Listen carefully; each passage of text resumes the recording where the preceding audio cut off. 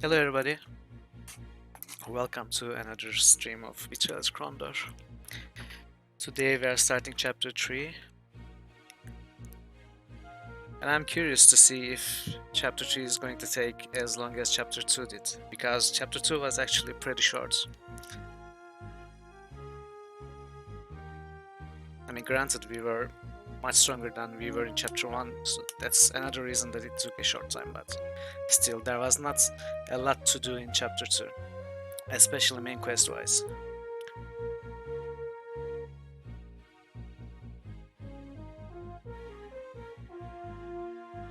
So we are going to, as we do in all chapters, we are going to walk around the world, visit the villages, and look for new mortal world luck chests. Of course, look for any side quests that are new or that we might have missed. There is one on the top of my head. Two actually.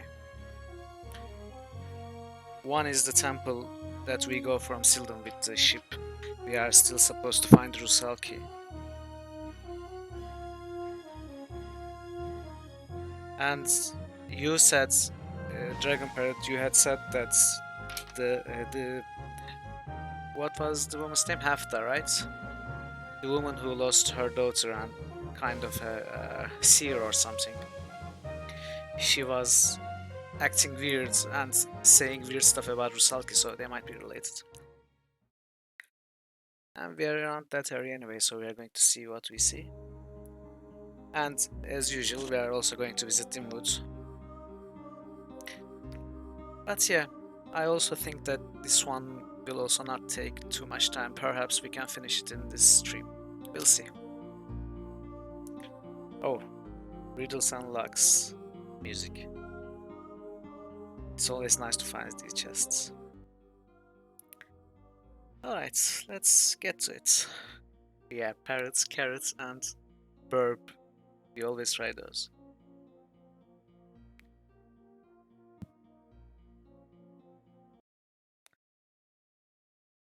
Okay, let's say goodbye to the riddles and locks. the theme and start chapter 3. We are going to be starting chapter 3 outside of Romney at night, and we are going to be ambushed pretty soon.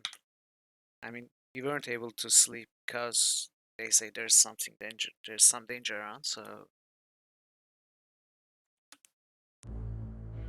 yeah, right, we should visit him again. Perhaps there are some news about his friend that he was waiting.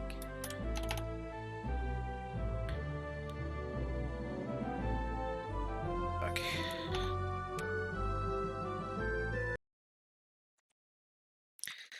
Let's see what's attacking us here, if anything. Hello, Nighthawks. I'm here. Come on. Nothing? That's weird.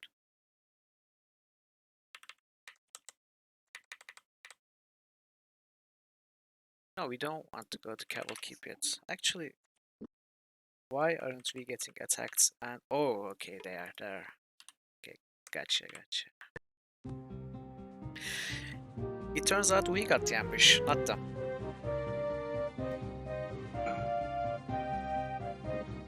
Oof, look at stamina that Owen has.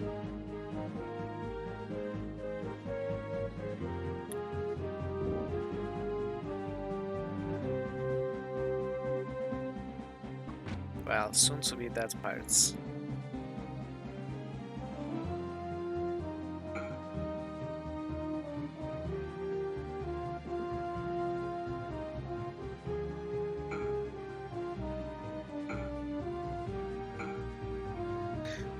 So we are kind of overpowered against these encounters, but perhaps some of the more crowded Nighthawk encounters that I'm guessing we will find in this chapter, perhaps they will pose some sort of problem for us, but I doubt it. I doubt that anything that this chapter throws at us will be difficult for us.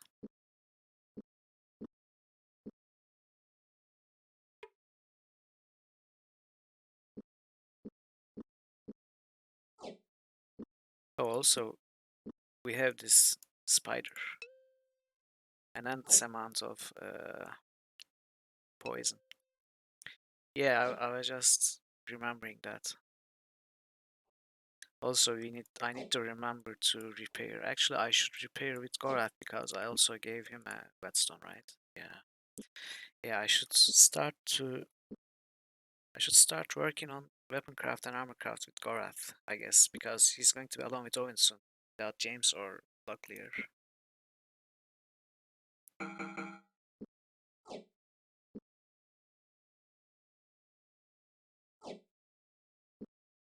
Oh yes, you're right, actually, I can. But I don't really shoot them. Oh, this... No, it doesn't work with the enchanted quarrels. I wonder if it works with the flaming quarrels. Oh, okay, so we use them on normal quarrels and convert them to poison quarrels, perhaps sell for more. That could be a thing.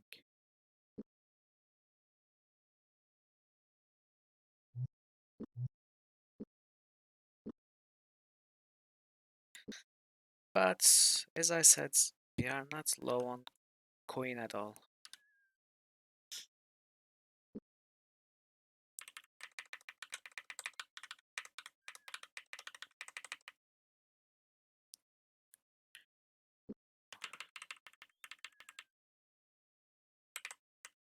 Yeah, I'm already confused as to where I'm supposed to go. So I think, as always, I'll start with south. So we go sloop first, and Hefta was supposed to be around here, right? Somewhere on this road. I don't exactly remember where her house was, but I remember it was on the coast. Oh! Okay, so Nighthawks are still able to ambush us. Farther to the north? Okay, then we're going to find her on our way back, I guess. So I wonder if these are Black Slayers. let's test with a low-cost one.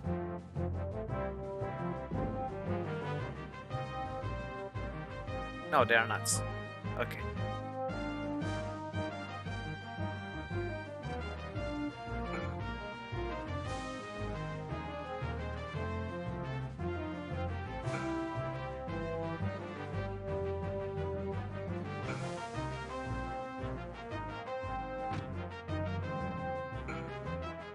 Yeah, I do actually.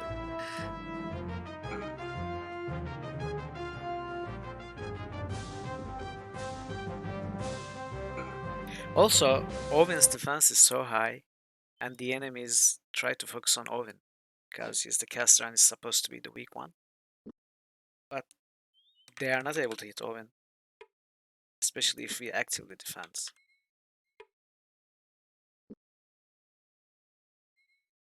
That also makes our job easier some way.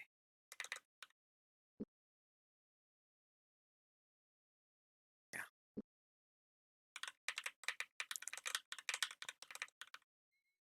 Oh, wasn't it this one? Oh no, this is an. Okay, this is the poor part of the world, I guess.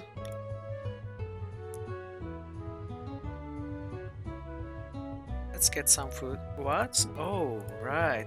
There's a famine, right? Around this area. We can try to get some food at Sildan.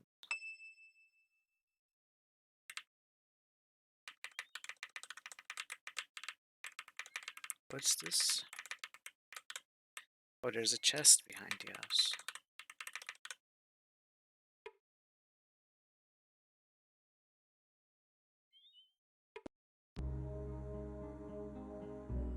They go up. Oh, we solved this one. Eggs. Yes, burp. Exactly.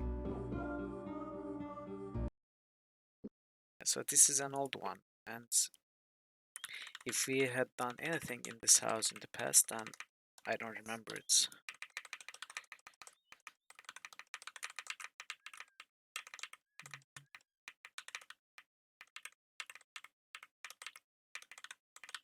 Okay, another house. Perhaps this one. No. I guess you're right. I guess it was more to the north. I was thinking it was on this path, but... Okay, sloop.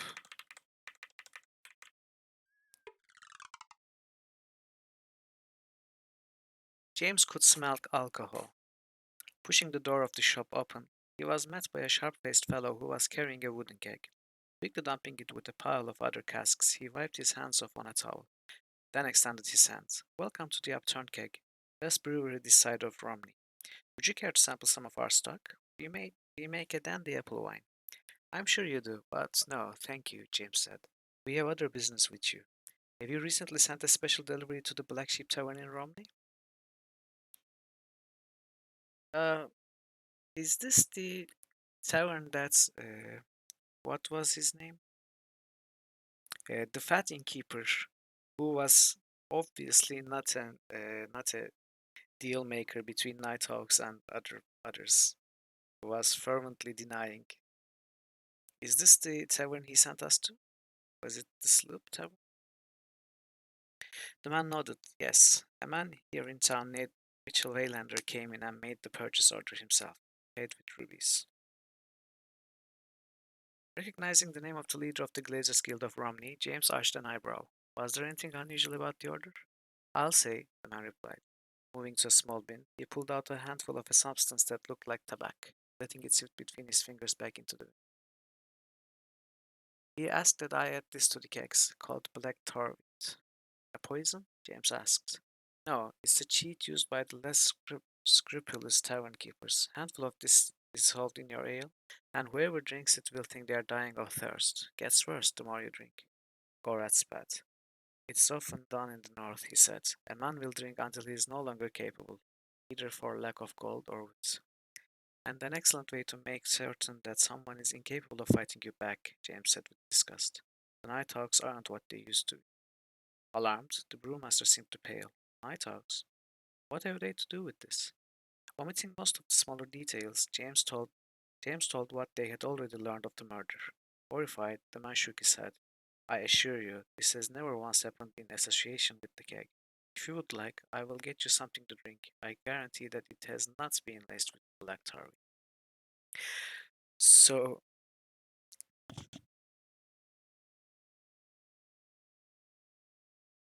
oh, okay. Okay, yeah, you're right. So Mitchell Waylander sent some spiked ale to Romney Tavern, apparently to set up the Nighthawk ambush and make the job of Nighthawks easier. So Mitchell Waylander of the Glazers Guild is probably working with Nighthawks. Of course, we had already found some proof of that.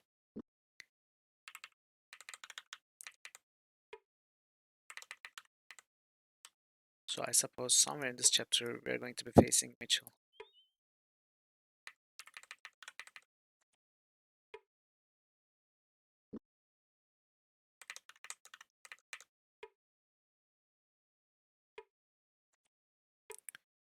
Okay, let's make it day. Jewel shop.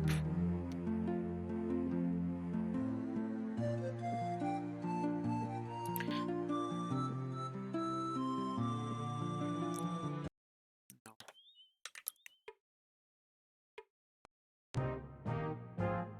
Oh,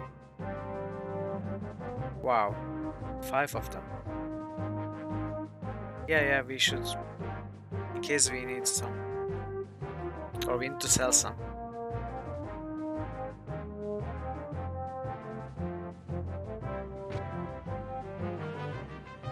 So I'm guessing these Nighthawks have poison quarrels.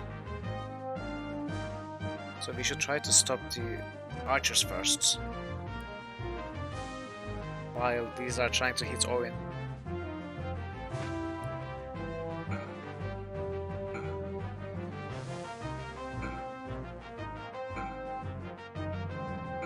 Wow. He landed a hit.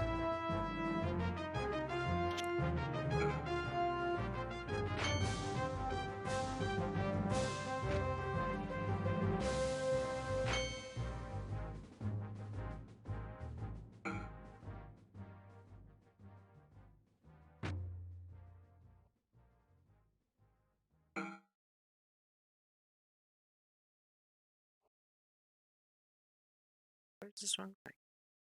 I didn't even hit him.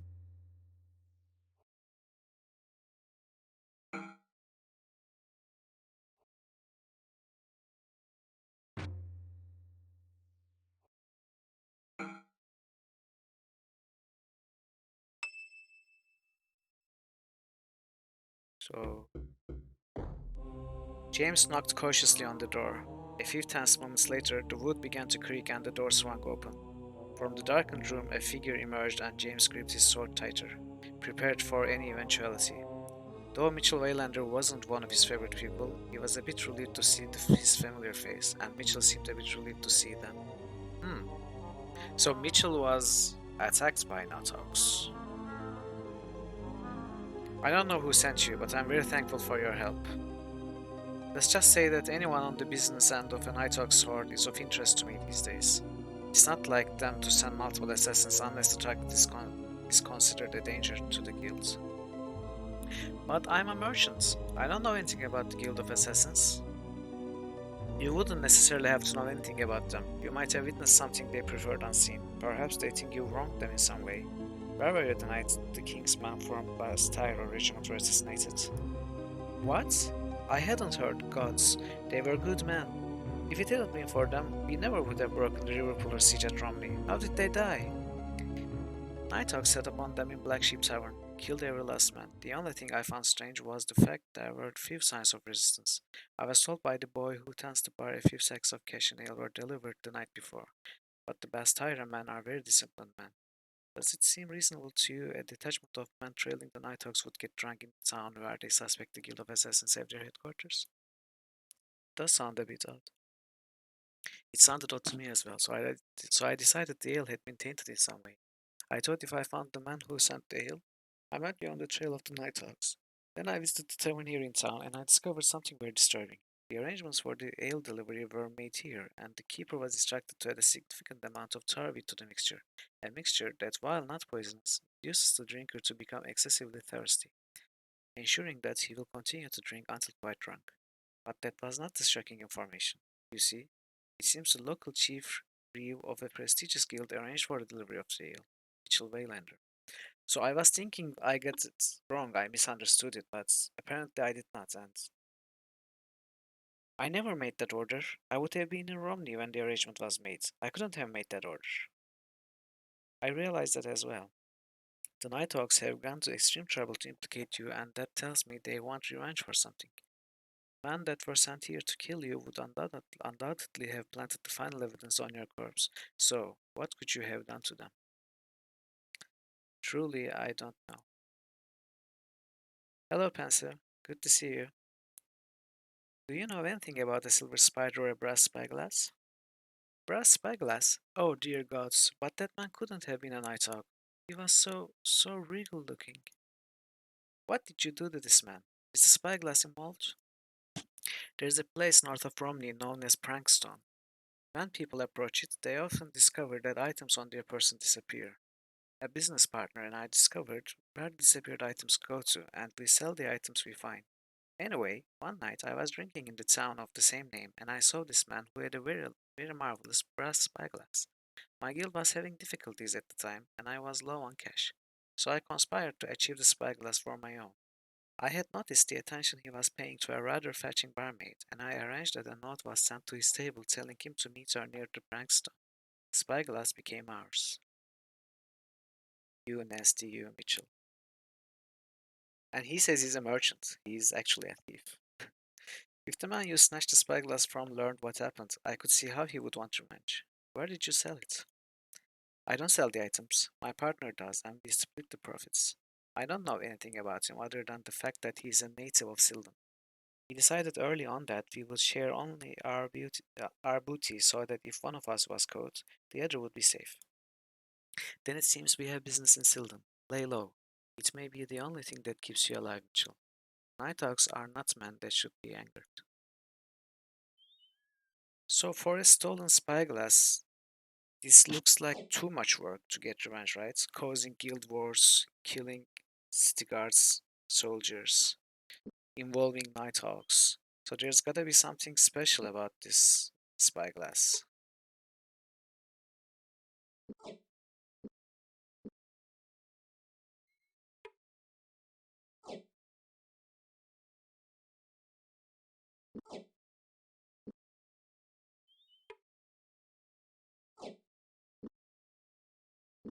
I guess we'll find out.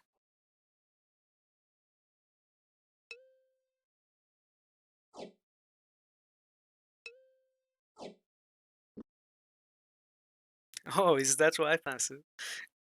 That's very smart. Actually, this spyglass the lens is shattered. So if you look at the enemies with it, I guess we shatter the enemies as well. So it's an easy mode fight, right?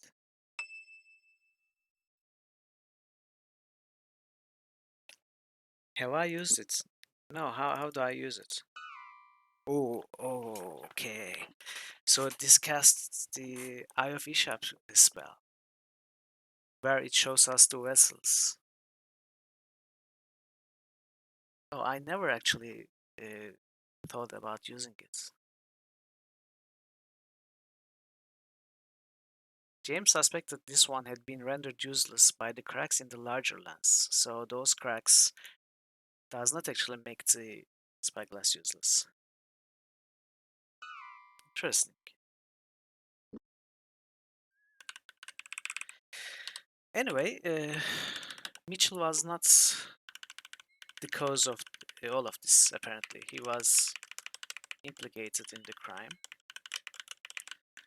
So we are sent further south to Silden now.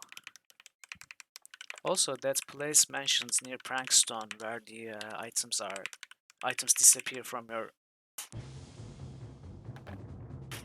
Oh, ghosts ambushed by ghosts. Okay. I wonder if that's an actual place that we can go and I don't know, find something.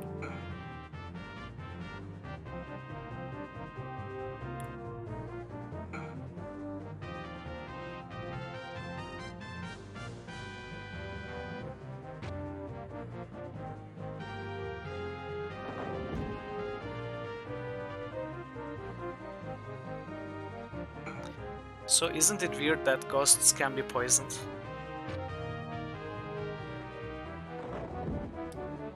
And nighthawks cannot.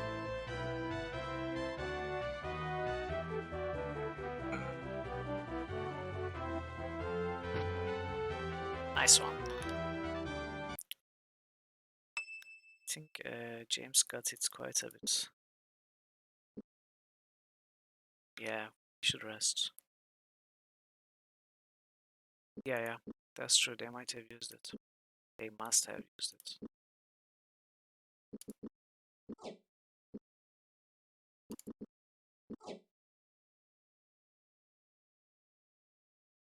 Okay, let's start repairing with Gorath.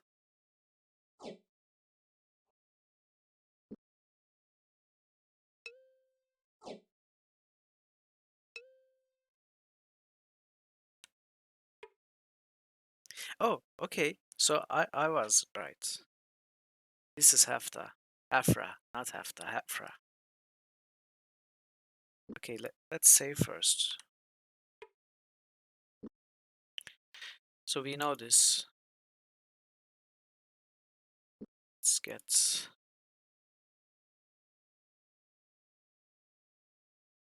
these are all the old text, I guess.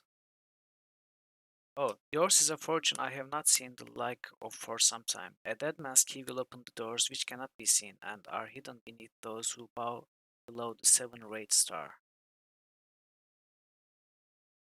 A dead man's key will open the doors which cannot be seen and are hidden beneath those who bow before the seven-rayed star. What's the seven-rayed star?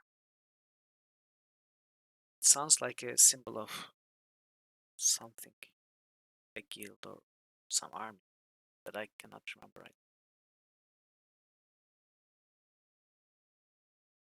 Okay, let's accept. Maybe, yeah.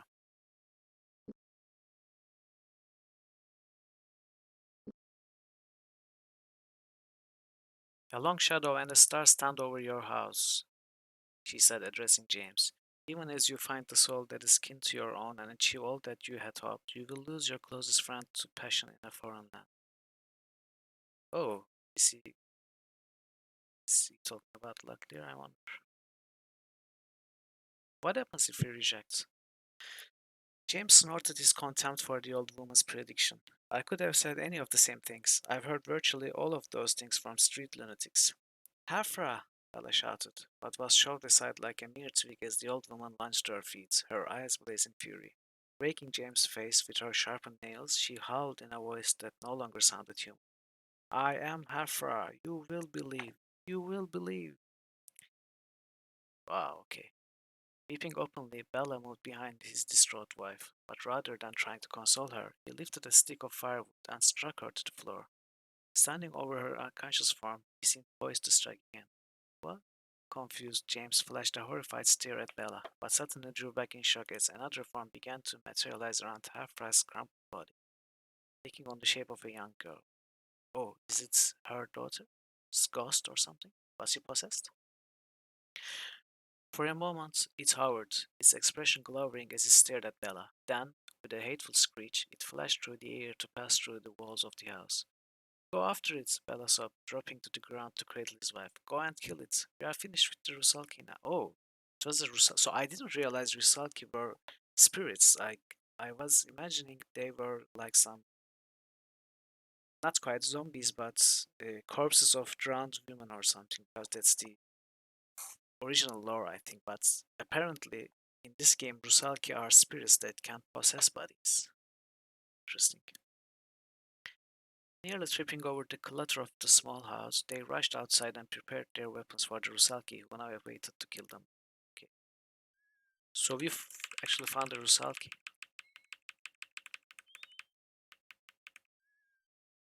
Okay. Where is it?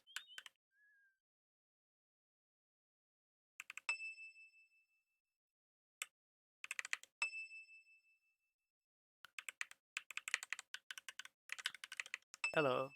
Rusalki. Come on. Can I stop stealthing, please? Can I please fail my stealth check? Okay, finally.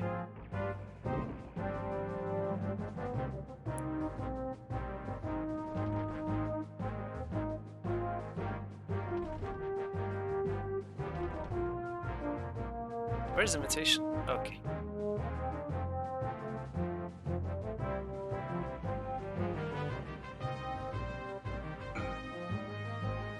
So James is pretty wounded still. I should have healed up.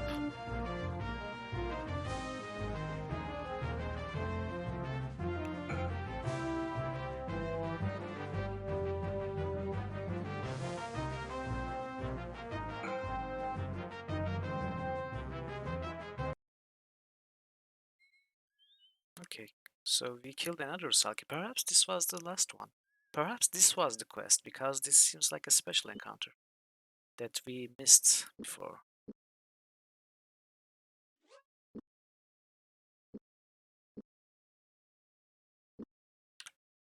So the trick was rejecting.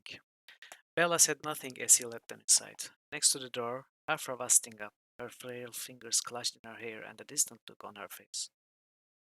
As she regarded them, she looked more relieved than pained for her injury. She is dead? Yes, James replied. Dead. Or at least we may assume so. What exactly did we witness here? A foolish old woman who didn't wish to let her daughter go, she said, her voice trembling.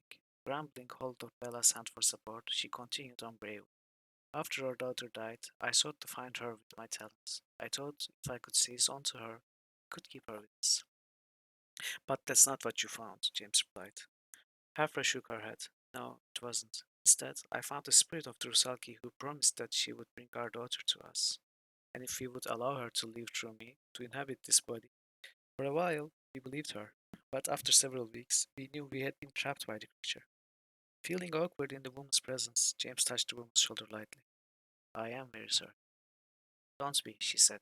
You have freed us of a curse, and now we can begin to rebuild our lives without my daughter. For this, I shall grant you a true prophecy, or at least one as true as I am capable. Okay, Pencil. See you soon. So I guess we can assume that anything the Rusalki made up in previous future prophecies were nonsense. Nonsense. That friend of James would die, that we would find something hidden behind the door that's unseen and all that crap. I guess we can disregard them all. Looking deep into James's eyes, Hafra spoke slowly. There is one you seek who hides in many guises. He will trick you and guide attention away from himself, but he is marked by his smell. He shall be the one who holds the key to an important mystery. Hmm. So, marked by his smell. I don't know, sewer, like a bright man. What is his name? James asked, intrigued by the answer. I do not know, the woman replied in shame, looking to the floor. Truth, my powers are quite limited. I have told you all that I can truly see. Enough, Bella said. It's time you had some rest, Hafra. Understanding that the man wished for them to leave, James nodded thankfully to the fortune teller and her husband. Good luck on your new life together, he said, closing the door behind them. I think you deserve it. So the through prophecy was someone we don't know the name of, but is marked by his smell, or her smell, I assume. Not that there are almost any female characters in this game. He's going to give us something important.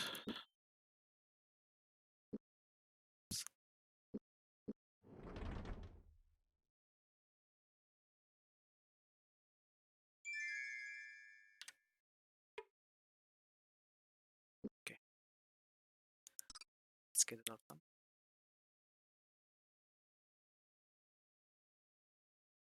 No, I'm not going to bother. Is that another chest? Yes. Oh, oh. So it was 4 more chests. Nice, Mortal World locks. Kingdom. We know this one. Okay, here. Kingdomfuls are born without verbs? Maybe, yeah, it could work too. You're right. I should have tried verb first. A barrel of rainwater. We solved this one too. Have we been here?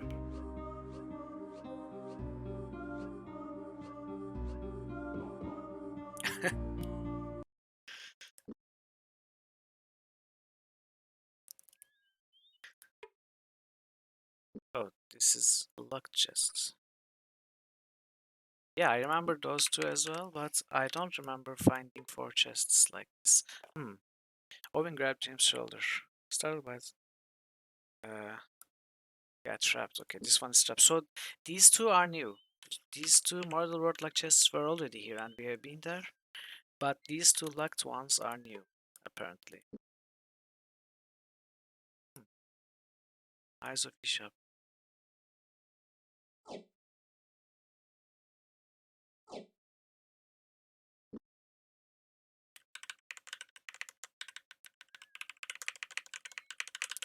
Okay, let's head towards Sylvan.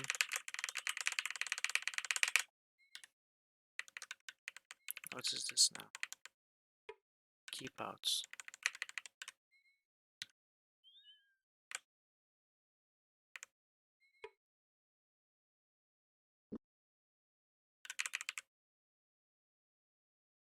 A man shouted to them. Have you brought the Chief Reef's dinner? He asked, evidently viewing their arrival as part of a regular schedule. While James wasn't quick to respond, the man seemed to get a bit irritated. Are you or aren't you the delivery man from the goods store? Yes, James quickly lied, seeing it as an obvious way to get past the guard. We'll just go on in and deliver his dinner to him. The man frowned. Obviously, they didn't explain to you the way things work around here. No one comes past Podridge, he said, thumping his chest. You go over next to the field and put the goods in the box, then go about your way now. Now, do you or don't you have his foods?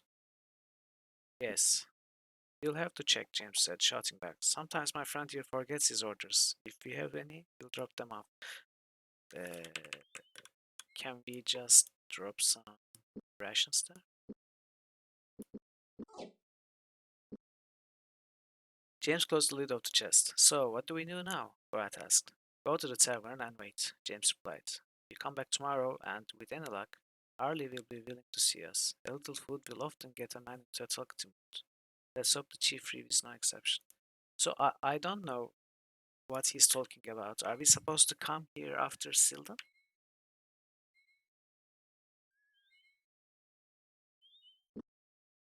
Go back to the tavern and wait, as if he's speaking as if we have been to a tavern and we have been entrusted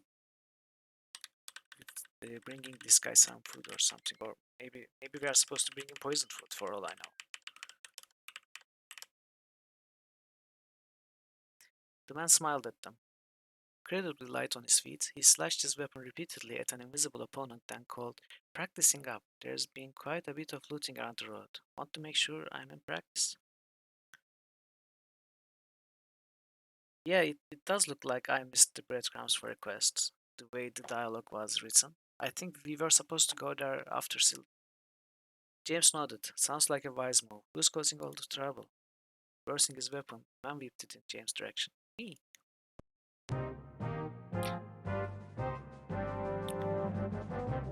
He's not very smart, is he?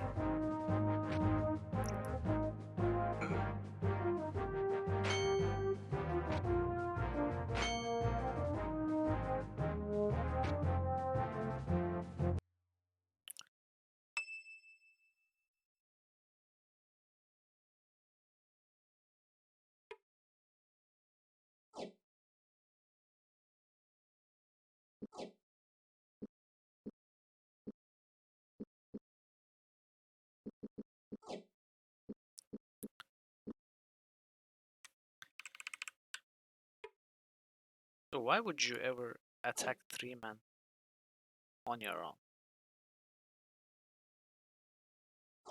And it's the second time it's happening in this game. Oh. Another ambush. Cool. Well, he was obviously not a superhero.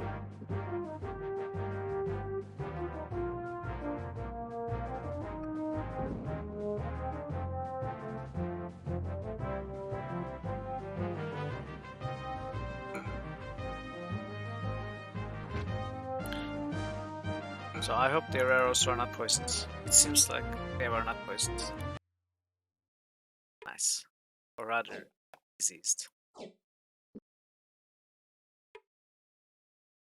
Wow, look at all that loot.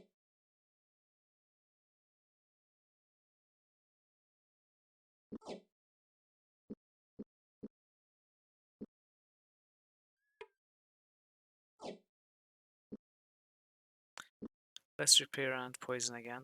Yeah, I've been forgetting to do that.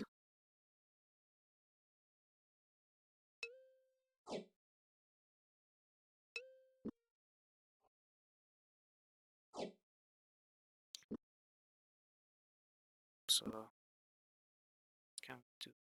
Can.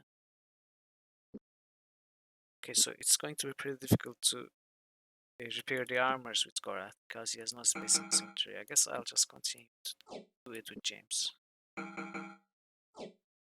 It's not that big of a deal.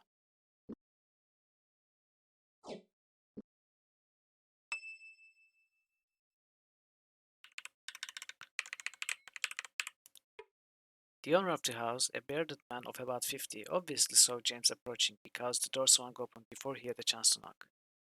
Oh, we have been to Bakrosh's house before. Yeah. Torch. Oh, nice. He has cheap rations. That's good. Let's buy some.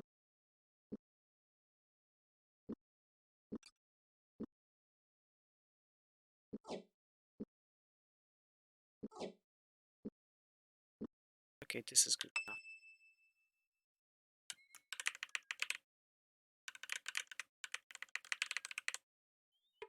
Food and lodging. Maybe it's this tavern or in?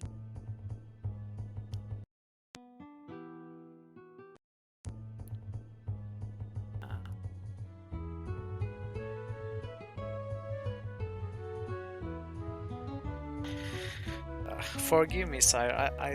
This looks like something new and I skipped the first line. Forgive me, sire, but I was lowborn, she replied. When a farmer has no one to push his plough for him and cannot hire a strong back, he and his wife conceive a child. When a noble is endangered by ships off his coast, but has a daughter in swaddling that coos in her bassinet, he promises her hand in marriage to the invading lord to save his gold. It is the nature of your great freedom. Stunned by the flare of rage, James was uncertain how to answer the peasant woman's vehemence. It is not my plan, miss, he replied pointedly, and I don't think it was engineered to enslave children. However good your point may be, yes, many people are forced to do much against their will. But how eager do you think the soldiers have been that have gone down to their deaths to defend those principles? There are prices to be paid on all sides. Yes, there are, she said, but some of us seem to be paying more than others. Yeah? What did you hear back? Really? Oh, that's very nice. How nice of them. Is it the son playing the trumpet? Or the mother?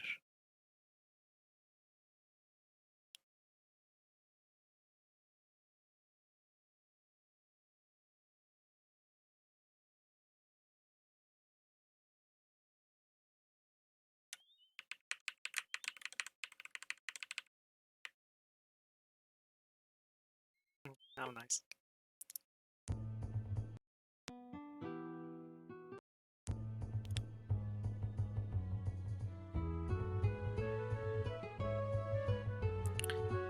Okay, there's nothing here, nothing interesting.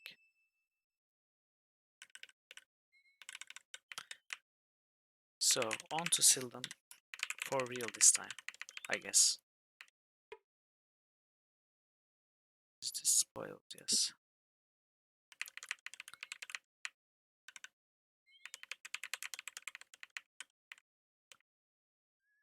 Okay, see you soon.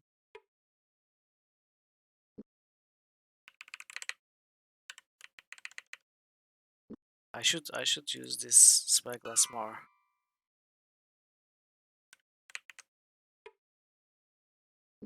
Oh, I guess it shows the dark holes as well. Yeah, it seems so.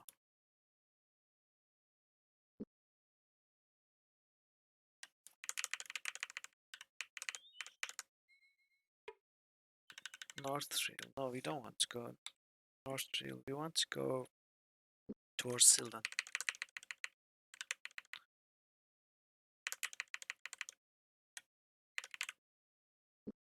Yes. Okay, let's try the ship first. Oh, he's still not taking us there, so I guess there's more to that Rusaki quest. Oh well, I guess we'll find. So I remember we bought all these spells before.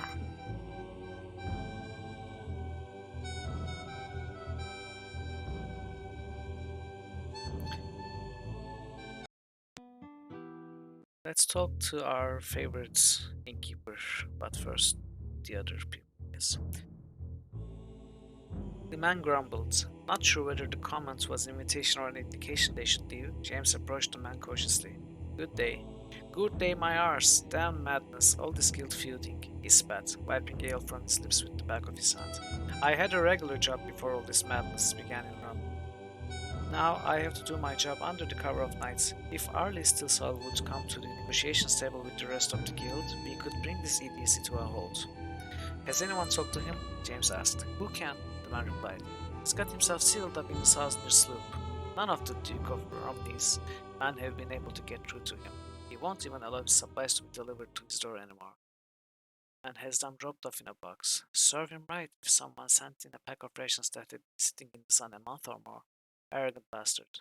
Know how much it costs me to harbor my flats now? 100 sovereigns every 2 weeks. Despite James' repeated attempts to steer the conversation in a more interesting direction, the man insisted in relating his docking fees at the various points along the river and the outrageous lengths to which he had to resort to deliver his goods unmolested. At last, the effect of his ale beginning to overwhelm him, he slumped against the wall and began to snore. So that house belonged to the guy that we are supposed to talk and bring to the negotiations in Romney, the quest that Baron gave us. And apparently he is not leaving his house. Man suggested we bring him some spoiled food, but not poisoned. Don't want to kill him, but James paused. Though he had thought to get the man's attention, he decided he was far more interested in what the man was whispering to a mercenary who was seated nearby. Well, who was the Krondor's key? Who has the Krondor's key then? The man shrugged. Kiwo dropped it in the scramble out the sewers. After they did in the upright man, none of us had desire to stick about any longer. Mockers were right, Matt. Oh, they killed upright. So it's still in the sewers, is it? Unless one of the Mockers boys picked it up, I'd say so, yes. Not like it matters. What with the crawler crawled away to the Sunset Isles. Disturbed, James slipped away from the conversation. Though it was possible the men were bandying about things overheard from a rumor monger, the minds of the upright man in Krondor would have far-reaching implications both for the kingdom and for himself. Okay, so this is also interesting. They were saying upright man might be dead, and Crawler's key was dropped in the sewers. So let's take a note. Crawler's key. Krondor. So we need to visit Krondor sewers also. And let's finally talk to Johas. James motioned to the figure across the room. The man walked over to join them. He stood before them, eyebrows arched inquisitively. As the keeper of a tavern, I imagine you get quite a bit of traffic through here. Lots of people wanting to buy or sell items that were, shall we say, indiscriminately acquired. Who would I speak to if my interests lay in that direction? Any that walks the streets. Sildan is not known for its reputable patronage, as you no doubt have seen.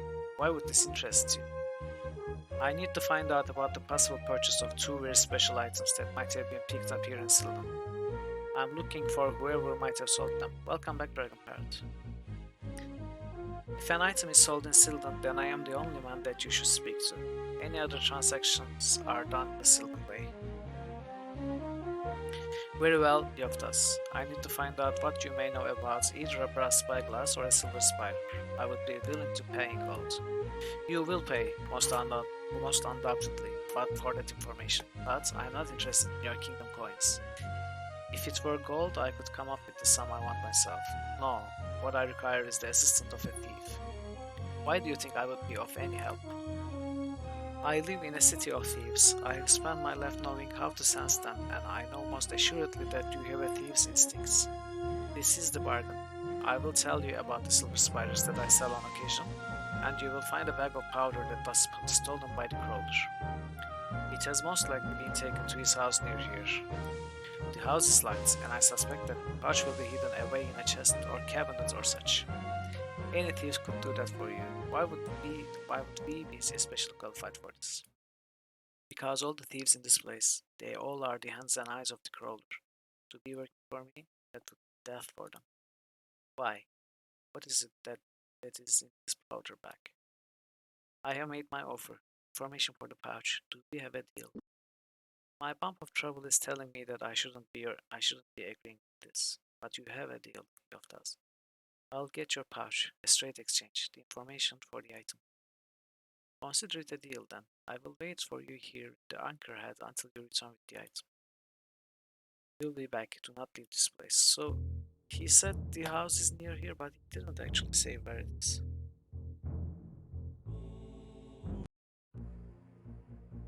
Can we... No. Okay. So, while you were away, we caught another piece of breadcrumb. Two men were talking in whispers, and they were saying the upright man was killed by Crawler's man in Krondor sewers, and Crawler's key was dropped in the process in the sewers. Also, uh, Crawler had crawled away, escaped to the Sunset Isles. So these must be related, right? The Crawler has a house near here, which is locked, and perhaps the key is in Krondor sewers. Also, we have to bring some spoiled food to that man.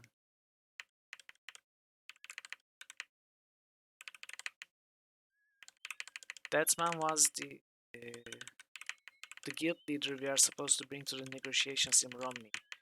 Is the quest given by Baron in Romney. This one of these had some spoiled food, right? Yes. Okay.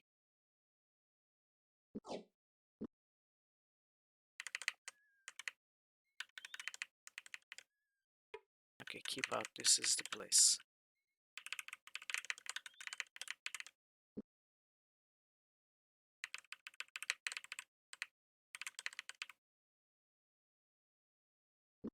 Yes. Yes. Okay.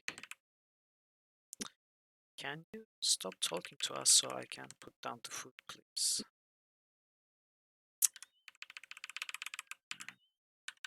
Do I really have to go around?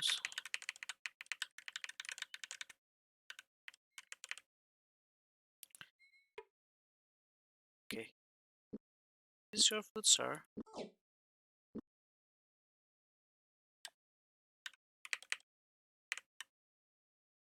Yes. But what's happening? Did it work?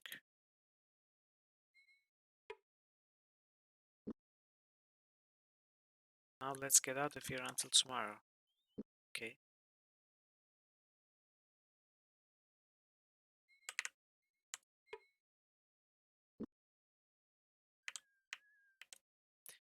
Podrick shouted at them.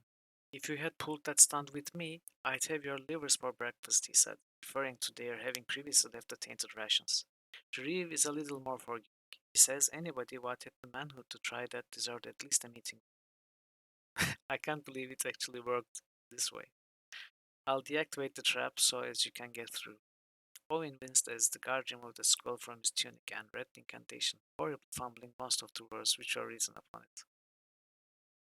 Once before, he had seen a neophyte spellcaster consumed in flames as he mispronounced a critical line of a spell, forever after a greasy spot on the streets of Tyburn. Much to his relief, the trap collapsed without incident.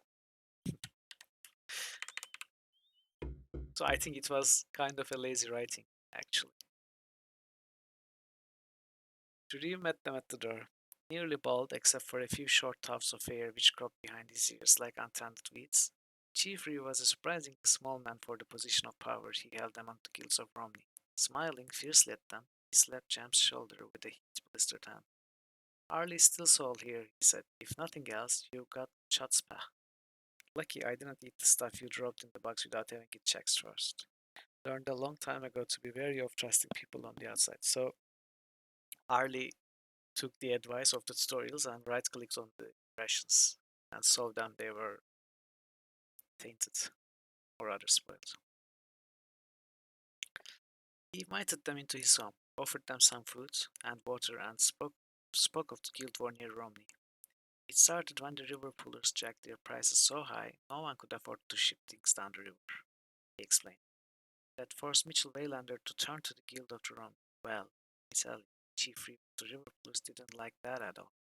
Felt the new guild was trying to undercut his business, and can you blame him? Mitchell, I mean. James shook his head. Duke of Romney doesn't seem too happy about the matters either, he said. He wants you to come to the negotiations table so they can bring a halt to the violence in Romney. Harley nodded. Bloody politics started this mess, and it looks like that's what it'll take to bring it to an end. They'll take a chunk out of the Ironmonger's guild. Be sure of that. You always lost at the negotiations table. Dan, you can't tell the Duke you will negotiate, James asked. Walking to a row of shelves, he pulled down a nothing else to do that I know of. Alerting James first, he tossed the tone. Though you might like this after all your questions about the iron. What is it? James asked, looking at the window. The beginner's text on the art of repairing arms and armor. Oh, that's good. I was going to throw it out to make room for a few new books that Podrish brought to me. You're welcome to it. Thanking the reader for his generous offer, James motioned to Gorath. It was time they were on their way once again. We will tell the Duke, he said before closing the door. Be excited, I think. Choppy? I'll I'll bring the microphone closer to my mouth.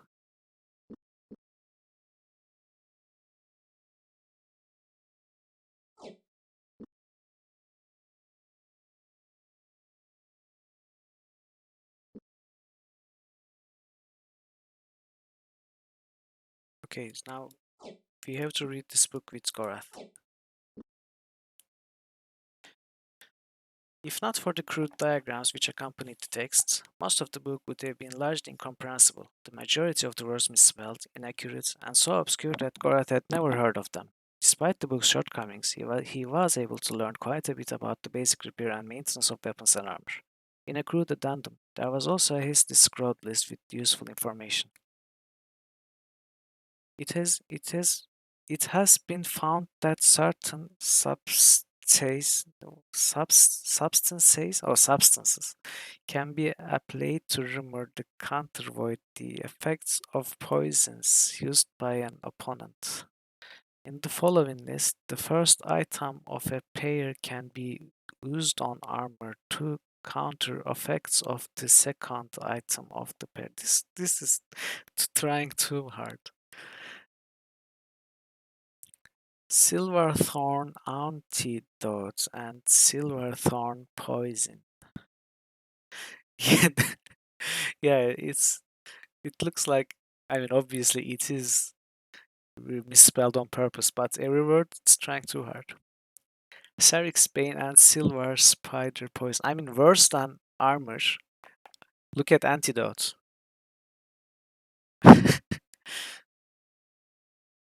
Flame rat oil and naphtha ignited plates.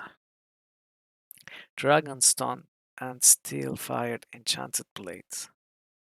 Sarix Bane and frosted blades. I think made by Altifane's Icer. Okay, so clerical oilcloth and clerical oilcloth.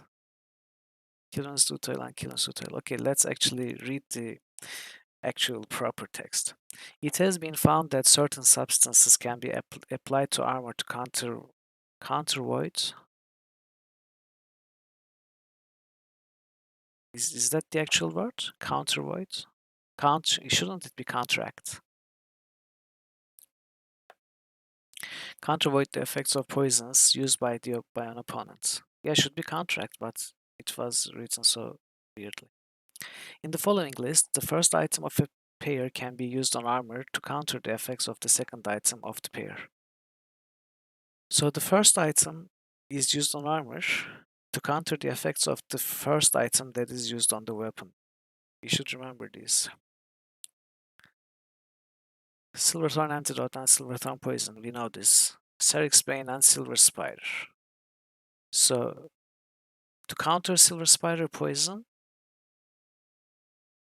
the Nighthawks should have used Serix Bane, not Silverthorn Antidote. And they didn't have Serix Bane on them. So I guess this was an oversight by the developers, right? Because apparently, I mean, obviously, they put the Silverthorn Antidote on their bodies to show that they are immune to poison, but Silver Spider Poison is actually different from Silverthorn Poison. So Flame Root Oil and Naphtha. Naphtha is uh, the spells cost the Steel Fire. When you cast the Steel Fire spell to ignite a blade, you use up Naphtha, and to counteract it, you need to use Flame Root Oil.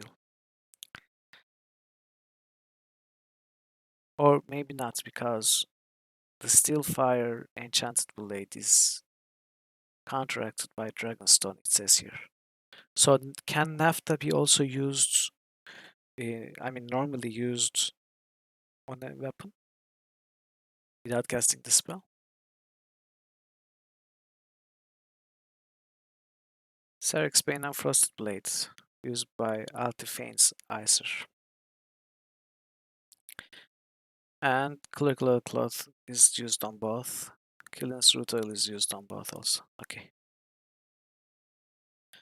So I didn't know that. I thought Naphtha was only used as a spell component.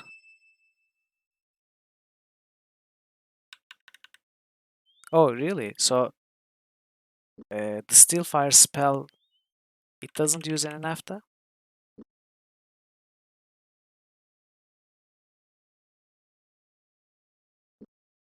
I thought it used Naphtha, so I guess I was mistaken.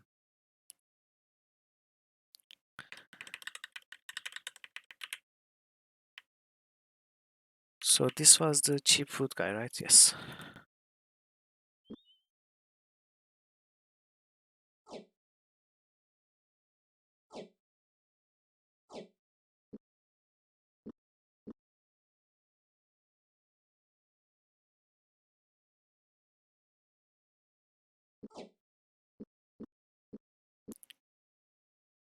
Okay.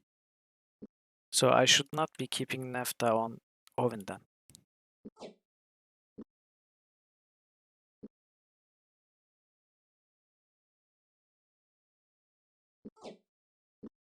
Okay, this looks good.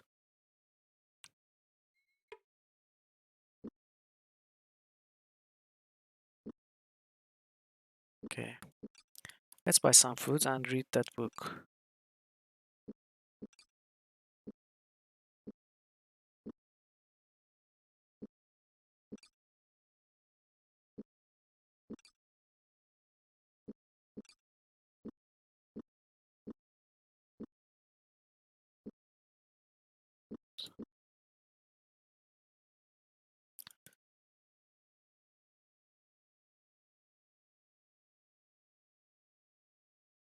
So 1, 2, 3, and 4. Yeah, 4 times. When you read the book 4 times, it uses up a ration. So 20. We need to buy 7 more or so. Actually 14 more.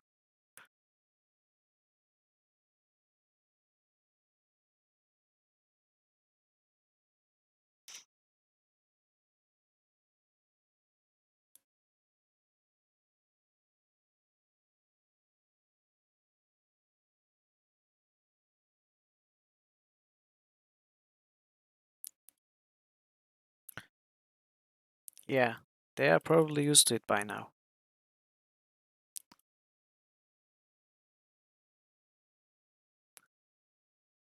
At least this one only takes 25 days.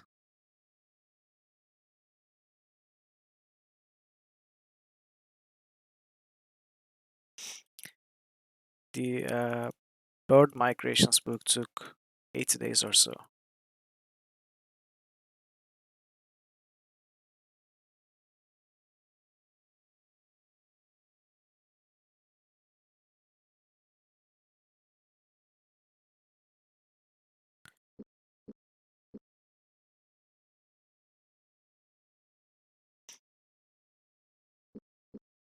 Okay.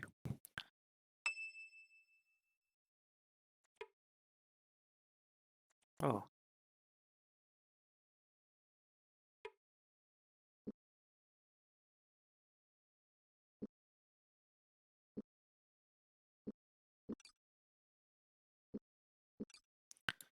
okay, not much left. So the main quests look like it sends us back to Romney and also towards Krondor. So we won't go back to Romney though. We are going to take the scenic route. You might as well go towards Krondor first.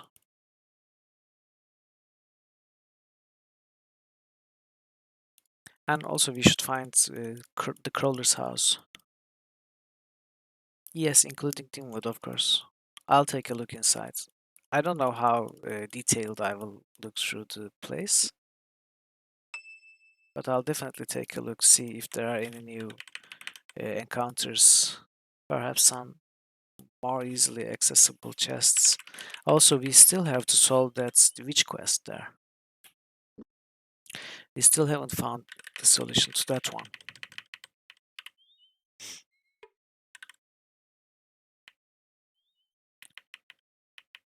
Yeah, actually, that makes sense. You're right. I didn't think about it. We should get rid of this. And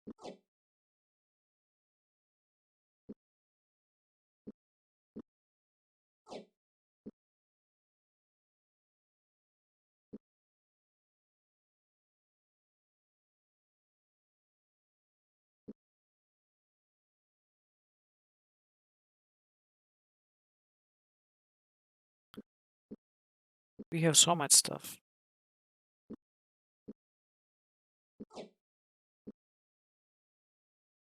Too much, I say.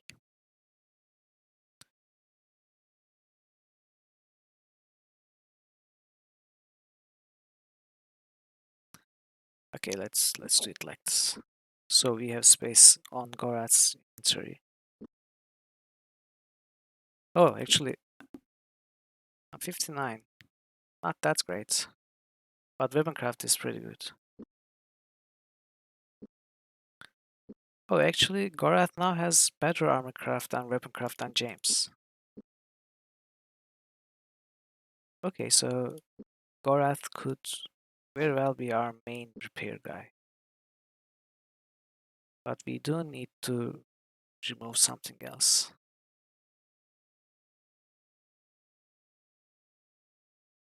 Okay, let's remove this one, I guess.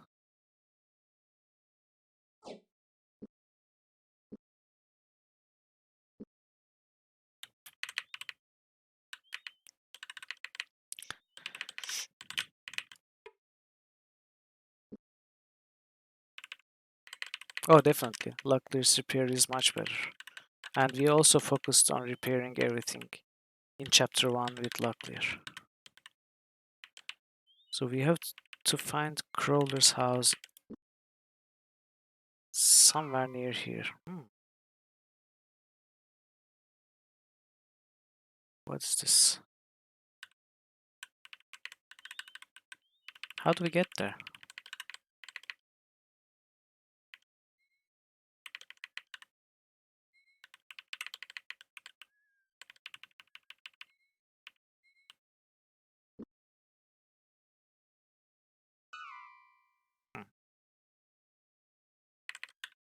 See, I would never have found these. He got it in the woods and brought it home in his hand because he couldn't find it. The more he looked for it, the more he felt it. When he finally found it, he threw it away.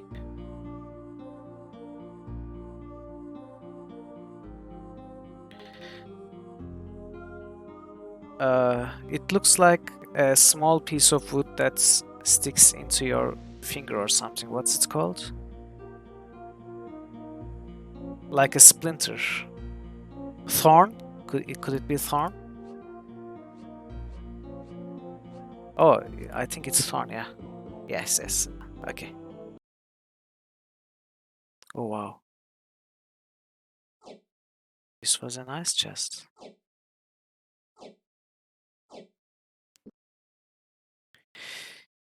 Given to Isunatus of Caval Keep, quantity of 500 rubies, 200 golden sovereigns, totaling a value not in excess of 20,200 sovereigns. Okay, interesting.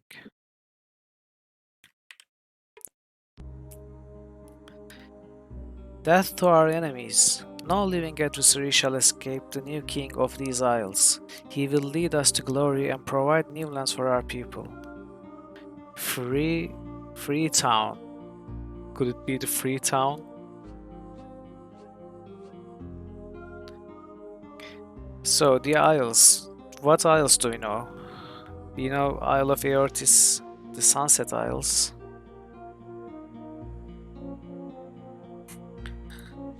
Free view, free something. Can it start with free? Maybe it's a red herring. Full name of the kingdom is Kingdom of the Isles. Hmm. Midkimia? Midkimia is the world, right?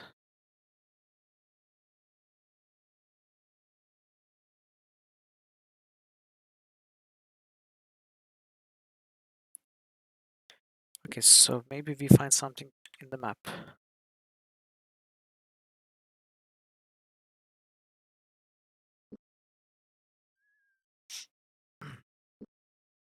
Okay, there are no clues in the map.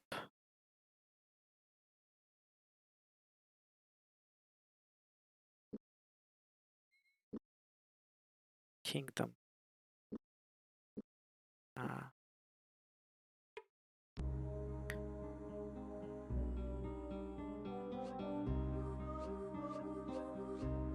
I wonder if it starts with free. Probably not.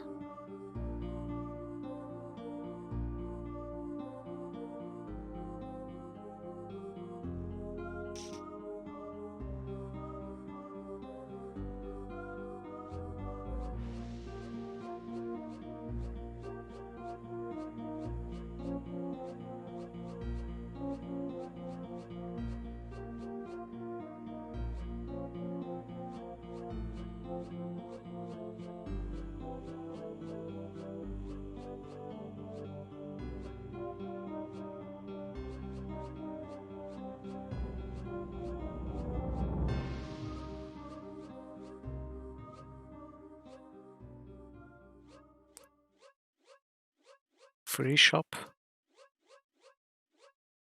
Fresher. Free ride. Free burp. Could be free burp, yeah.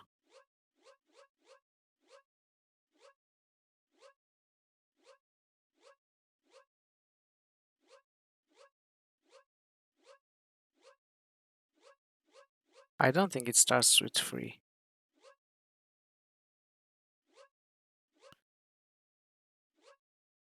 Belekan.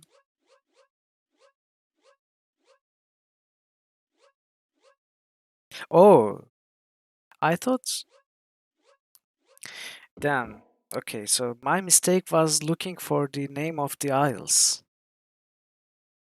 The question is the name of the leader of the Moradel. Obviously. Yeah, okay. Could have gotten that much faster. Today he is there to trip you up, and he will torture you tomorrow. Yet he is also there to ease the pain, when you are lost in grief and sorrow. Probably alcohol.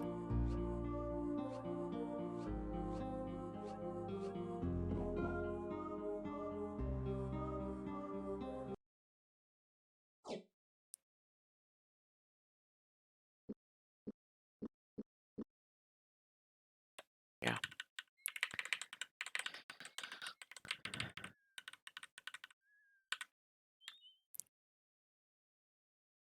Hmm.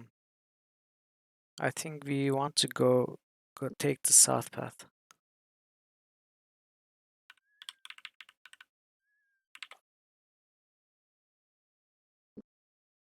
Sure.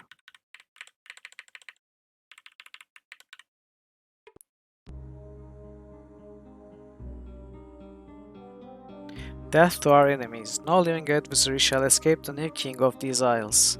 He will lead us to glory and provide new lands for our people. So the question is not directly, what is the name of our leader?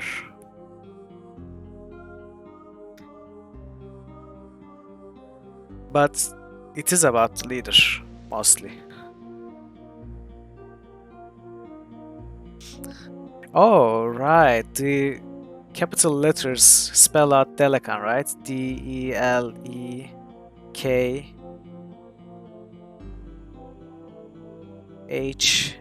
and N. But that would never get my attention if you hadn't pointed it out. I mean, yeah, it did look a bit weird somehow, but I wasn't paying attention to capital letters spelling out something. Yeah, nice one, actually. How did you catch that one?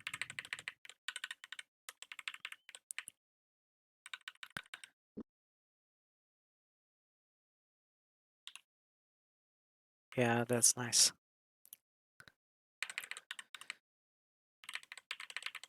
So, where are we going actually?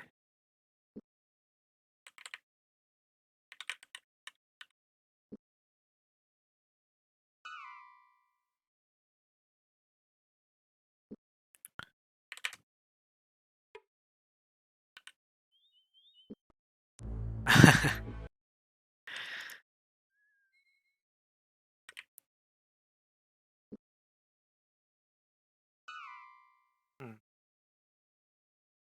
more chests ahead. Oops.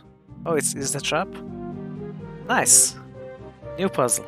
So this is a diagonal one. This also looks like a diagonal one, so can we just... Oops, what's happening?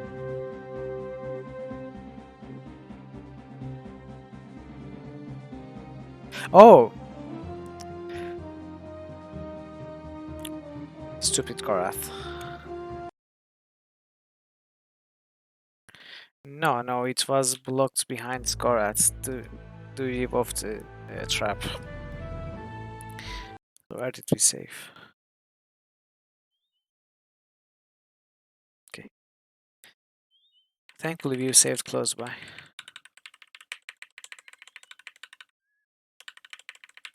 Where was it?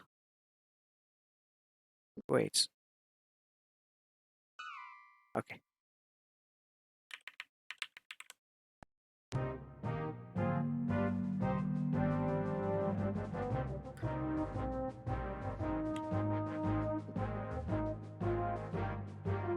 It is, I don't know. It's not a nice design though. I mean, hiding these roads behind Gorath doesn't give you the information you need.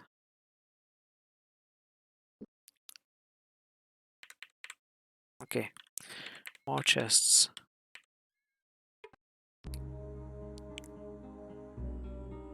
An untiring servant it is, carrying loads across muddy earth. But one thing that can't be forced is a return to the place of its birth. Is it river?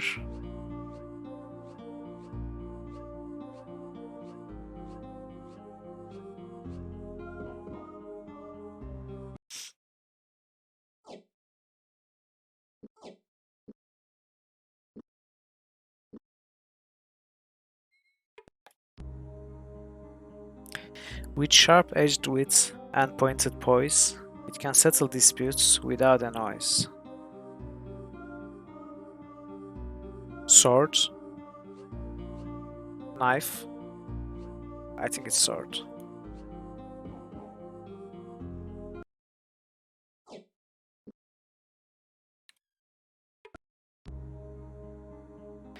Power enough to smash ships and crash roofs, yet it still must fear the sun.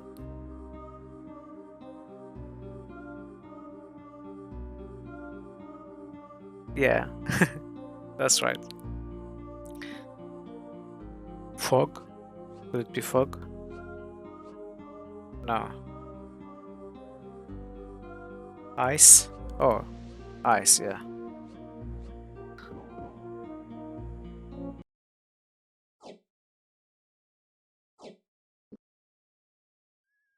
Yep, yep.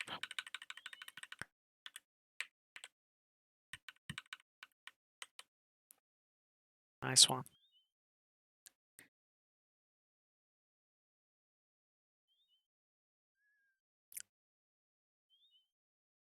Uh,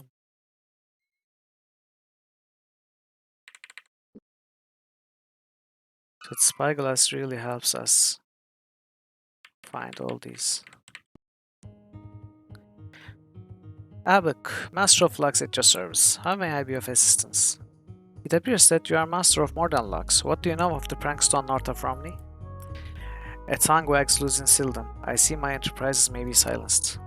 I am interested only in brass spyglass that you sold to Yoftas in Sildan. Okay, how did we learn that he sold the spyglass to Yoftas? So we keep seeing more skips in the storyline without actually solving the thing. We happen to find the place or the NPC that we need to talk to, and it's triggered the rest of the story there. Tell me about it, and I will choose to forget about any other thefts you may have participated in. How did you come by it? A year and 20 ago, I bought a box in Sildan from a trader.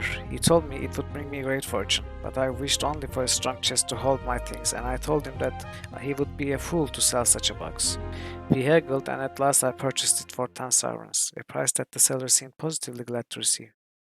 I too was pleased with this exchange, but began to wonder at the nature of what I had purchased. The chest was possessed of Kahun law.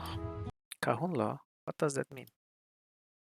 It was a box of trickery, of magic. Objects would appear in the box, things that I had not placed there.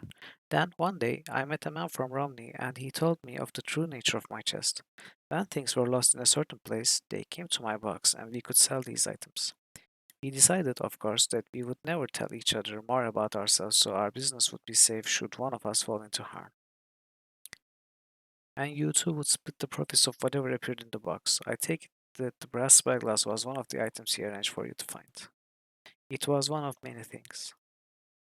The day you got the spyglass, did anything else appear in your box? A few things.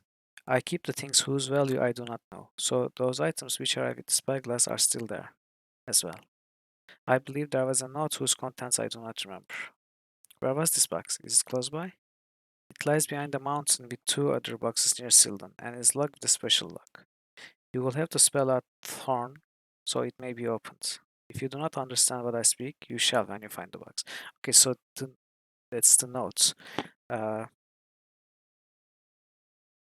Prankstone, right? A guy in Prankstone.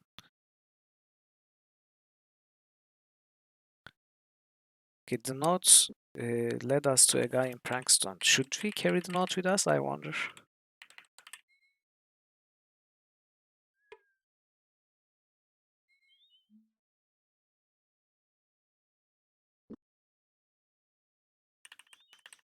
Maybe we should go get it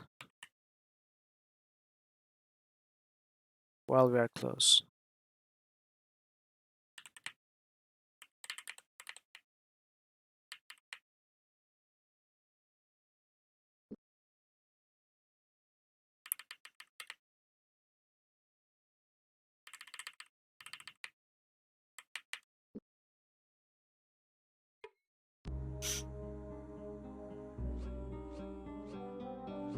Usually, notes are not needed to progress in the quests. They are just breadcrumbs that lead you to where you need to go, but just in case we need it, I don't want to regret not taking it. Isonatus of Caval Keep, so it was not Prankstone.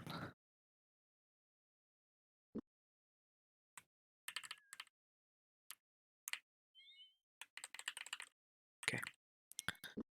Let us continue towards Krondor.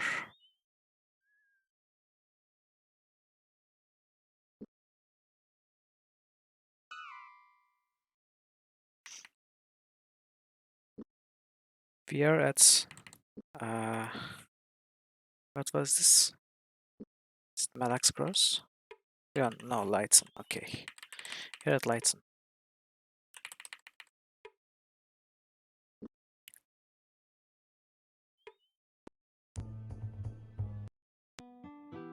Nice.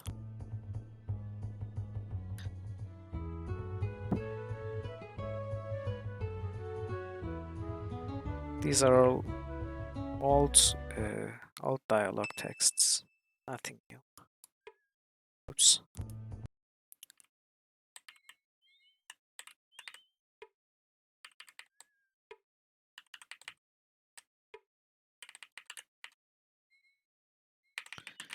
Okay. Seems there's nothing here.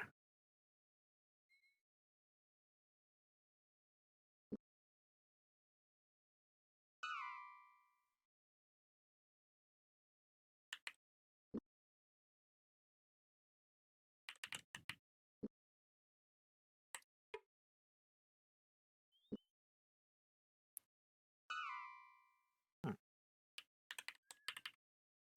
Oh.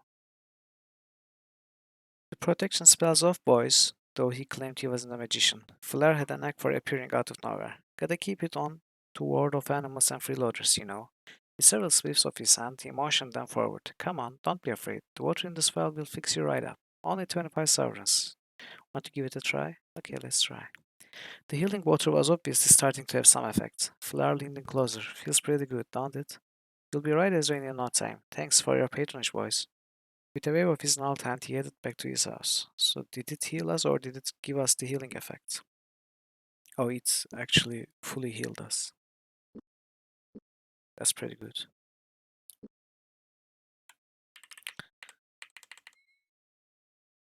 Actually, where are we going?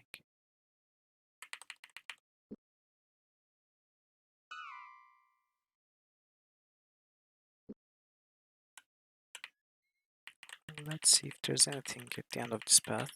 Nothing.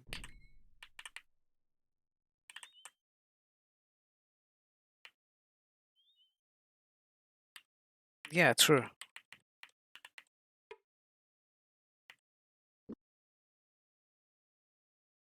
It is indeed expensive.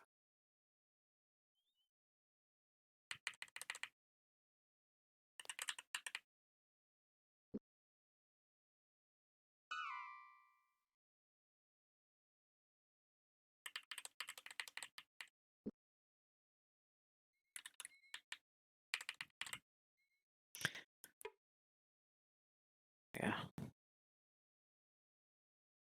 Okay. I think we are close to Malax Cross now. Oof, look at those. Okay, let's check these first.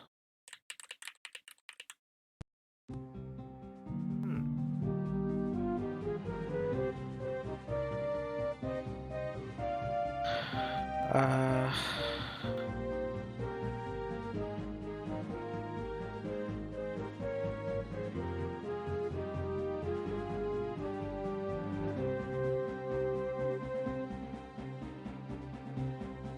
so if I move here, I think the road will hit me.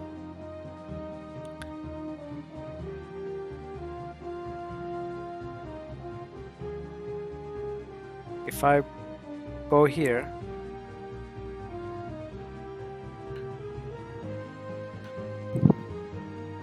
this is a bit weird.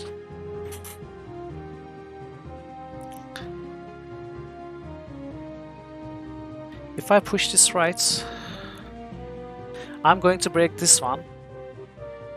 Oh, okay, okay, okay, I got it.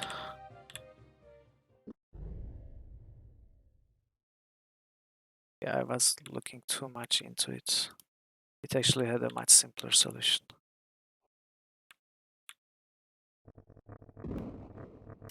Wait, what did I just do?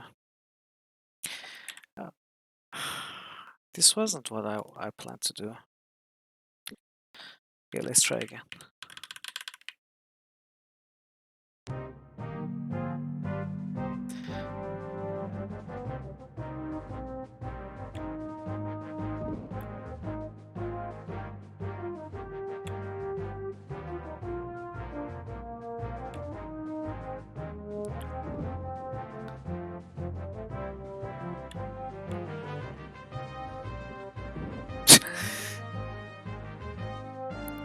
Okay, James isn't so smart, is he?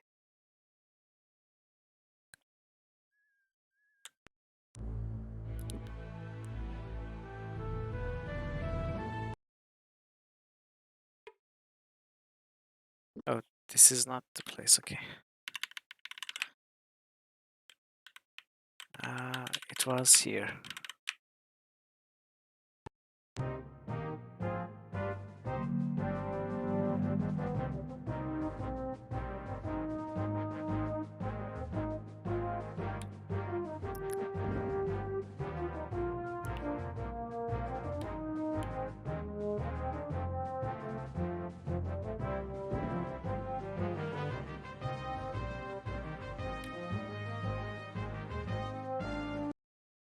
Finally.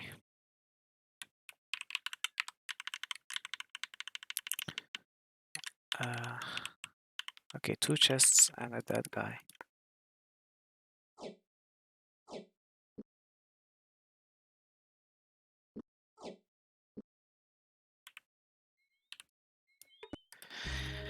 Nice.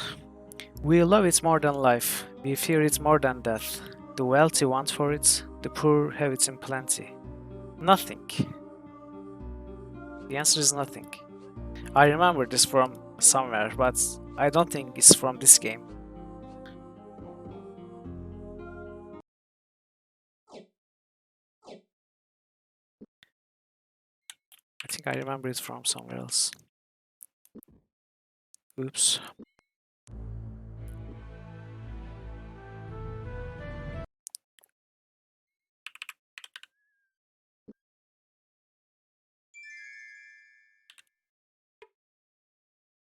Yes.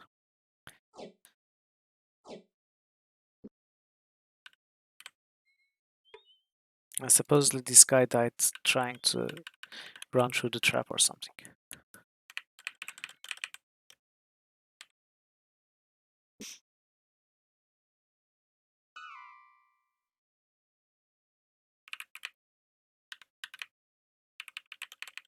Oh, these were not chests, they were buildings. Why do you look at the house that way? What does the black... we have been here. The disease house, the contagion.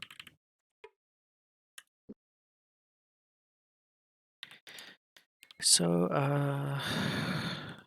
we must be near Malak's Cross, yes. So where does this road lead? To the dragon? Was it this dragon? No. Serpent Man? What is the Serpent Man?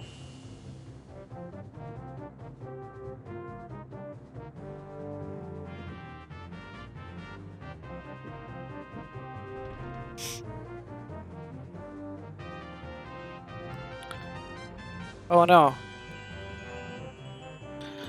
Okay, that was a bad start. Very bad start. I definitely need to restart.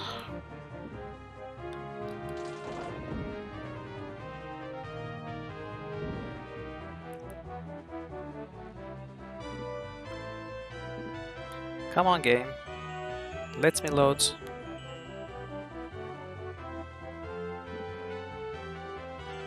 Owen has frozen in an awkward position.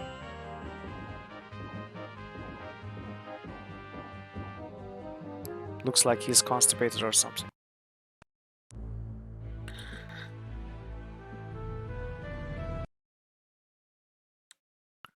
Okay, so let's try to ambush them instead of being ambushed.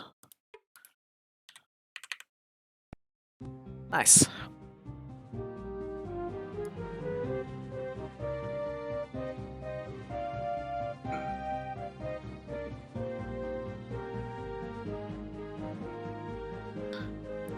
Uh,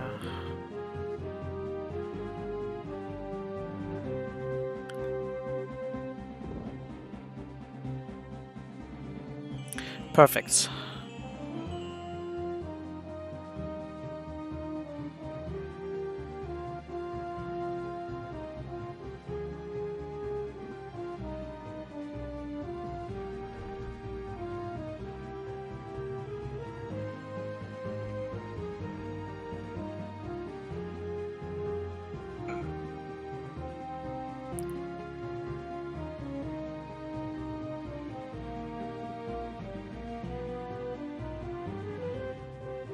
They're actually pretty hard to hit.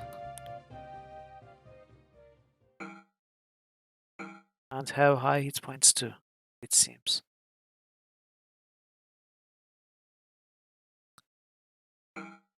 Oof, 79. That was a nice swing.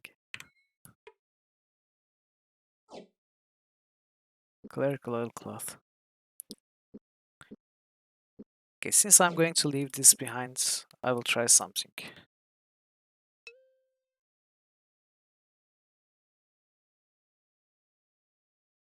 Where is the repair thing? Is it finished up?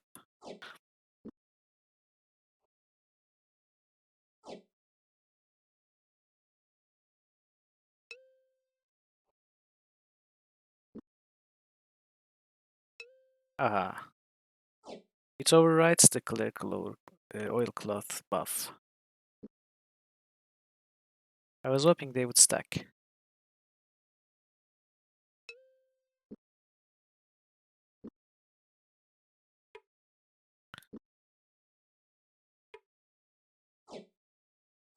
Mm.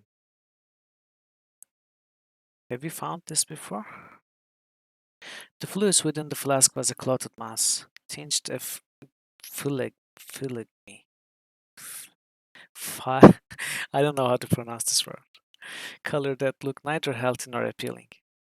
And if the scent of the cork was anything similar to the actual aroma of the concoction within, he had no desire to open the bottle. Yet, if he were attacked, it might be useful to distract an otherwise troublesome opponent.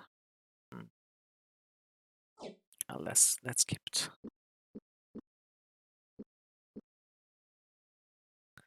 Filamy.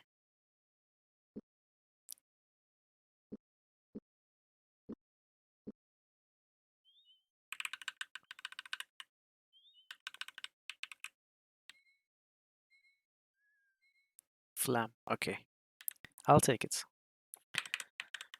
Okay, so we actually have to go south to see why we fought them.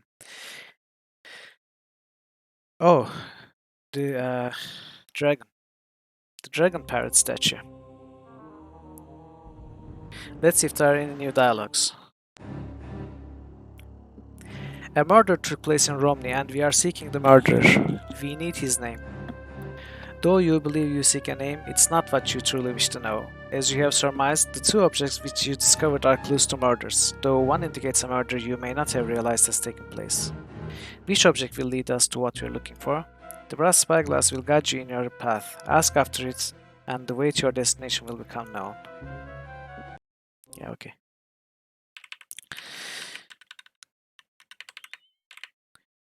We are way ahead of you, buddy. We have figured that out.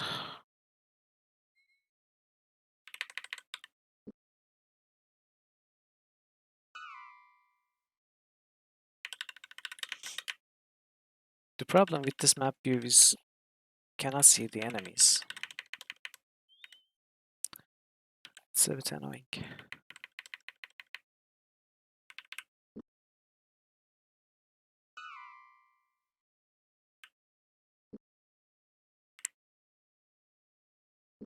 Okay, let's go to Malak's Cross.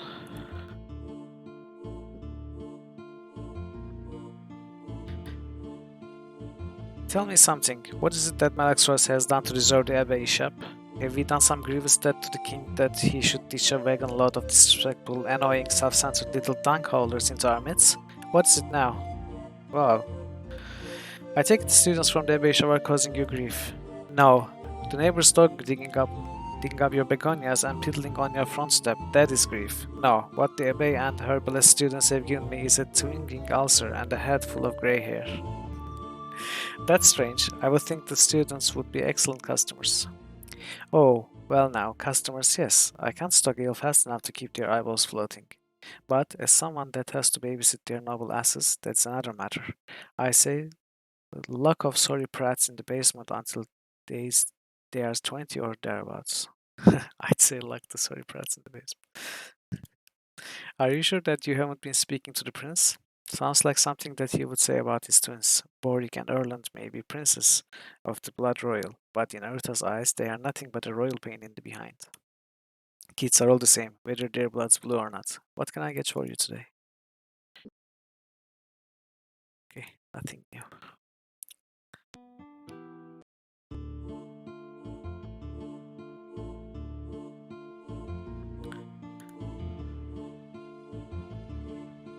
Look at this. Shop. We are not really collecting anything to sell, I guess. Except for this ruby. Oh, so there is the whetstone. I forgot it.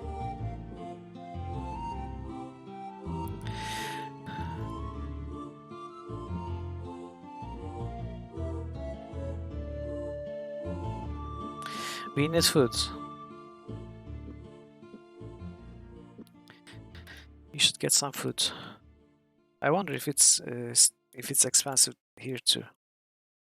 Oh, no, it's okay.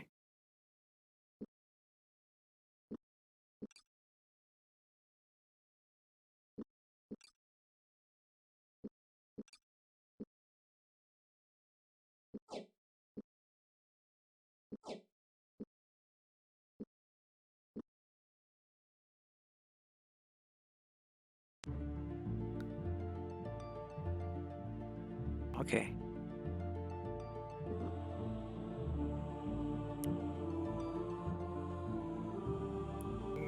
Are you talking about the haggling on the price?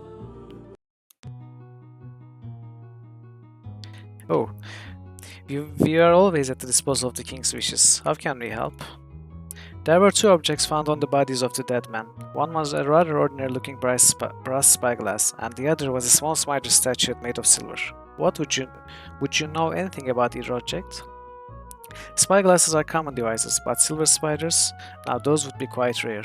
I've seen them catalogued in books as magical poisoning devices, but they would be prohibitively expensive for a common murderer. Whomever used your spider would have to be a man with a great deal of money and would have to have connections with cash. That's where they are made. Thank you, you've been of tremendous help. Glad to be of service. Incidentally, would you gentlemen be interested in attending a lecture this evening on tactics? Wait, didn't we get lecture before? It's being instructed by Baron Troville in our special lecture hall and proves to be very enlightening. The tickets are only 20 sovereigns. Do you wish to go? I think we went to that before. In town, next to the Queen's Road, there's a small hall that we have reserved for Troville's speech. Simply present this ticket at the door, and the doorman will admit you all. I believe you will be in for a stimulating evening. Okay.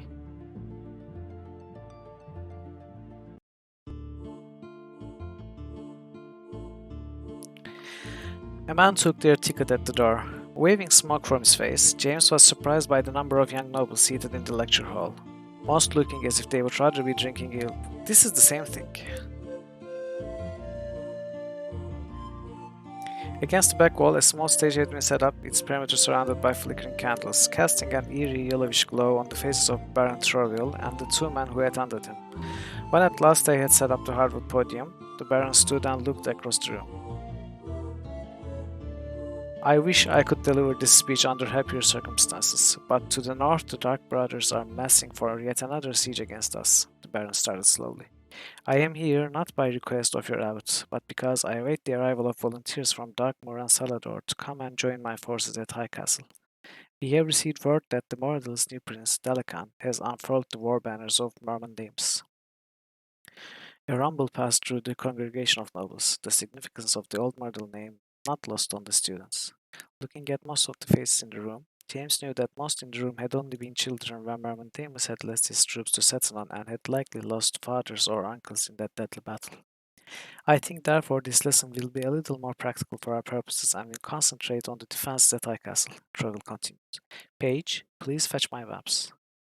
For 5 hours, the Baron lectured on defensive techniques and the essential tactic known to be of use in Northlands. When at last his energy began to flag, he took a few questions before calling the meeting to an end and exiting the hall through a rear exit. Okay, it wasn't the same seminar, but some of the text was recycled. Assessment 82. Assessment 92. So we are not using the skill at all, we are still maxing it.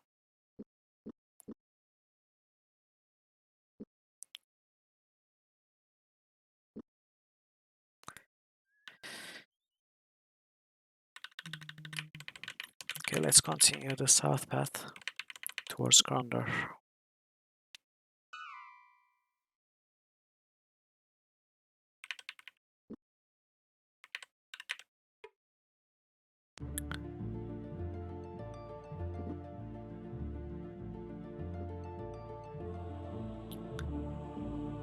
Oops.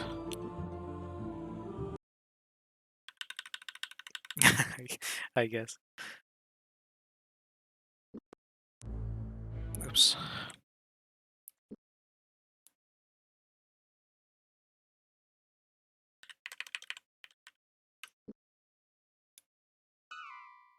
Hmm.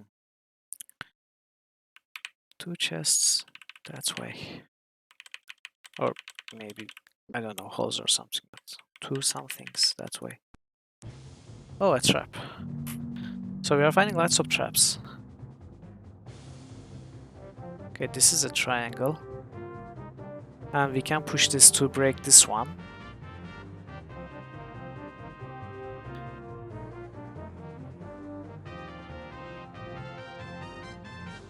Oh, wait.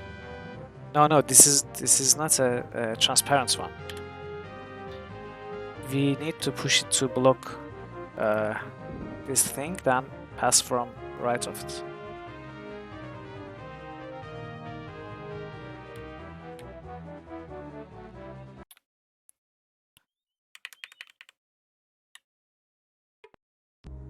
Nice, more riddles. You can spin, wheel and twist, but it can turn without moving. You can spin, wheel and twist.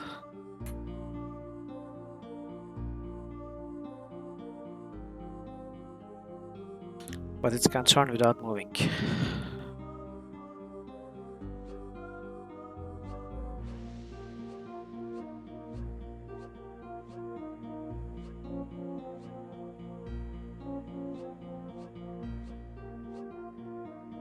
No, I don't think it's burb.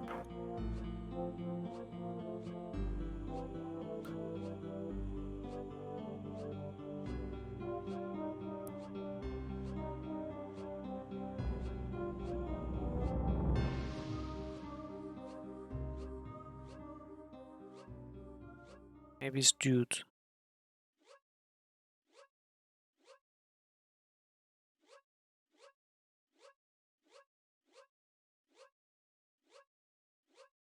Any ideas?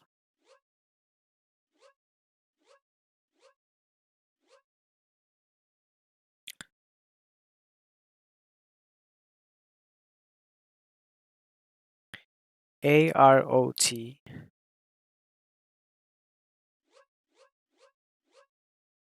DTDE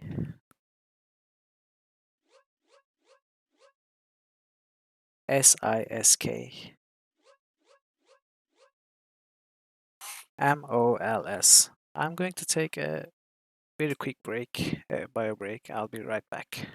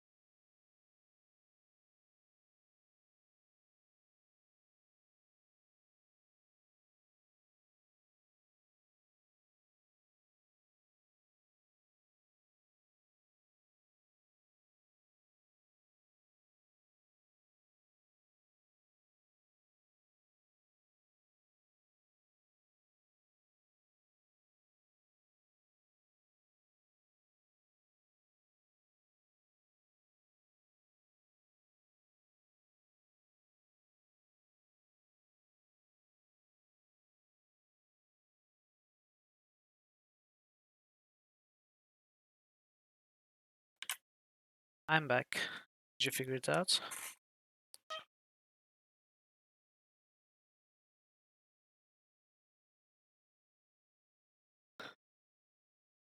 Disk?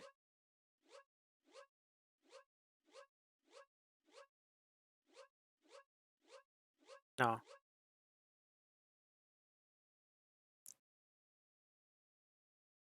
You can spin wheel and twist, but it can't turn without moving. What does it mean, turn without moving?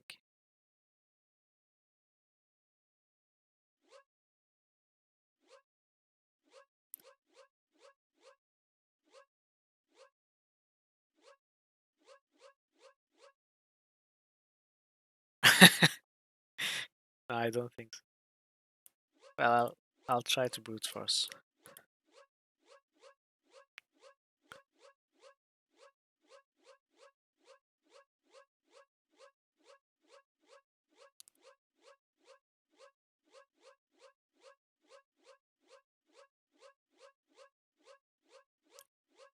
You have the biggest trouble with the shortest words, for some reason.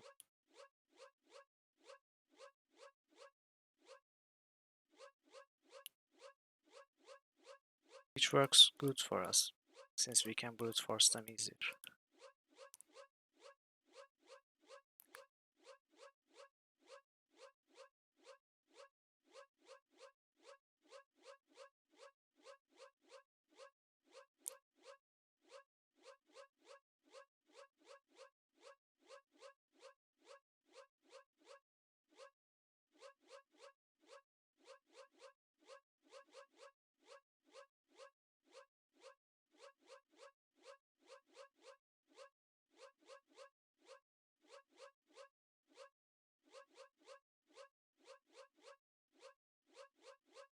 Milk.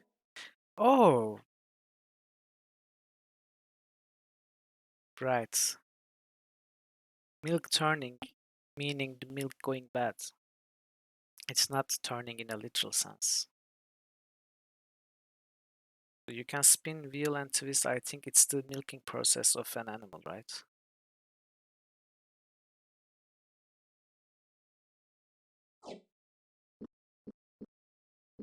That was a nice one, actually.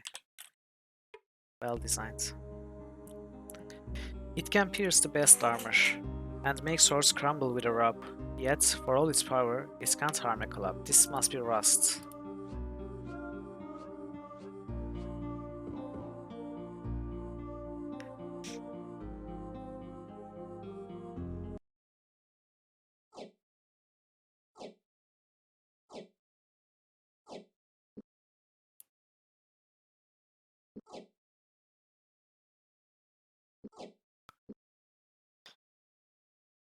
We have way too much healing.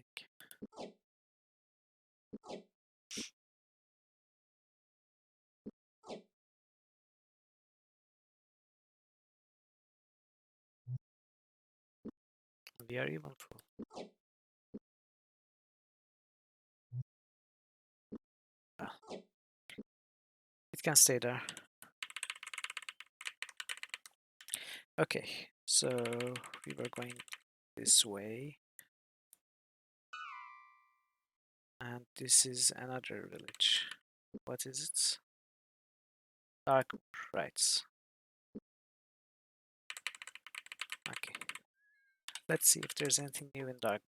I don't expect there to be anything new here.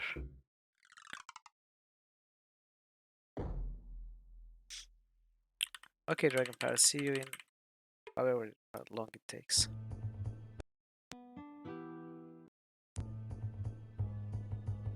Yeah, this is all the same text that we keep getting everywhere else in the kingdom. Yes.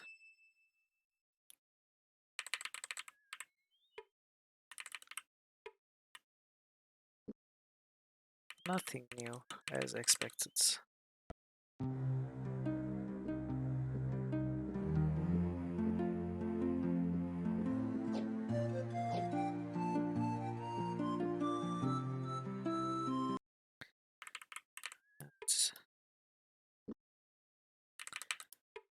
Yeah, nothing. Oh. This is the Rusaki room.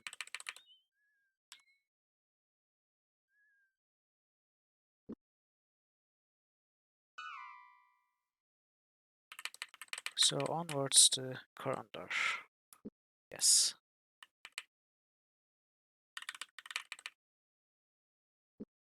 Let's save first.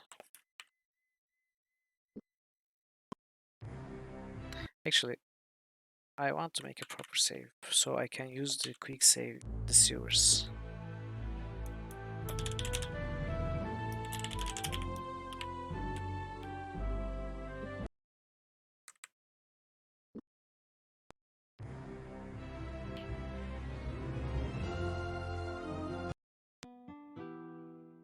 Oof.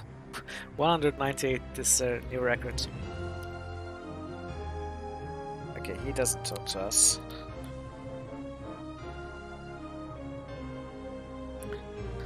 Let's take a quick look at the shops.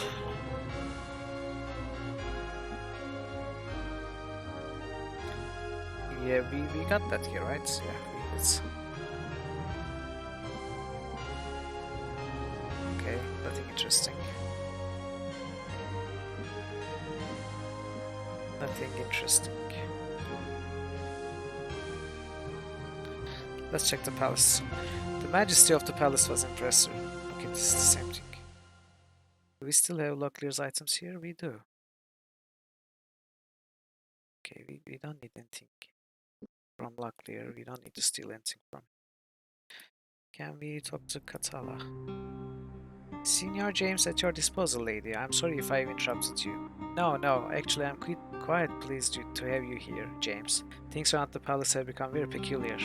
Prince Aruta hasn't held court in weeks, and Pug has been locking himself up with Makala and our daughter Gamina discussing who knows what. And you feel left out of the circle, is that it? I suppose I have been privileged, spoiled even, in the past because he has entrusted me with whatever you are thinking. He has shown me things that I could never have imagined, and yet now he is hiding something from me. At some level, I'm almost inclined to think that something is frightening him. Frightening Pug? Gods, I don't like the sound of that. May I speak to him? I wish you could, but he has gone to our academy at Stardock. I don't know when he plans to return. To make matters worse, when I went to see Prince Aruta, he sent word that he couldn't speak to me because he was busy with matters of state. That's not at all like him. No, it isn't. But I have a few suspicions about what this may all mean. First, there are a few things I need to know. I am at your service.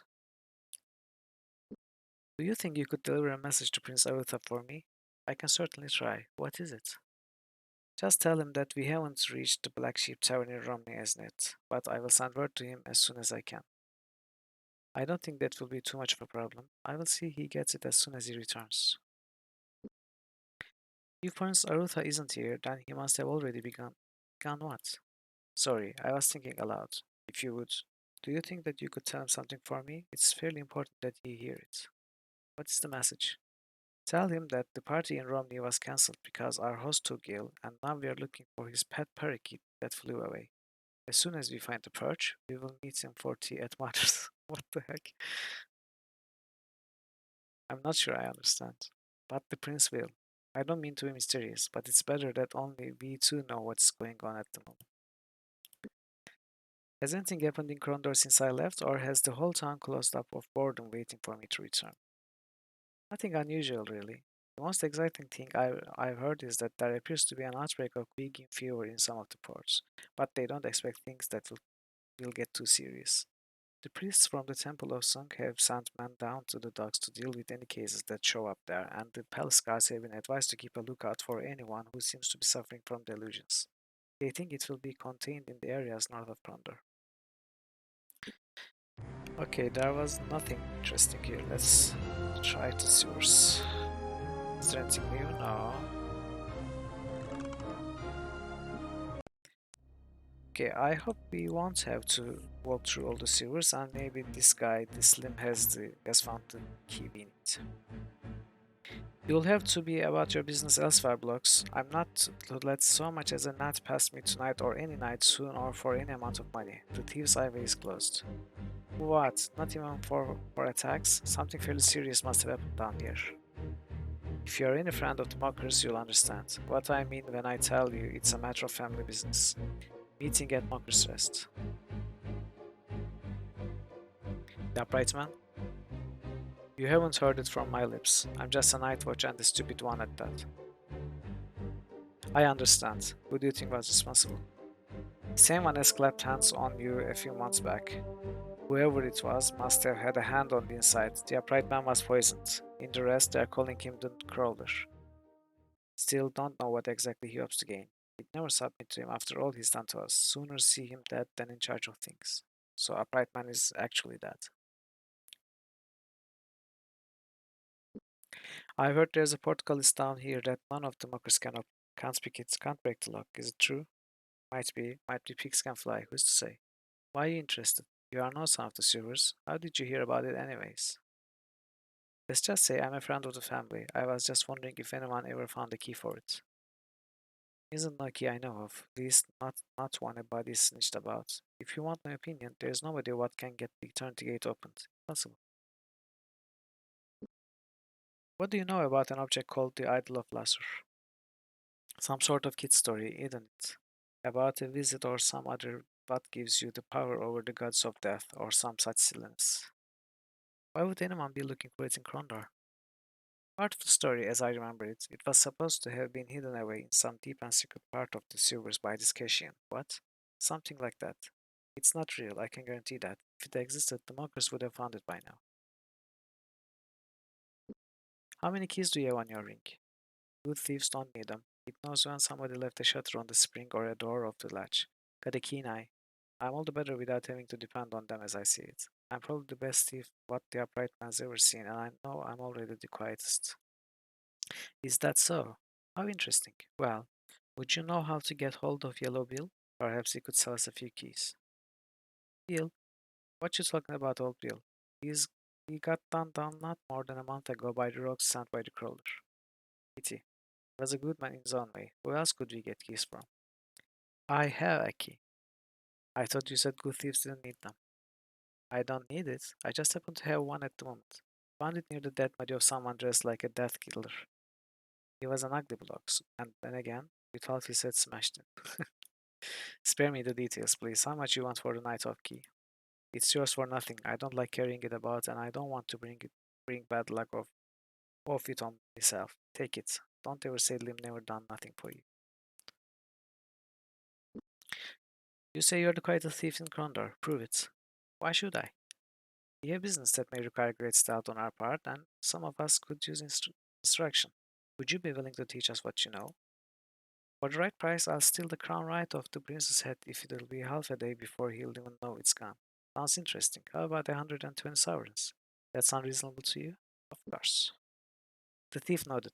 Dropping to a crouch, he pointed down at the length of the tunnel and instructed Owen to walk away, then return. Common problem. You're coming down too much on your heels, Tim said, watching as his pupil reappeared from the darkness. Grabbing Owen's foot, he pivoted it so that it rocked from side to side rather than rear to front. Imagine your feet are like waves. You have to let them roll. Down on the outside, then roll to the center. Now go down and back. You'll keep this up till you have it. After a few more trials, Owen began to catch on to the technique. Astonishing how much of a difference it makes. I could barely hear myself. That's it then, Lim said with a smile, taking his feet. I've got to get back to my guard duty. We can still chat a bit if you like. Are you certain the upright man is dead? So the Nightmaster says. He used to have an amulet that would he kept for good luck. Does anyone know what became of it? Need a bit of extra good luck, eh? But who doesn't? So happens I got the amulet. The Nightmaster slipped it to me after I saved his behind from a pair of crawlers thugs. Toughs? Shouldn't it thugs? He didn't think it was worth too much, but I thought I knew different. 300 sovereigns and it's yours? How's that strike you? We don't need it. We don't want it, but we have to say yes. Where it hurts, that's where it strikes me. Alright, I'll take the amulet. Done. Believe you me, you won't be disappointed. It's actually cheaper than the ones you buy from the shops. But we already had enough.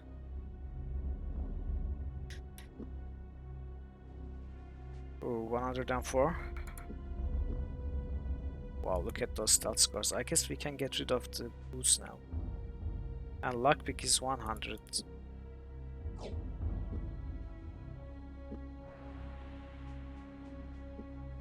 Yeah. Our skills are getting capped at chapter 3. Welcome back. So we spoke with Lim while you were away, and it was confirmed that Upright Man is dead, and we got the key that we needed. The Nighthawk key. Except it's not here.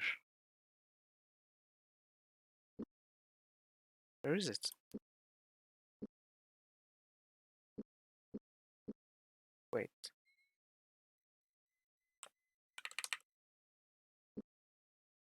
Is it not an actual object?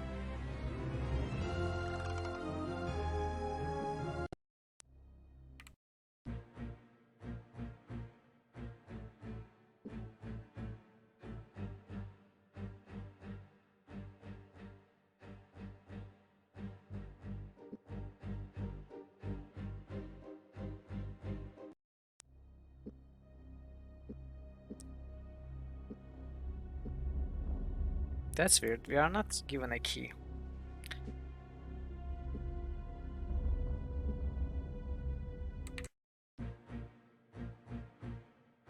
Is this normal, I wonder?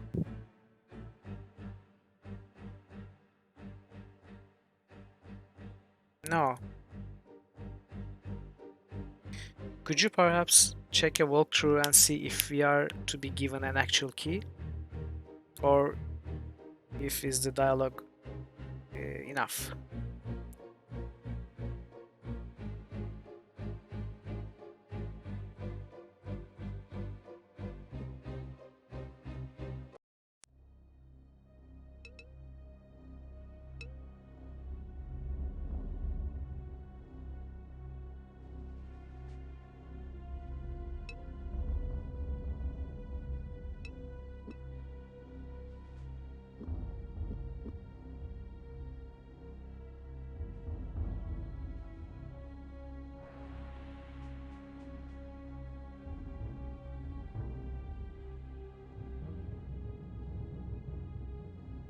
Really?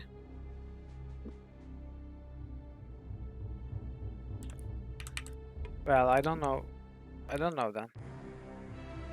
I mean, there was a clear mention of a key dropped in sewers, and Lim has an option to talk to him about the key, and he agrees to give it to you. And we were told that there's a locked house near Silden that Crowler lived in. I assumed this key would be required there, but I don't know.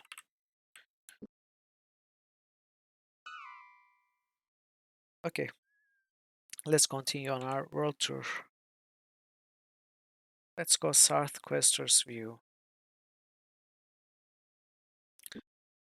Let's take this way for a change for this time. Oops.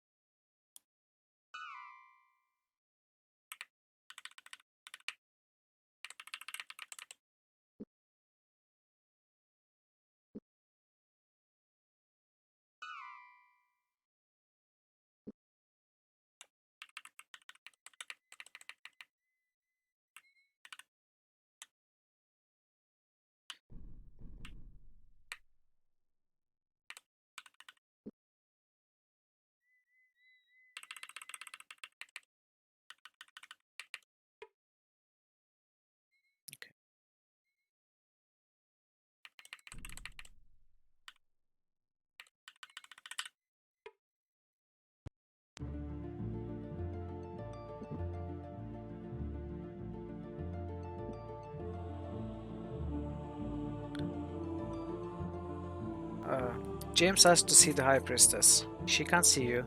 Turning, they noticed another hawkish-looking priest half hidden in the shadows of the colonnades. His eyes rimmed red. He rubbed vigorously at his face before rising to stand next to his fellow priest. Mariah and I just put her to bed about half an hour ago. She awoke screaming this morning. The two priests exchanged a significant look, but the meaning of it was lost on James. Is she ill? He interrupted. No, no, the taller priest said with assurance. It is only a symptom of things that have been going on here for a short while. It will pass.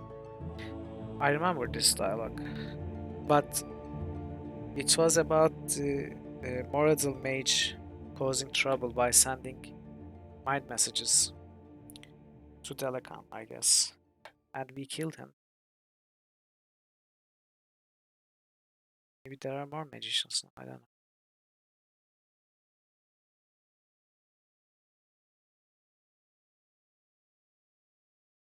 This part of the text was new though. Kellen nodded. I have one such spell I can teach you that will allow you to protect yourselves, if the others will stay here. James nodded his reluctant assent, taking a seat next to the reflection pool, motioning for Garat to do likewise. Wordlessly, both sat down and prepared for a long wait, chatting warily with the other priest of Song. After several hours, Owen returned, a light smile flickering on his lips. A wonderful spell, he whispered in James' ear. I can't wait to try it out in practice. Don't be too eager, James shot back. I'm not quite in the mood to run across Andrew Mordell anytime soon. Thanking the priest for their kind reward, James turned and escorted his compatriots out of the courtyard. So apparently something did change when we killed the mage, and some part of the dialogue was new. And we did learn a new spell. I wonder which one it was.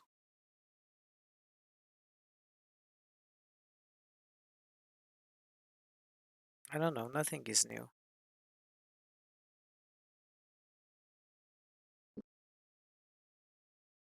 Yeah, you probably learned the spell some other way, yeah, which is fine.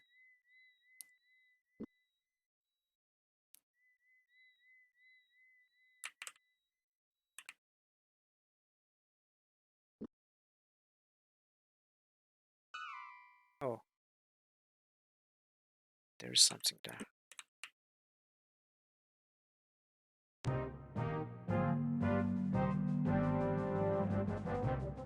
So many traps. So, we can break this. And this should be clear now. Wow, it wasn't that difficult.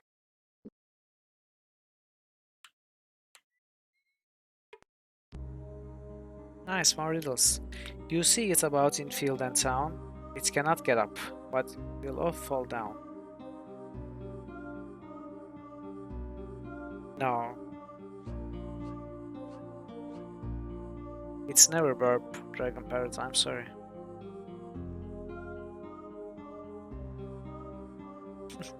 Maybe, yeah. Is it rain? Oh yeah. Oh look, another.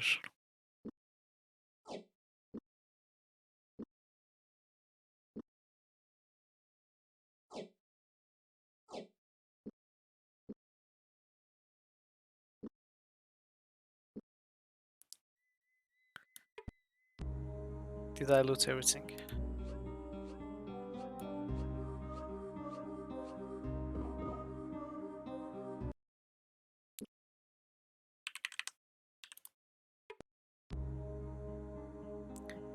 Swolag, the famous Moradel craftsman, guarantees his work until the end of time.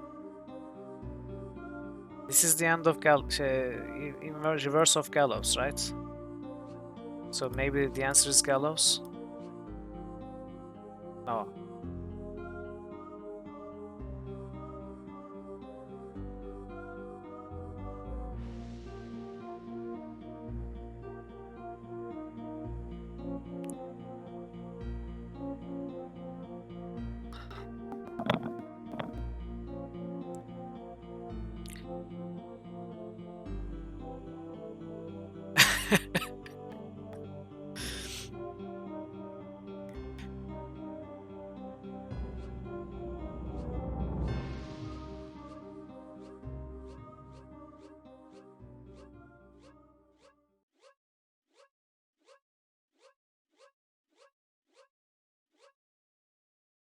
Lamprey?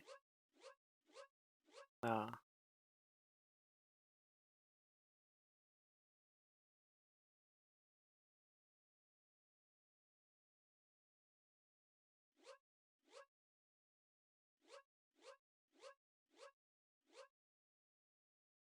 Yeah, I'm thinking something like because Gallows, he could be an executioner or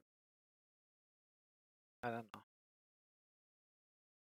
Yeah, I'm trying to think of words that are like executioner X or something, but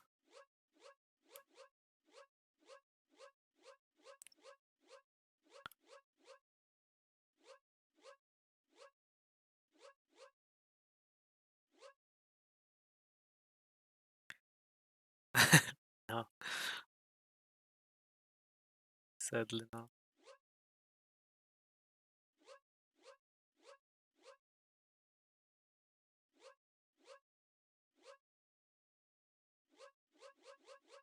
There is no X for X or executes. There is no letter X anywhere.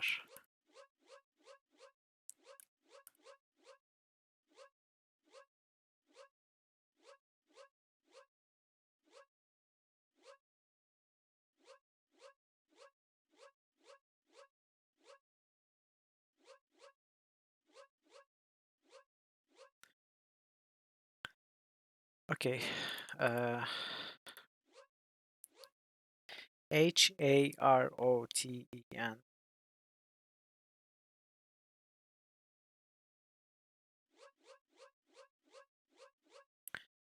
Songssr,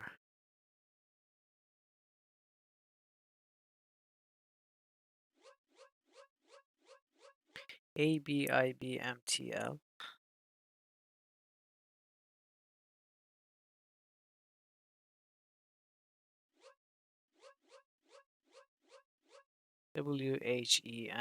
Whena.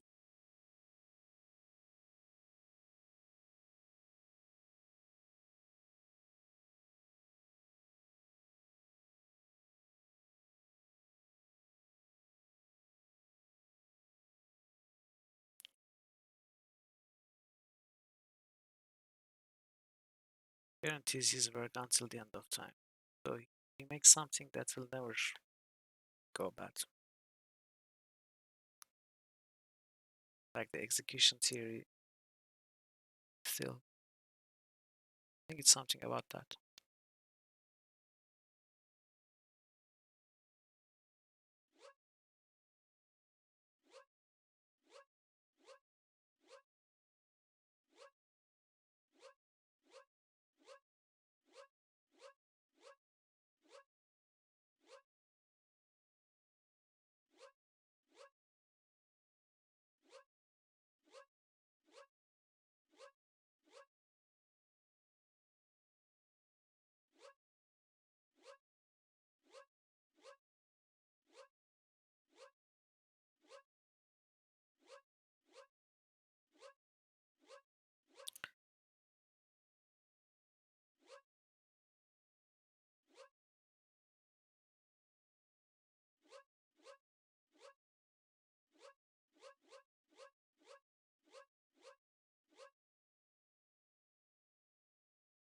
It looks like we got a good theory, but we cannot actually find any words.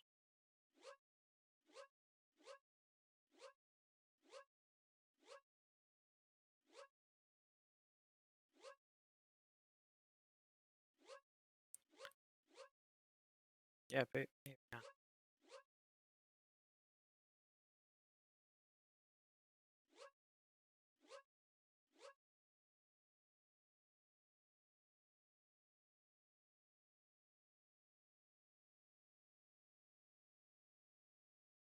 It makes sense. Maybe he's a gravedigger of sorts.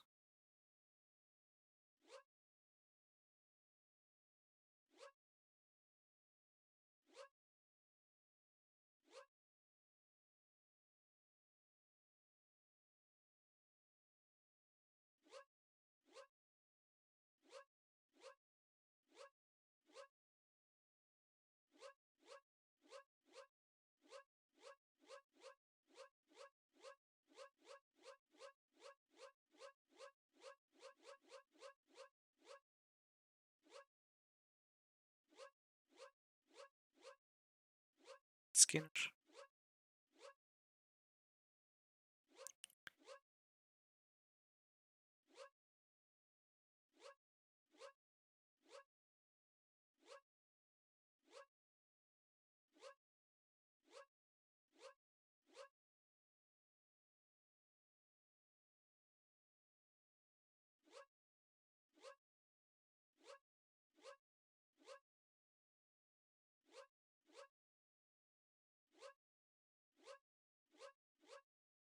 Maybe it's verb.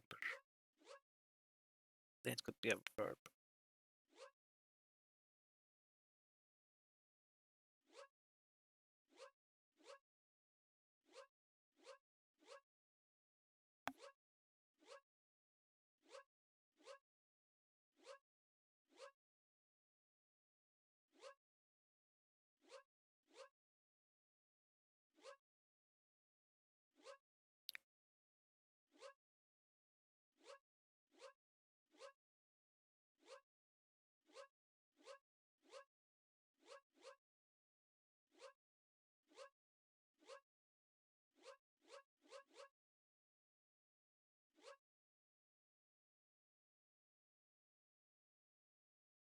Weird.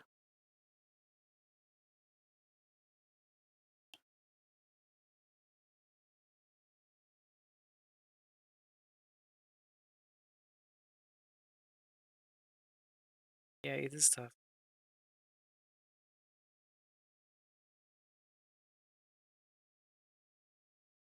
And it's long too, so it's difficult to brute force. So going by the gallows theory, needs to be hang, right? The way to execute someone. It's not cutting off heads by axes or guillotines. Maybe it's hangman. Yeah, hangman is the name of the profession. You were right. It doesn't end with ER. So we actually got it. We just couldn't find the correct word. More coin.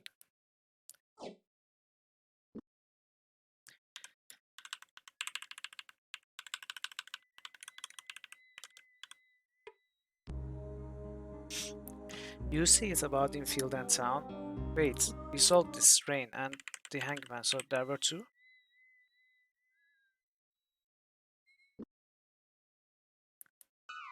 No, there's another. Probably behind this. Or maybe not. Oh, is it this one? The chill of its death you may soon mourn, but though it dies, it cannot be born.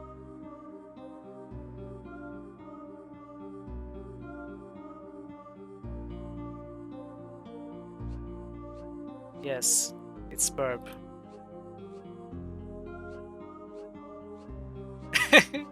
It was actually very close.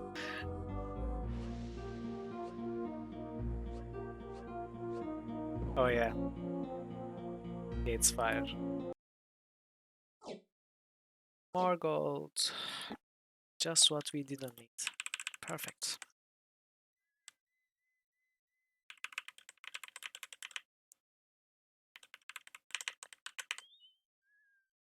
Oh, an ambush.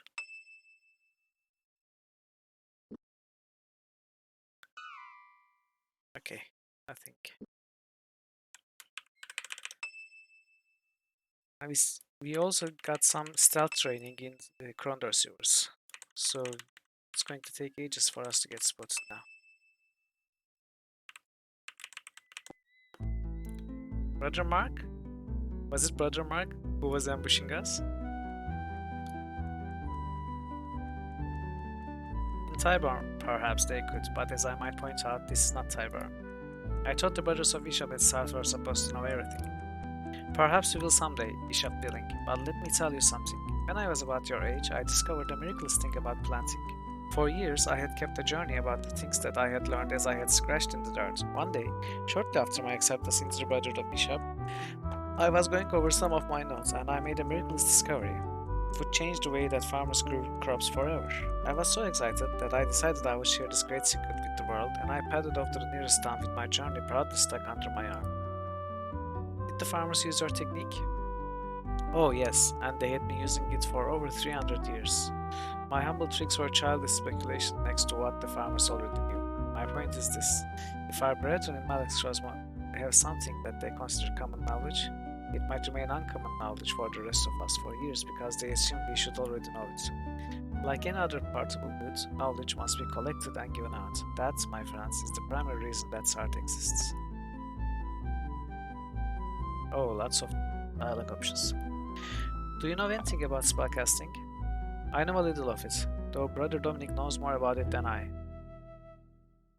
We, we got this one. This is not new.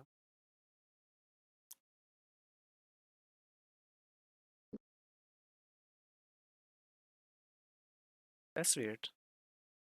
I'm sure we did this in chapter 1. Would you have anything in the Abbey about the Guild of Death? As I recall from when I visited your Abbey 2 years ago, your collection of books was quite extensive. I wanted to find about how is it that some of them become Black Slayers.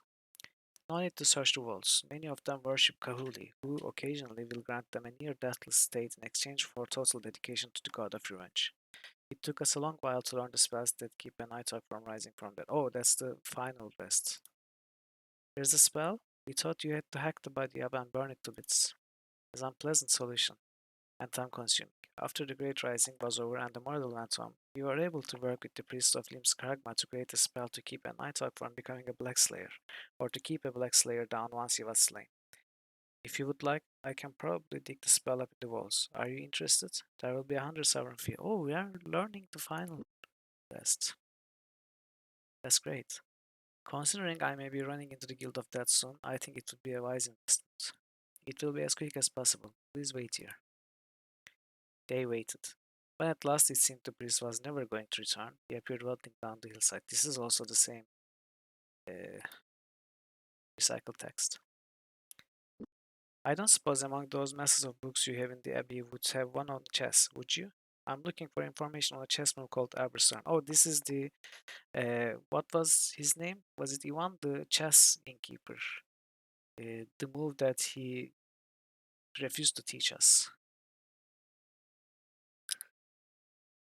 Yeah, Ivan. No self-respecting Cation library would be without one, and as the Abbey was founded by Cation wanderers, it stands to reason you have something wonderful. If you could dig something up for us, I would be very happy to pay a finder's fee for anything you can find on chess moves. It's a fairly special request, so I may have to spend a while digging, and I do have another project I need to handle this evening. Would you be willing to pay under severance? Sure. Not like we're going to take all that money to our grave. Well, I think in this case it might be worth the expense. I will see to it your money is well spent. If you will wait here, I will return as soon as I have found something of interest. The priest returned several hours later. So, what did you discover? James asked, his mood improving with Brother Mark's reappearance.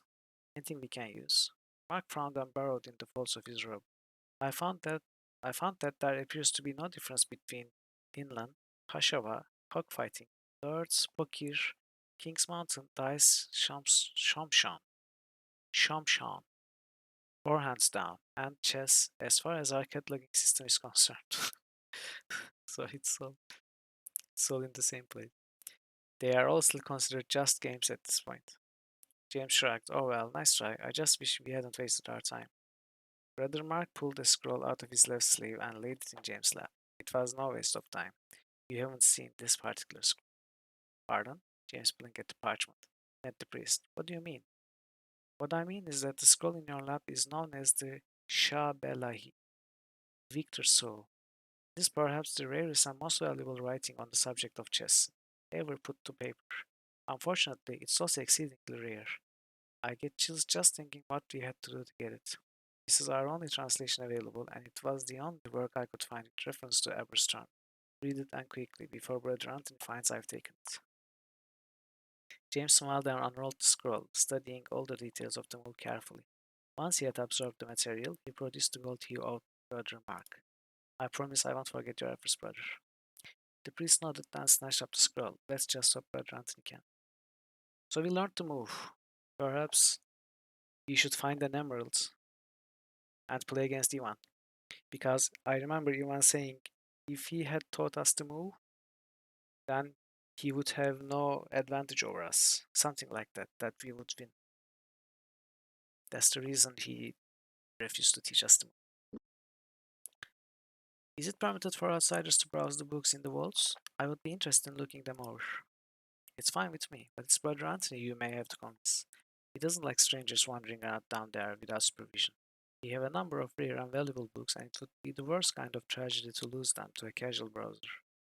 I'll warn you though, you may have difficulty finding what it is you want. Many of the books have never been catalogued, and unless you know very specifically what you are looking for either by the scribe's name or the title of the work, you might not find anything that will be of any value to you. No, I don't have an emerald, but we had noted down a jeweler's store at the beginning of the stream, right? Was it Sloop? It's rather close.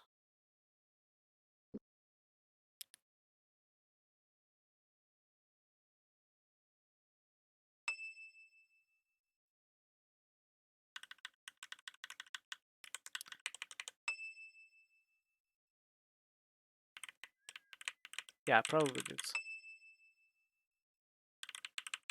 Okay, can I please fail the stealth check? Hello game, I want to fail the stealth check. This is annoying actually. There has to be some way to make our presence known. Or spot the enemy so we can ambush them.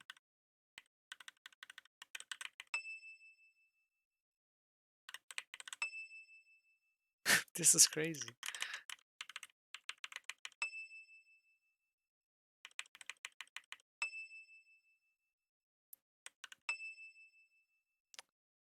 Man. Hello, can you attack me please? Ah, screw it. Let's go to start.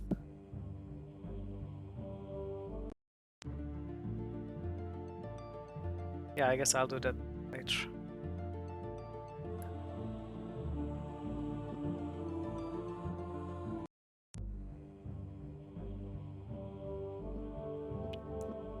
No, no emeralds here. Oh. Oh, final rest. I forgot to read it.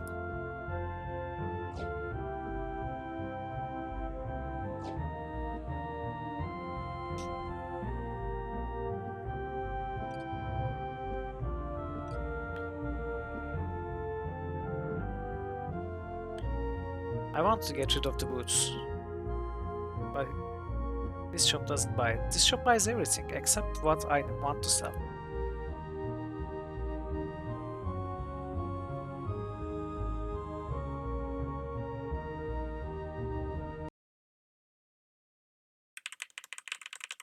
Okay, where was that ambush again? This way, right? Yes. Okay, let's try to...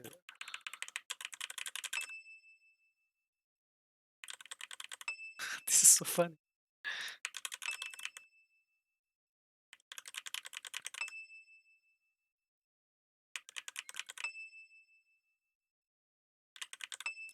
Maybe we should take this as a sign that we don't need to initiate every fight that we can.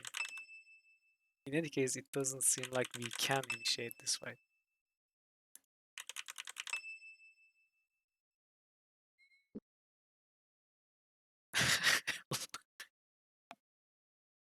I think we have broke the game. Look at the stealth scores.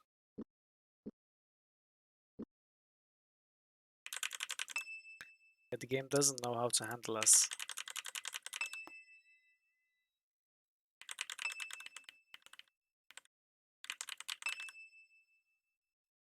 Yeah, I mean, I tried to sell them, but not like the Bitcoin. I can just drop them.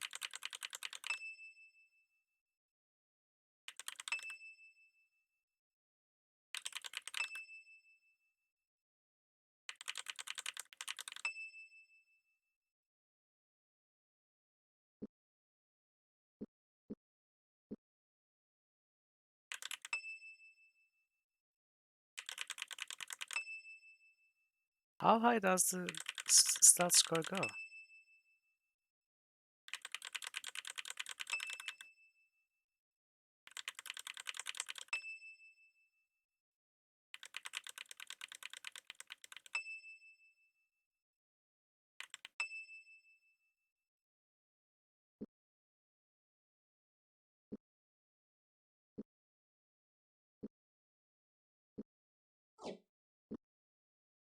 Oh, wow. So Lead Walkers adds 30 points. That's pretty high. Okay, let's try this.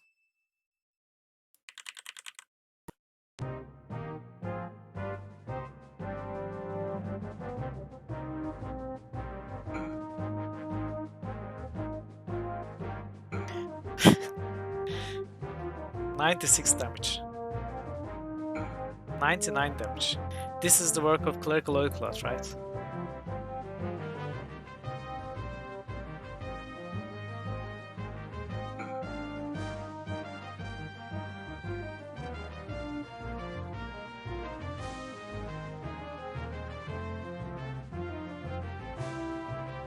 Yeah, it really is.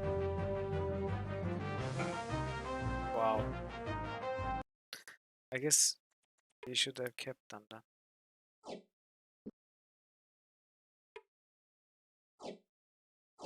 Oh, we still have 4 users.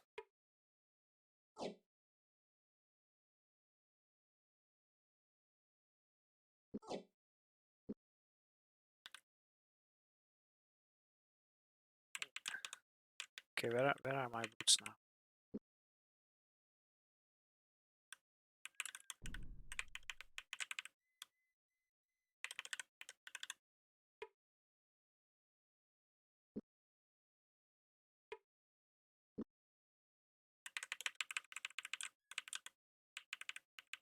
The boots are gone. Are they under these corpses? Oh well, I'm not going to look for the boots.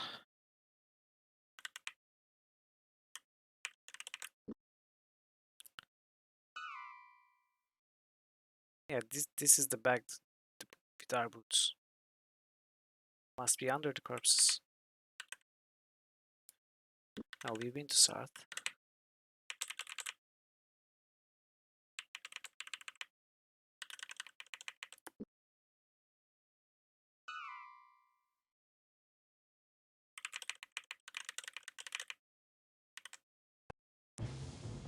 Oh wow.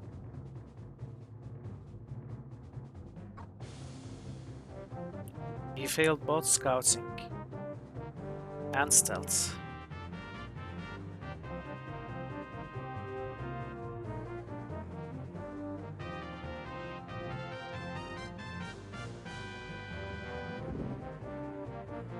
Well, he heard you. Only 30 damage.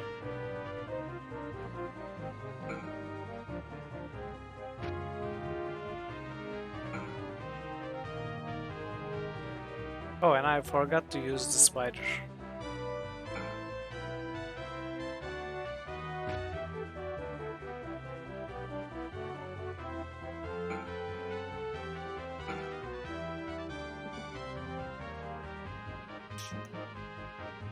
Okay, Owen, show them how it's done, buddy.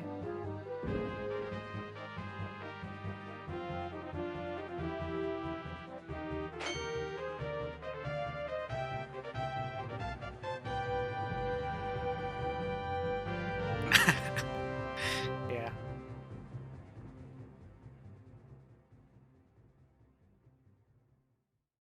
The Moradel magician died questioning his life.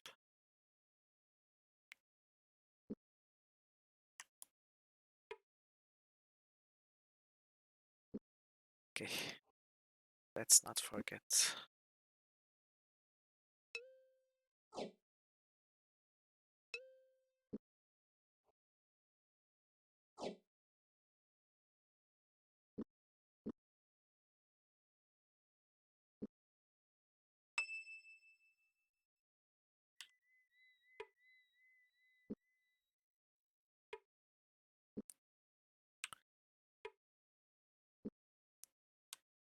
The one thing I always wanted in this game is the loot sharing on all corpses. It's very annoying to click all of them. I don't think so. Maybe though, I don't know. It's a possibility.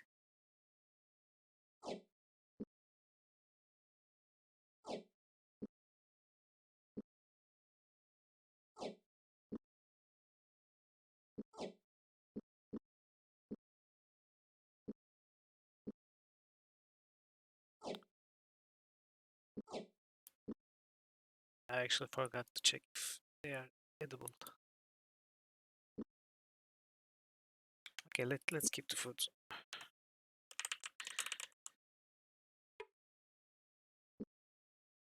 There needs to be another corpse somewhere around here, but not that it's a big deal.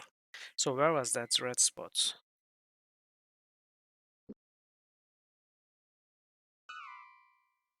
Oh, there's one here and one here.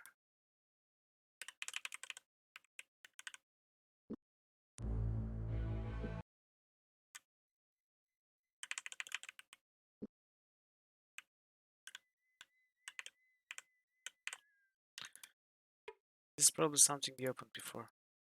Yeah.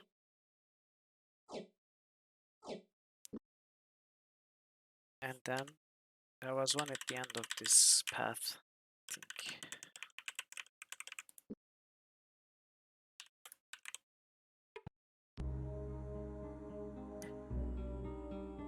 Yeah, this is an old one. Close.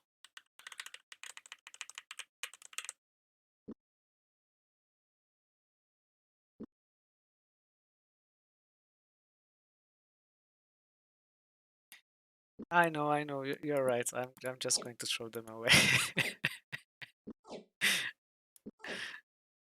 I'm a hoarder, what can I say?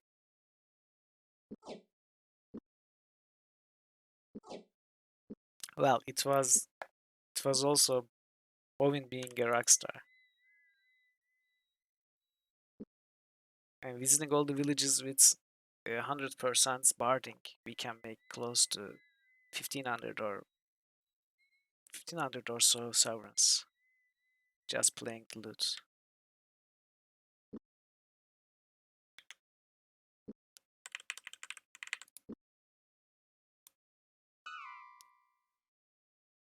Okay, are you happy now? I dropped all the shells. Even dropped the other thing, whatever it was. Yeah, certainly not any musician in the real world.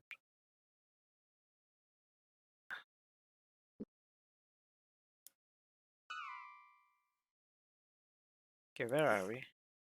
Are we already at Japan? Oh, we're at Questor Sweep. So there's probably nothing here either in this chapter. Oh! What are these? Are these Darkwing Duck? They look like Darkwing Duck, undead Darkwing Ducks.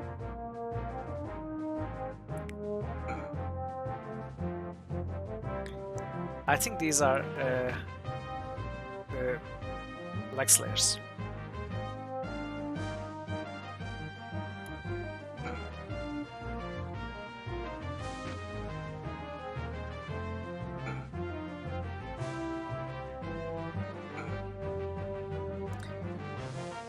They have an absurd amount of damage reduction.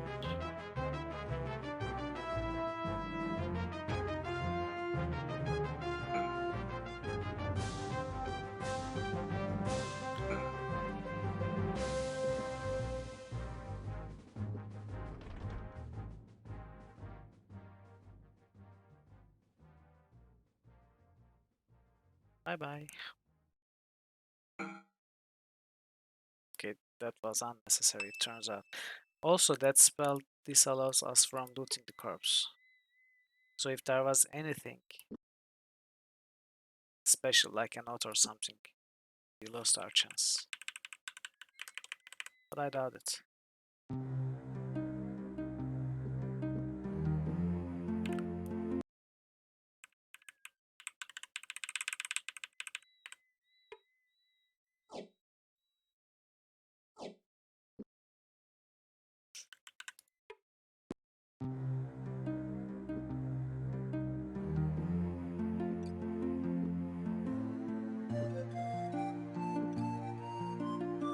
Yeah, I mean, you never know.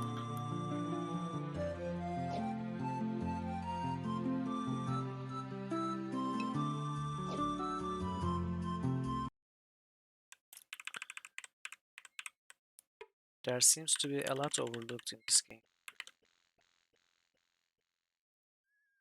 Oh, hello, Stealthy Golem. Good to see you here. It's usually the other way around, me watching your stream, but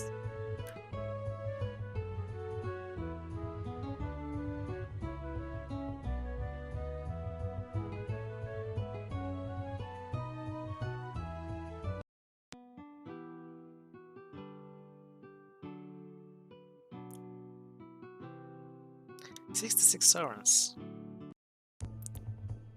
Not terrible.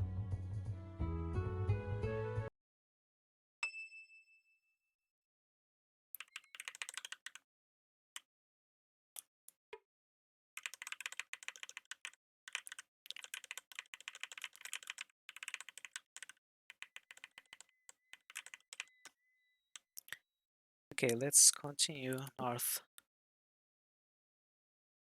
to Zun and Lamat.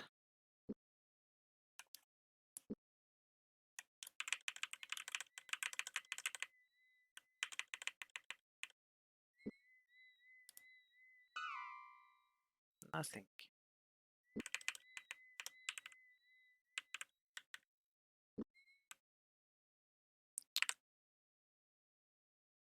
Wait, can't be nothing because I see a shop there. Yeah, and 3 chests.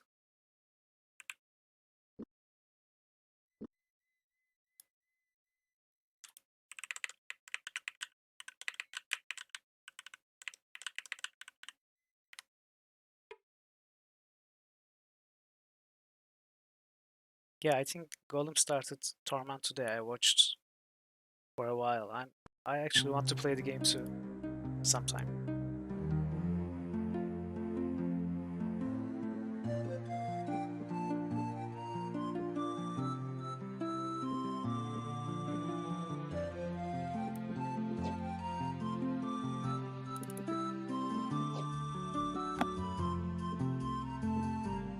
Okay, we don't need anything.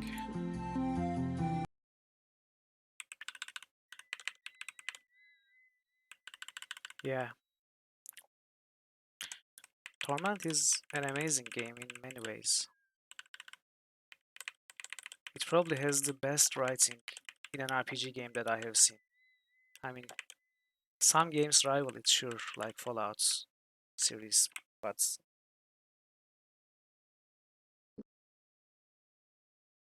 I forgot the chests. Look, more trap puzzles. This is weird.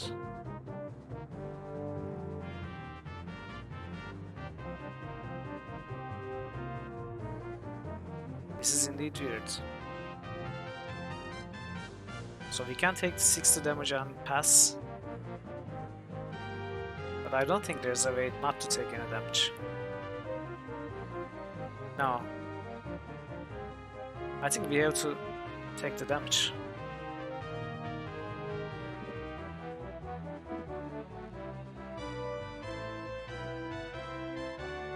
Yeah. Oh! Look at that! I think this encounter is here to teach us about this interaction. But it wasn't much of a trap then, I guess. Yeah, me neither. Okay, hopefully these are more mortal. A precious gift, this, yet it has no end or beginning, and in the middle, nothing.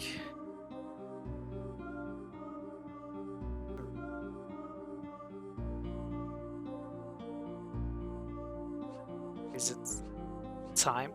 No, probably not. No. A precious gift, this, yet it has no end or beginning, and in the middle, nothing. Precious gifts.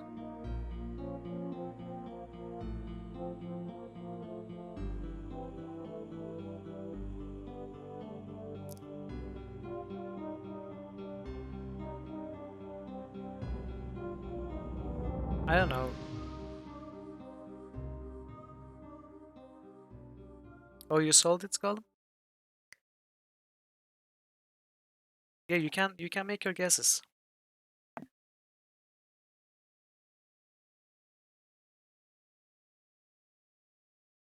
Yeah, sure. We solve it together with Dragon Parrot all the time and sometimes other viewers. Ring? Oh, yes, yes, yes, yes. That's very smart. Indeed. In the middle, nothing. Good one. Good one, yeah.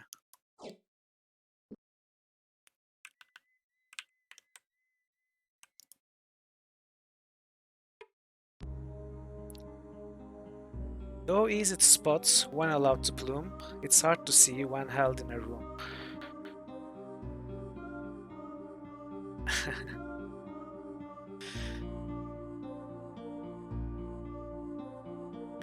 Though easy to spot when allowed to bloom, it's hard to see when held in a room.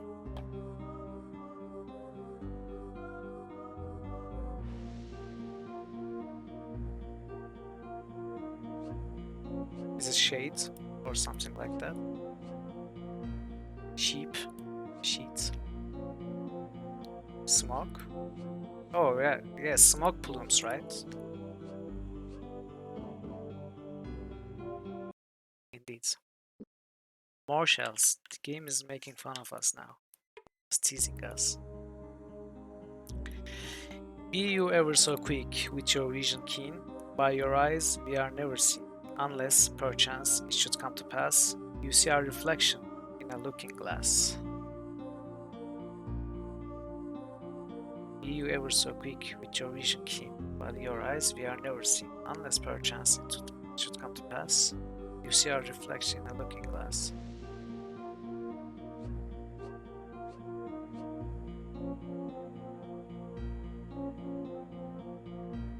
F- ah, is it eyes? Yeah, it's eyes. It makes sense, but it's somewhat weird too.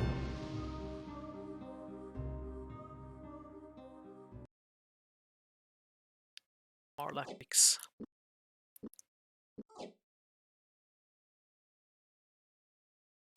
Yes, that's good. I actually found, I think this was the third one where the answer is in the middle, in the riddle, or at least part of the answer is in the riddle. So I was debating if it's a good puzzle design or not, because I usually feel it's not a great design when the answer is in the riddle, but it's also confusing to the person trying to solve it. So I guess it's a legit design, because you usually disregard any word in the riddle to solve it.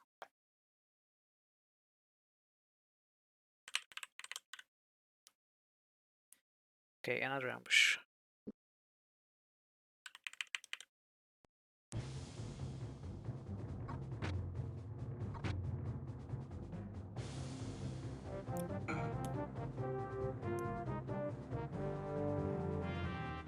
Yeah, exactly. It is weird.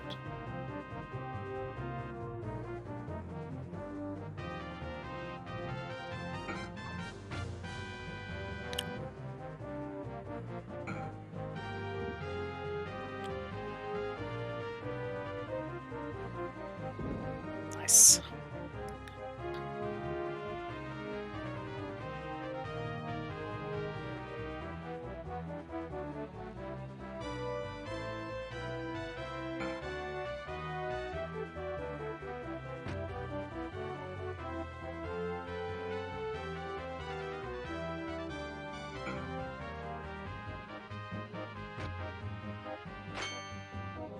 It's difficult to choose the favorite theme. All the tracks are awesome in this game.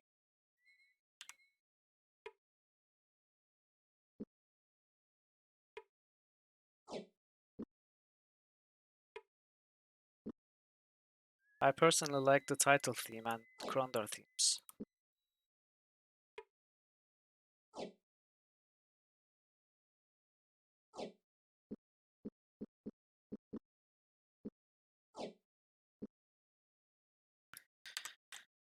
Okay, let's check.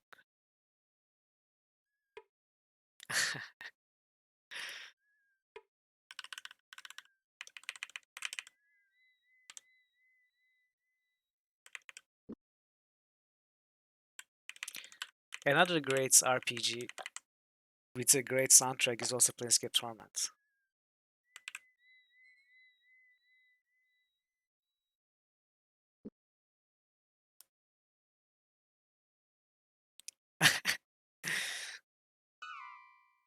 Well,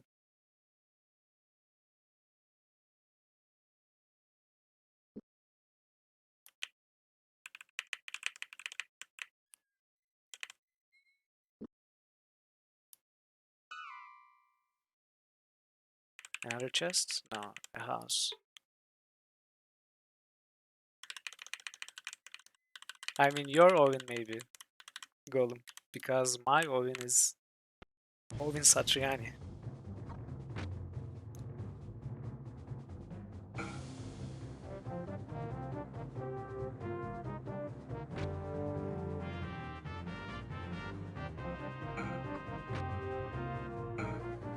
Oh, I forgot to apply the poison.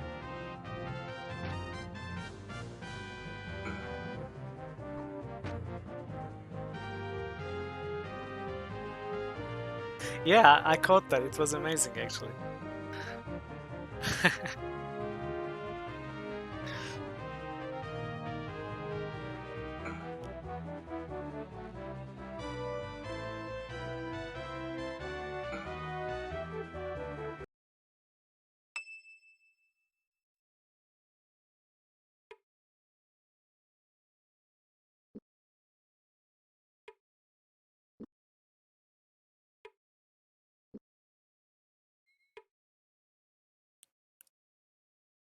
More fruit.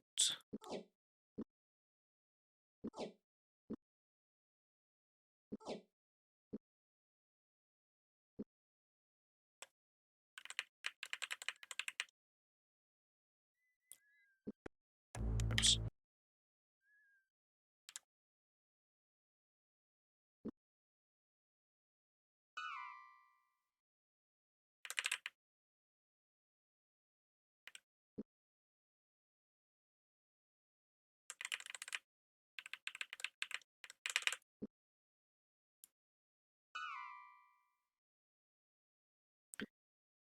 Apparently nothing to see here.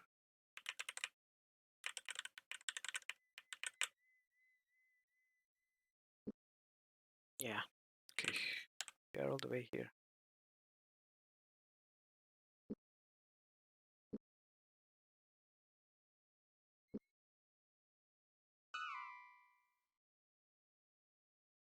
So I guess once we see Zun and Lamat and Yaban, we can go south from Tirso because we skipped all these towns.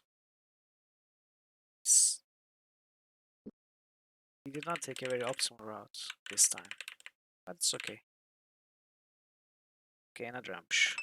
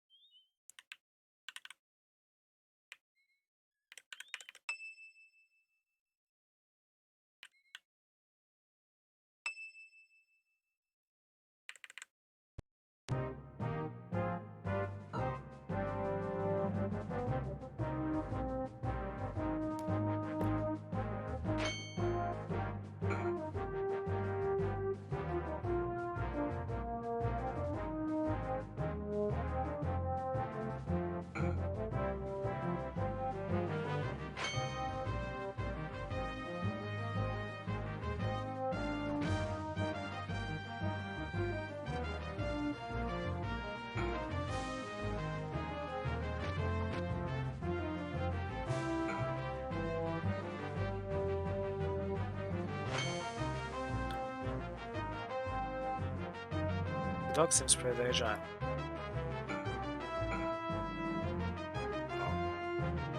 Cannot hit the dog at all. Of course, Owen saves the day. Look at Owen with all the kill blows.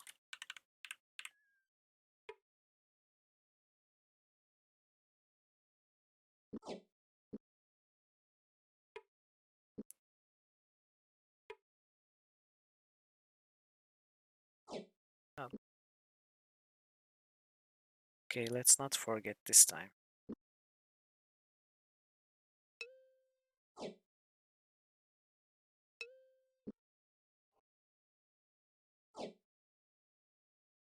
We should also repair.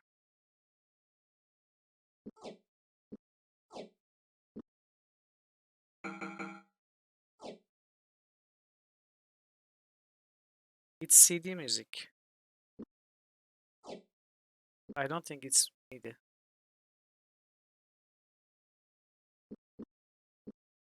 Oh, you run out of armor's hammers. You have to get a new hammer.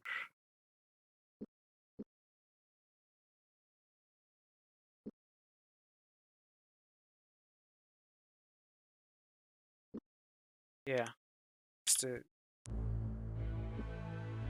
it's the CD music.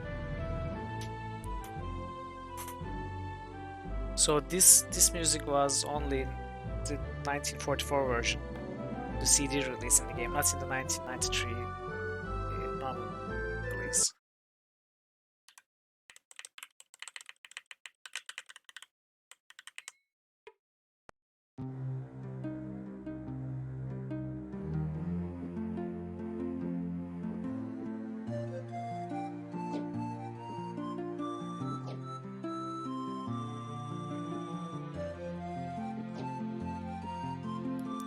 No hammers here.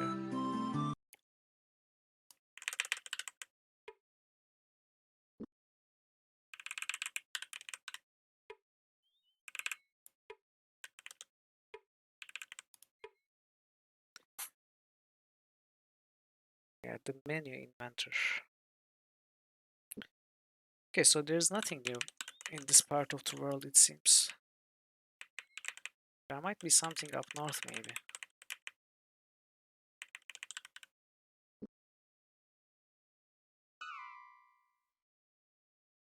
To the west is the dwarf mines, like more than Kadal, I think. Where was that chest?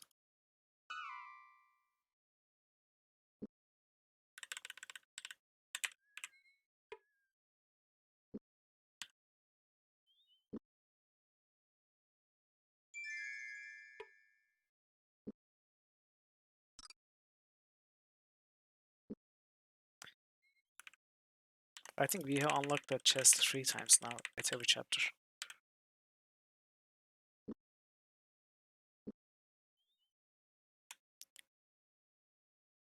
Okay. We need to find the path into Lamat. It should be here.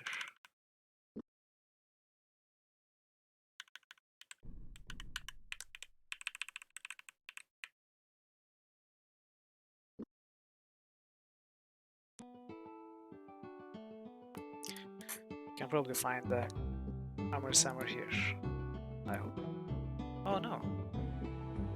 No hammers here either.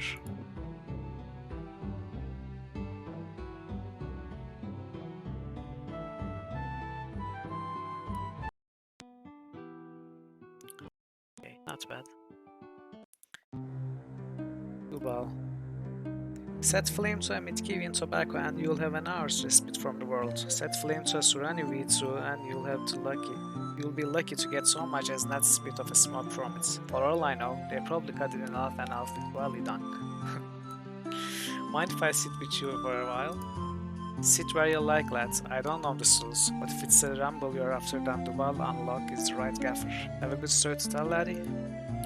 Dangerous question, but I would be willing to bet yours date back rather longer than mine. Right now, I'm a bit preoccupied. We're on the trail of a murderer. Ack, you'll pollute the blue wheel with talk like that. We are happy folk here, and I'm not in a mood to have it put to ruin. You need to be a little more cheery, like Sumani. Sumani is cheery? The barkeep. He's a nice fellow for Surani, I suppose, but he seems sort of stoic, not exactly a bundle of laughs. He's a bloody riot, that one. Got a joke but will split your size and have you peeing your skins in an heartbeat. Of course, being Surani, his jokes do take a bit of getting used to. They have a funny wise way of looking at things. I'll agree they're a strange bunch.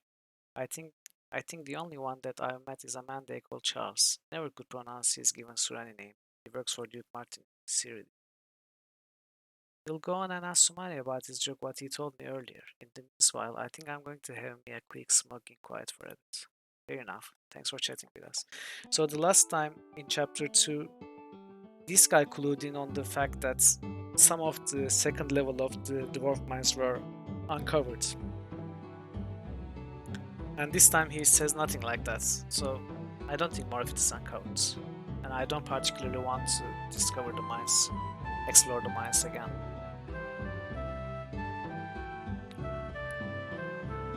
We are always pleased to have guests of your eminence. How may the blue wheel in this service to you?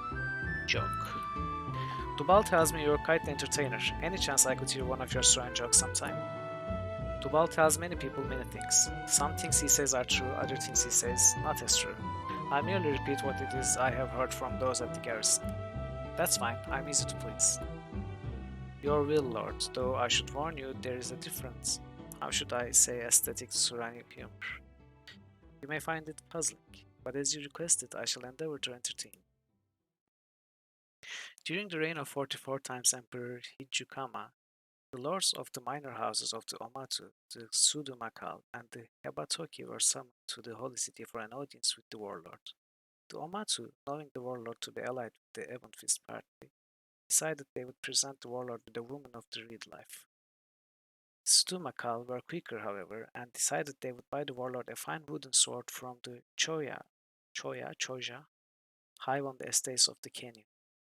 But the Ebatoki paid the greatest price of the day and rode into the warlord's estate astride a ferocious herald. So I don't understand half the words. Immediately, the herald consumed the real-life prostitute and began destroying the warlord's estate. Using the blade given by the Stumakal, he beheaded the beast, but broke his blade in the process. When he had seen what he had become of his fine gifts, he exclaimed, Trokamu be praised, the emperor shall love his new shoes. Okay. The joke completely flew over my head.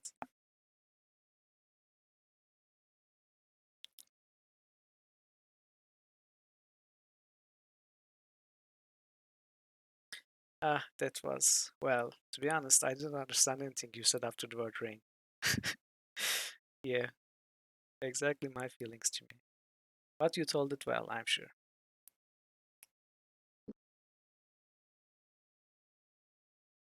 That, that joke needs a proper analysis.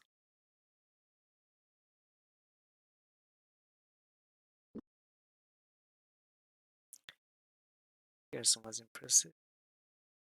Order, nothing. Okay.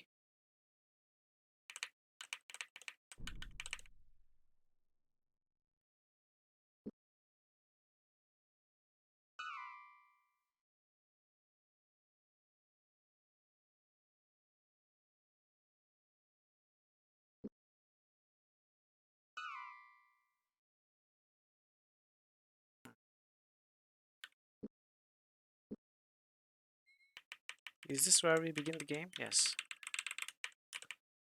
It is that corpse.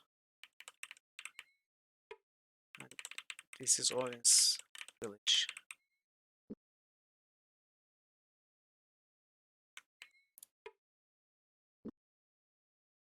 Lighthouse?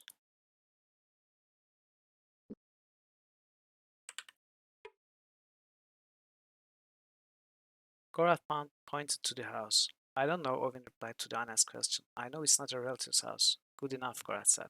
Turning on his heels, he marched to the door and knocked lightly as Owen watched the streets. After a few moments, a disheveled, young-looking man answered the door. They talked for a short while and discovered the man had spent the better part of the night trying to break into a laundry shop that had recently gone out of business, the one that we just opened.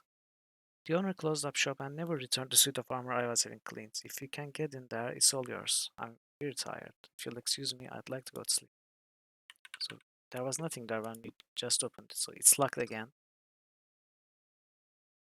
With the lock successfully picked, James pushed open the door and entered the small building. Looks like this used to be some sort of laundry shop, but apparently it has gone out of business. Okay. So where is the suit? That's weird. Okay, this is antidotes.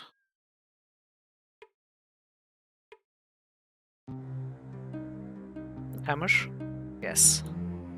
Finally.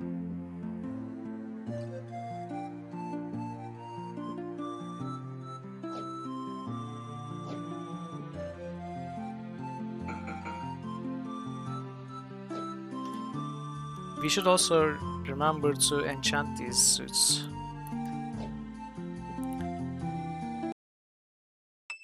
While passing through the north, the Dala, Temple of Dala.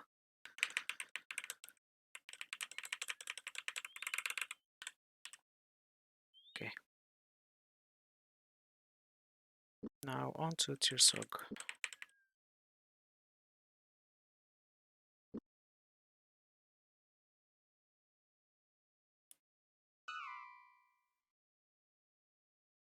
I mean, they are adding minor stuff. Sure, but they are adding something. In every chapter, there is something new.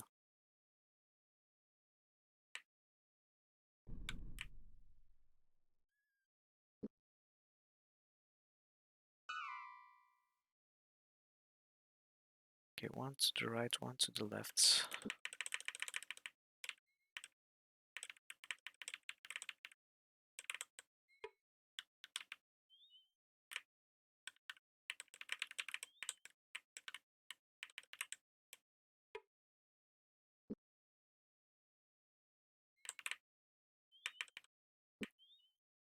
Okay.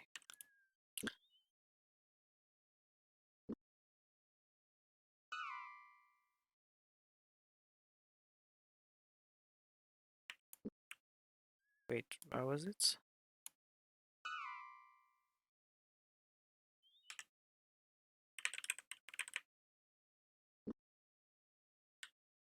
Oh. Silently he stalks me, running as I run, creeping as I creep, dressed in black, he disappears at night, only to return with the sun. His shadow. So it's pretty easy.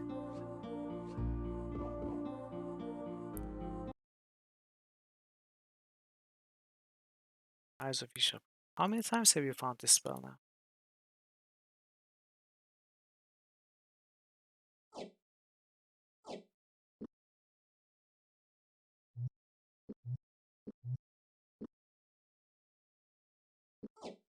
Yeah, apparently so.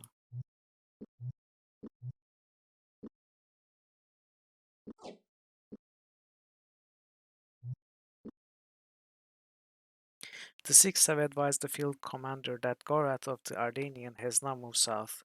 He may be accompanied by a senior of Krondorian court. Careful to monitor his activities and take measures where appropriate. Okay. Old news. Right. There was also something else here, but it's probably a barn or something.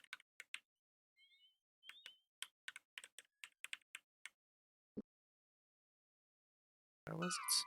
Oh, it's to this side, at the end of the path. Pass. Okay. 300 pounds of madman that we find every time.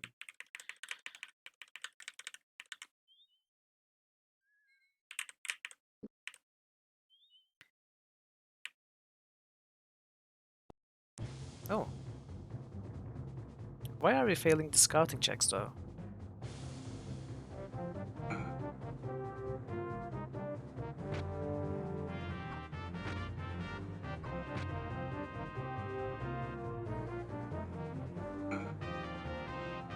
Apparently so, yeah.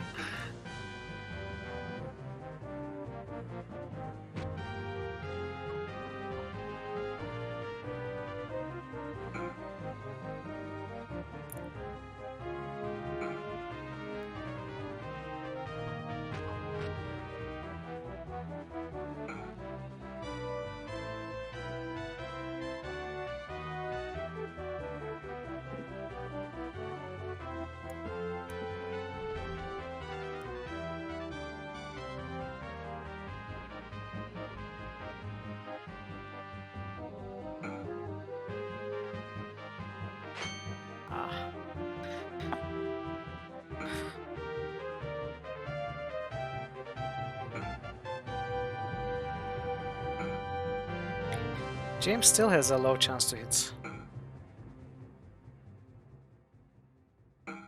I don't think he ever can get a high chance to hit.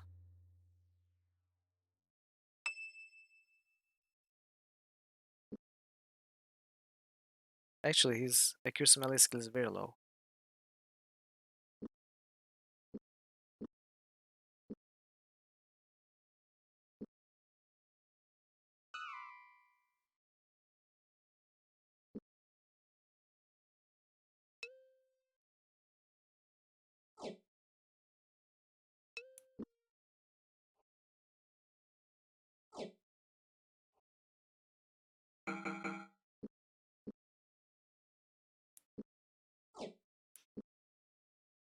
Was James hit? Oh, he wasn't. Okay. Okay. Now we are. Oh, not yet. Okay. Okay, we will go south from Tirsong all the way to Tanners. Oh, we also skipped Setanon, right?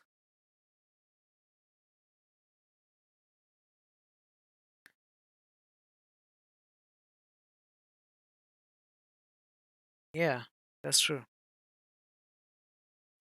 So I think what I'm going to do is go south from Tirsong to L'Oreal, Hawks Hollow, Eggley Tanners, and Setanon, the village, not the ruins. Then go north into Dimwood, explore Dimwood and exit north. Then Alt Point and the usual road to Romney and finish the chapter, I guess. Does make sense. We won't be entering Dimwood at the end of the chapter, but still, it should be fine.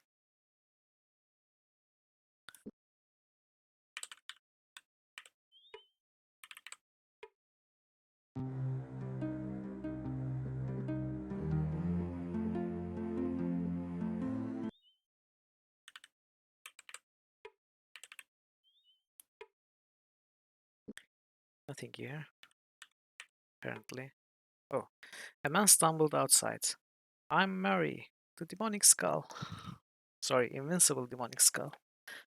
Town Undertaker. Who's kicked it? He asked, then amended. I mean, who has departed to the other side?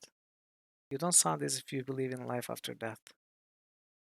The only thing lively going on in the graveyards is thanks to the living, he said with a chuckle. Only last month I was talking to the gravedigger who tends to Lamot's yard. Told me someone had gone into his yard and dug a new grave. He has no idea who's under the stone. Why doesn't he go and dig it up and see? James asked. He tapped to the side of his head. He's afraid a shade will get him. Supernatural humbo, if you ask me. Okay, where was it? I was talking to the gravedigger who tends Lamot's yard.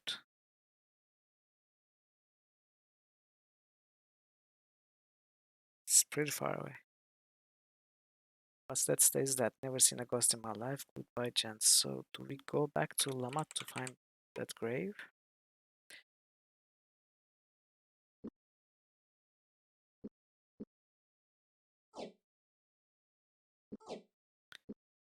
I mean, it's a clear breadcrumb, but most probably there's just some shells in the grave. Now, let's go.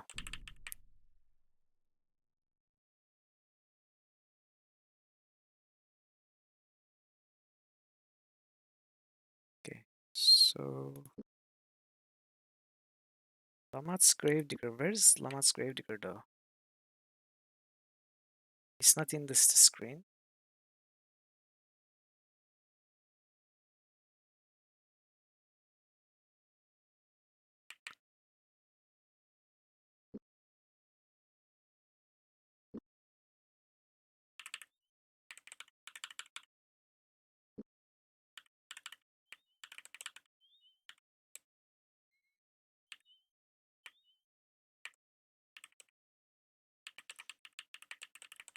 Is there actually a graveyard here? Maybe we need to ask around in Lamont?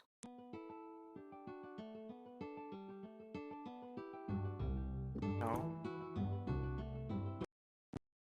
No. Citadel? No.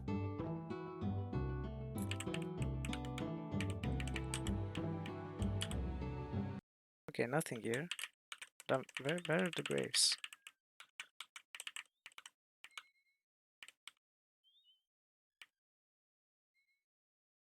Oh, okay, this is the graveyard, so... Stranger. His chest was opened by a Mordal.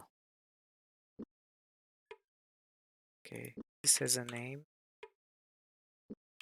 Is it the stranger one?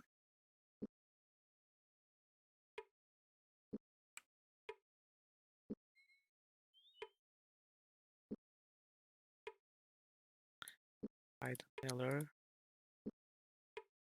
Rosal Martian.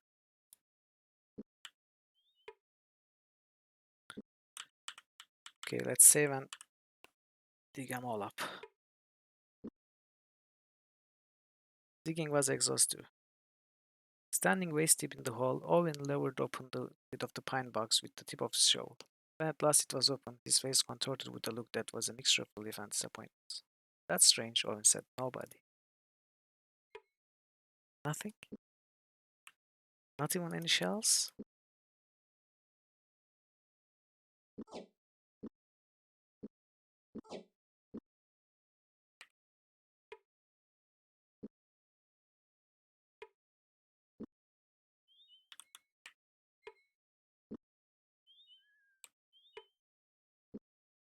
Maybe I dug these up earlier and killed the ghosts.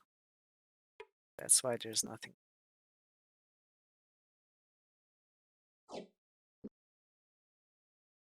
Please relay our thanks to the Six for the shipment of magical traps. The witch we have employed has been informed not to step between them. She has promised she shall test them at her leisure. Hmm. But this has got to be the new thing.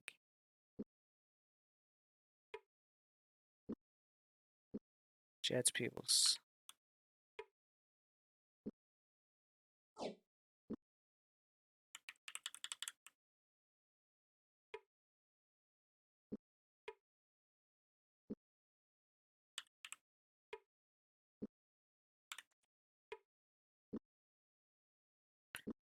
Okay, let's load and just get the notes. The others are a waste of time. Which one was it? No, no, this one. Yes.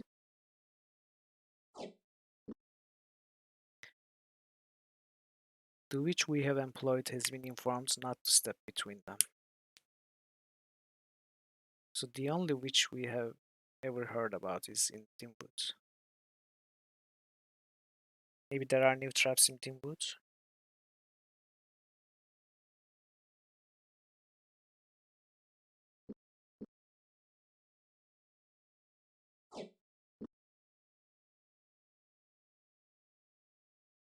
I guess we'll see.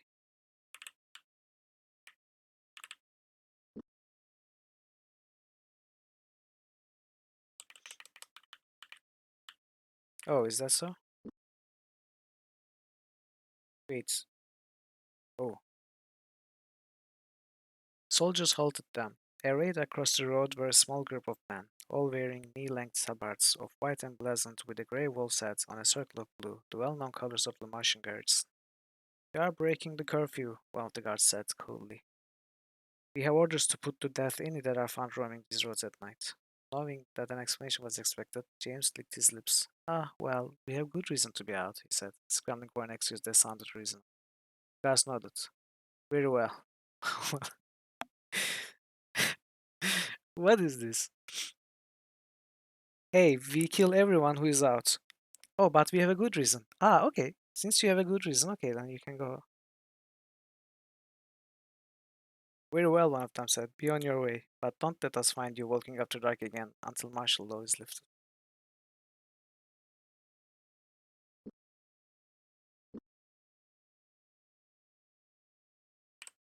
I mean, he didn't even try.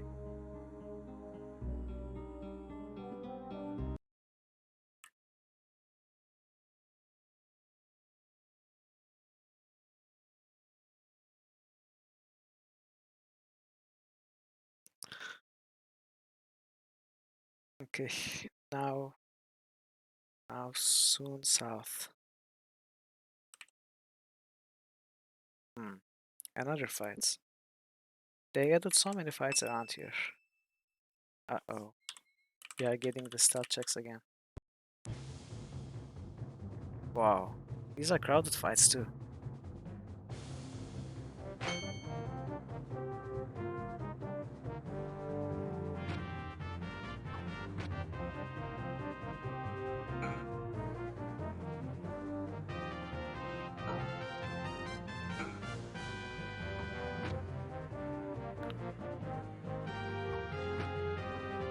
They are cool, yeah. I feel bad killing them. But not too bad.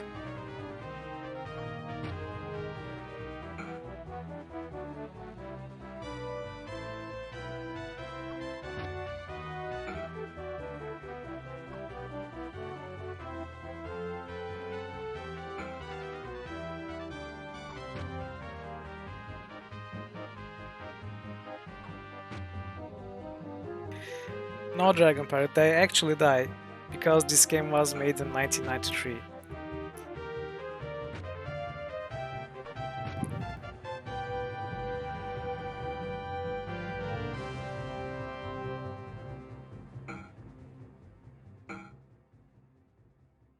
Before they started making all the cute animals and children unkillable. I'm sorry, you have to face the bitter truth.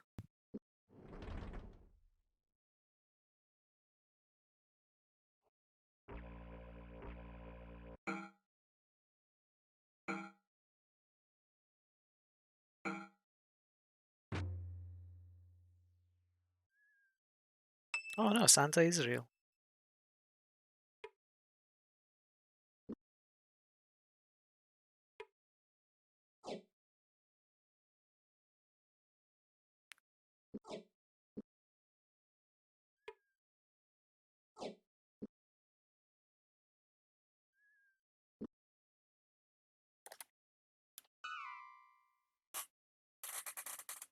Okay. Should we pay a visit to our friends at the Inklandal Pass? I don't know what you're doing here, Senior, but I don't think the Inklandal is a place any civilized folk want to be. Is this anything new? I don't think it is.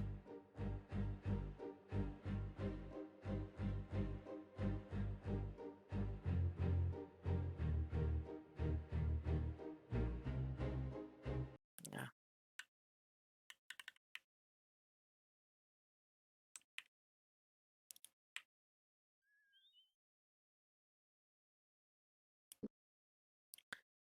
Okay, let's run to L'Oreal.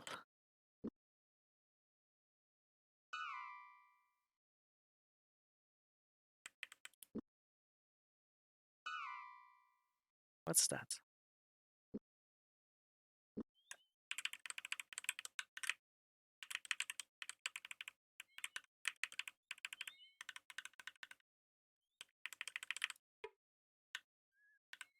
Wait, this is not that red spot that we just saw. This is L'Oreal.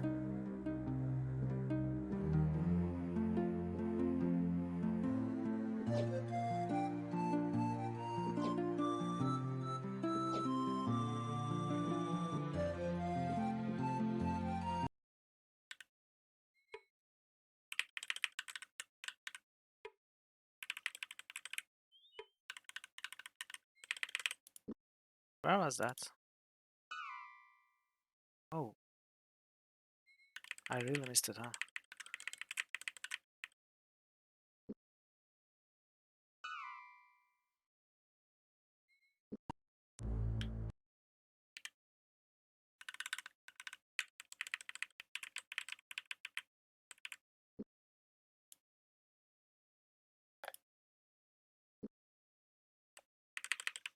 Is the temple? eShop. Yeah, we have in here, of course.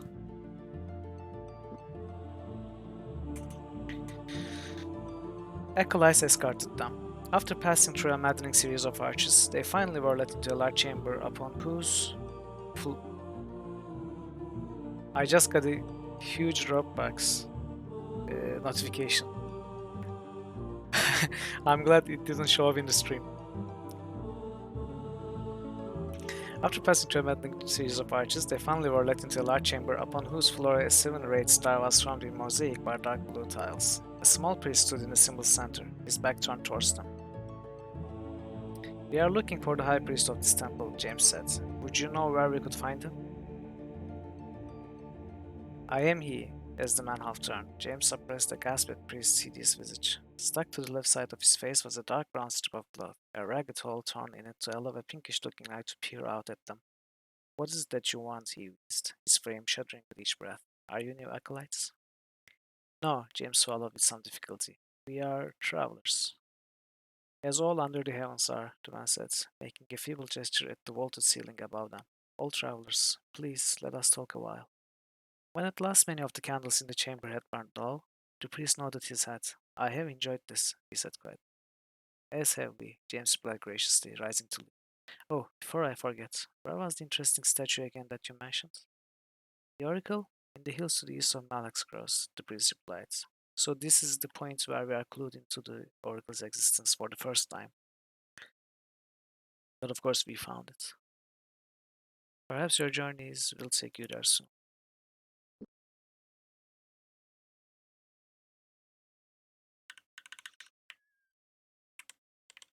It's no problem, by the way, Dragon Parrot. I'm just glad that the streaming software didn't capture that. Obviously, it's not part of the window I'm stream capturing, but still.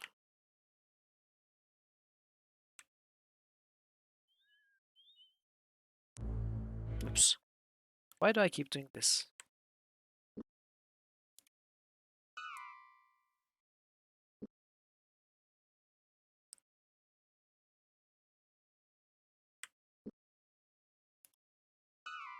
There's a building there, and we skipped something that way.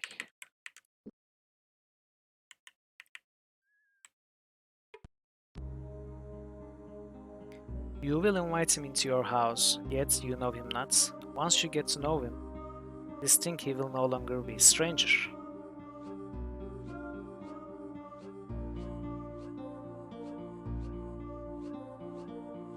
Yeah, stranger.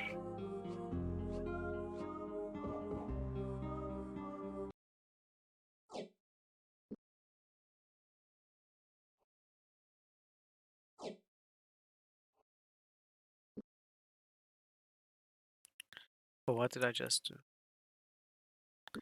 I was supposed to repair with Gorath, not James.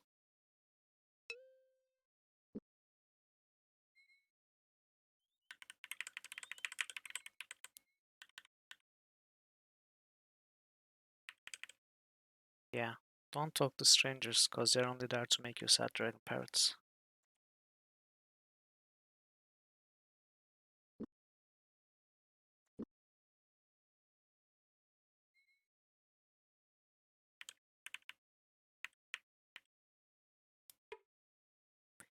A piece of paper dangled from the doorknob. Okay, damn, okay, this is Orno the Pale, we are going to get sick now. I keep doing this mistake.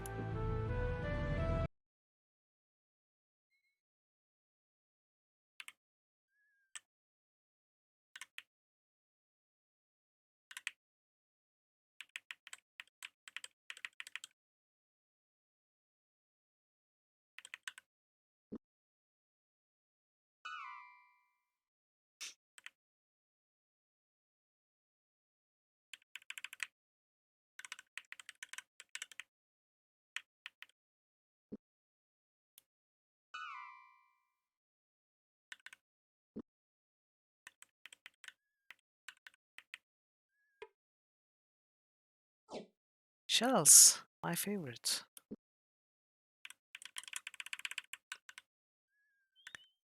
By the way, moments after we make a Dio reference, see the shell has a value rating of 6.6. Obviously, that would be another 6 years. But this was as good that they could do.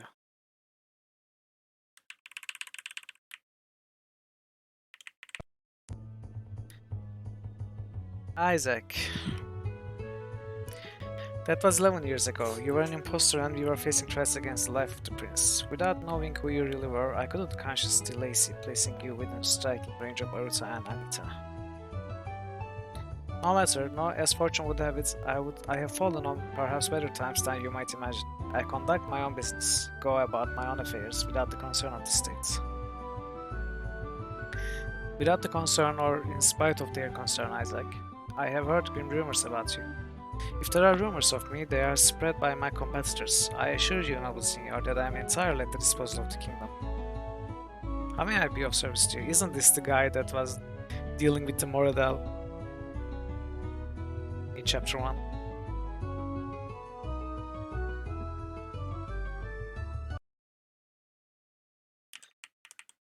And of course he's in the service of the kingdom entirely, now that he's been caught.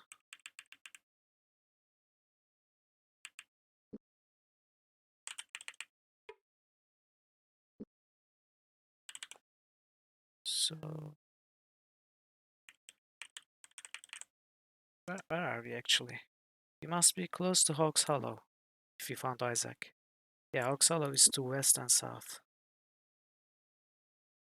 So this way.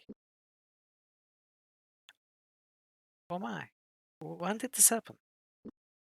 When did Owen get diseased?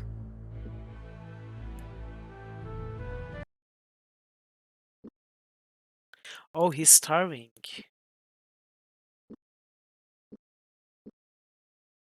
And James is hoarding all the food. Look at that.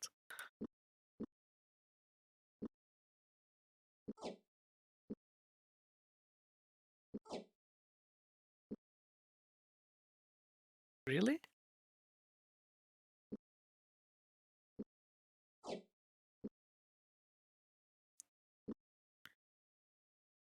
Okay. We can't let that happen.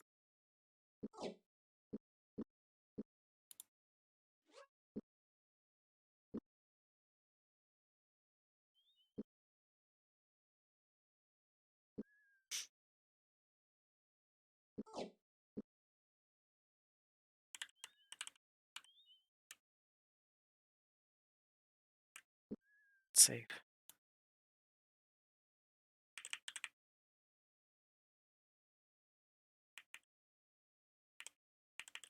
Is this Hawks Hollow?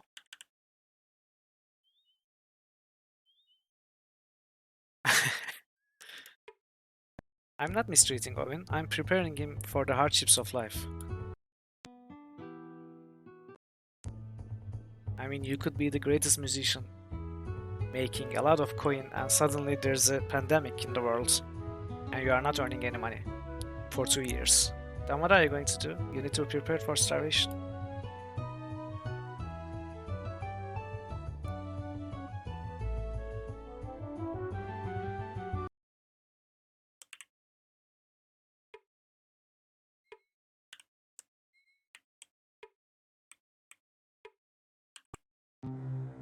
Oops.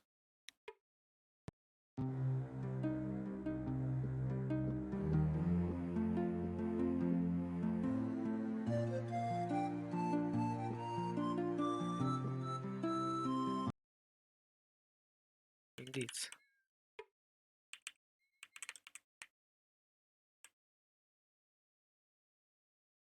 Okay, then we continue east, southeast towards Egli. Oh, that's wrong way.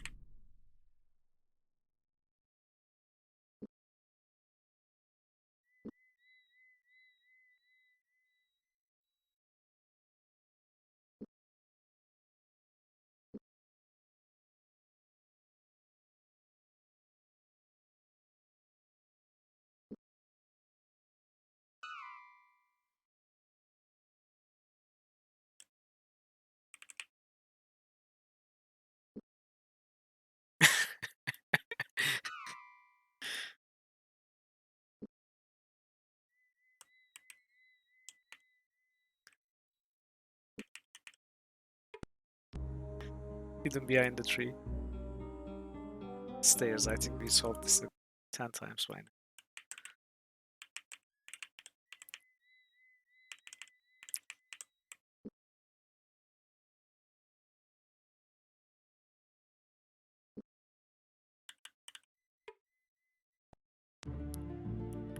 Sylvan.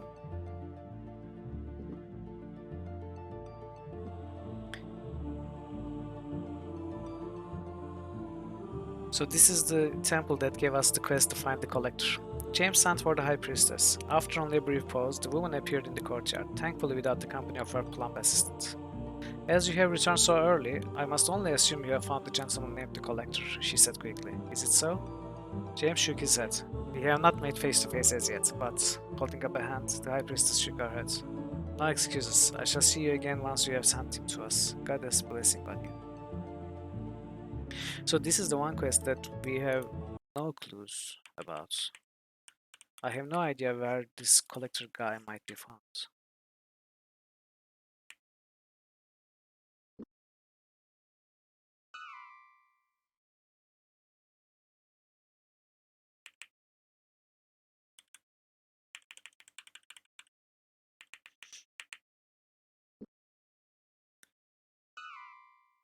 Okay.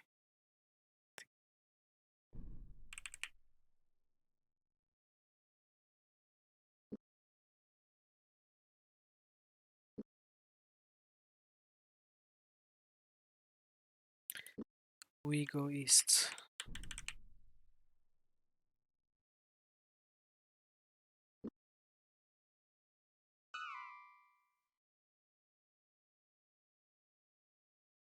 Oh, they were houses.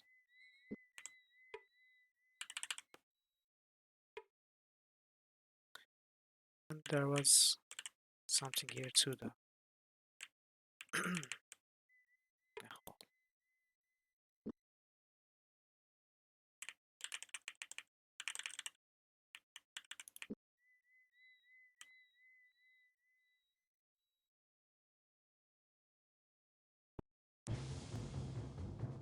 Streaming issues? What do you mean?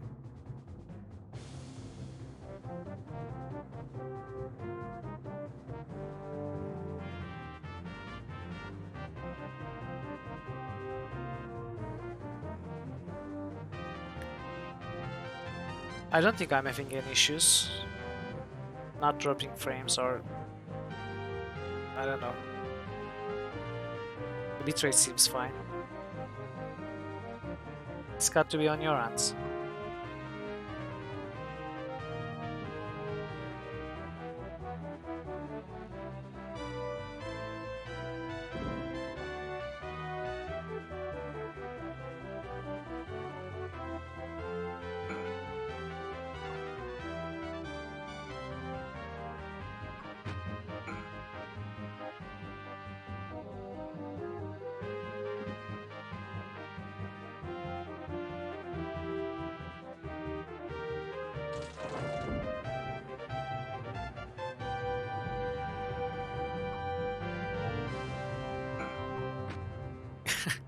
Thank you, pirates. For your service. I promise to kill you last.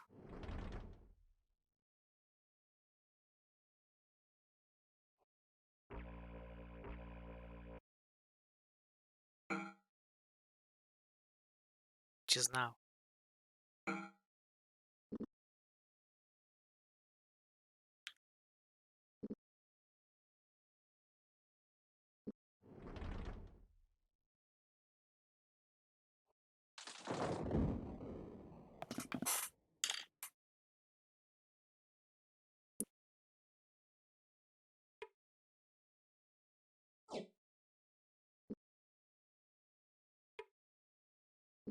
Is it better now, Dragon Parrots?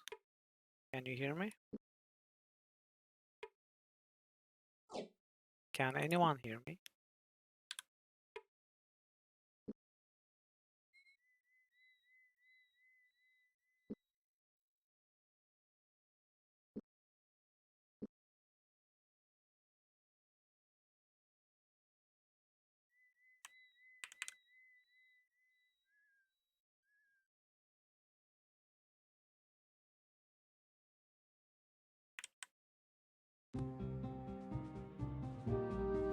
Another fight.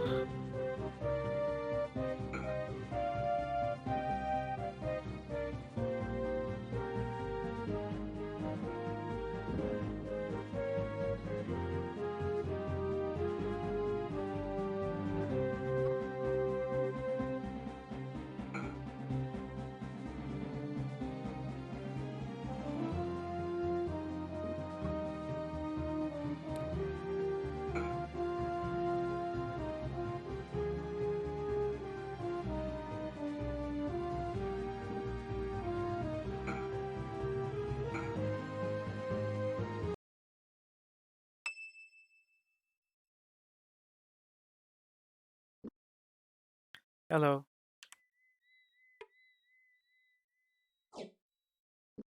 Is it better now?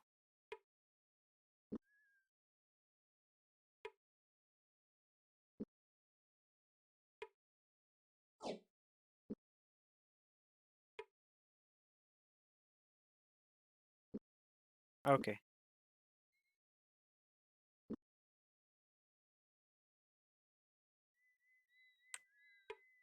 We finally made it to Eggley.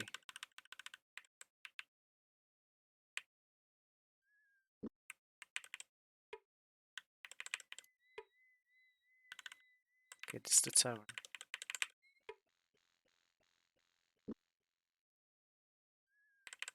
No? James stood motionless, waiting for a response. Seconds later, a large, amply endowed woman came to the door, holding a small child on one. My husband still has chores to do. You just head on back over to the stranger and maybe he'll join you when he's through. Before he had a chance to reply, the door slammed closed. On the other side, James could hear a man weakly protesting. But Butterball, I've never seen those men before. This was followed by a thwack and a muffled shout. Then silence. What the heck was that? So, neither your normal nor your phone connection works properly. Is that so?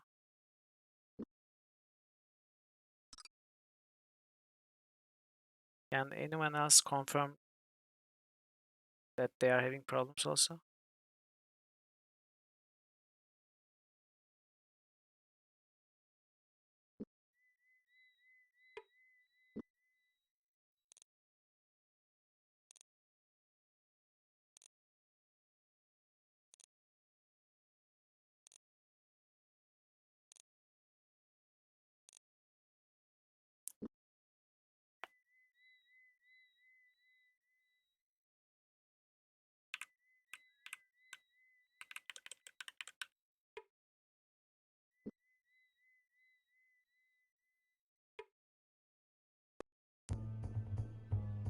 Oh, people are back.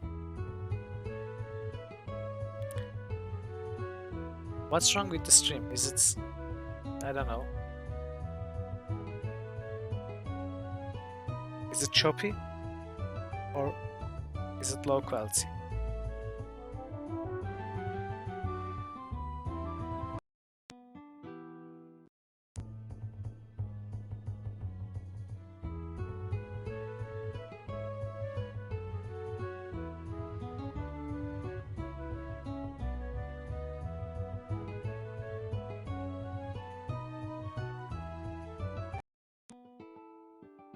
Come in and join the celebration. Welcome to the stranger. What are you celebrating? A new life here in Eggley. You remember I told you that on the night I arrived something very peculiar happened? All the townspeople disappeared, vanished without a trace. When they didn't come back, I decided to stay here and see what happened. Maybe take over the town. Tell me if they didn't all decide to come back. That's good news, isn't it? All taken, I think so, though I don't know what the ultimate fate of my tending this tavern will be. Still haven't heard what's become of the tavern keeper. But while I'm still here, I suppose I ought that black man. What can I get you? Anything of interest happening around here? Seems business around here is picking up. We already got our first new full-time resident, and he's as much as the old King Roderick. Really? Why do you say that? I discovered him out in the graveyard blowing up a grave. He'd already broken into one of the coffins, but I guess the body had already decomposed because there wasn't anything inside the box. After I got him cleaned up, I took him to one of the houses and I put him in bed. I'll need to check in on him later, If you'd like to pay him a visit, he's in the last house on the right before you leave the town heading north. Last house on the right before you leave town heading north.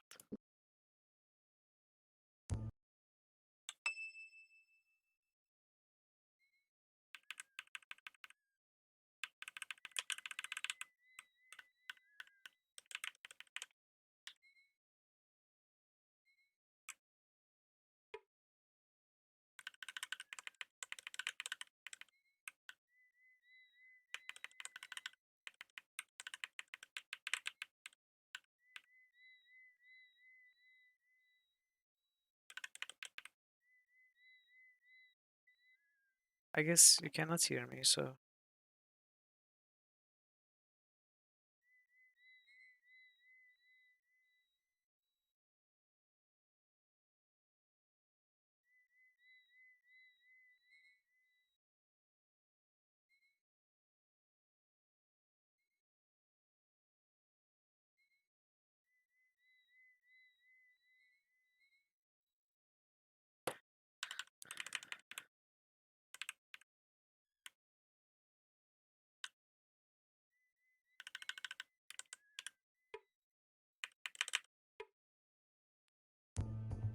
okay, we have to find the last house on the right.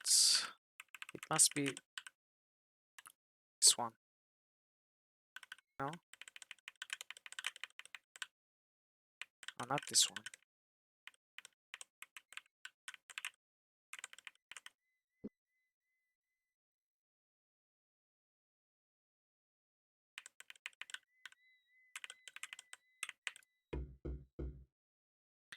A man answered James' knock. His face was flushed and there were beads of sweat on his brow that threatened to race each other down his face at any moment. He was breathing heavily. "You've come about them, haven't you?" he asked, wide-eyed. "Well?" After several long minutes of careful probing, James was able to ascertain that the man believed he had released some evil spirits from a couple of the local graveyards. The more he spoke of his dealings with the undead, the more frightened he became, until at last, shivering violently, he closed the door and retreated back to the relative safety of his house. Okay.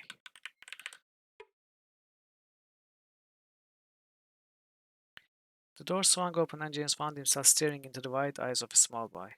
"Hello there, little guy. Is your mom?" A new figure appeared at the door, a young woman. She greeted the visitors and introduced herself as the boy disappeared behind the folds of her skirt. After a short but unenlightened talk, she offered them some water. Owen bent down and waved goodbye as they prepared to leave, causing the boy to disappear into the house with an excited cry. So more on the troubles in Egley.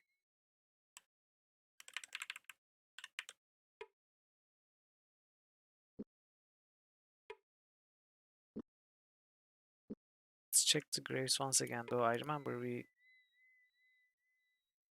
Oh, okay, let's reload. It seems we do not need to dig any of these. Warning, the fiend beneath the stone is trapped by dirt, not by death. Stay away.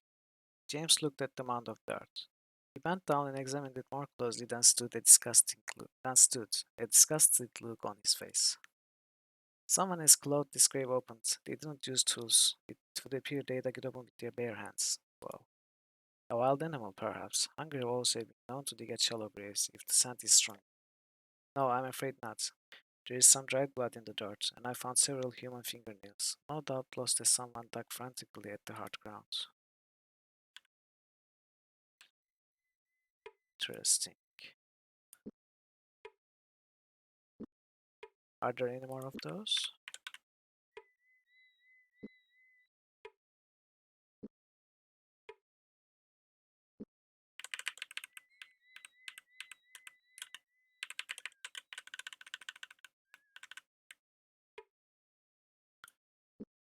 Okay, let's try to dig them up again.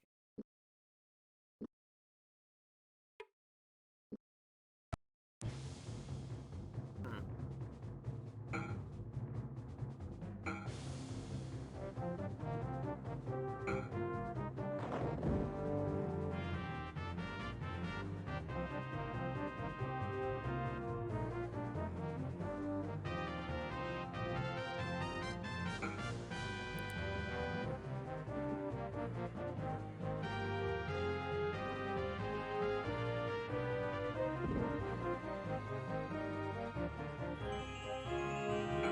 Oh, not taking any damage from Feathers of Rhyme. That's sad. I guess you learned it.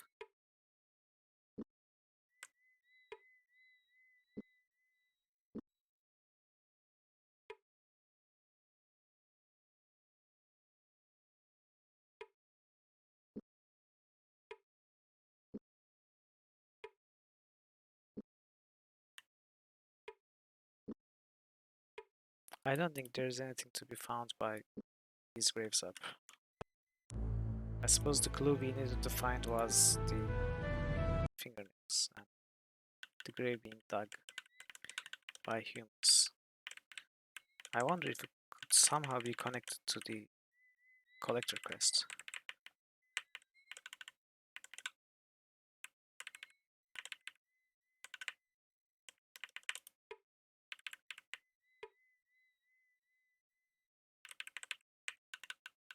Okay, the man isn't saying anything.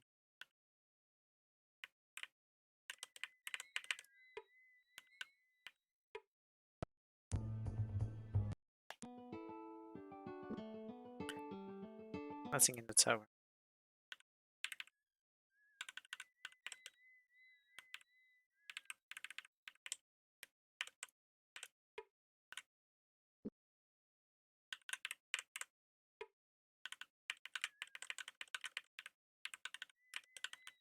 I don't think there's anything more in Eggley.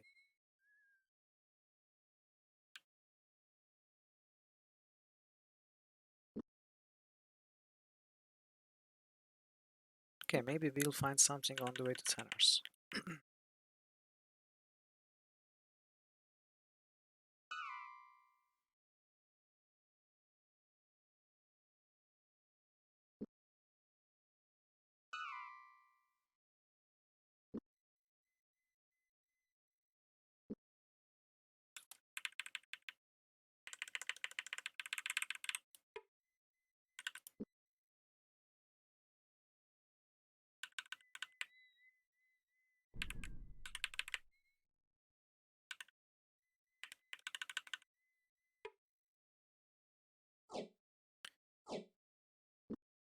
There was also a locked door.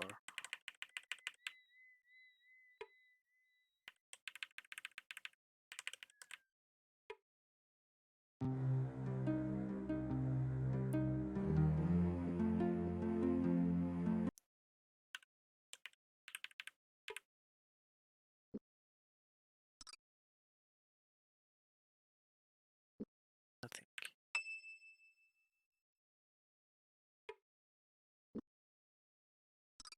All the houses are locked in here, and they are all empty.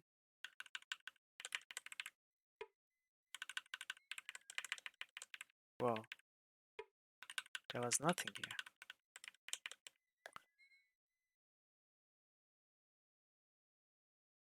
I guess we go towards Saturn. But let me make a note of the ugly situation.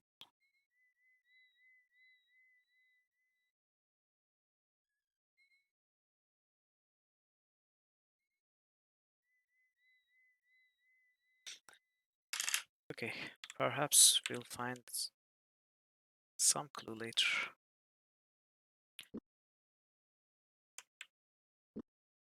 Okay, we go north and turn east.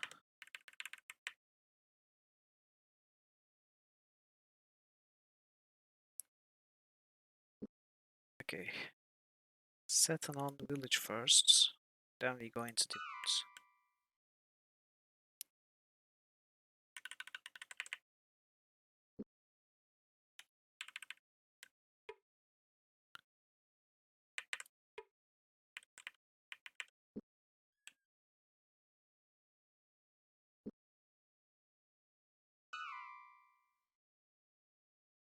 Many notes.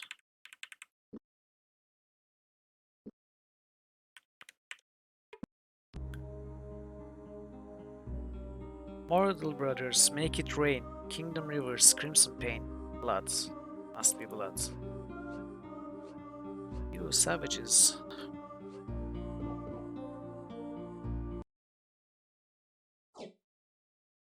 Spell? No. You have this one. The strongest chains will not bind it. Ditch and rampart will not slow it down. 1,000 soldiers cannot beat it. It can knock down trees with a single push.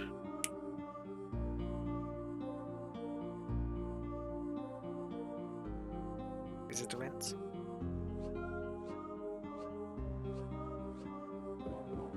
Yeah.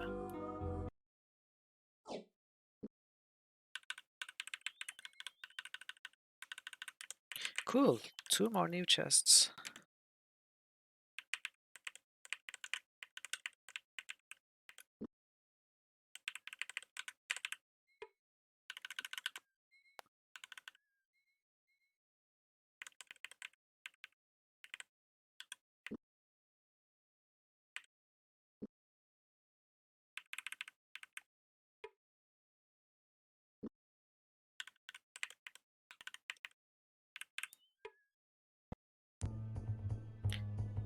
Hello, Nia.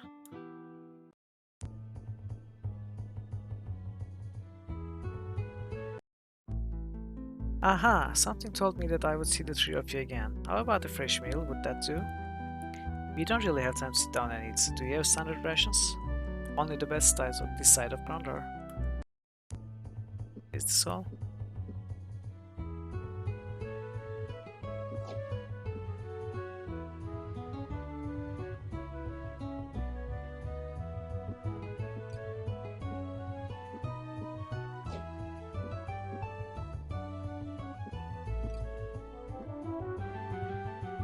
It seems there's no new quests or any other content in Satsunon Village.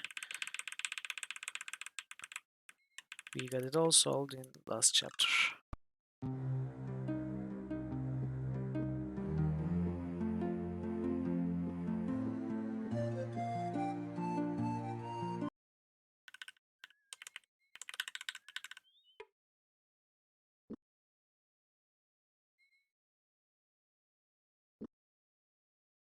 Which means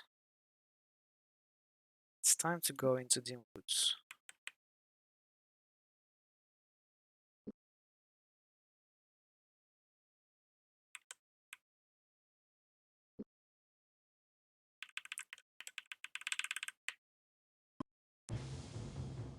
The ghosts.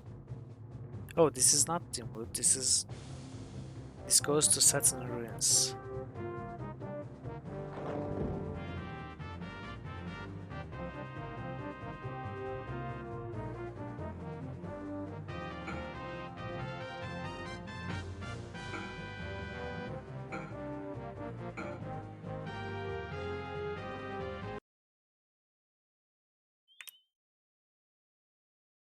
Well, maybe we kill the ghosts. I've been saying I want to kill the ghosts since chapter 1.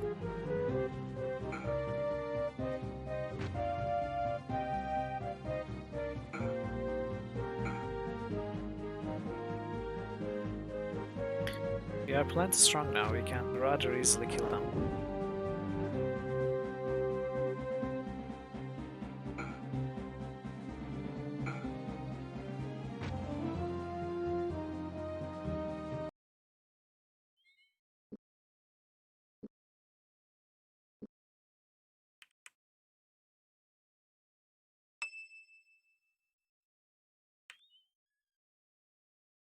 There should be a group of 3. Okay, this is not 3, this is 5. Well, this might be a bit problematic.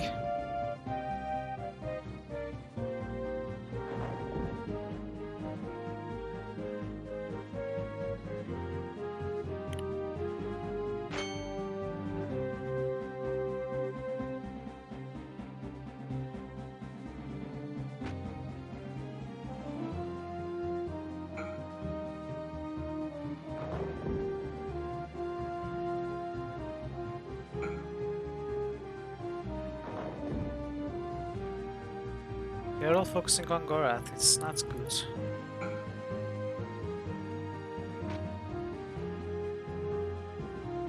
Yeah, I should restart this fight and cast Skin of Dragon on Gorath.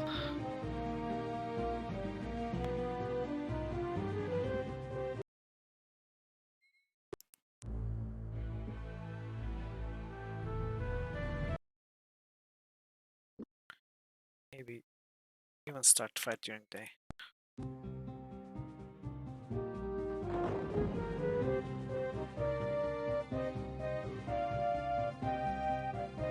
Oh, now there's 4 of them.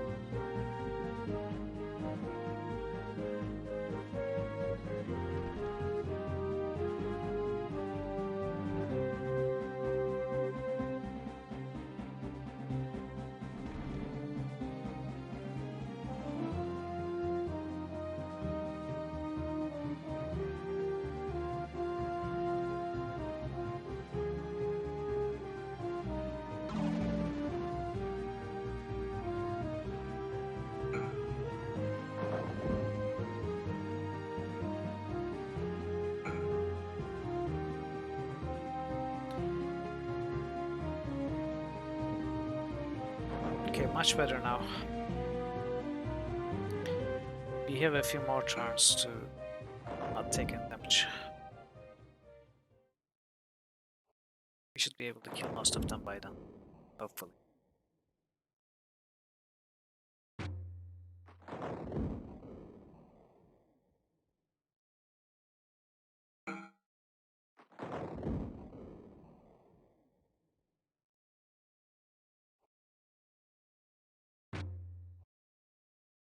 Oh, I think the spell is over.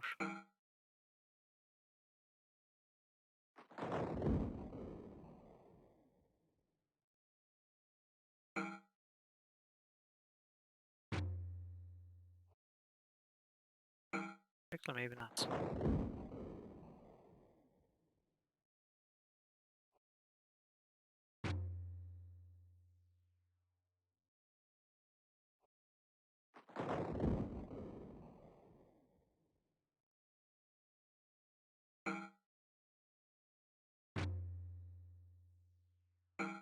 Okay, this was fine. Let's rest.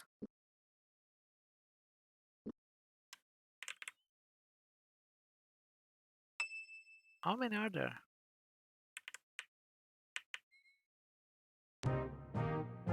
Oh, now it's the 5.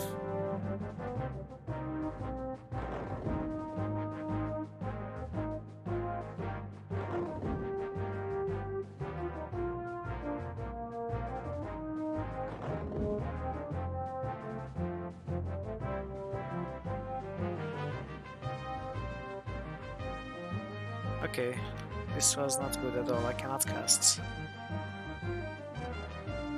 And Gorath has taken too much damage, so I have to load and try again.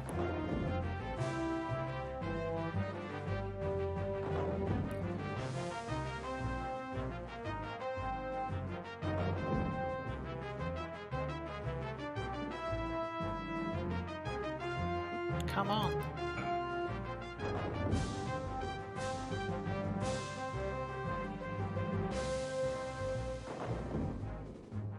Okay, maybe this one is too difficult.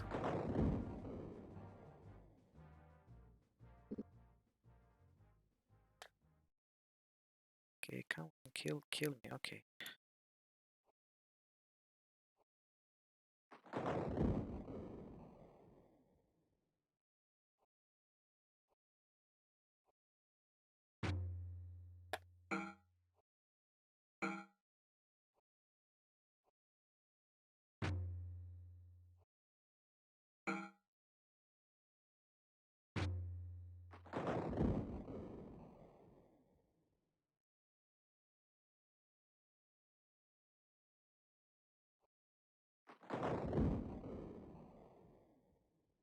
So this fight is actually very tough.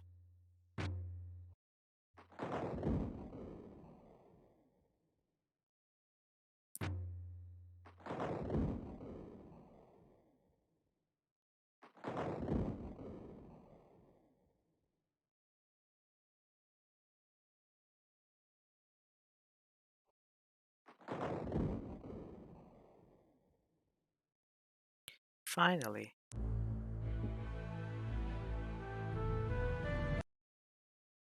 I'm going to try one more time.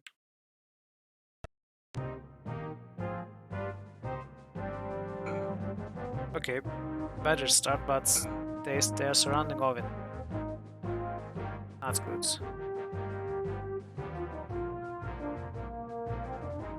So maybe if I defend with Owen and focus these down. I don't know why they are not using their spells, but I hope they continue not to use their spells on Gorath and James.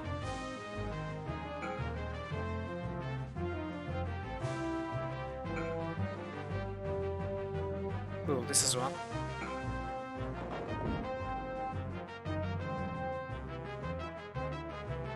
Hello, hello, I will be back.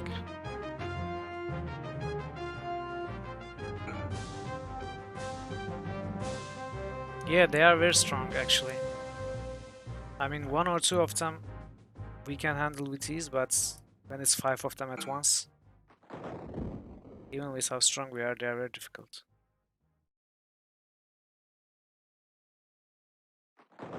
So I think Owen is having trouble. Can he stay alive until we get to those ghosts? 33. What can we do?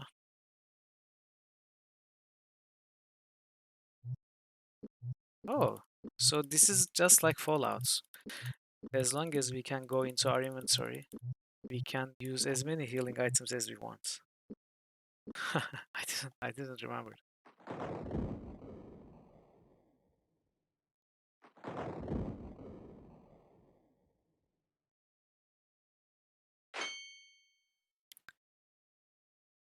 Okay, defense isn't doing anything because they're casting spells, so I will rest.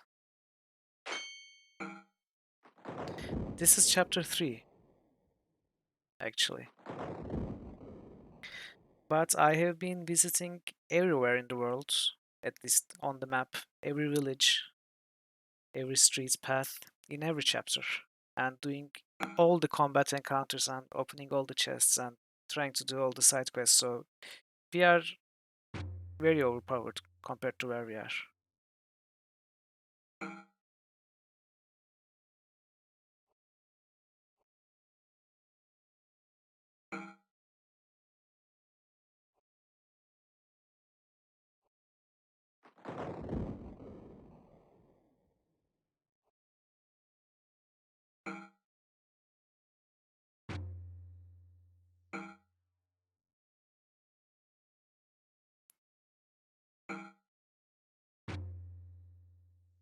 Okay, it went pretty well this time.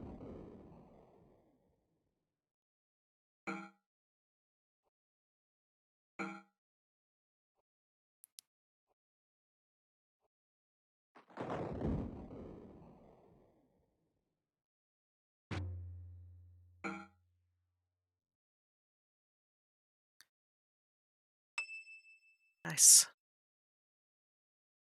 Let's save and rest.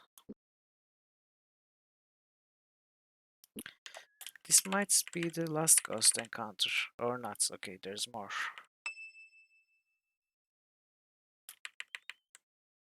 How many? 5 more. At least we start first.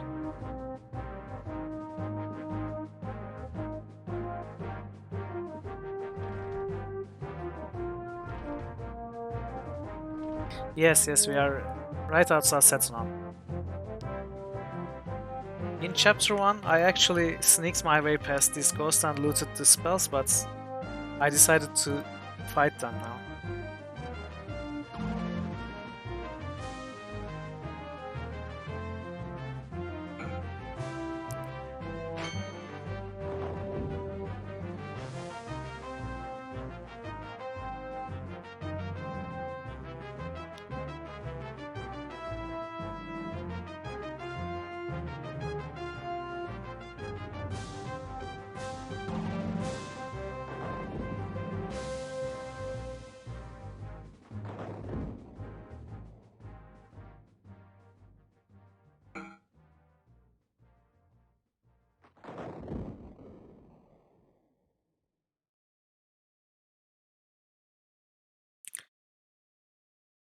I guess I can rest with Owen now.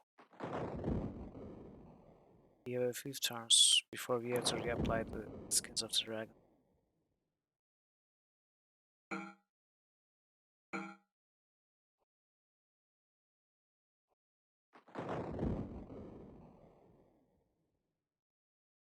Oh no, he's coming for Owen.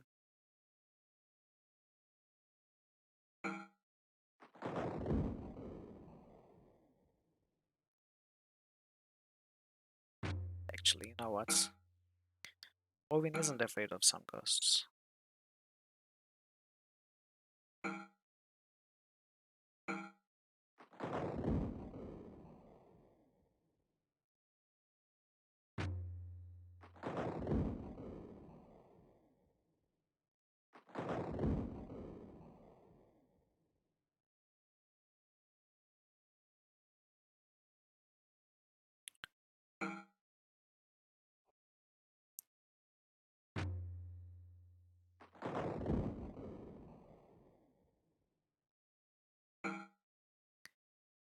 Okay, great.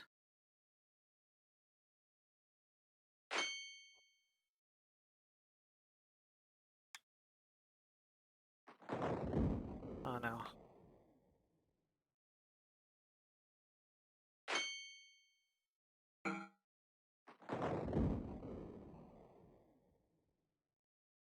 I wonder how many turns are left to until the skin of the dragon ends.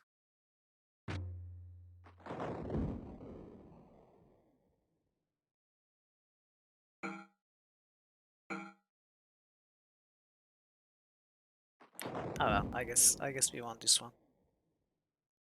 Two isn't a problem.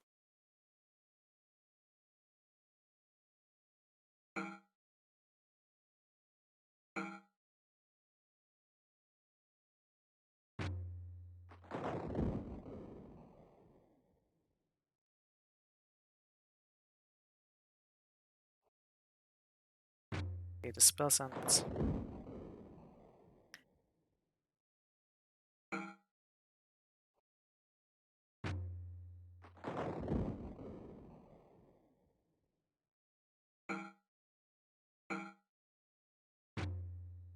Nice. Owen saves the day, yet again. Okay, let's rest. Hopefully that was the last one. Yes, that was the last one actually.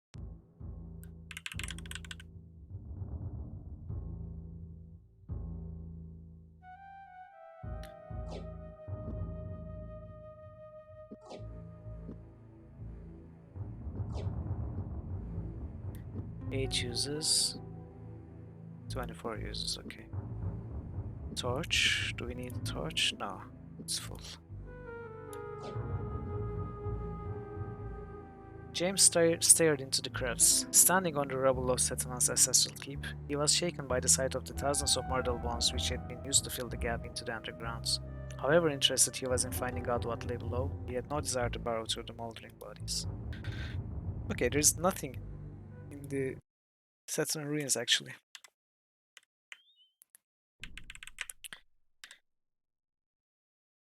So it's time for Dimwood. As planned, we will go into Dimwood, explore Dimwood, then exit south before visiting the northern villages and going back towards Romney.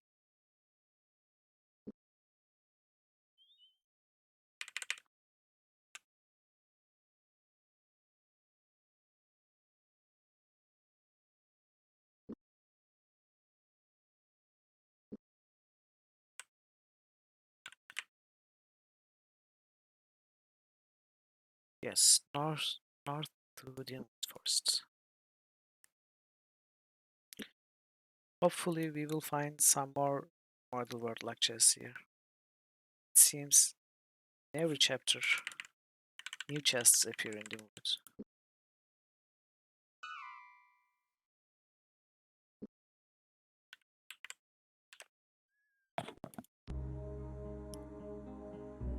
You must keep this thing. It's lost. Oh, we sold this one. It's temper, right?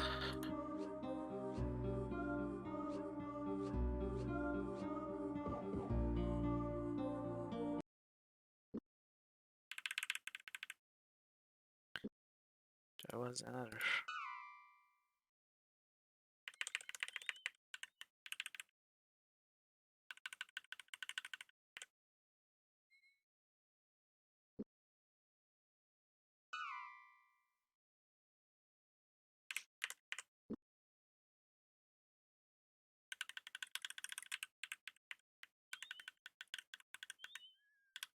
How am I not seeing it?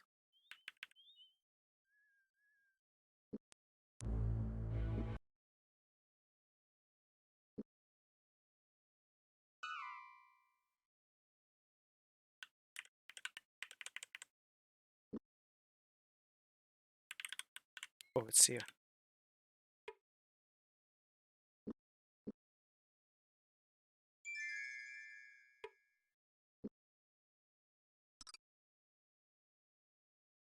Nice emerald. We needed an emerald to play chess against Ivan.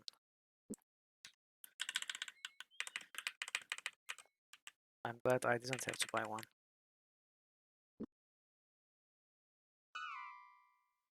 Two more to... Actually, one of them looks like a building. A wrinkled Hal pulled open the door. Yes? Croaked the little man, his frail voice cracking with age. James smiled. You don't mean to bother you, sir. What news have you of the area? The old man dropped his head, and tears welled up in his eyes as he spoke. Do not be deceived by what you see. The man before you is well less than half his apparent years. If what you say is true, how could this thing have happened? Asked Owen. It is true indeed. I was trapping east of here, and stayed about a month, when I suddenly found myself growing weaker by the day. I decided to return home, and during this journey I spotted a black-robed man with a snake-like face. You think he is the source of your problems? Questioned James. The man sighed. I wish I knew, but now what am I to do? How shall I eat? I left behind my only iron jaw trap. I would be ever so grateful to have it returned. You shouldn't have affected it if you don't stay long. You shouldn't be affected. With a concerned look, James turned to Owen, then faced the man again.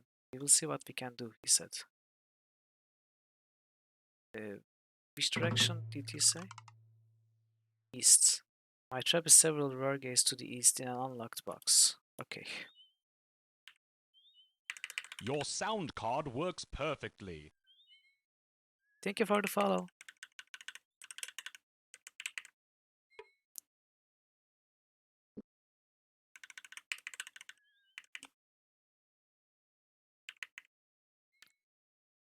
Okay, we are supposed to go east.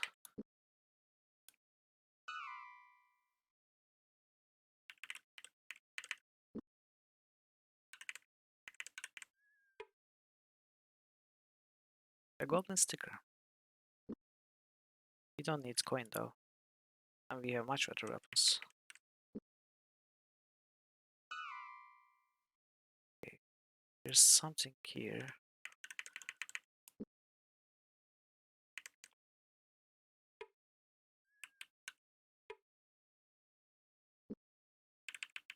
And probably chests here. Maybe these are the chests. Oh, it's not a chest. It's a stump and a hole.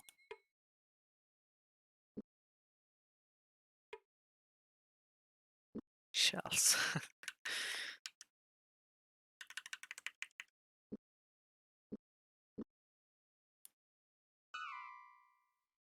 So perhaps we need to go further east.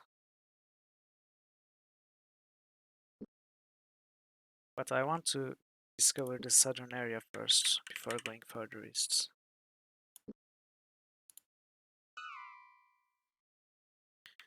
Maybe there's something new about the scorpion guy.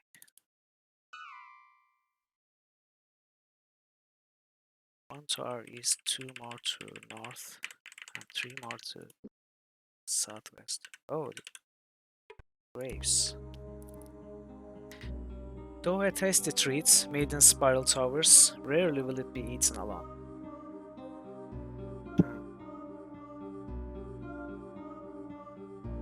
Spiral towers?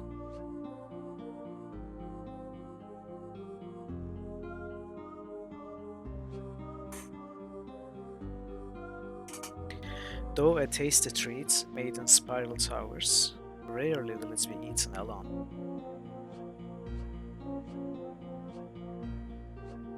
Is it ramen?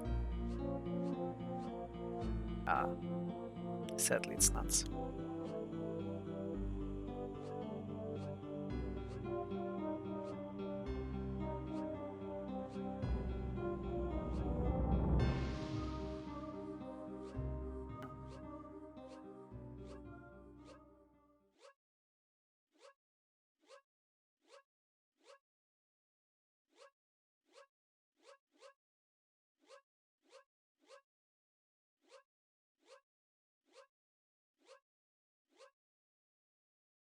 What's a spiral tower?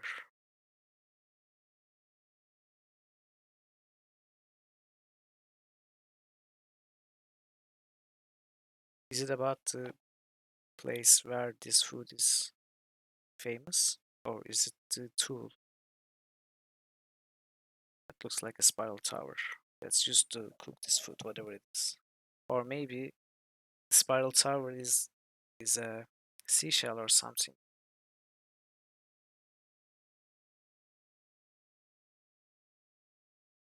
like a mussel. Or what's mussel?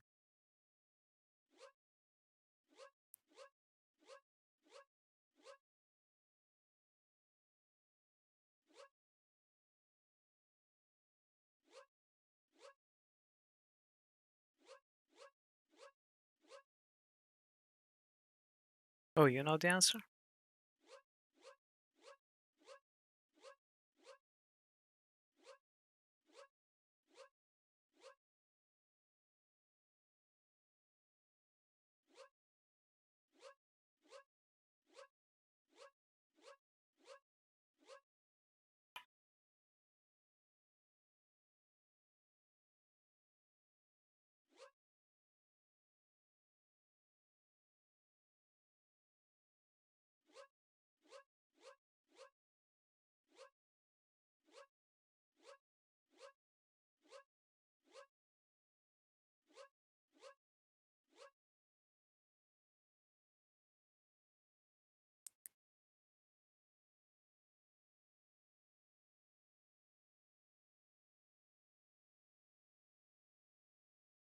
Like, I can't really think of anything. Maybe it's yeast.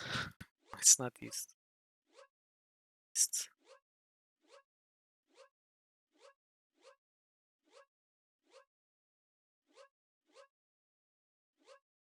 Is it toast? Roast? Now the spiral tower reminds me of the shells. The shells. Like a snail shell or something.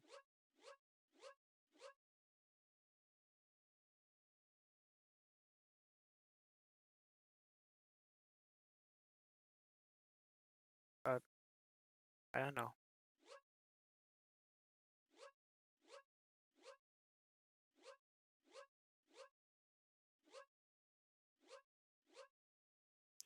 I don't think it's plural.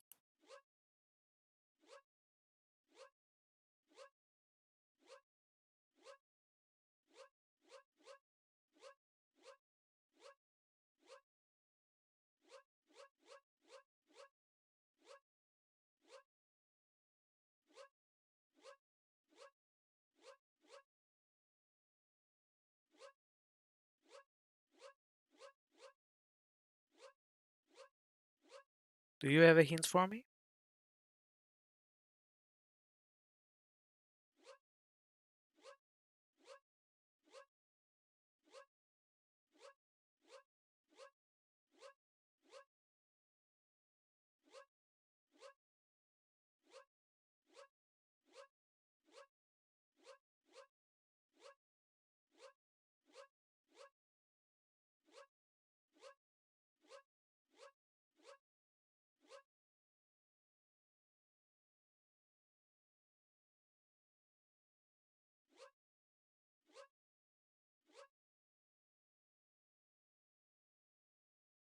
Yeah, it sounds like a type of foodstuff.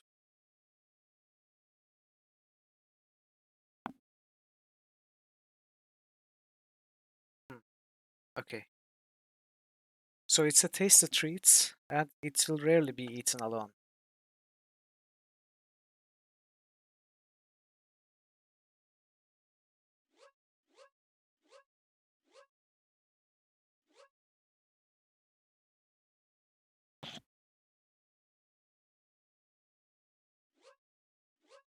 So it's either like a seasoning, like salt,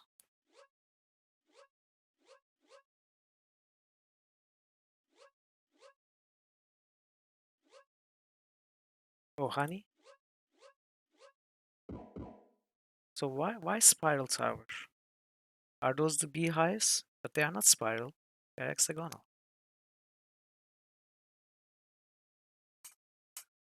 Yeah, indeed, it was weird. You were right. And thanks for the hint. Yeah, it was not a great riddle, I think. Let's check these graves. Jared Jester stood beneath the wrong tree. Dedicated. That's a terrible pun. Forest Walker. Dedicates. Marlin Shepherd threw a stone at the dragon. Really? Raoul de Lezan. Skins were his trade. Okay, let's dig them up.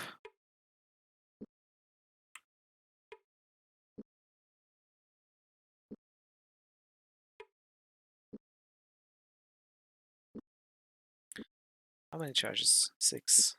Okay, we don't need. Okay, nothing that we need.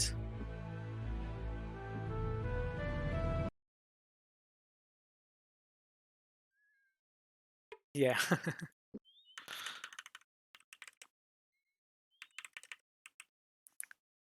That's something they do quite often. Where was I going? Oh, there were 2 more. Not 2. 1, 2 here and 3 here. Okay.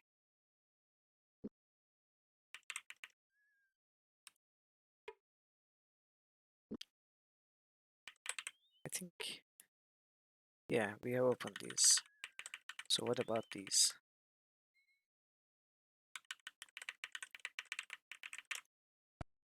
Oops. What? What kind of a starting positioning is this?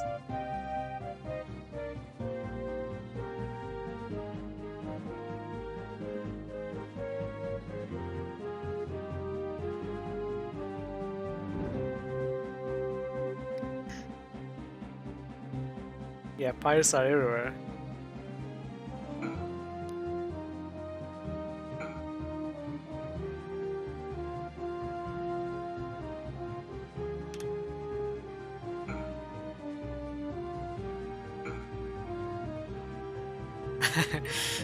I mean, forget Caribbean. There's no water here in the. There's a small river. They must be very small time pirates. They are pirating in this river.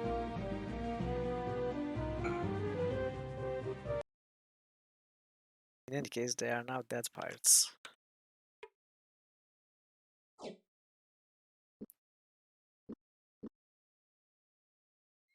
Maybe they were ahead of their time.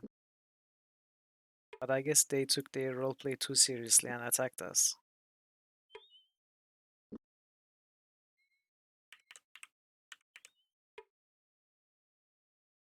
So I was thinking about these items, the shells, about the spiral towers.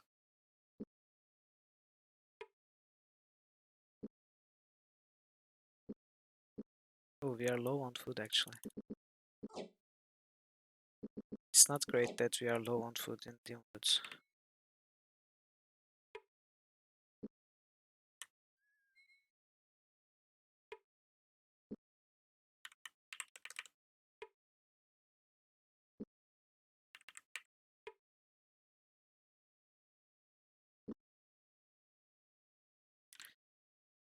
So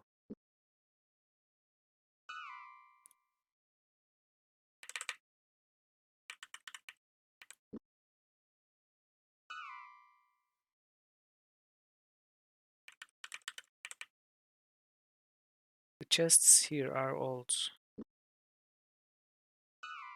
Yeah, 3 of them.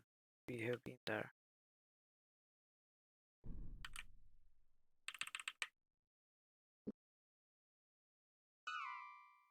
So 1, 2, 3. Let's see if these are new or old.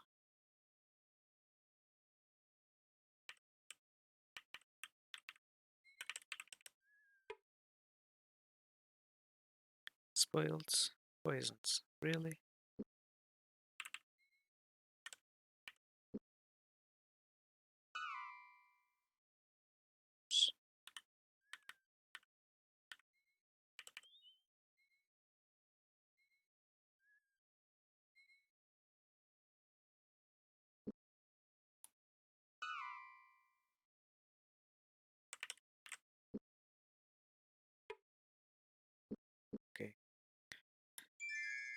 Let's cover our bases.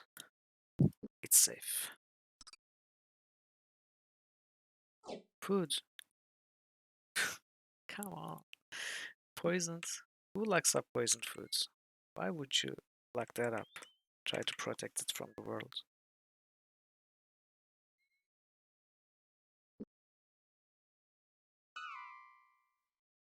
Okay.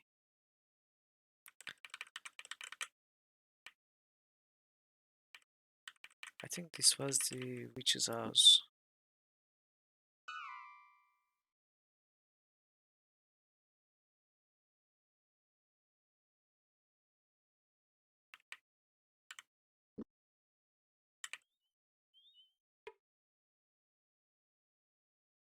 More poisoned foods. Okay, someone is going around putting poisoned food in every chest.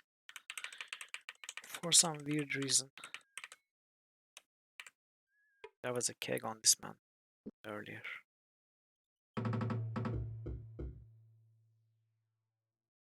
Heal has been done me. Okay, it's the same thing.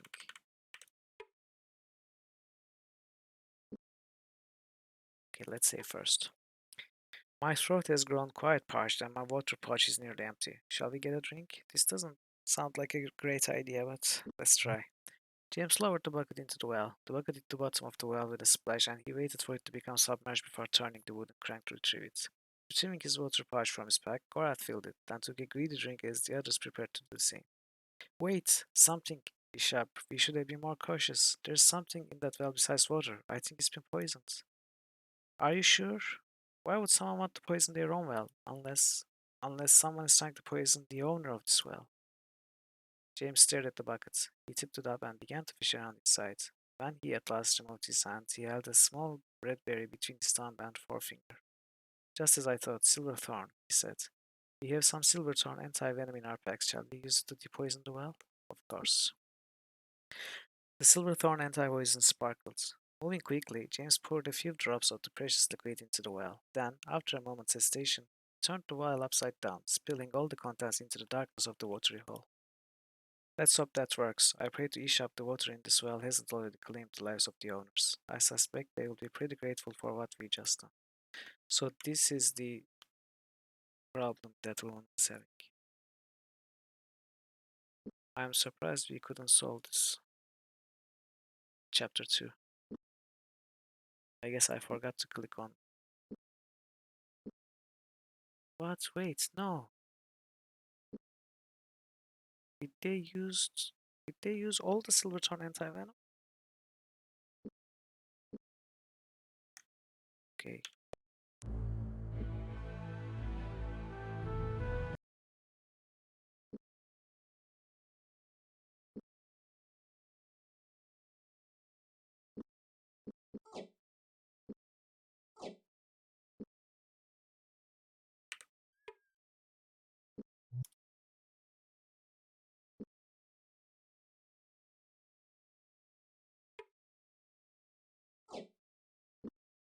Much better.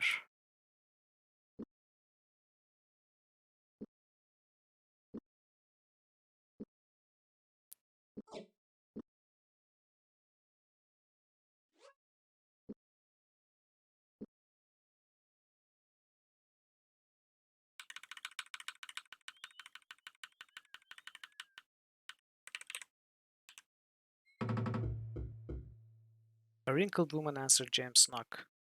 I see in your mind that you have righted the wrong that had been done to me, she said. She thanked them, introduced herself as Willindi, then sighed. People did not understand my magical talents, so I moved to the dim wood to live out my final days in restful solitude. I just wanted to be left alone. Leaving the old woman's story, James said gently, I'm afraid your Hadati neighbor down the way believed you responsible for his trapping miseries. The woman looked glum. Such a simple man. Men like that often fear what they do not understand. I suppose I should have been far more tolerant, but when he killed some of my livestock and poisoned my well, I'm afraid I lost my temper and called for the scorpions to sulk his house. I didn't mean for anyone else to get hurt. James nodded. Here, sirs, for all your troubles, I'd like you to have these things. She reached into the air twice and produced 2 vials of Luton's concentrate. James took them graciously and thanked her as he headed for the door. So did we also lift out that scorpion curse, I wonder?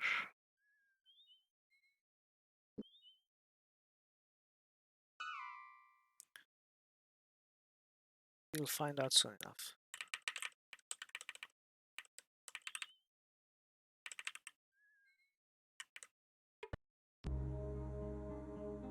You can count on them. Oh, we solved this one. It's dice. So these are not new either.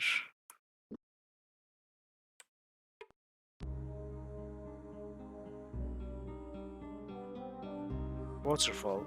Yeah, this is an old one too.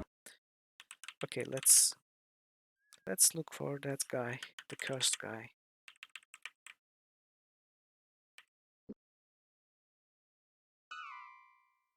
Is it this one? I think it's this one. Or maybe not, maybe it's that one. Let's check this one first. More poisoned wood. Wow.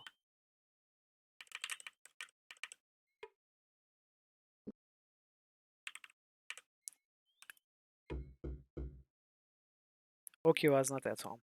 James knocked on his door again, but receiving no answer. He turned to Garth and said, "It doesn't seem to be about. Let's go. Is this him?"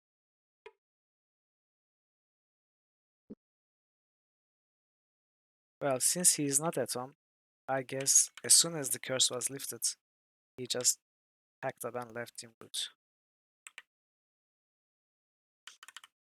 Okay, that covers the southern part of Dimwood, but we are going low on food. Since we are near the western exit, maybe we can go out, go to Hog's Hollow, get some food, and come back.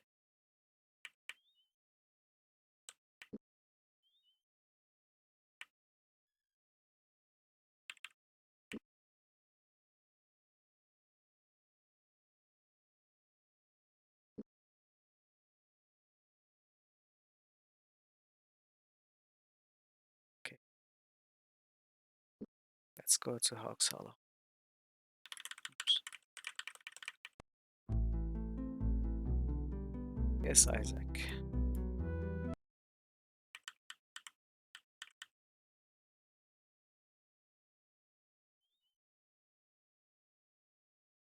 Oh, further west.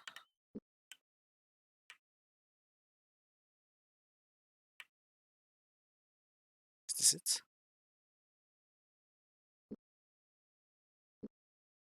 Yeah.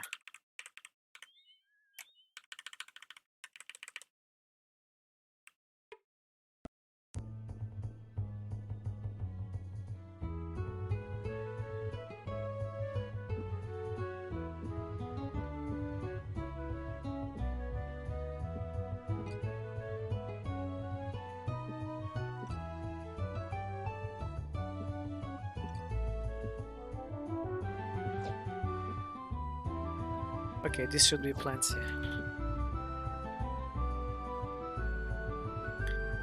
Oh, also, I've been forgetting to repair and poison these for some time.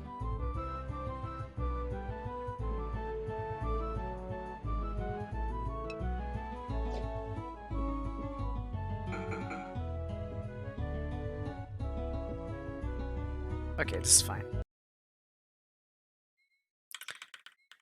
Now, now we can go back to the woods and explore the rest in peace.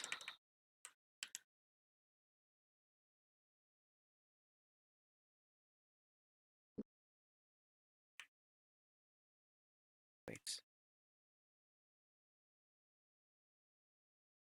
going the wrong way.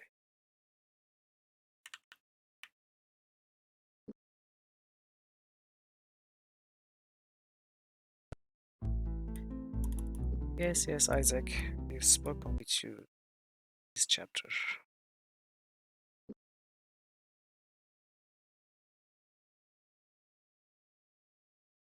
Okay, back to the wood. Now we can go to the east parts and find that trap.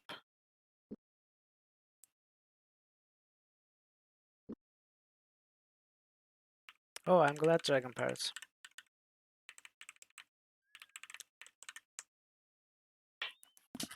I'm glad your internet works better now.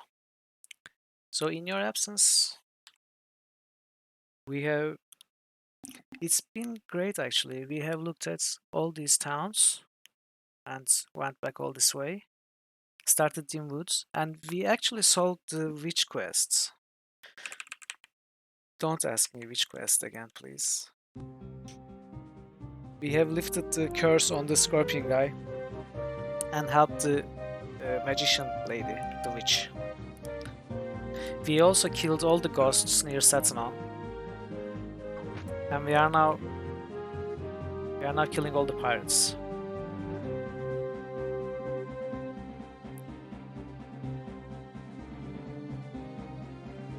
Wow, Owen. Really, Owen?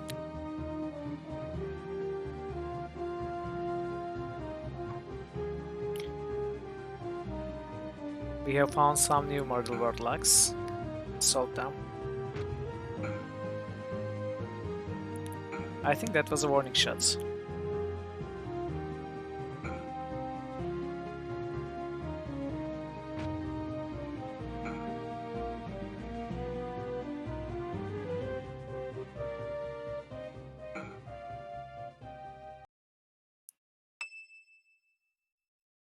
We also got a new quest to find the traps of a cursed trapper who has gotten old and tired and cannot hunt anymore, and he had to leave his traps somewhere to the east in the village, in the forests, in woods. So we have to find the traps for him and bring it back.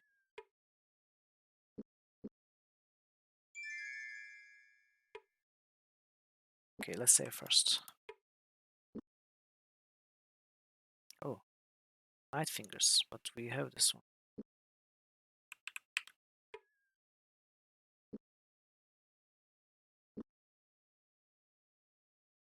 He's not?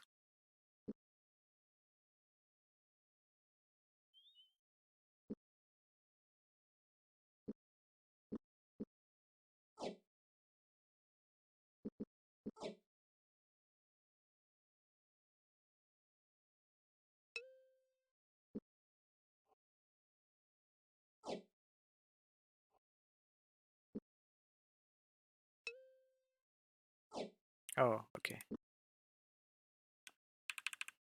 Well, good. He probably needs rest.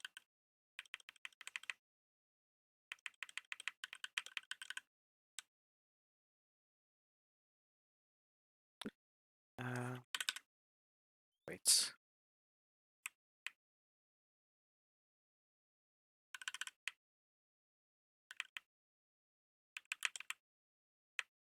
Okay. Now we can save here and move on to the eastern part.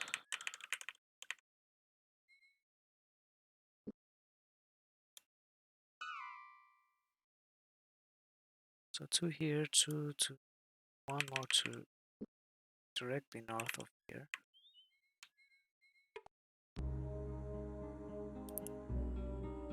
Yeah, this is an old one.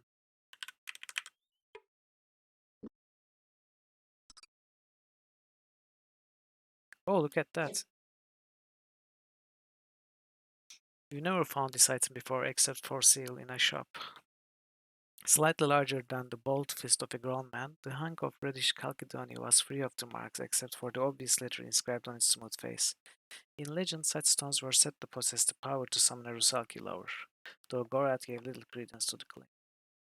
So this is used to summon Rusalki. Another consumable for me to carry in my packs and never use, I guess.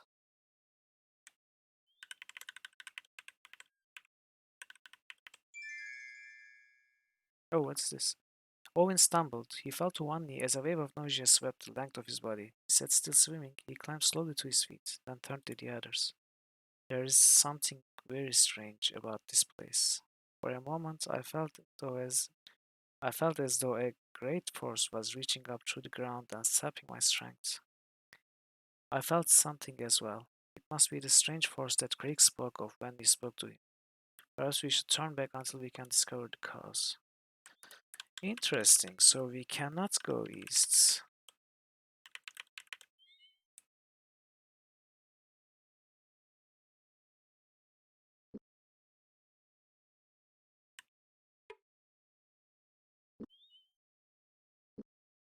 Hmm. So where exactly cannot we go though?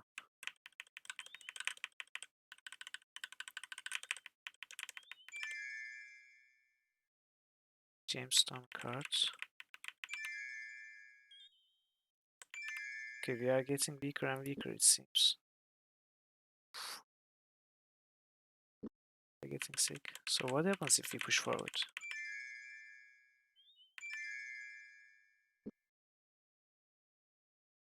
Wow.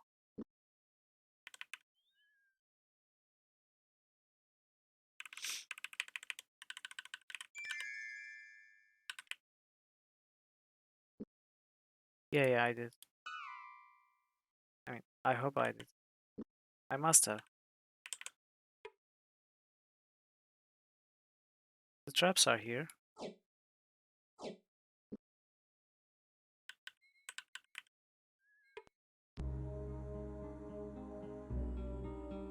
Yeah, this was lake. So these are old ones.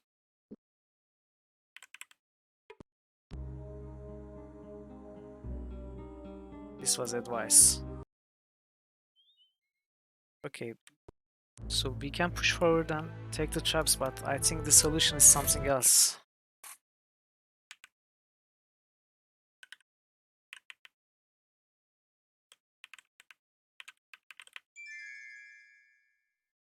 James' stomach hurt. He tipped back his head and gritted his teeth, trying to fight back the nausea that he felt welling up inside. All color drained from his face. He drank in the air in big gulps, only to explode again in short bursts through his pursed lips.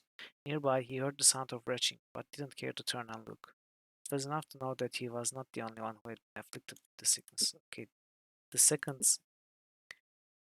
thing is they all get sick. So first we get a small warning, and they all get poisoned. Which means we have to solve this issue somewhere else.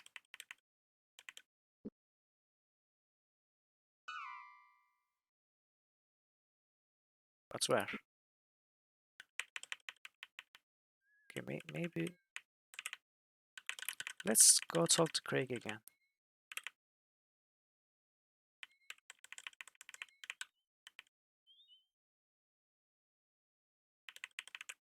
I think it was this one. The old man answered after the fourth knock. Have you brought my iron jaw trap? He asked hopefully. James shook his head. We've come to talk to you. I don't want to talk, he whined. I'm very tired. I just want to sleep.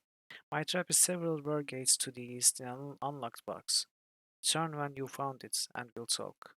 He sibbered to his sighs and closed the door. Well, we cannot go east though, to get your traps. We can go north, try to solve the issue up north, and come back.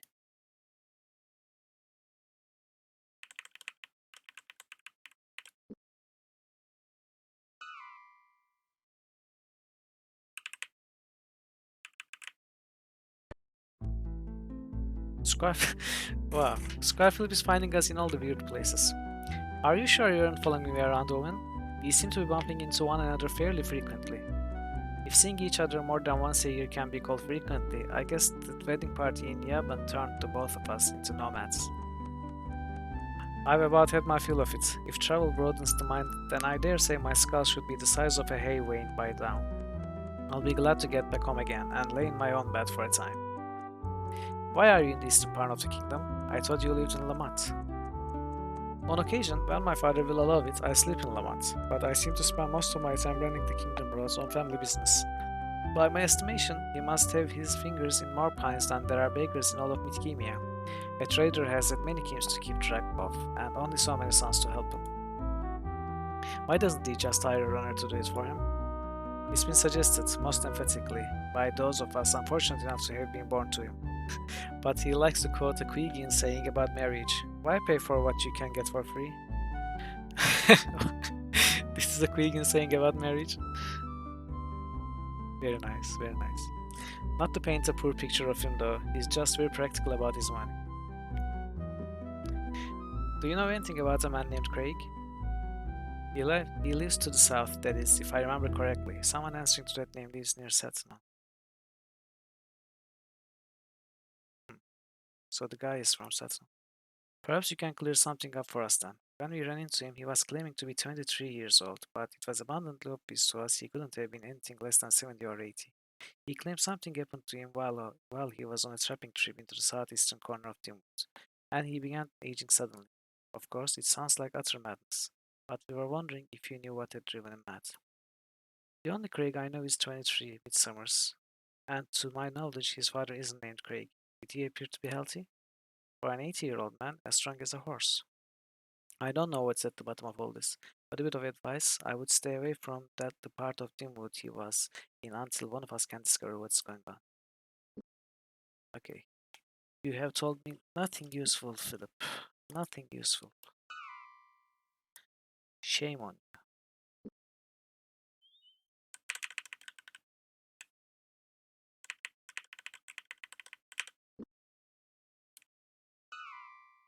There's one here and two more up north.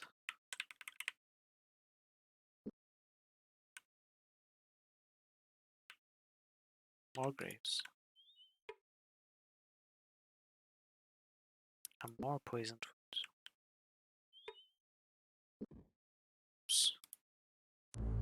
Wow. Instant death.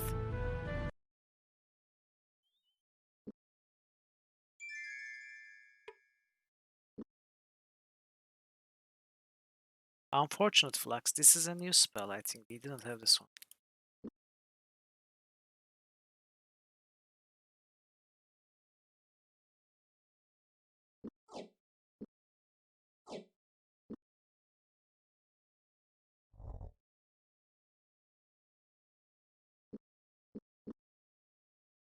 Is it a good one? From your reaction, it must be a good one.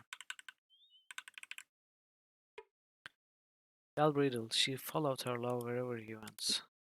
Just a body. Unknown. Oh, okay. Let's kill the ghosts.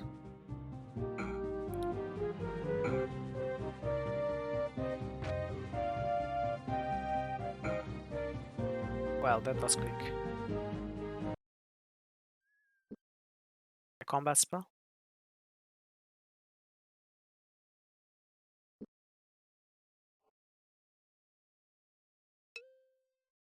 Okay, I'll try it next combat. Maybe.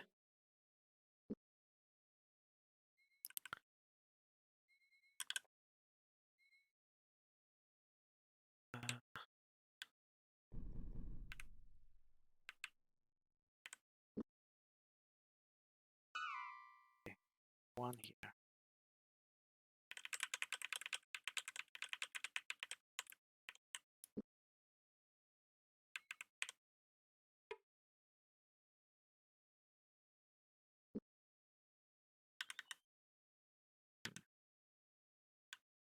So nothing around here.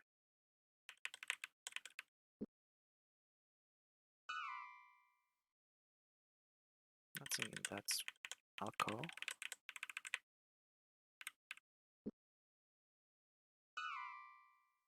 Four chests behind that seal. I mean, I'm assuming they're chests.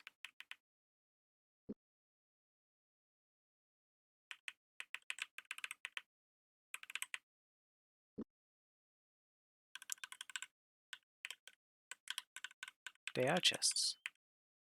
Let's see if they are new. This is a bridge. This is not new.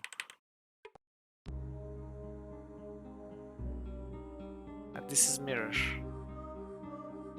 We solved this, right? We must have.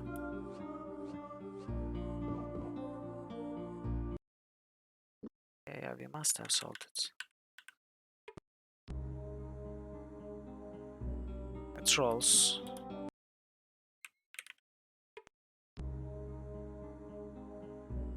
Snares, okay. None of these are new. Okay, let's look around here then.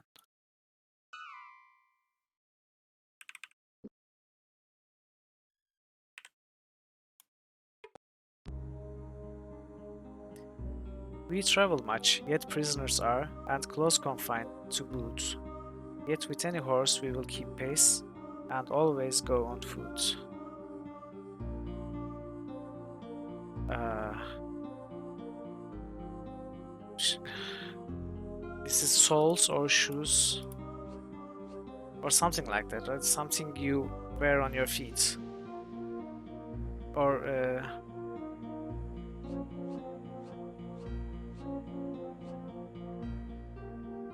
yeah, shoes isn't working.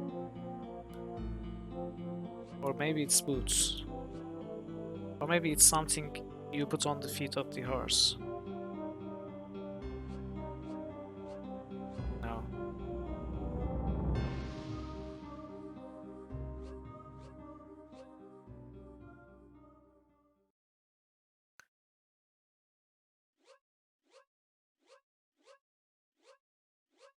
It's probably plural. Spurs, spurs. Yeah, spurs. I've been trying to remember the word.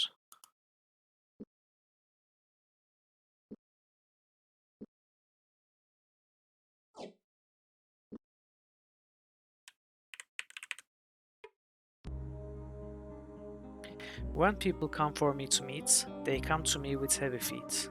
The one I hold when I get my chance will turn and spin and start to dance.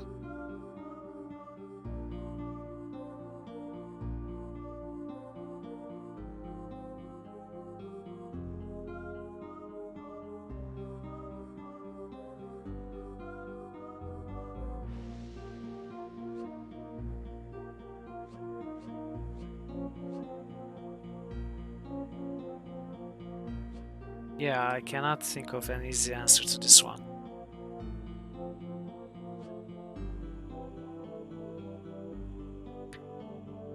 When people come for me to meet, they come to me with heavy feet.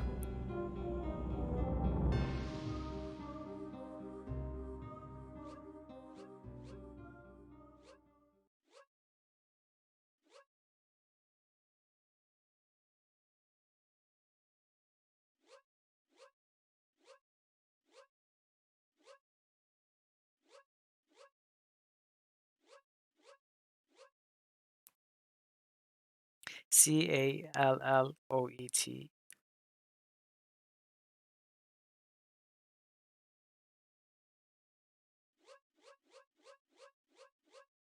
Erescny.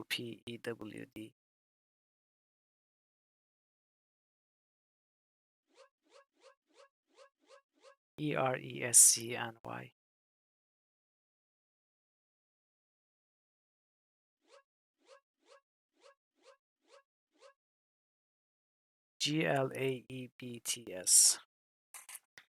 Okay. People don't really want to come. So I think they come to me with heavy feet. Implies that they don't want to come. Yeah, no problem. No problem. I mean, as long as you give slight hints, it's okay.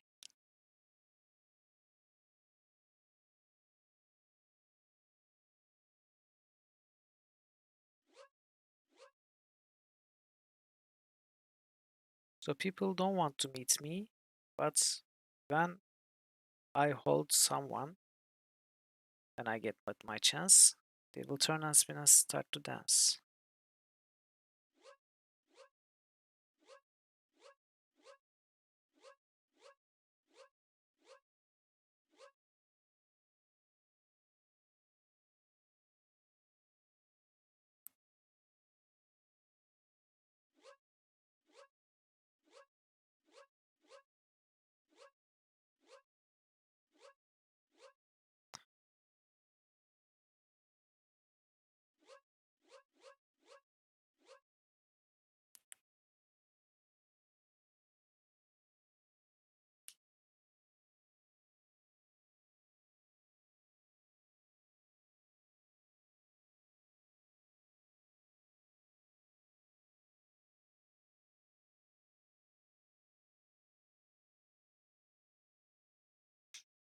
Is it like a Grim Fandango? Is it the Grim Reaper?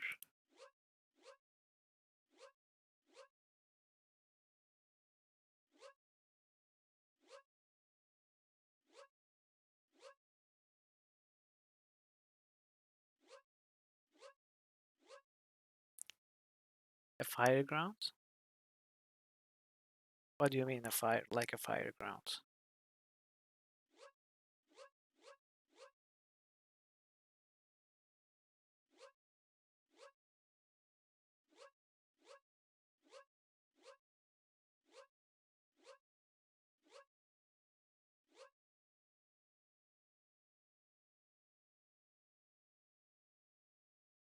Oh,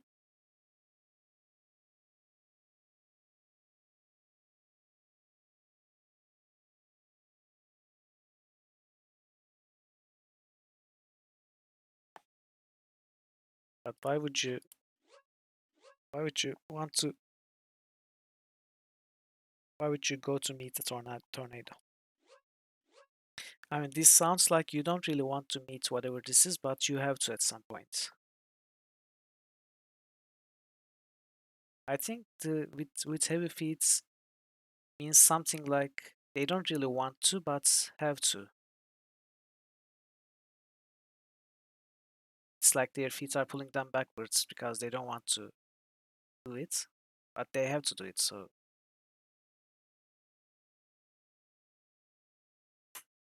this is something that you do not want to meet, but you have to at some point.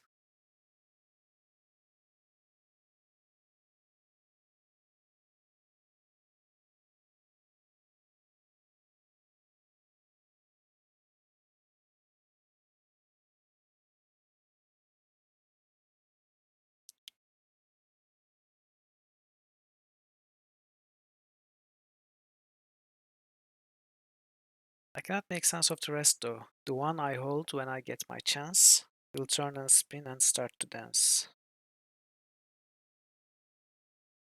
Really? That's nice. I think the first time I played it was in, I don't know, 1995 or 1996, and I have played it only once more until this time.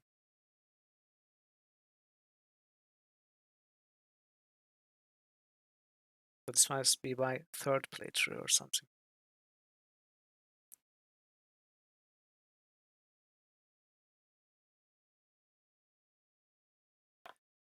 Needless to say, I don't remember anything, and apparently neither does Dragon Parrots.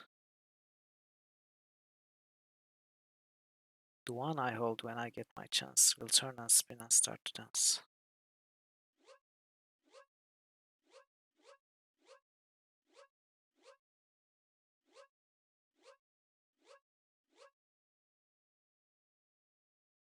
Is it like a I think I was imagining it would be something like a dentist, but or a surgeon, doctor, something like that. But it doesn't really work like that.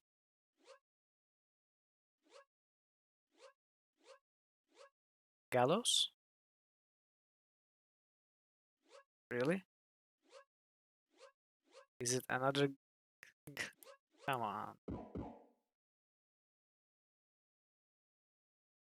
Yes, exactly. It was gallows. So another gallows riddle.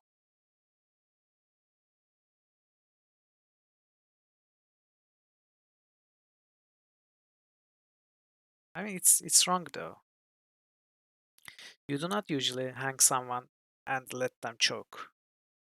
You drop them from a height and their neck breaks. So they do not usually dance like it in Western movies.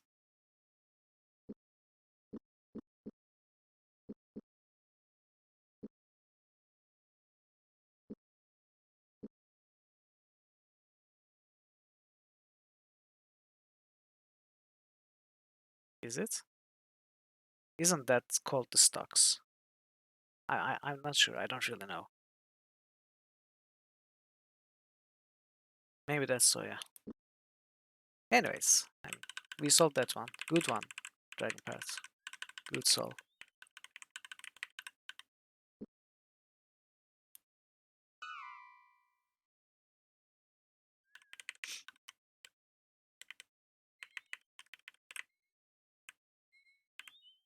I think gallows is the tree, quotations, the tree that people are hung from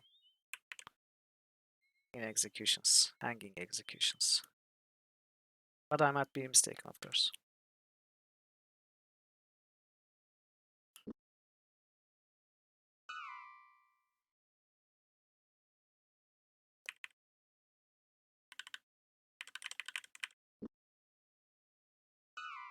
Oh, so we are in the middle of three chests, and we are taking the spyglass and looking around.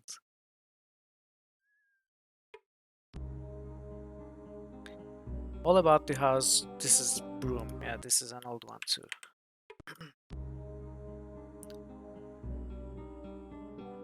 We saw this one too. Hello, Pandemonium. Yes, chests, but you missed all the new ones. I'm sorry. These are the old ones.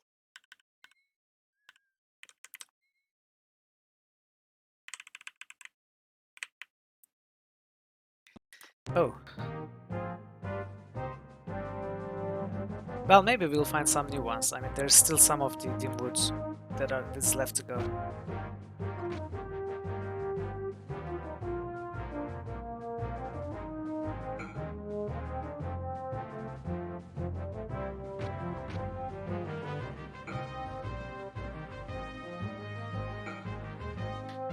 We are now one-shotting these parts.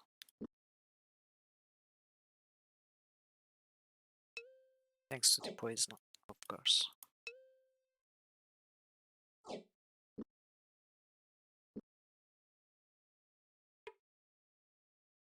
Killian's root oil.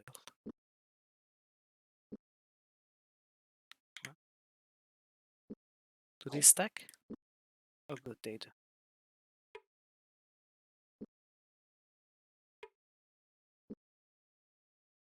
Well.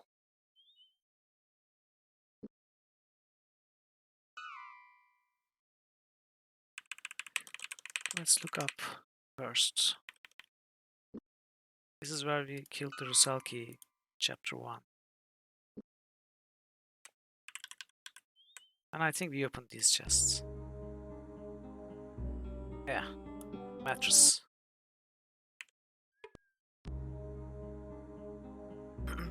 Square.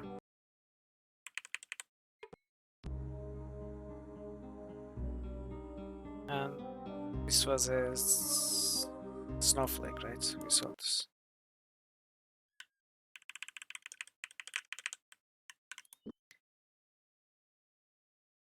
So I think new chests appear in every chapter, but the old chests do not disappear. So while it's good to visit everywhere in every chapter, or explore all of Dreamwood, it's not necessary from a point of not missing any new content. You can just go in chapter 3 or 4 and find all of them. But still, it helps us progress earlier in the earlier chapters, progress faster.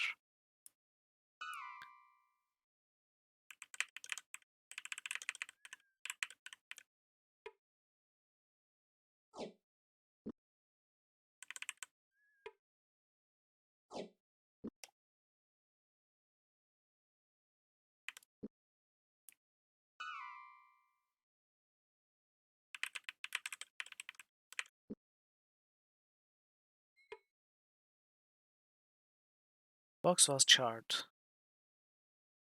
Oh, I think we have exploded this trap before. It seems so.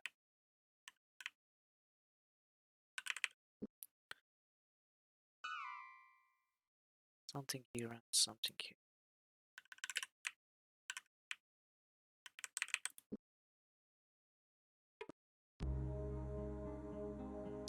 Inside a burning house, this thing is best to make, and best to make it quickly before the fire's too much to take.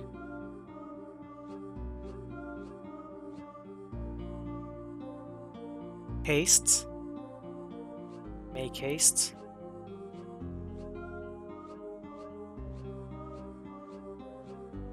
Oh, it was make haste.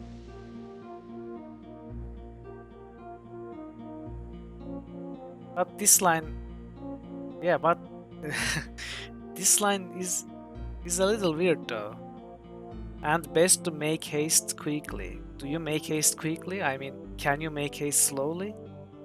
Because if you are making haste, then you are doing something quickly, right? That's a weird line.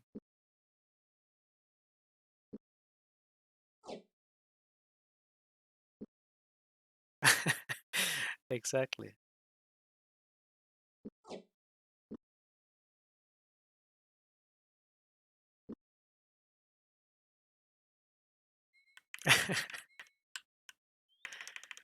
So what's this?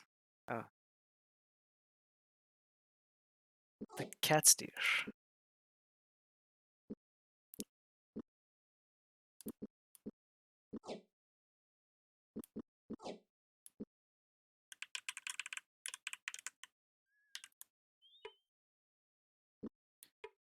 Red do it. Julie Dutcham. I don't remember any graves in Dim Woods before. I mean, they cannot all be new. Okay, the ghosts. Let's kill the ghosts.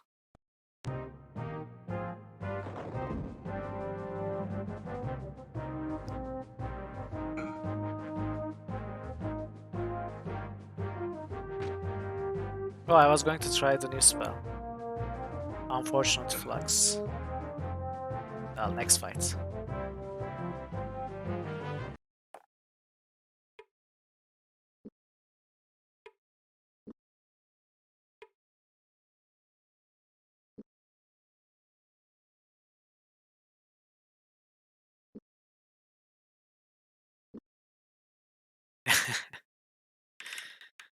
Okay, where are we?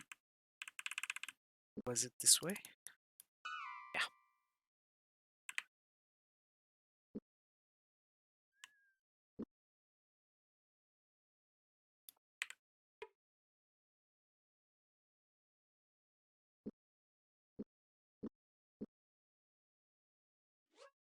What did I just do? I didn't use it. Ah, okay. Not that it matters.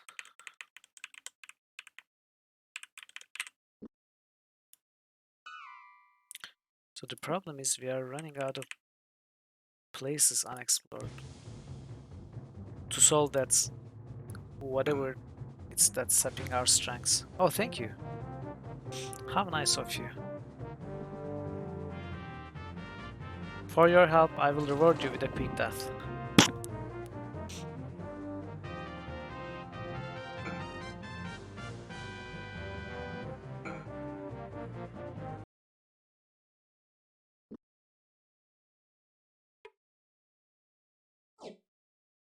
More of these.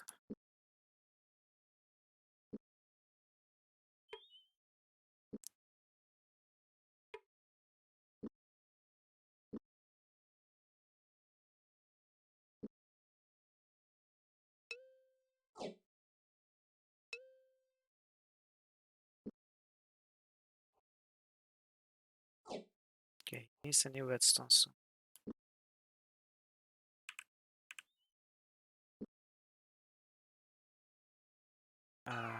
Okay.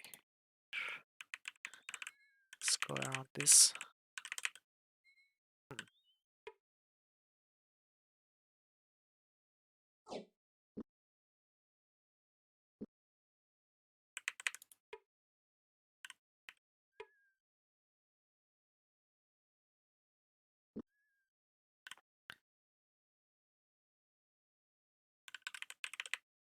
So I was saying there's not much places left that's unexplored in Dimwood, and we still haven't found the cause of that strength sapping thing. I'm not sure how we're supposed to solve it.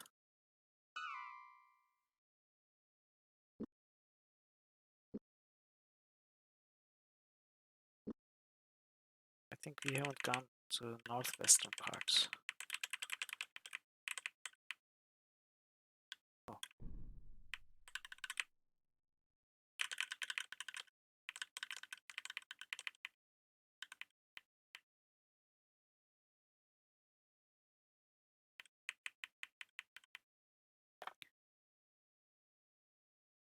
Well, the effects are applied when that sound effect plays. You get poisoned and your stamina is drained.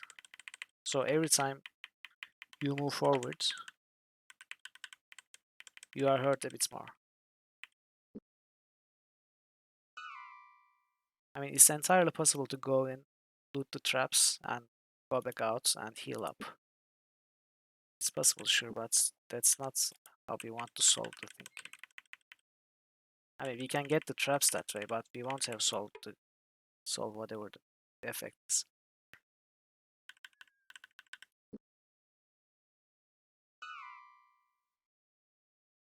A lot of notes and notes.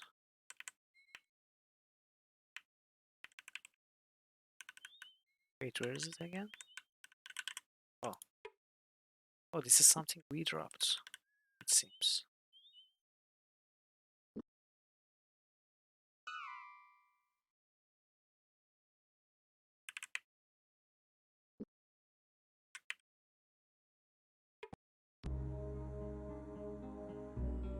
This great thing can be swallowed, but also can swallow us. Water?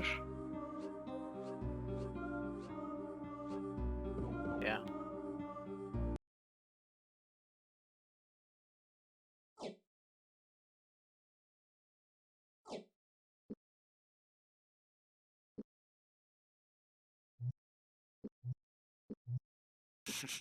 Herbs.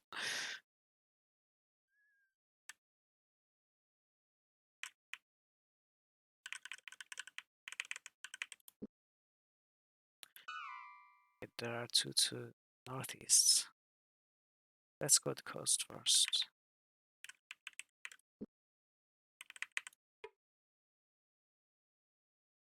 Filter poison.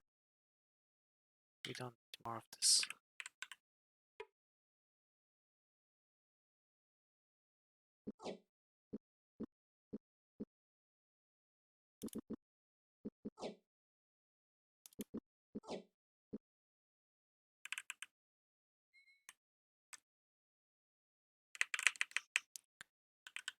And one more, yeah, here. Okay.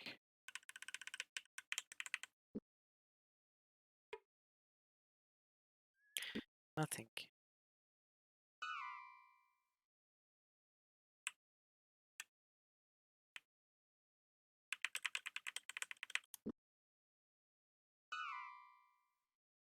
Maybe we need to go back to that magician. Ask for her help.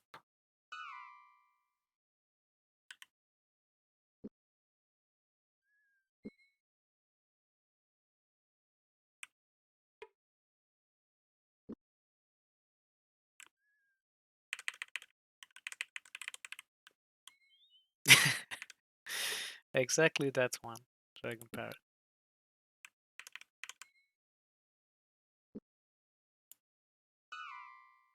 Oh. How neatly organized.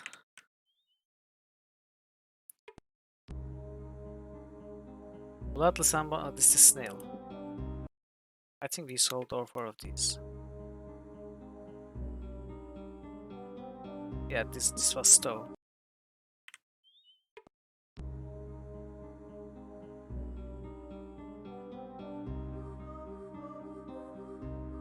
I do not remember what this one was, but I know we sold it.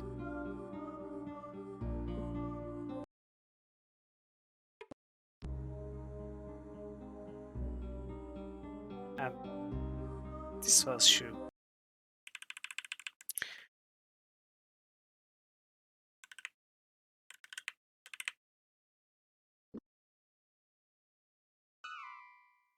Does win? Okay.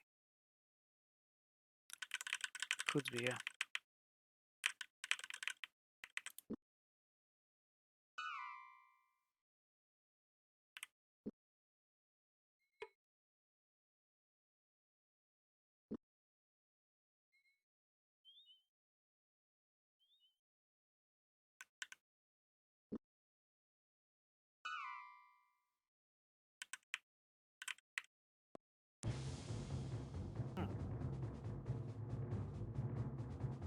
Apparently there are still some scorpions alive.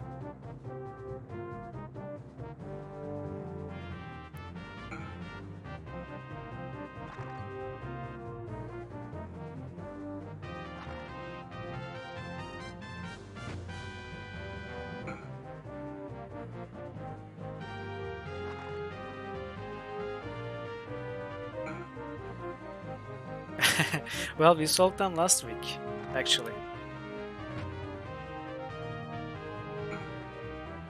Yeah, rat scorpions, exactly.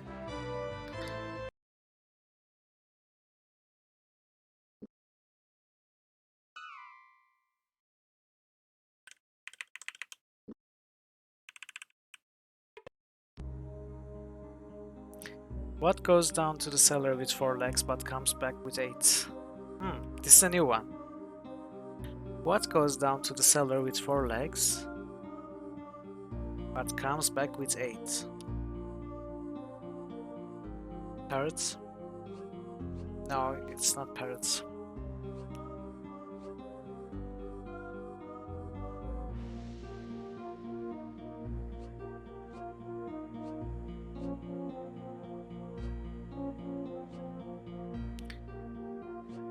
Is it quiche?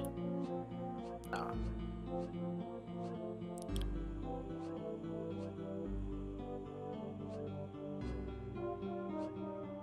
These are weird letters to start with.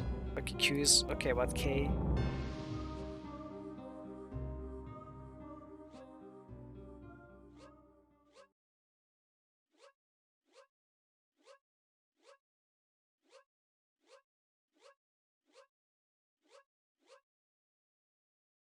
Moasas.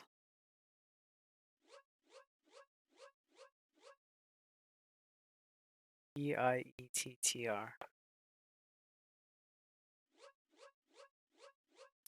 Qluhey.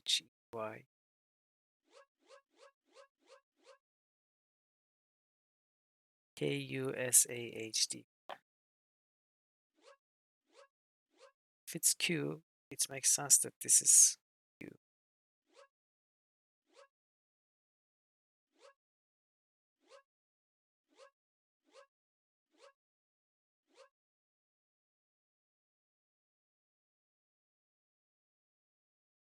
What is down in cellar?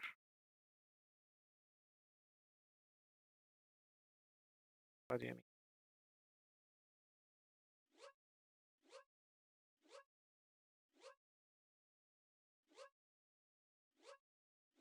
It could be many things.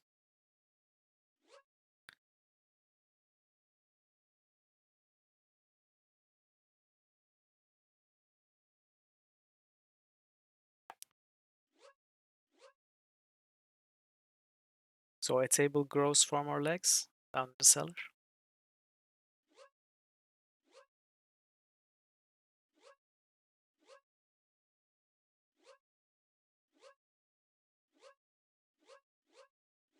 It's quests.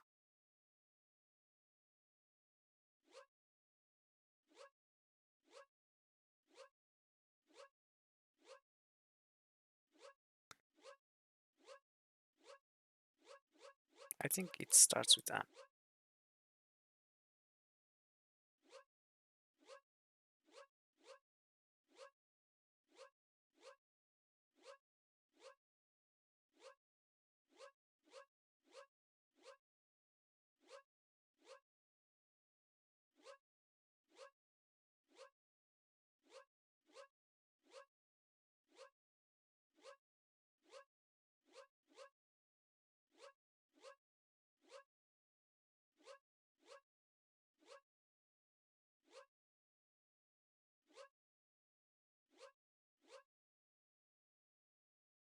Mouse. How do they grow 4 more legs?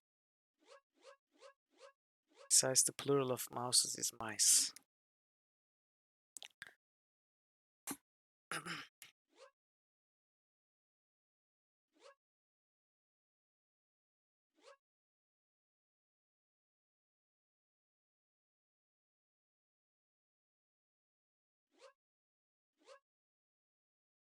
Mouser?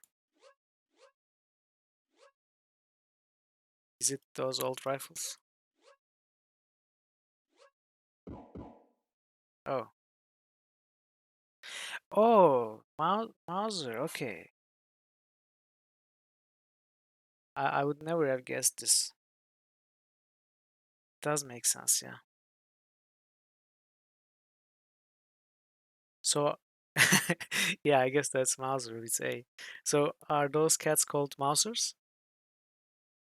I mean, do they have special names?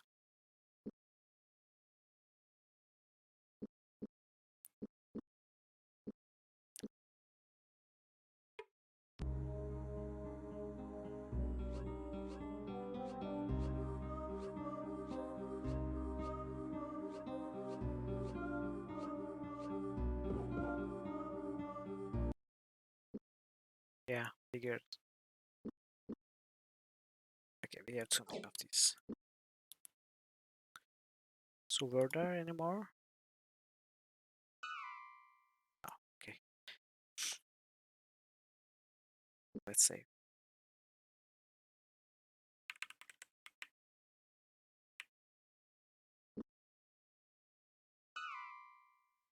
Did you open this one? I think we did. I mean, whatever it was, we visited it. And we have walked along the coast. Oh, there's a fight around here. Okay. Our spider senses are tingling. Casters, at least 3 of them.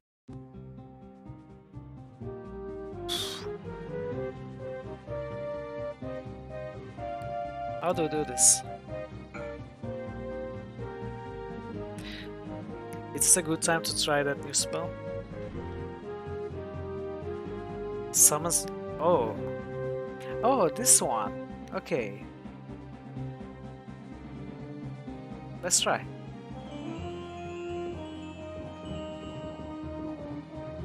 So we don't know how much damage this will deal, right? 51 is not bad.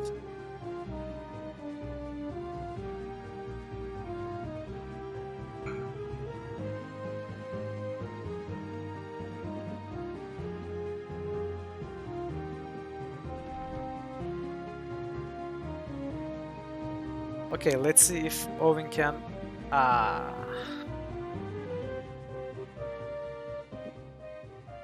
Well.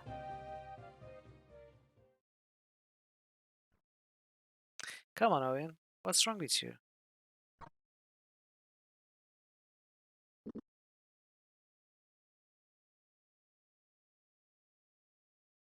Can you?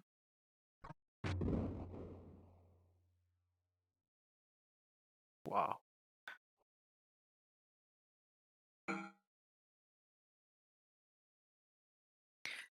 That arrow really dealt some damage.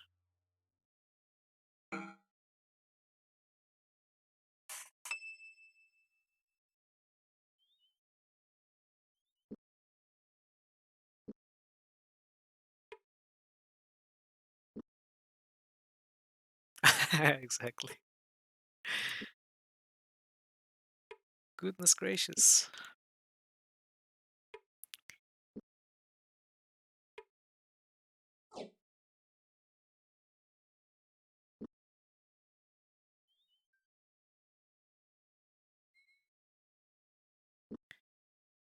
Uh, we need to continue going east. Okay, I'm not sure if we opened this, if we visited. This looks like a tent. Oh, no, it's a house. What's the other one?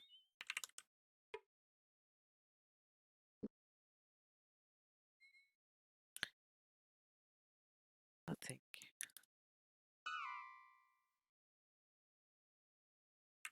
So there was something here, I think, that we skipped somewhere around here. Yeah, these two. Let's go west. Directly west. Chests. Let's see if they are new. He stands beside the road in a purple cap and tattered green cloak. Those who touch him curse him. He stands beside the road in a purple cap and tattered green cloak. Those who touch him curse him.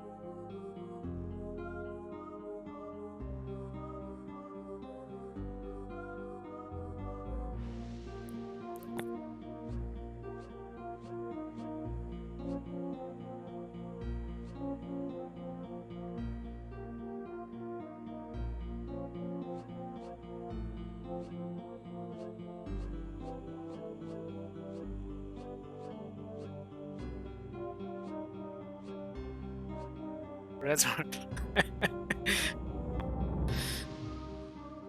You are getting more creative with your guesses, Dragon Parrot.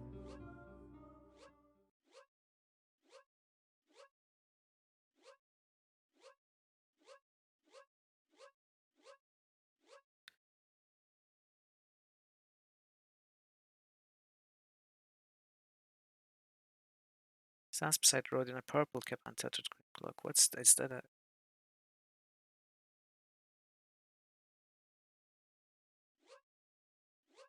Yeah, it does sound like that, but what could it be?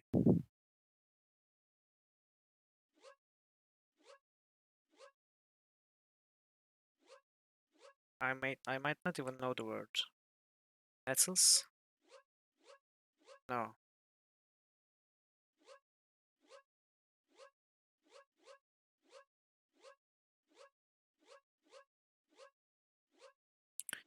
Do you want the letters?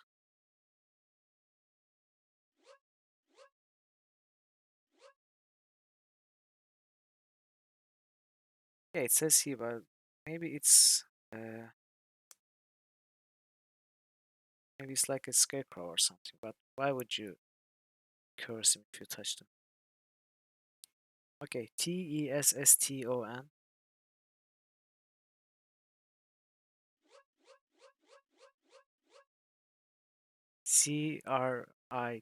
Critspl.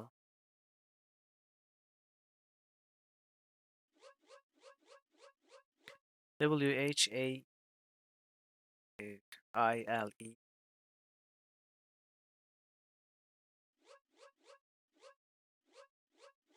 Oilvhdp.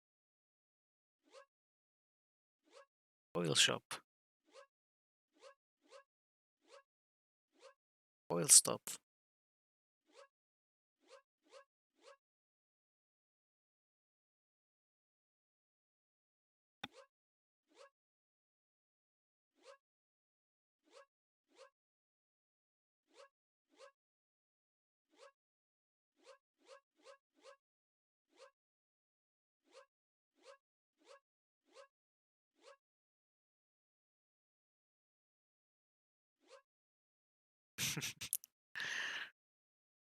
It might be something else too. Purple green cap. Tattered green cloak.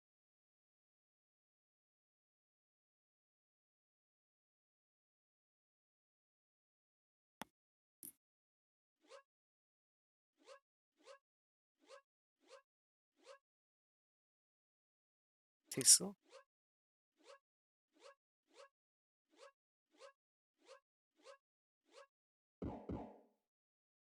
Yeah, okay. Yes, it's Dwarf Thistle indeed. Good one. And a lot of actually loots.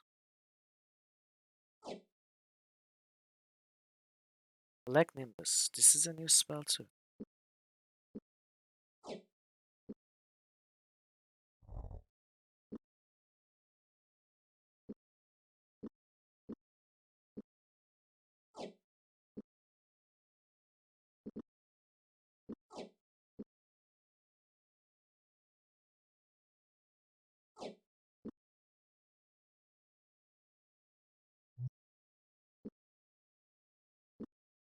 Did I just do?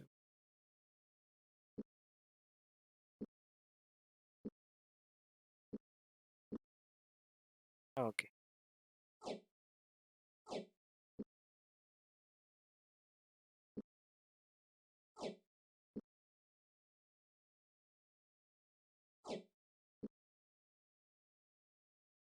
Who had Ari Linker? Oh, so they are full stack. Okay, that's the problem. So another. When they are caught, they are thrown away. When they escape, you eat all day. Oh, this is like fleas, right?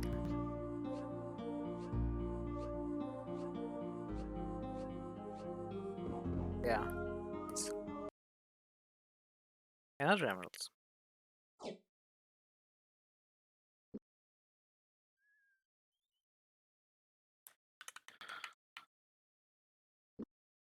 I mean, this is all good, but we haven't found the solution to that strength sapping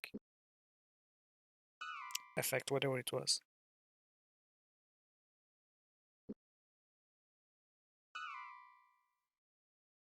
So I will be back if you are still here. Can you tell us if we are supposed to find the solution to that strength sapping effect here and now in chapter 3? Is it something we can do?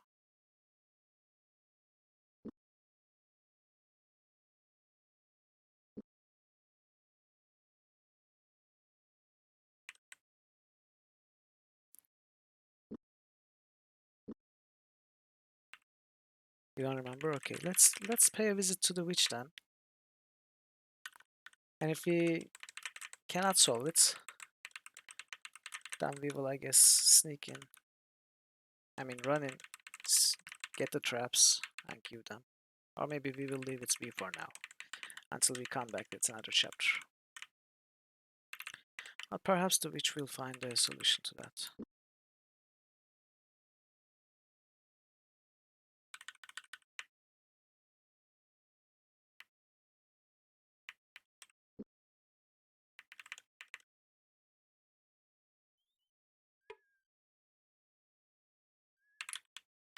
Was it this one?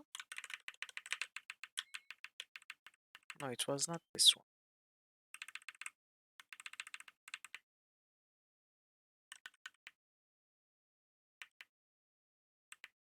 It was this one, I think.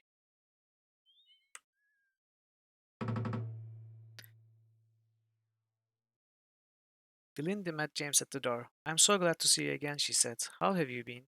They talked for a few minutes while she conjured up some tea and biscuits. After roughly half an hour, the tea and biscuits having disappeared as quickly, though not as magically as they have appeared, James decided it was time to leave. Okay, she wasn't a solution.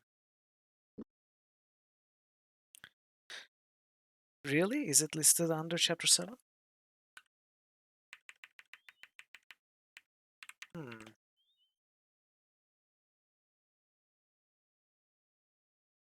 When you say the quests, do you mean the traps? Or removing the effects? The poison and the mad rain? No, don't tell me the solution.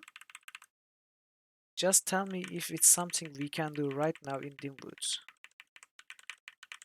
to the best of your knowledge.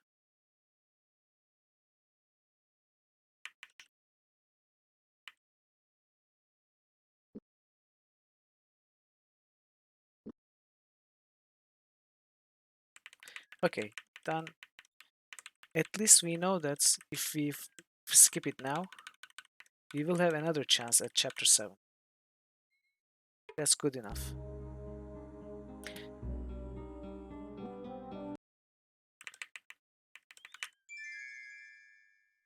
Okay.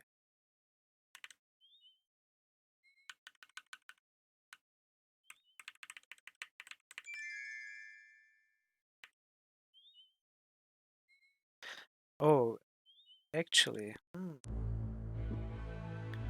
when we went to the witch just now, we had not actually triggered the strength sapping for the first time. The characters learned about it only now. So perhaps we can go to the witch now. And this is the last attempt I am giving to this side quest for now. If it doesn't work, we are exiting Dimwood through north and visiting the north villages.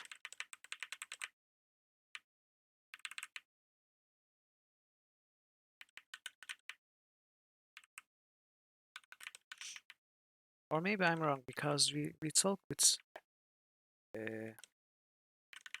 Philip.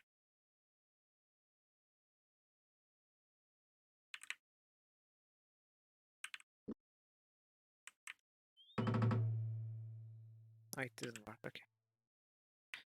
Okay, well, we'll come back in a later chapter. And we are out of rations. We don't have any more time to spare.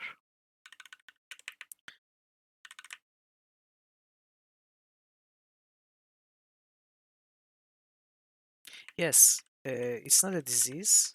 It's like a curse effect affecting that part of the woods.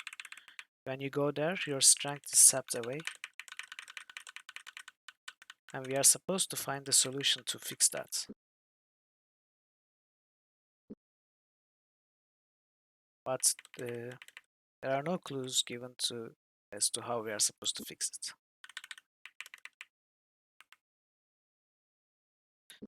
Okay, this is not very good, right? I think we wasted too much time.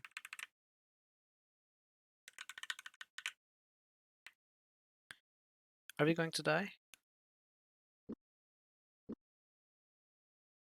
Oh, actually we didn't, even though some time must have passed. Okay, on to High Castle. Oh crap.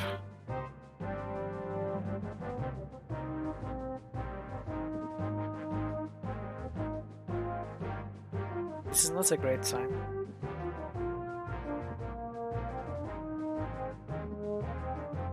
I'm kind of busy. Can you come back later? Thank you.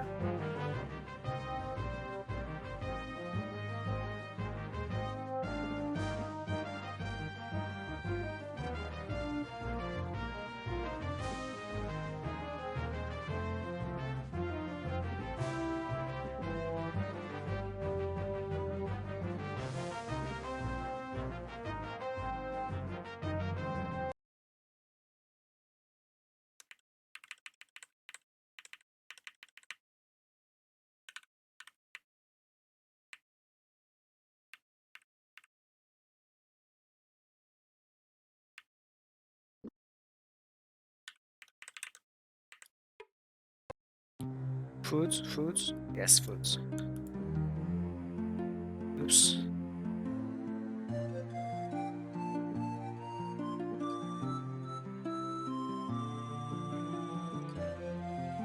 Yeah, no, I think we can kill the trolls rather easily now. But right now we are having a problem. It's less food than we need. Having less food than we need.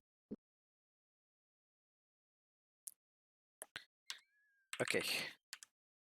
Now we can go back to the start of the path and walk properly. Looking around for chests and such.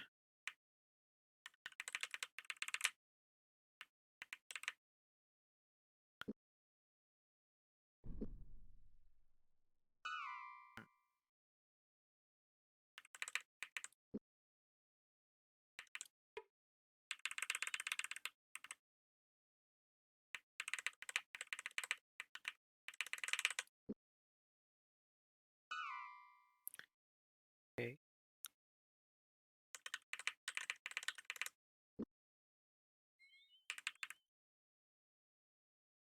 New riddles? Kingdom soldiers will look like it. When the headsman gives them a lop, for then, like it, they'll have a neck, but not a head on top. So what is something headless?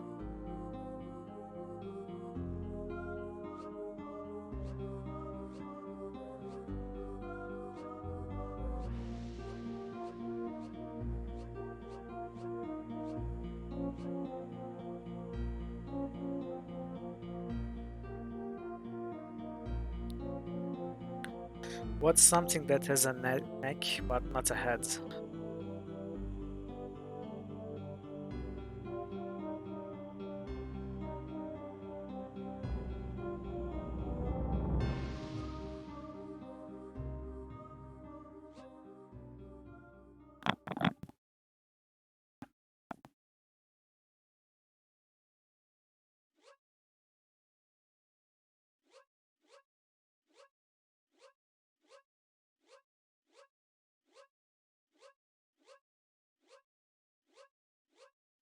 It's the coyote.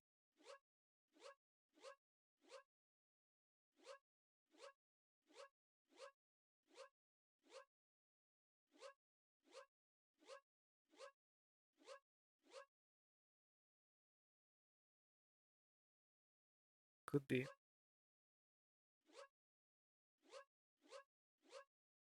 There was already a riddle like that. The answer was jacket.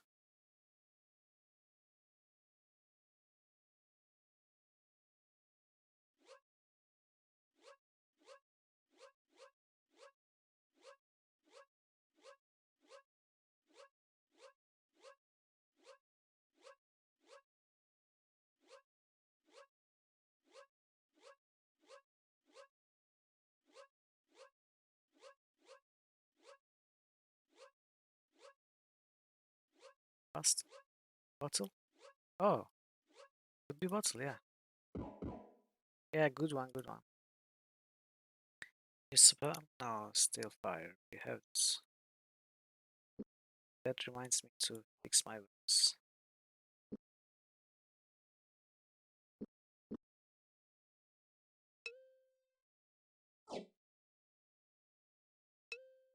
You don't get it? When their heads are chopped off, they will look like bottles. Because they have a neck, but see, the riddle says when the kingdom soldiers will look like it when their heads are chopped off by Moradal executioners.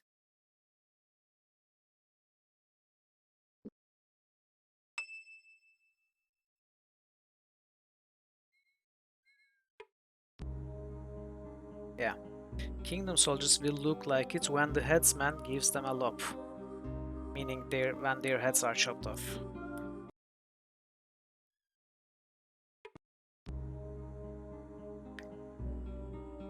What is the thing with fingers long that grips our deadly swords so strong? Gauntlets? Gauntlets.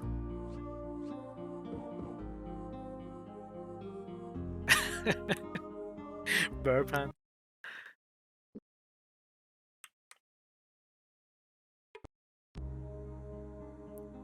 6 legs, 2 heads, 2 hands, 1 long nose, 1 long nose. Yet he uses only 4 legs wherever he goes. 6 legs, 2 heads, 2 hands, 1 long nose.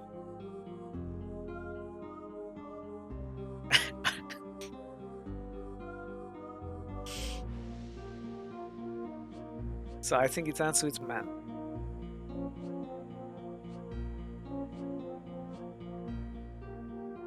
Superman?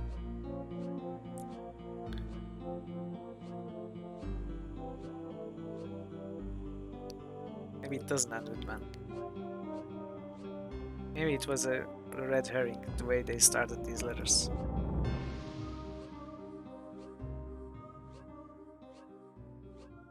Heteroman?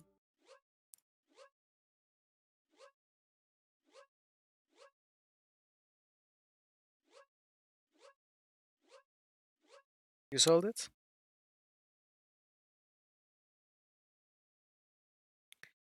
Two heads, 2 hands, 6 legs.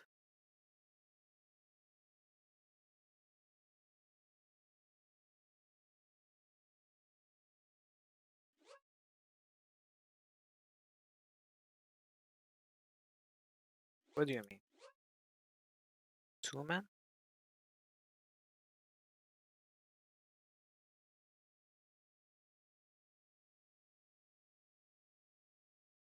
Did you find 2 solutions?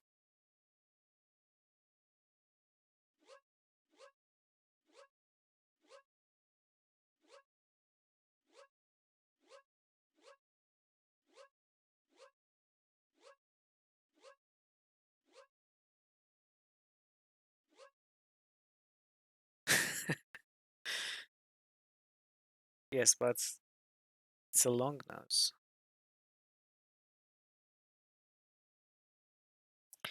Oh, horseman, horseman, horseman. Right, right, right, right. Great. Perfect, thanks. It was a nice hint.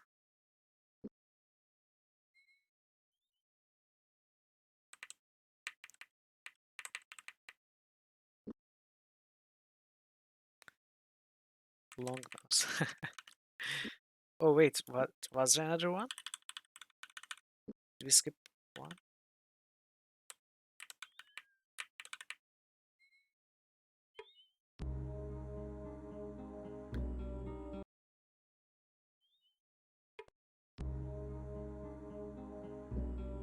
what?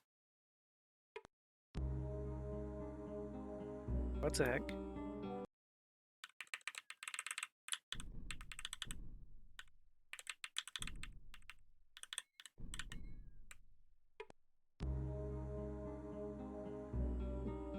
Okay. This is horseman. Oh, okay. Gauntlets and the other one, right? There are three. You opened all of them.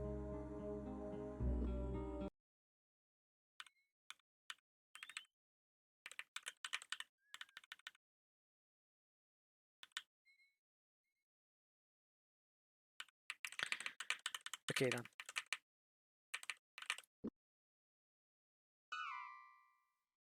This is the shop.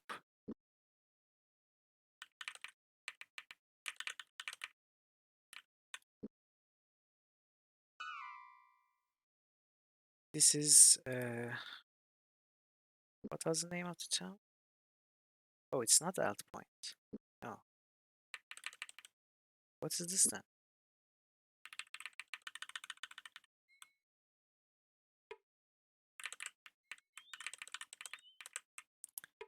A small unnamed settlement, I guess.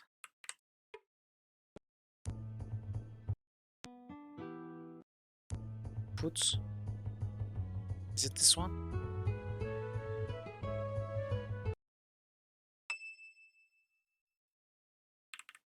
Boots and goods. Right, it's this one. You're right.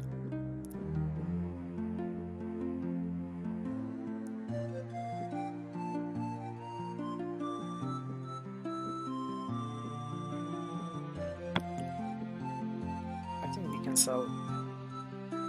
We should go to Sloop to do jewelry shop to sell these, right?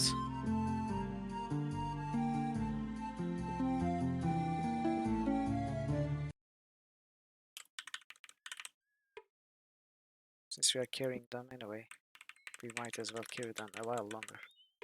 Alt Point. Okay, this was Alt Point. But shown. Oh, it's not that far away, actually.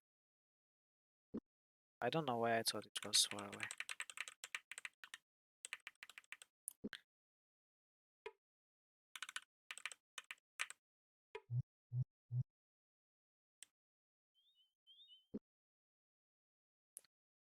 Where are we?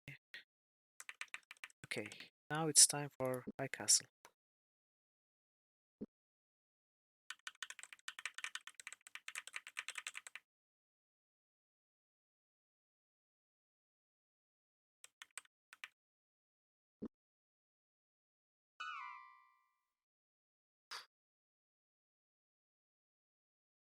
Okay, let's. This is the path that leads north, I think.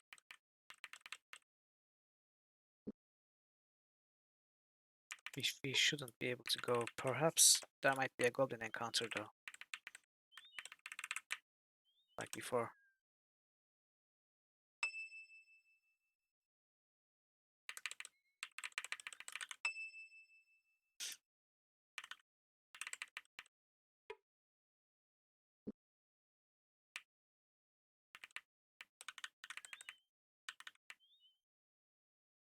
Yeah. Okay, now we are starting the stealth successes again. Without the lead walkers this time.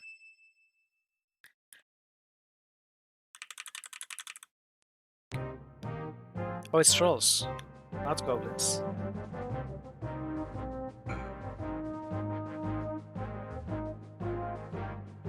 Well, I'm going to try this now.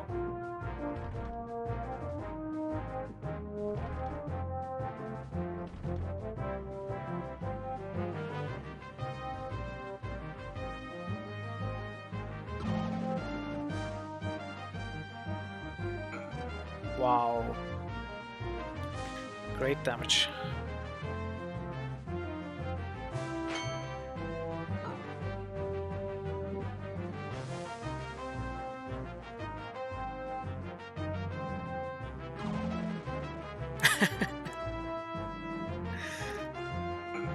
Bad trolls, bad trolls.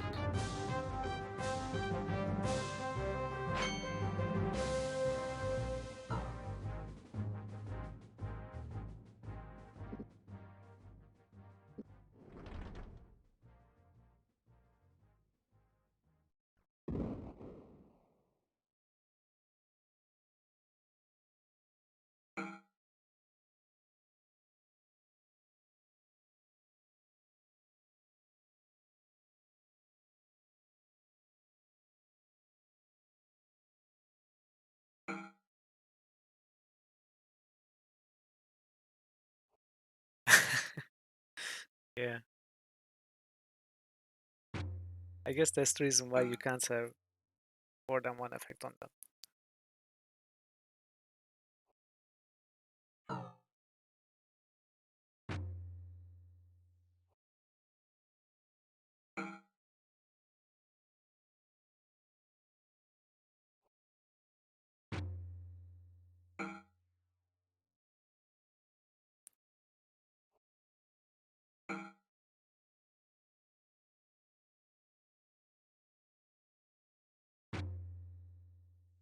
Moving with the killing blow.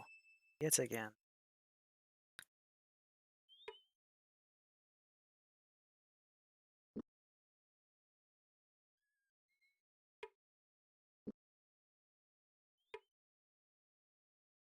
After. So they were carrying their bane on them.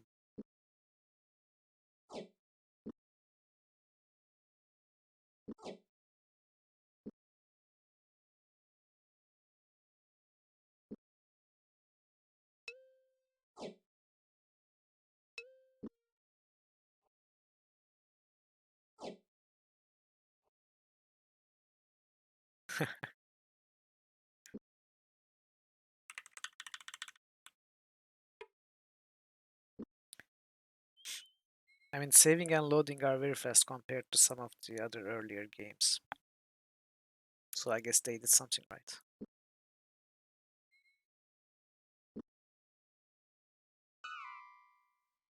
Oh.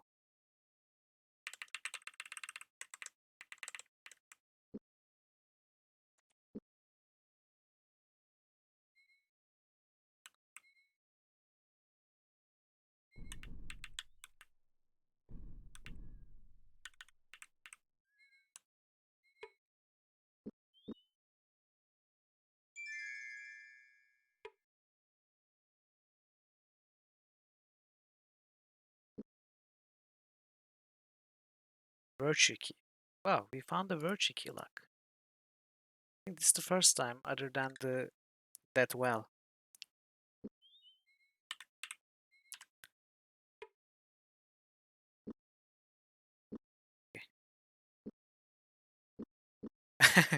Key locks. Yeah, that's the good reminder that I should also repair the armor. I haven't been repairing them. Not that they are taking much damage, but still, I could use the skill points. I think I have too many of these clerical clothes.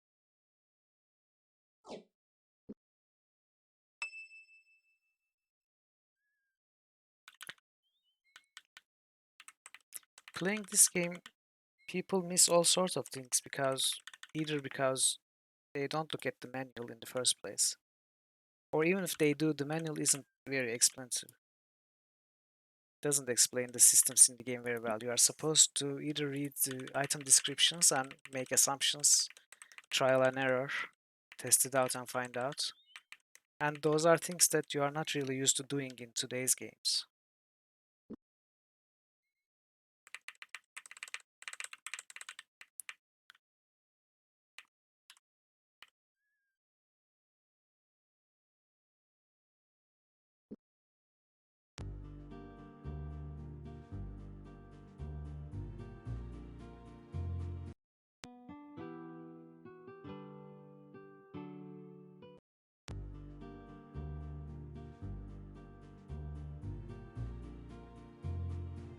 Okay, these are all recycled text. Let's get some food though.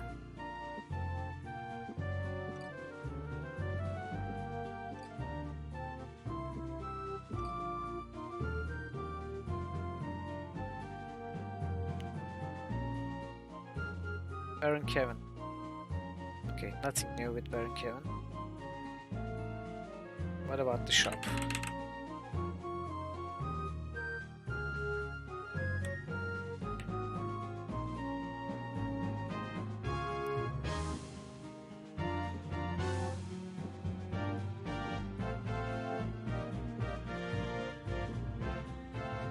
What? Didn't we just buy food? That's weird.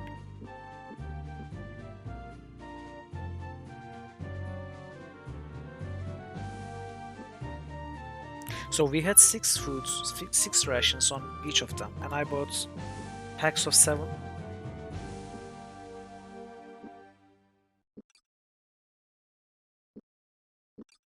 Where did those 6 rations go?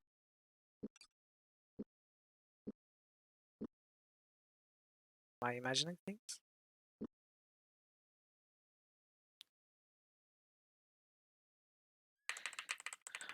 Anyway, it's now time to find the Temple of Dala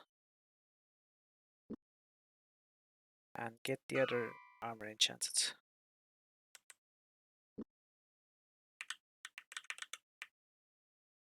What's this though? Oh, no, some. James' knock was answered by an old man whose wrinkled appearance stood in sharp contrast to the military straightness with which he carried his body. He introduced himself as Irlan, former swordmaster of High Castle, and went on to regale them with stories of his victories and conquests through the years. They listened with great interest, especially when he talked of some of the more recent border skirmishes he had been made aware of. Finally, exhausted by his storytelling, the old man excused himself to take a nap. Cool, cool, cool.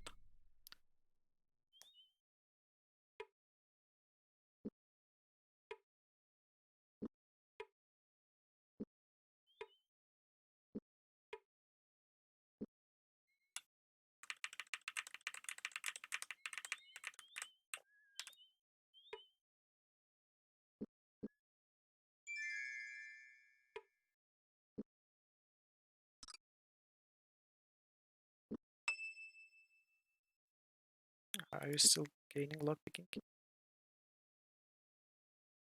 Oh, right, because this.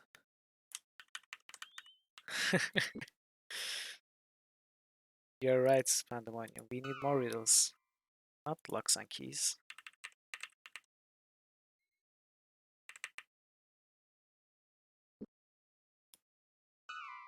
Okay.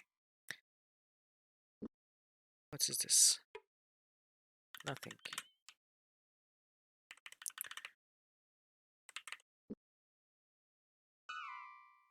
One here and one here.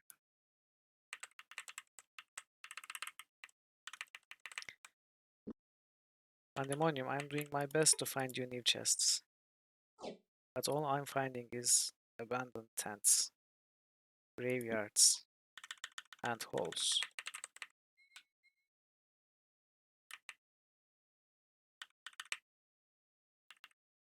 Where was the other one? The roads. Oh, and stumps.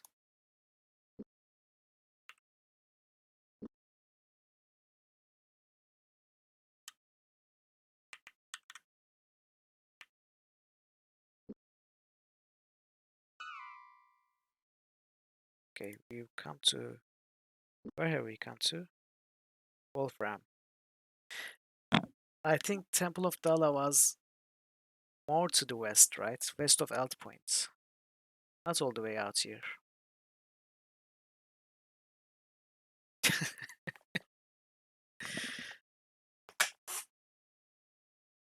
I think it's my turn to say, I see what you did there, Dragon Parrot. So before going on to Wolfram, I will go back, look for Temple of Dala. Perhaps it was here. Oh no, it's the path going north.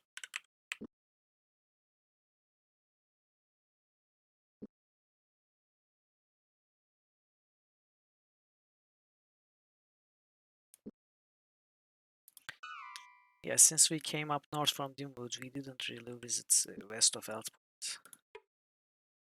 And yes, temple was to the west. You know, after chapter 2 and all we did for Dala and with Dala, we have practically become acolytes of Dala. Converted to our new religion.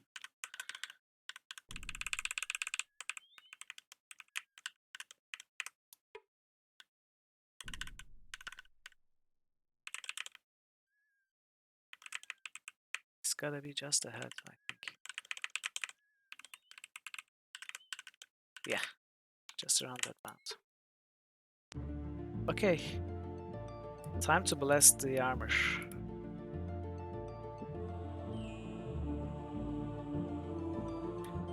Perfect. Now we have got, I think, basically the best equipment. Almost. Not the best, obviously, but close to the best.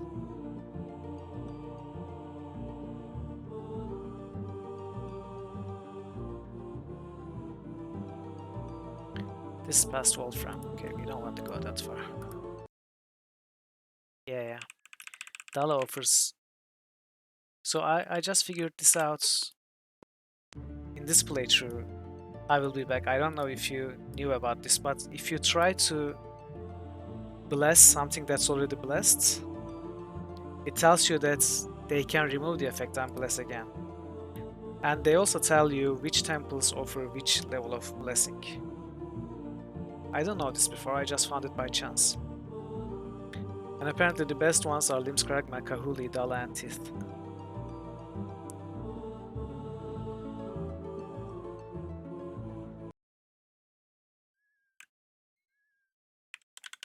Indeed.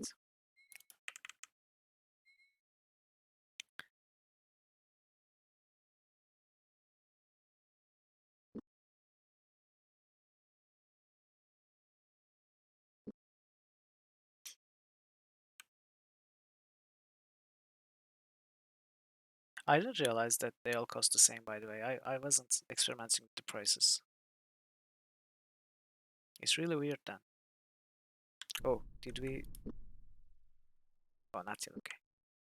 We skipped Eggley. For a moment there, I thought we skipped Wolfram.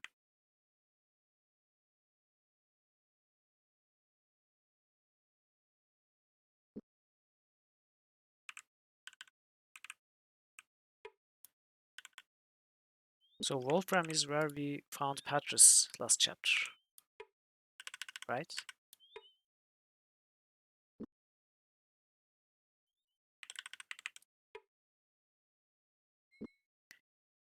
I don't know about the blessing costs. I know the curing costs change a lot from god to god, temple to temple.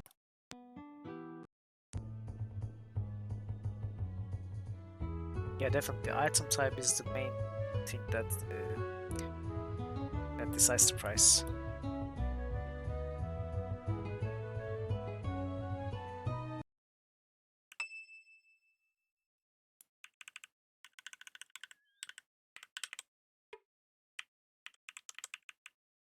Or maybe it wasn't Wolfram where we found Patras. Maybe it was some other village.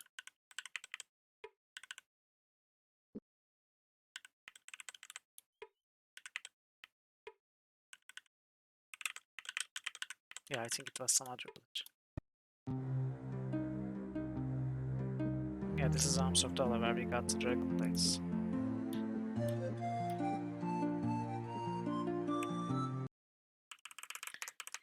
And Temple of Faith. Actually, this is also the highest tier of blessing. We could do it here too. We don't have to go all the way to the Temple of Dala.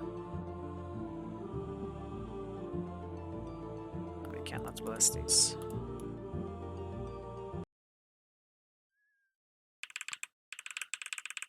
And yeah, now I remember it was definitely here that we met Patras, and he said there was 200 gold coins in the corner that we didn't find. I rarely use crossbows. I mean, I rarely shoot. I think I shot a crossbow twice or so since I started, but one of them was in a fight that we did not too long ago. I think in the woods. the tree casters. Actually, they are not that useless, especially for Gorath, because Gorath is pretty slow. He sometimes cannot catch up with enemies that run away, but his accuracy crossbow is pretty bad.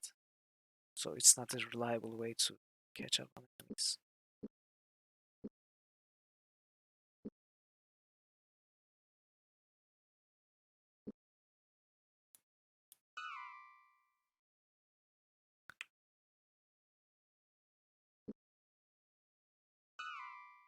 Okay, two things there. Oh,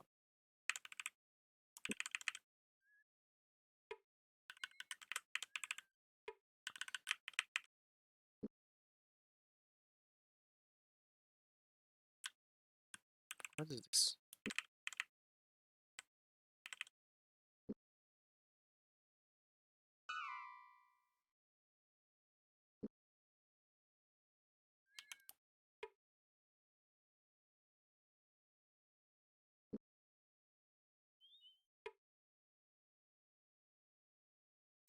Yeah, but you have your Redwood brew. I think it was Redwood brew, right? Oh, it's swordplay, sorry. Which one was that? This improves strengths? Actually, I don't think I'm keeping any of that one, since I'm not using any crossbow. So yeah. But yeah, there is a brew that improves your crossbow shooting ability. Encamp on the Theeth. We are getting close to our location. Yeah, true sight. Exactly.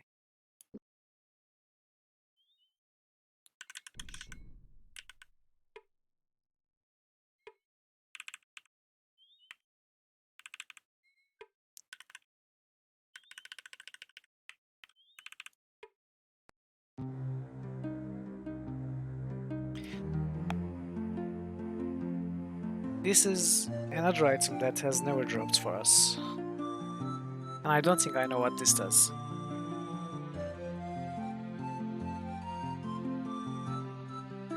A pervasive feeling of malice radiated from the pendant. Within its depths, bloody points of light pulse, swarming from one side of the glass to the other as anything brushed against its featureless surface.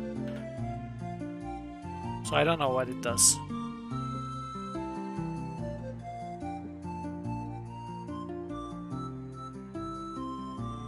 Wait.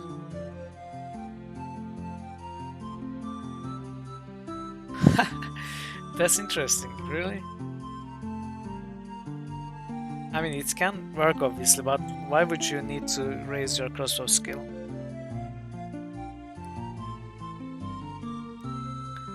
Also, lightning staffs 40 uses. So our staff comes with no uses, right? Oh, it says 30 uses. What use though? What's the use?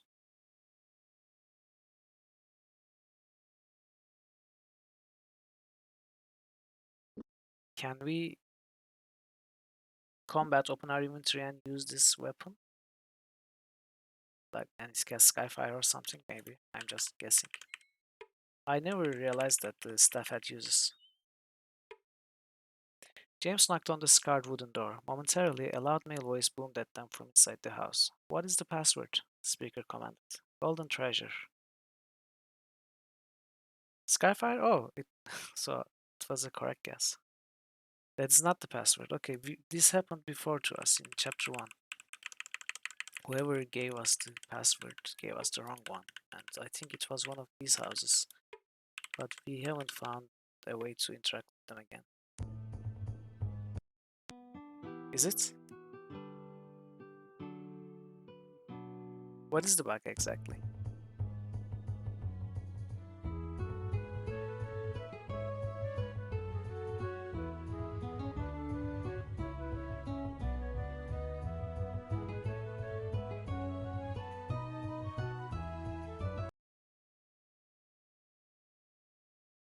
Oh, okay. So I guess we are out of luck then.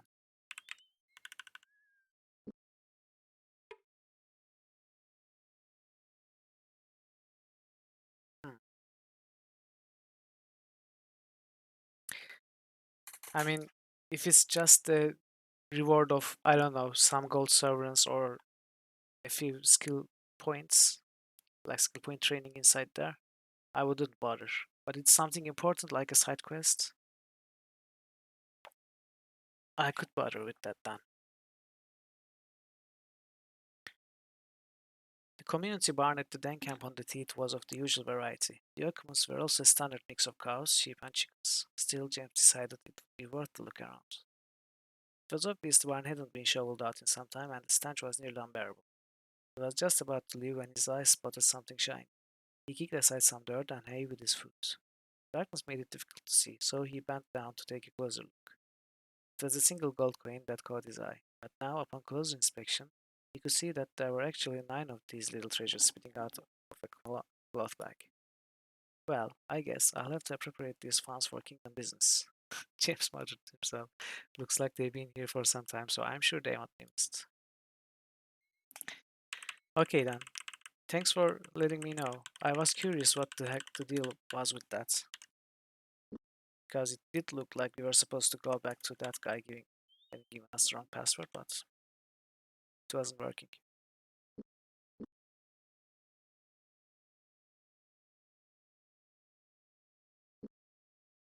Good to know that it's not that important. Oh. Goblins. Goblins all the way down here?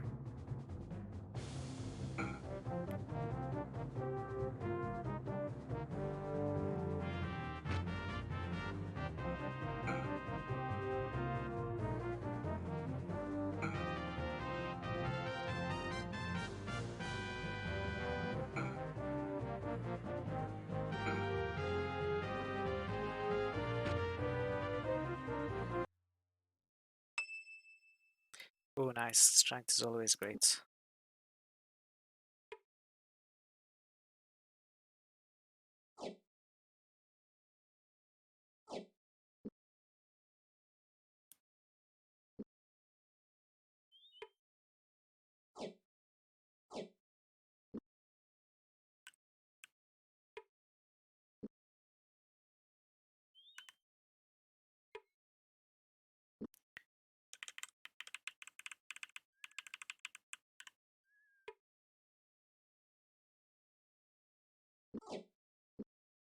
How's our food situation? 7 each. Not bad.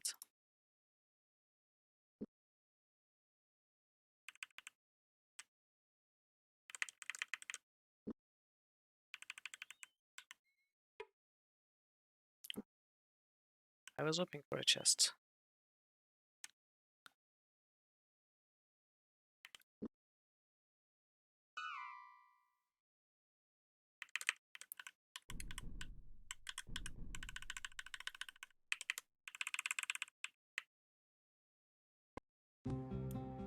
Another fight.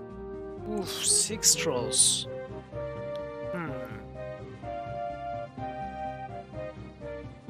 Should we bother? And can we win?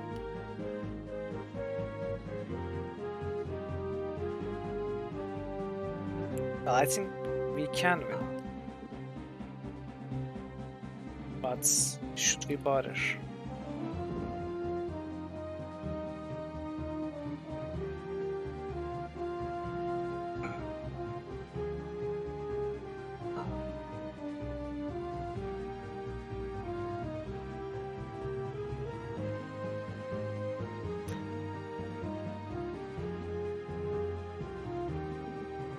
Oh, Skyfire won't work on this. Damn, I wasted my turn.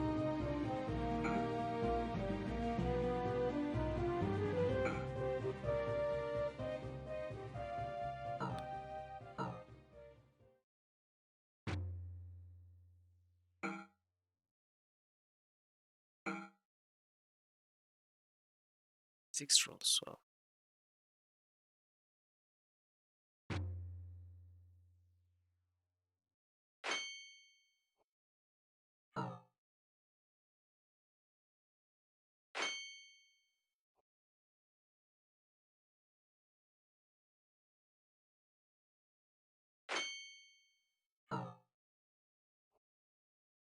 Yeah, it probably does, but I don't think trolls are hit by Skyfire.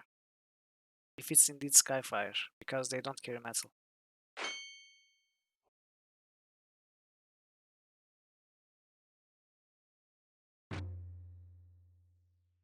It's great for other encounters too.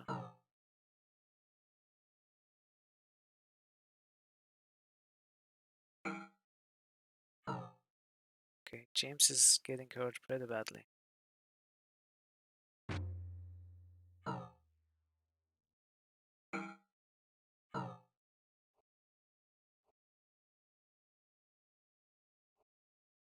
Okay, we are going to have to defend with James.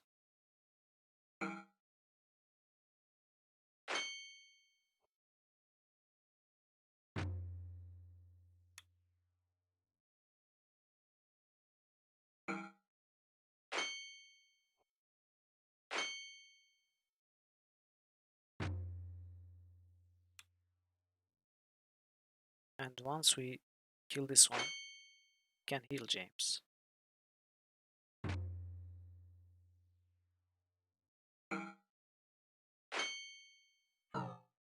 Oh.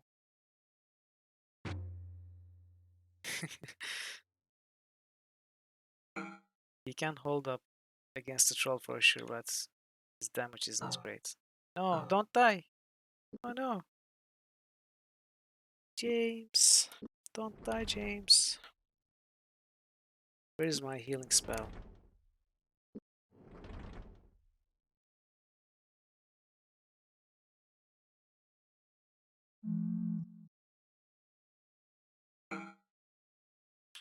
Keep defending. Nice. More heals for you.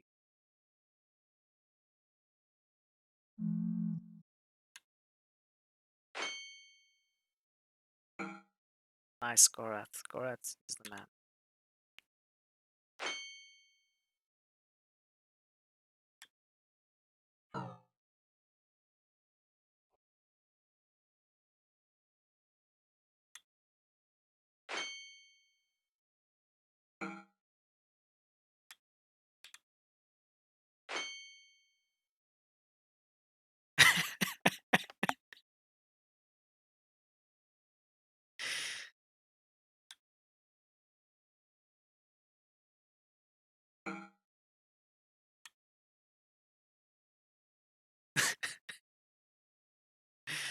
And I appreciate the effort though. As we just killed 6 trolls. I think we deserve a special achievement.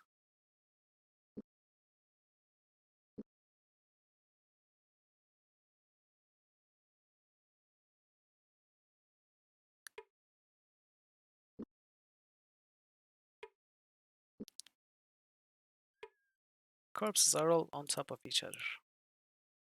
This is what I don't like about this game.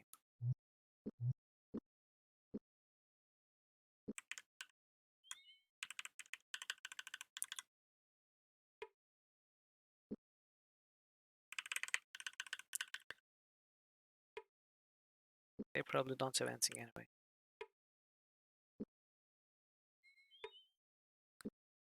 Sometimes they have a nice amount of coins. Not that we need coins.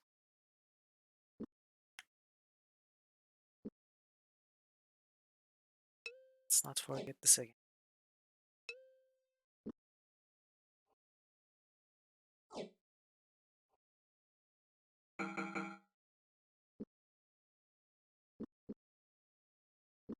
Okay. I'm going to have to repair with James. Which is fine. We are running low on food too. Widow half gates. We have been here and nothing new. Okay. Okay.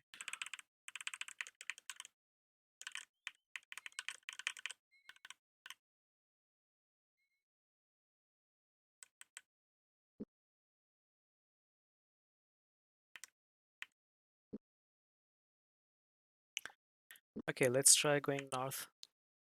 See if there's a new goblin encounter.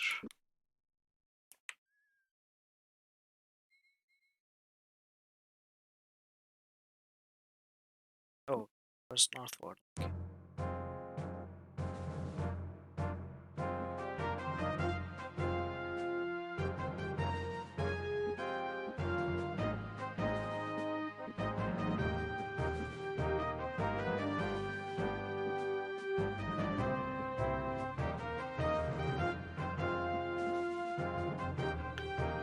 Nothing.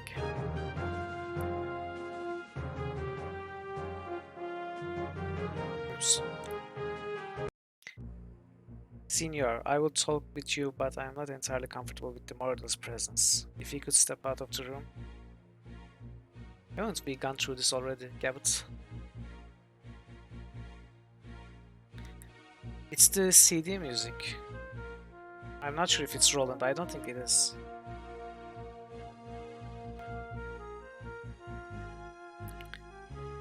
I will be waiting in the antechamber. This will take but a few moments. James, what do you know about the experimental projects that we have going on here at North Warden? Very little. I believe the prince mentioned you had discovered an explosive powder similar to naphtha, but I don't know much beyond that. Our powder is similar to naphtha, yes, but many times stronger. With a portion that would scarcely fill my hand, we can rain 200-pound iron balls onto enemy forces. It would destroy anything it hits. Unfortunately, it takes a team of 10 men a half hour to reload the weapon, and as yet its accuracy is not such that I would wish to count upon it in battle. In many years, it's possible it will be a weapon of monstrous power, but we will first have to learn how to master it. It will be a great contribution to the kingdom's arsenal. Yes, and it would be an even greater contribution to Delican. What I haven't told you is that the 30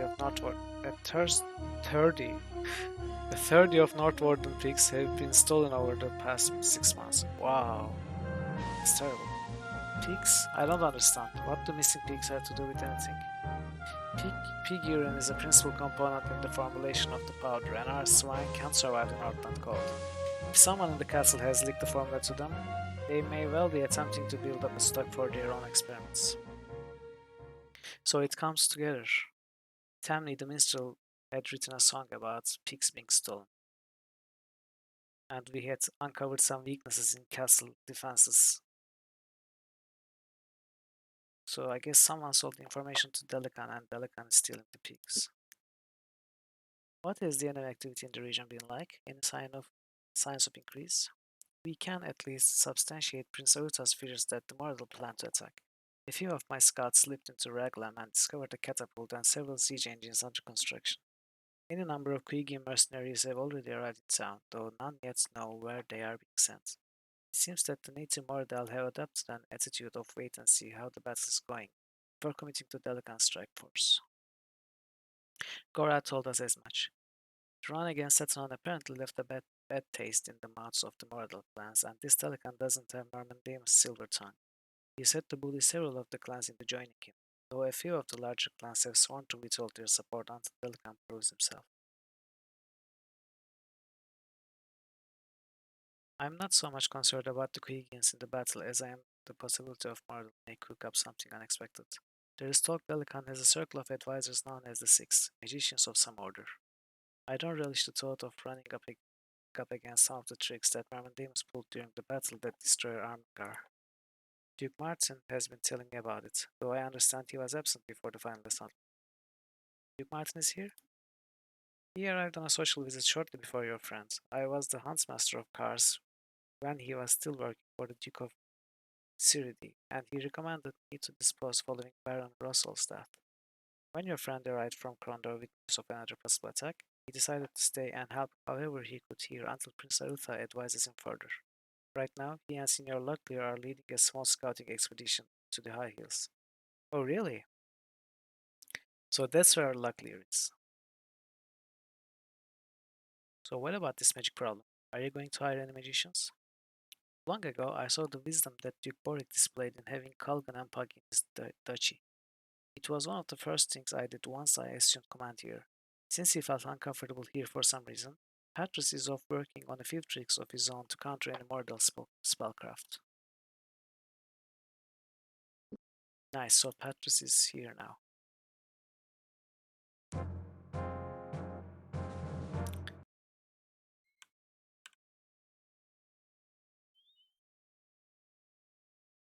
So the story is coming together.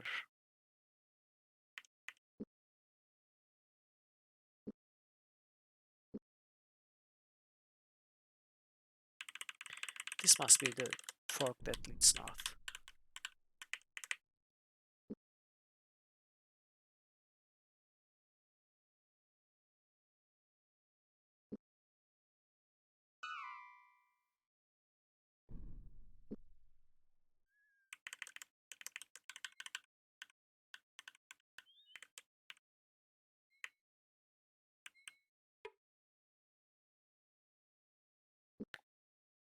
Let's save and try. Cora took a water pouch out of his bag and leaned over the well. A strange smell invaded his nose and he sniffed it again suspiciously. It seemed to be coming from the well. He leaned over even more and tried to focus his gaze on the water below, but could not distinguish it from the murky darkness. As Owen approached, he held up a hand to stop him. I do not think this is ordinary well water. Are you going to try to drink some? So why do we have to try and drink? Can't we just, I don't know, collect some and examine it somehow? Why isn't there an option? Let's drink. The water tasted dreadful. Gorat spit it from his mouth as quickly as it had entered, and only then did he notice the small dead bird next to the well. Damnation, he yelled loudly at the sky. Seconds later, his mouth already beginning to numb. He started to spit into the dirt, wiping at his tongue with the side of his shirt. I judged this poison to be very strong. Thanks, Song. I didn't actually swallow it. They killed me very quickly, I suspect. He smiled quickly. Now I have a slow lingering death to look forward to. Okay, we are poisoned, but and there is nothing to do. Like we cannot use the information.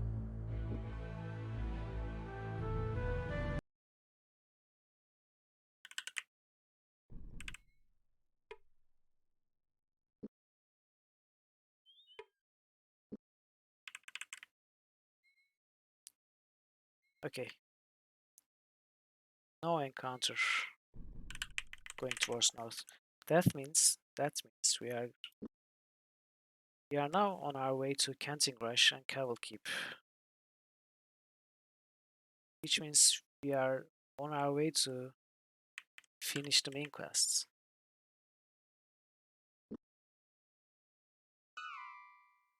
Oh, look at that.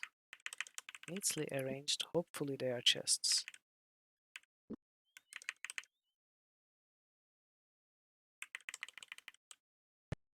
Competition? What do you mean competition?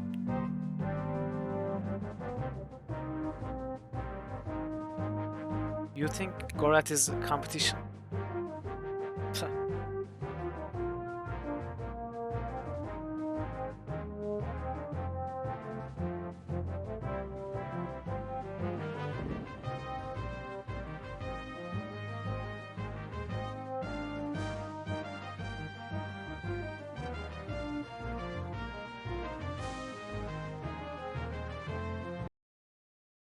Yep. Chests.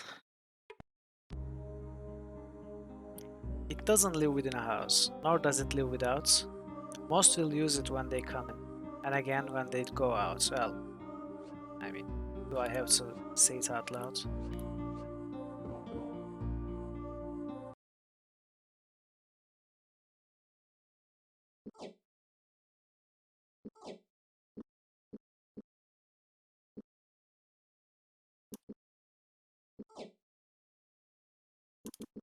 Right.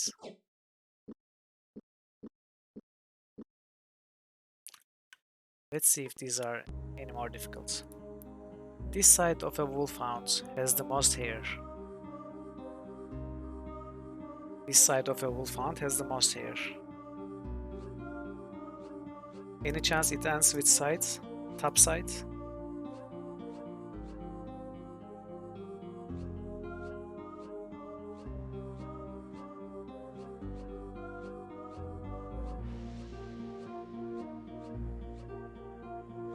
Offside?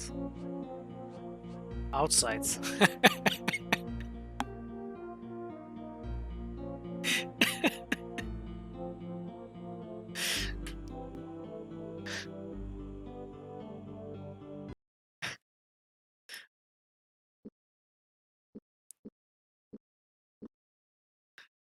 I would have never thought about outside.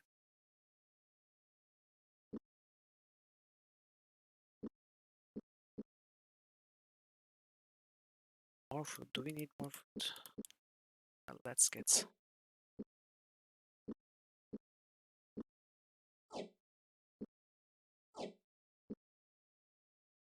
Right, it's not wrong. It's just silly. Of all the ways to make a riddle about outside, you choose to ask about which side of a wolf's hunt has the most hair.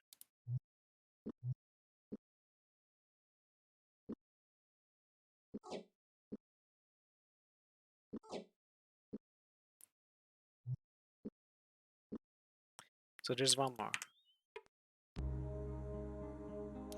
She has tasteful friends and tasteless enemies. Tears are often shed on her behalf, yet never has she broken a heart. She has tasteful friends and tasteless enemies. Tears are often shed on her behalf. Onion?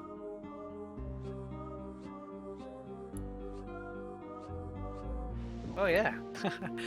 but what does tasteless enemies mean? Does it mean whoever doesn't like onion, is it, I don't know, someone without a taste?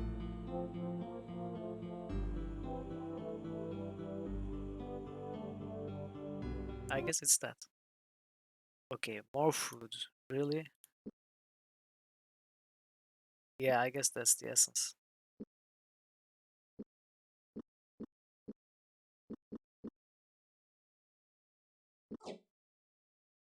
Sure, give us all the foods. All the foods. I'm going to open a tavern. I'm going to quit this adventuring business. Stay away from politics and war.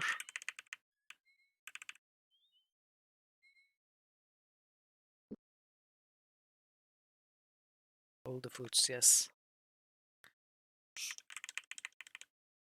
Okay, where are we?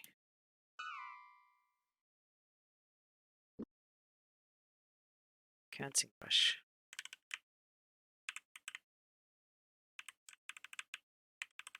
What is there though? To our west. Oh, there. Okay.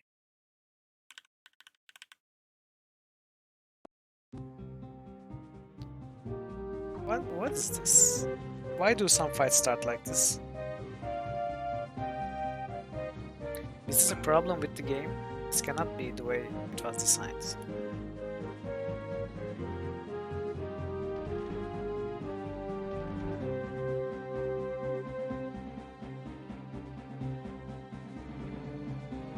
Oh, well. That didn't work. Alright, see you soon, Dragon Parrot.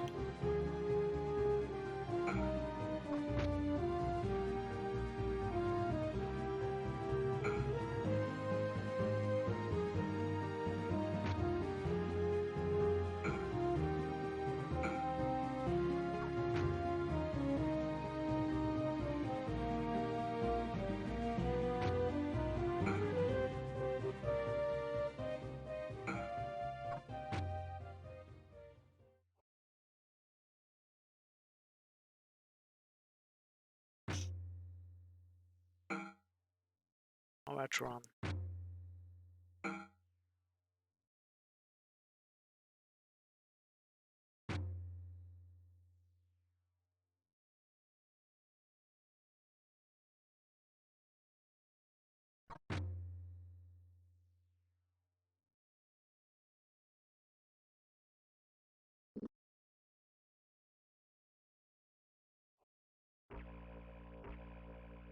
Oops.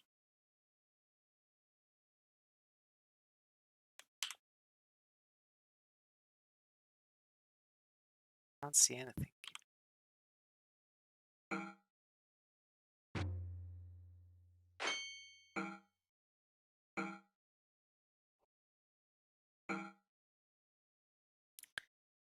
Okay.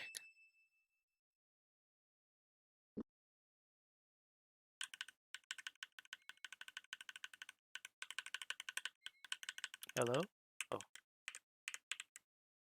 yeah, here.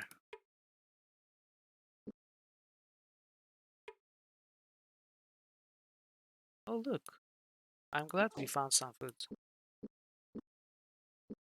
We were almost running out.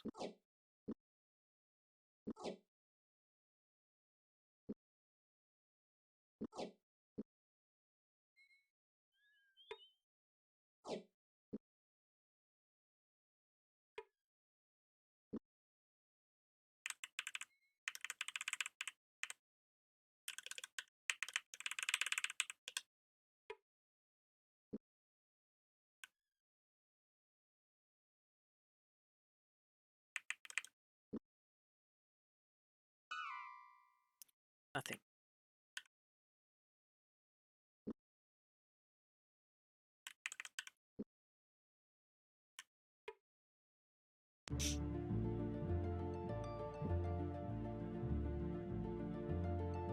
They were escorted to the lector's chambers. Seated behind a large mahogany desk was a man of middle years, the hair graying at his temples, sweeping back from a white tanned forehead. Without standing, he motioned for them to take seats. I have very little time this morning, the lector said. Please make whatever request you have as direct as possible. That suits me fine. We are looking for a band of murderers, James said. They killed a squad of men sent from Bastira to the First Advisor's orders to investigate the possible activities of Nighthawks in Romney. The idea occurred to me while we were standing in the meditation chambers. Temple Kahuli might know something of it. I'm listening, he replied gravely. When I was studying under Father Timothy in the Temple of Astalon in Krondor, James said, I learned quite a bit about the various temples and their gods. As I recalled, Kahuli is the god of revenge. Justice, the lector snapped, not revenge. If one is innocent, he has nothing to fear from the howler after fugitives. If one has violated the wise strictures of our gods and eluded punishment, however, we are the hounds that bay on his heels, at his heels. There is no place one can run to that we cannot sniff them out. James nodded. A well-known fact. It's also well known that the Temple of Kahuli hires assassins on occasion to do the sniffing. If you imply that we hired the Guild of Assassins to kill the man in Bastira, it is not so. We have had no dealing with the Hawks of the Night for several months. It may well be that we have common cause at the moment. The priest stopped for a moment, as if considering something, then continued slowly. They have become churlish. They no longer follow the codes of piety which we lay out for the behavior of our faithful, and they have not paid a tithing great deal of time. We wish to separate them from our ranks, but no protectors of the faith will challenge them. James leaned across the desk. I want the Nighthawks, Lector. Tell me the name of the man who leads them and where he may be found, and we both can profit from an end to them. The Lector laughed a dark, rumbling laugh that had nothing of humor in it. I wish that it were that easy. Kahuli, how I wish. But when the Nighthawks swore their oath to the temple, they required of us a holy oath to Kahuli himself, that their identities never be revealed to any that were not of the temple itself.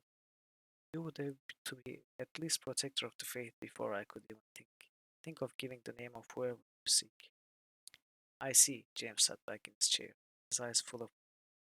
How would we become protectors? You would have to study with the prelates who lives nearby and learn the codes of piety, the lector said, a clever smile tugging at the corner of his own. Though I will warn you, this house is well protected. There are many who do perceive us as the dispensers of revenge and attempt to save themselves peremptorily.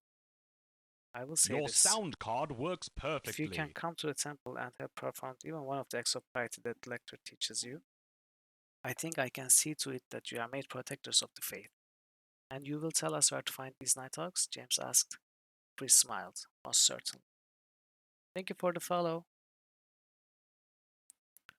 Okay, now we are coming somewhere, actually. We have to join the ranks of the Kahuli Templars as the lowest ranked, called Protector, and we are going to learn the location of the Nighthawks. That's good.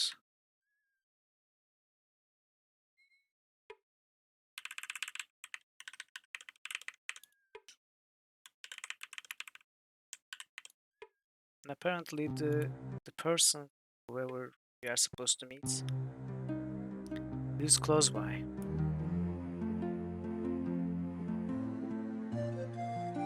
Okay, let's sell this since we are here. He needs 1 emerald to play against Ivan.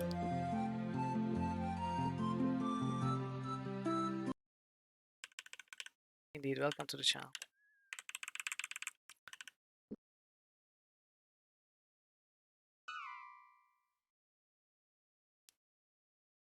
There's a lot of stuff around here.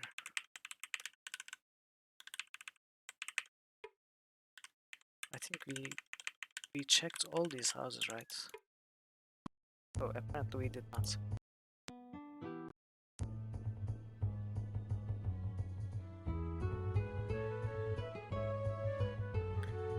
Recycled text. More recycled text.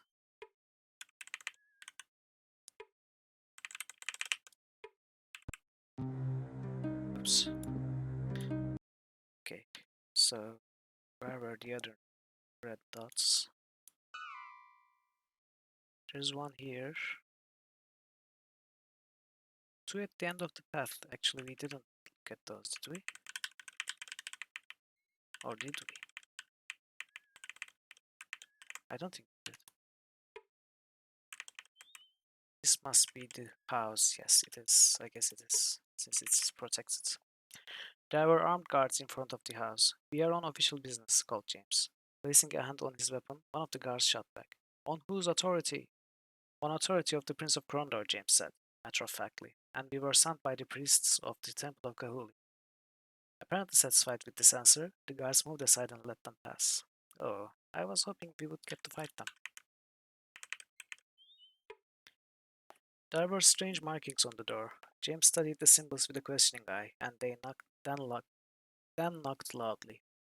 The man who came to the door introduced himself as Prelate or Prelate of the Temple of Kahuli. "I am not well liked by the plain ones," he said.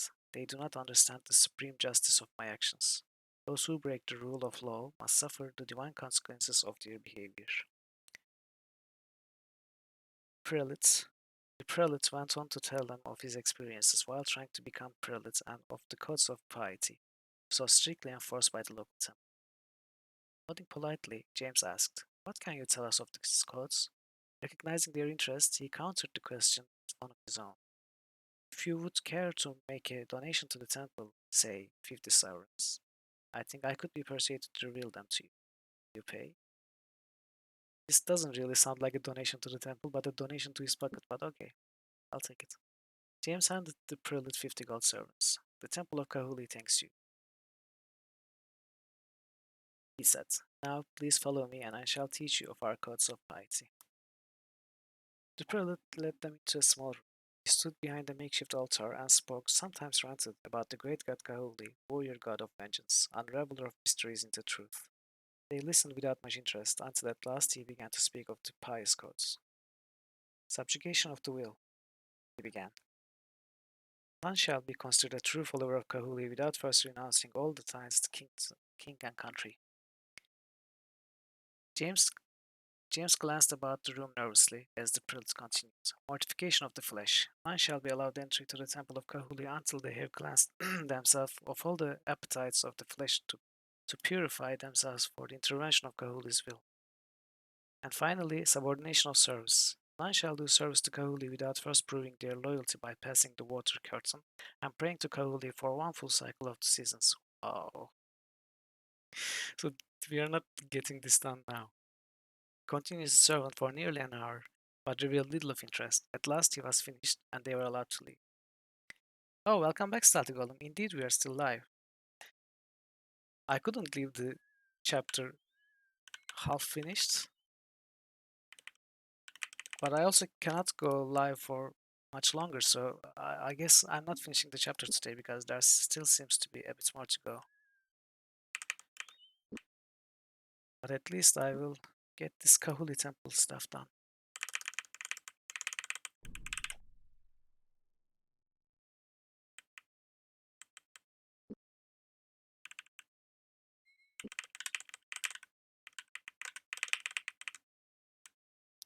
Hopefully paying the 50 gold was enough to get this. The lector agreed to see them. Sipping from a steaming cup of tea, he looked critically across the desk at them. "The man looking for the Nighthawks," he said. "I am glad to see you once again, but as yet you cannot be inducted as protectors of the faith. You must perform one of the acts of piety." Okay. You must perform one of the acts of piety. There is simply no other way that I can help you. The laws of our temple are very specific and binding. Which act would you best? James asked, at a loss to know what to do. The lector shook his head. It's not a question of best or easiest. These things vary from person to person, though many may find that one or another option simply may not be open to them through conflicting laws or practicality. Again, I say to you, go visit the prelate. He is the only one that will be of any use to you in this. He lives very close by. Okay, so the first one was letting go of all political and militaristic ties. And the last one was doing something for a full season or something. What was the second one?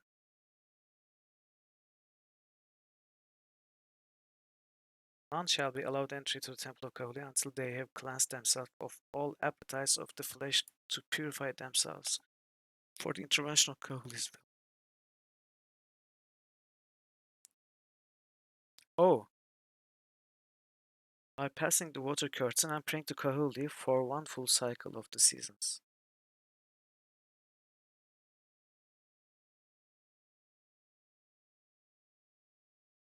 Okay, I mean, I don't think we are going to be praying to Kahuli for a year. But is this passing the water curtain? Is this the waterfall cave?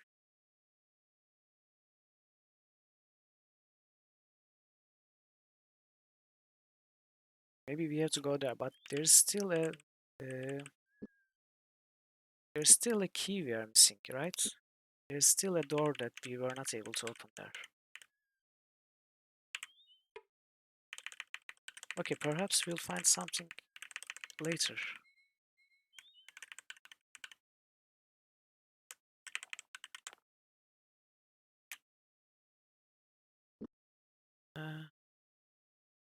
Okay, let's continue south.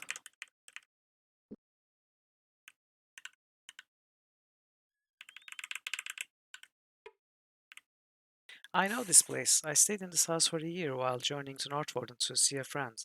There was a beautiful young lady named Celindra living here. We got kind of friendly over supper, and in the middle of the night she snuck into my room. Okay, James. He knocked on the door, beaming with anticipation. A moment later, a beautiful young woman answered. Yes, can I? James? A smile of recognition crossed her lips, but it was quickly replaced with an expression of great concern. I am. Before she could finish her sentence, she was brushed aside by two large hands, one of which curled into a rather large fist and hit James, rather hard, in the face. When his vision had cleared sufficiently, the woman stood over him. I'd like you to meet my husband. I told him all about you. Poor James.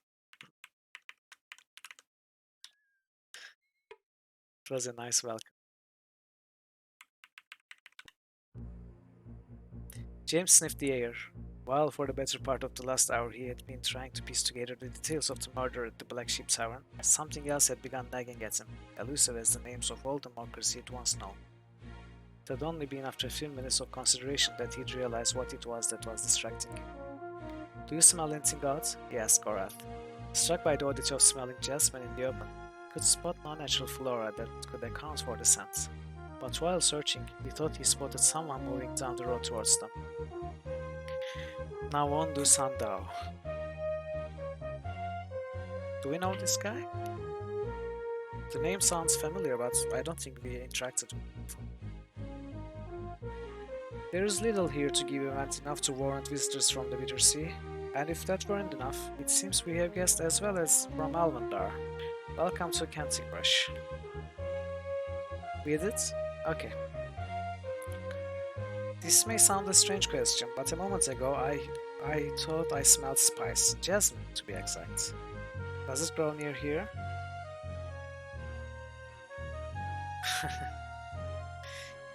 You have a keen nose. Unfortunately, it isn't local. I deal in spices as well as a number of other imported goods. I've just returned from a lengthy trip into Kesh, and I'm afraid the scent clings a bit to the clothes. But you've only just come up the road. I've been smelling it for some while. I am told the scent carries. There is a bit of a wind today. So, as you are travelers in the area and dealing with the natives can sometimes be difficult, is there any way I can be of some assistance to you? I'm not familiar with the worshippers of Kahuli. Generally speaking, Banat and Aslan are more popular with the people in Krondor. It's difficult to publicly worship a god dedicated to revenge, almost as hard to worship, I imagine, as the goddess of death. People naturally assume when you begin pilgrimage on a regular basis that you have a score you wish to settle, which, more often than not, is true. They blind themselves to the fact that while Kahuli is sometimes called Pursuer, he is also known as the Judge of Truth. When you can't get justice anywhere else, people turn to Kahuli. Oh, is it? Okay. Let me know if it continues. I moved my microphone a little bit. And who did you wish to avenge? Ha! Well, myself naturally. It has been some time since I have been to the temple, however. My problem pretty much solved itself. And then I didn't need divine intervention anymore, and so it's easier to stay away than to pay the teeth. Do you remember any of the codes of piety? The priest mentioned them, and I was curious what they were. I tried to forget them. I can only remember the first one, and it has something to do with subjugation of the will, if I remember correctly. When you join the temple, you have to renounce all ties to king and kingdom. That's why you'll find that there aren't any nobility in the temple. Of course, when you can command a private army, why bother? Ivan Skald in Malak's Cross tells us you are quite a chess player. Oh, this is where I remember the name from. High praise, he isn't too terrible at it himself. He told us you had a move called Sandal's Retreat. I'd be intrigued to learn it from you. I couldn't just give a move like that. It's kept me undefeated for several years now. I'd be willing to pay you to learn how. You are after Ivan, aren't you? You won't know what's in him until you have him. As I recall, he always bets an emerald, so I'll let you at least get something from the win. Say, 100 gold sovereigns. Deal? Deal. It will be worth it just to see the look on his face. Proceed. Give me a moment to find a few appropriate stones. If you would sketch out a board in the dirt, I will show you the architecture of a grand humiliation. James grinned. As Navan played out his moves using an odd assortment of stones, it was apparent the play would be devastating if used against an aggressive opponent. Think you can remember all of that? Navan asked, brushing the dirt from his hands. Not a problem, James replied, dumping Navan's fee onto the hastily created chessboard. I think Ivan isn't for quite surprised. So we learned the move from Brother Mark and also from this guy. We have two moves to demolish Ivan's attacks. Good traveling to you then, and if you ever have any need of anything and are in Canting Rush, be sure to come and see me. So I should make note that we have to complete one of Kahuli's, I'll say, trials.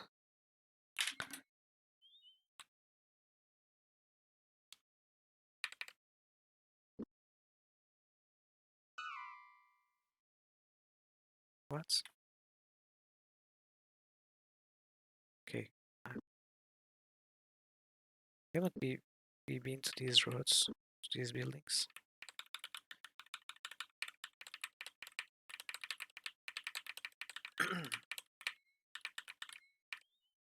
Okay.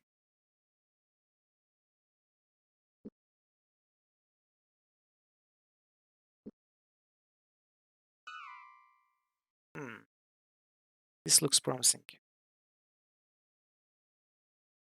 Okay, let's check this one first.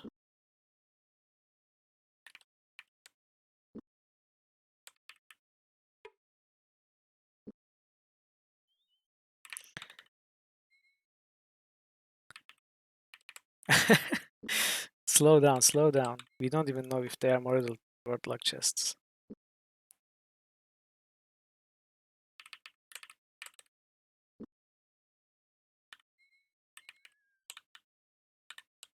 Hmm. What goes with a wagon that doesn't benefit the wagon, but the wagon cannot move without? Wheel?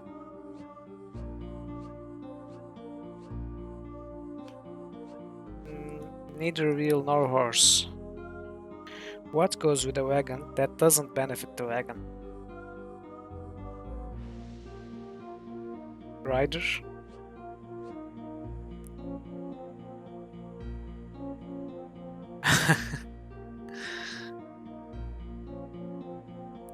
Sounds? Really? Oh, is it actually? Oh no, it's not.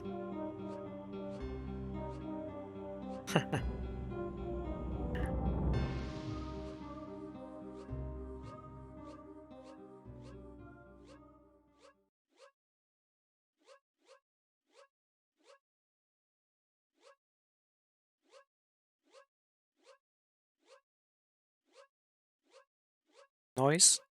Maybe it's noise, not sound, but yeah, you were onto something. Just wasn't the right word. Nice one.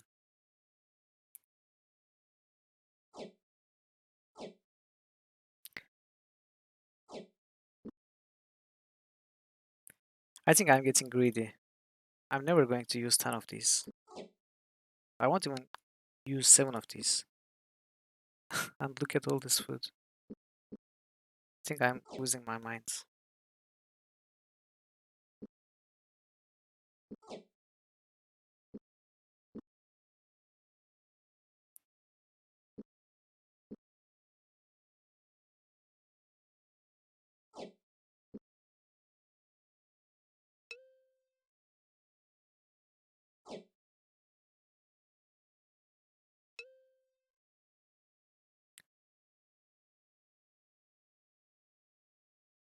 Yeah, you're right, but I have a problem with this kind of games where I cannot use consumables. I just keep looking for the perfect time to use a consumable and end up never using them throughout the game.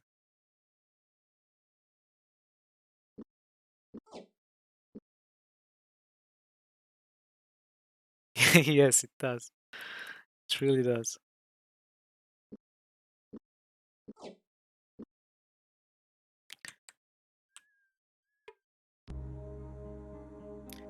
What goes with a wait? We just opened this.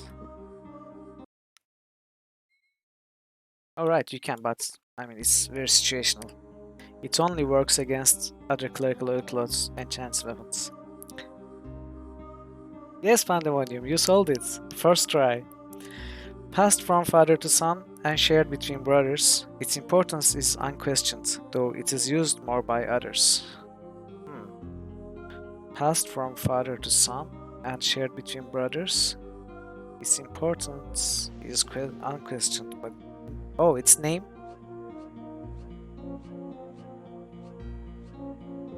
Oh yeah,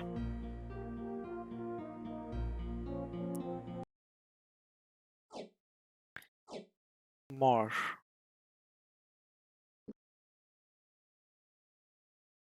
Should I? I'm not. I'm not taking it. No, I refuse to take it. I refuse. Never resting, never still, moving silently hill to hill. It does not walk, run or trot. All is cool before it's not. All is cool where it's not. Never resting, never still, moving silently hill to hill. It does not walk, run or trot. All is cool where it's not. Sunlight?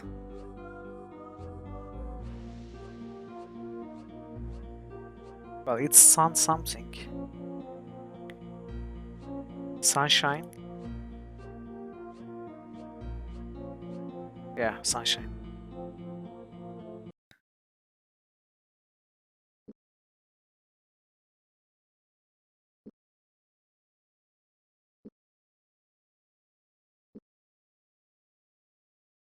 Well, this is actually a pretty good one. Okay, I will drink at least.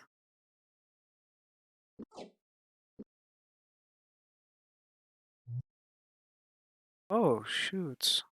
This wasn't a full stack. I could have kept them.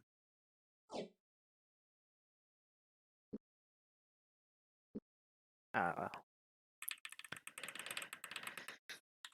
Okay, 3 more done. 3 more chests. This chapter has been generous with new Myrtle World-like chests. I think we have found more than we found in chapter 2. Maybe it's just me then.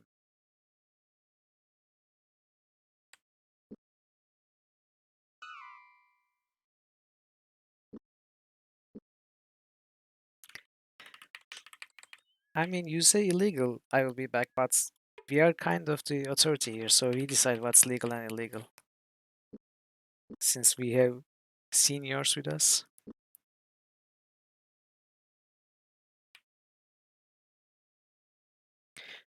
Okay, ambush. Ambush time.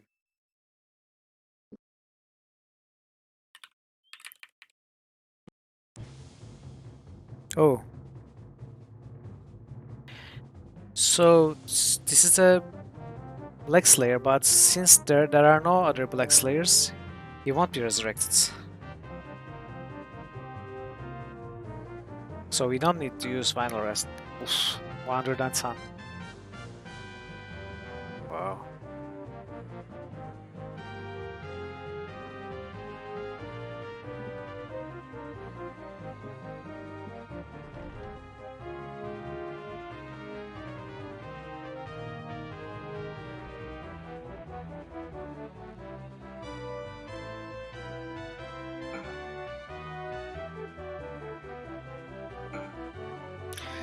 Okay, so Clerical Oilcloth works very well against these ninjas, right? Nighthawks.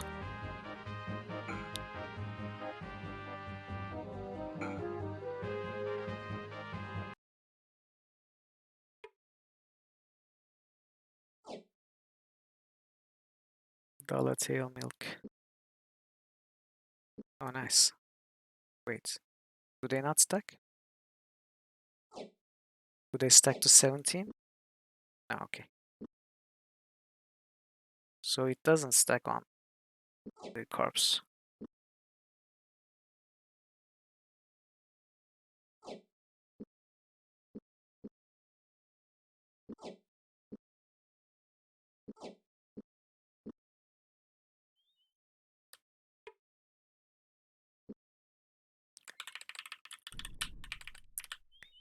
Ninja. Who would win? Pirates or Nighthawks?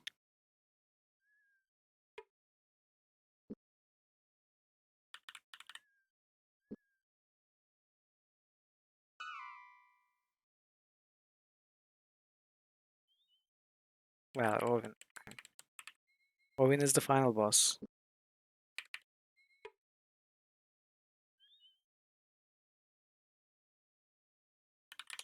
Okay, we are at Cowl Keep.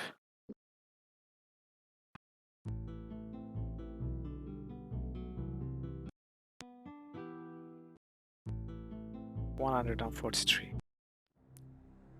Evening, gents. Just let me know if you need anything. The three of us are fine, but you sound as if you had better days. Is something bothering you, friends?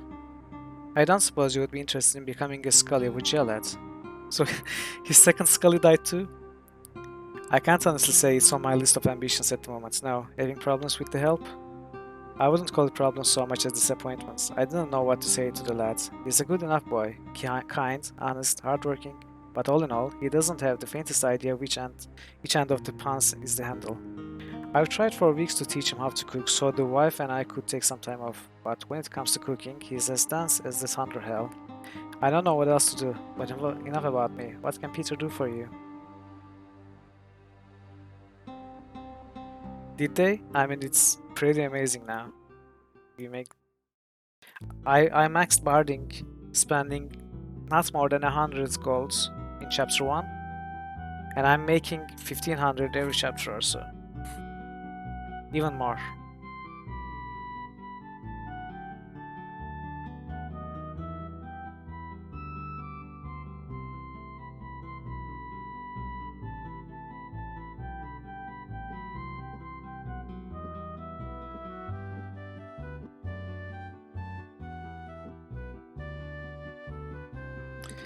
I'll just sell these. I'm not going to kill them for sloop. Wait for them to sell them at sloop. And I'll sell these too.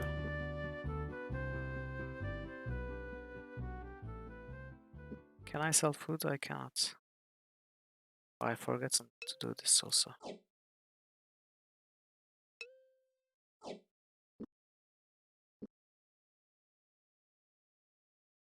I should probably sell all of these and just keep clerical oak cloths. Or maybe I could keep these icers too. But these are probably not worth keeping. For dragon stones.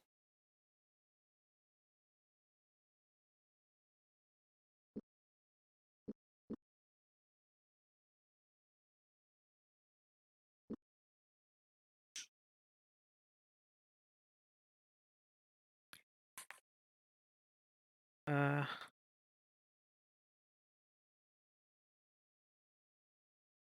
Kindly tell me, sir, what it is I have done to make myself so attractive to the minuscule of the world. From the moment I first stepped from my bedchamber this morning, I have had servants swarming about me like nits and bothersome relations at my ankles. Will you kindly leave me in peace? We have very grave business to attend to, and I must speak to you. Whatever you must do, I am quite certain does not involve me. I don't care what the nature of your business is about, Signor. I have other concerns. Is that so? Have you concerns above and beyond the Prince of Krondor? If so, I shall make most eager account of them before him when I return. Go on and spell them out so I may take them down. I'm sure Arutha will be fascinated.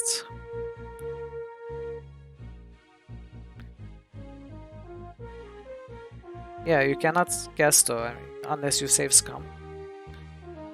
And we save before every encounter, so.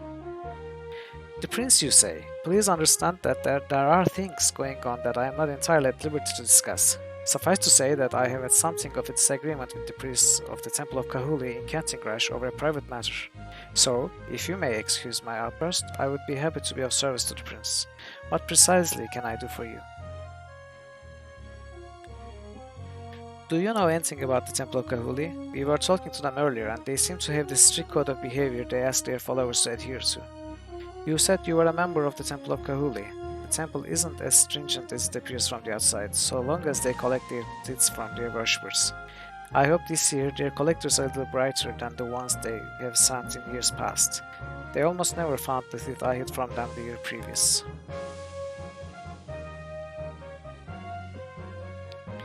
You've been most thankful, Count Corvallis, but it's time we return to our business. Please give my regards to your daughter, Agni. I shall, Signor. Good traveling and keep an eye on my nephew. Oh, I shall, believe me. Goodbye. Okay,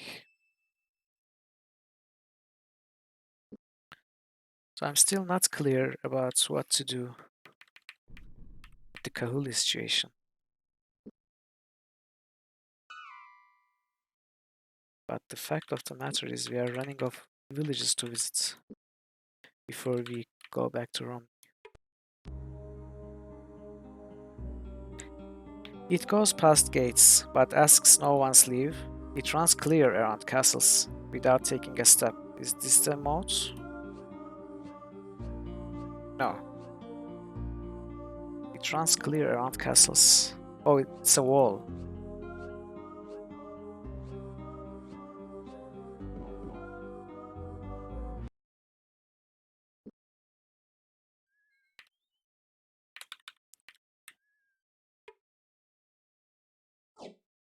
Wow. Notes. To the High Priest of Kahuli, I request that Nawandu Sandal be driven mad for his attacks on my person and my family. So my petition ends. Great, great, amazing.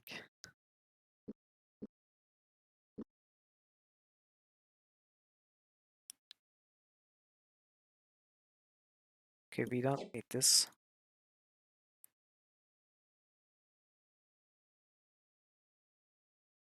And we haven't found this guy in Cavalkeep. Isonatus? I thought this was going to be a breadcrumb. Because apparently this guy was to be the receiver of the spyglass and the silver spider.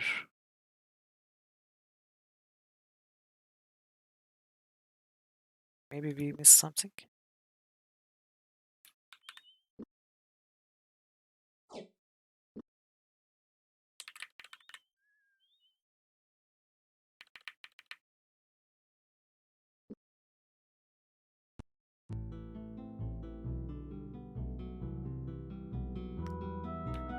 Uh, let's go back during the day. just in case. The door was ajar. Oh, nice. They entered the building and were greeted by a man behind a small counter. I am the chief lender here. My name is Isunatus. Can I help you? He inquired. James wrote out the accountant's roll they had discovered in Abbott's magic chest and placed it on the counter. We were wondering what you might be able to tell us about the details of this nose. It has your mark here at the bottom. Yes, I see, the man replied. Pushing his eyeglasses down onto the bridge of his nose, he began to examine it carefully. First looking at the top of his nose, then glancing down at the bottom with a scowl, then back to the top like a small child following the actions of a bouncing ball. At last he spoke. I'm afraid that to make an exact match with our records, I would need a name and a date. It would be impossible for me to sort out otherwise. I wonder why there is no name attached to it. Are you sure there is no other way to make a verification? James asked. Quite sure, Sinatus replied. Though I can tell you that judging by the size of the deposit, it was definitely a man of high position, either a lord or a merchant with foreign contacts. James thanked the man as they let themselves out.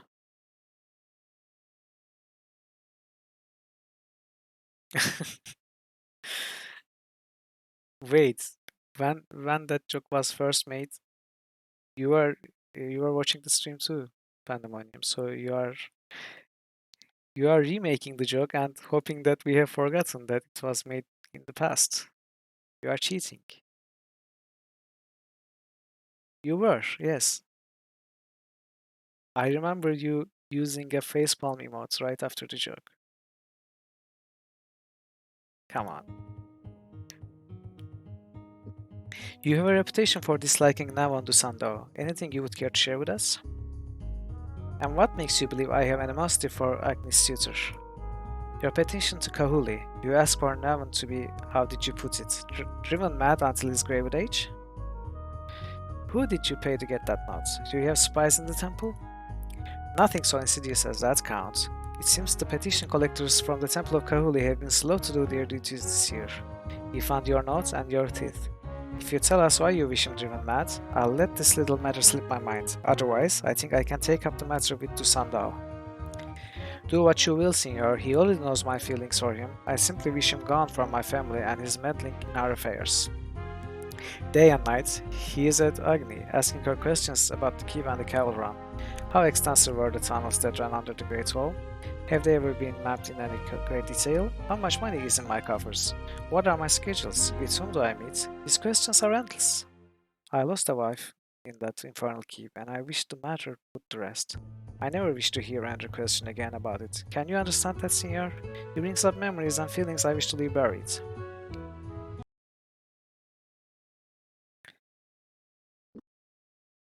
There is a moneylender that lives here in town. Sinatus, yes, I know him well. Strange Queegin fellow. Then you have done business with him recently? Why should it concern you? I have paid my taxes to the king. We wish to borrow money, and we want to make certain that we deal with a reputable firm. Wow, quick lie. I thought that if you had done any business with him, made any deposits, then perhaps you might know if he was an honest man. Ah, suspicion in business is a healthy tactic. To answer you, I have had no need to borrow any funds of late, and in fact, have made several substantial deposits recently. Some of my better placed investments have provided me with comfortable profits. Banath be praised. Sonatus will do well by you. Okay. You've been most helpful, Count Corvallis, but it's time we return to our business. Please give my regards to your. Okay, just the same. Maybe there's something. No?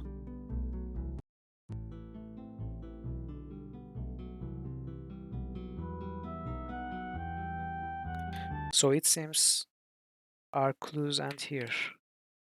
Unless we go back to. Oops. Where are we? Prankstone. So Prankstone is the only village we haven't visited in this chapter yet.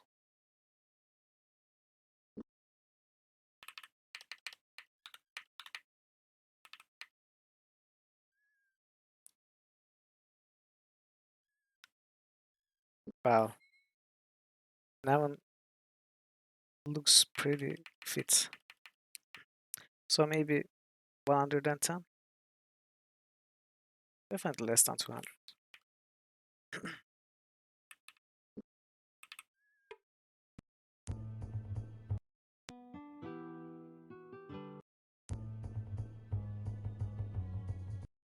Oh, it was 300.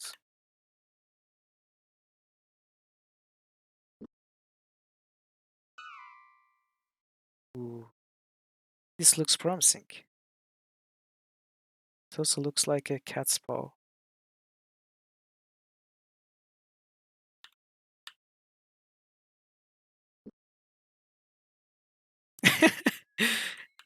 What a disappointment. What a disappointment.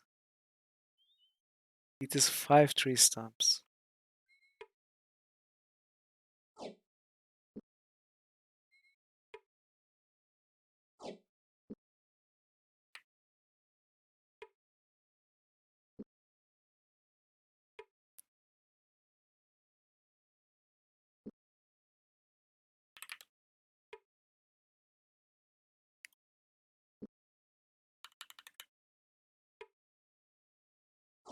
Well, 150 gold coins at least. It was a big disappointment though.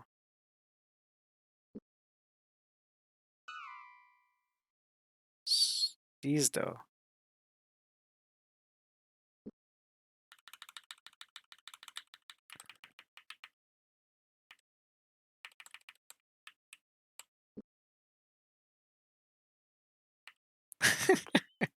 And they are holes. Yeah, I have 5 grand, so what? How does it factor into anything?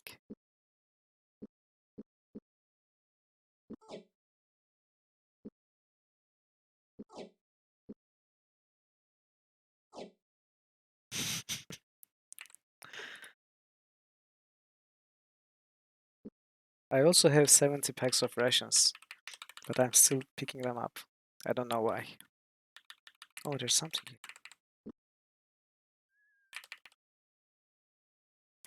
Something caught James' eye. Bending down to get a closer look, he saw it was a set of fresh footprints that appeared to be heading east. Okay. Let's save. The house was dark. I don't like the looks of this, Cora said, assessing the situation. My gut tells me that as soon as we knock on the door, someone or something is going to be all over us, like stink on a troll.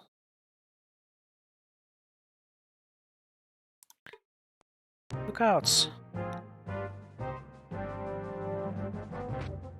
Wow, 6 of them.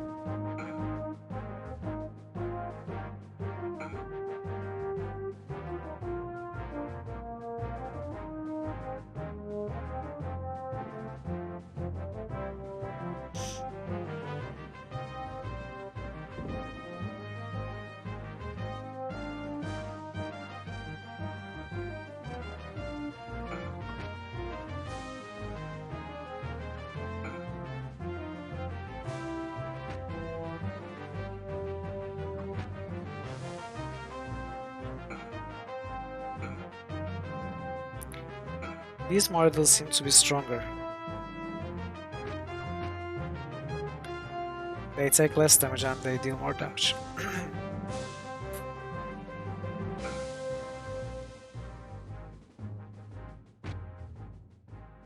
Oh, I also Owen seems poisoned.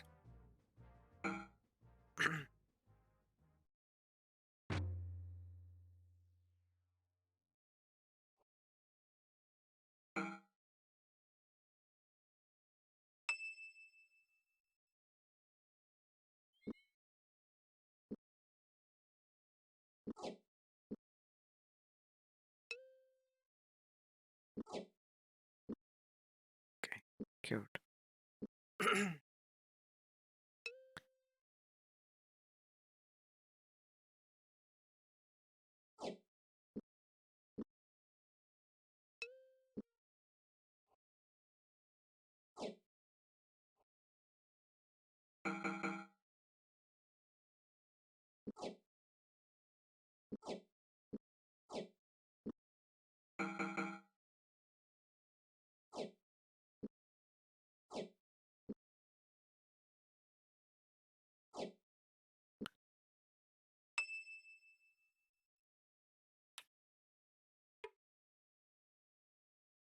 No, they're not.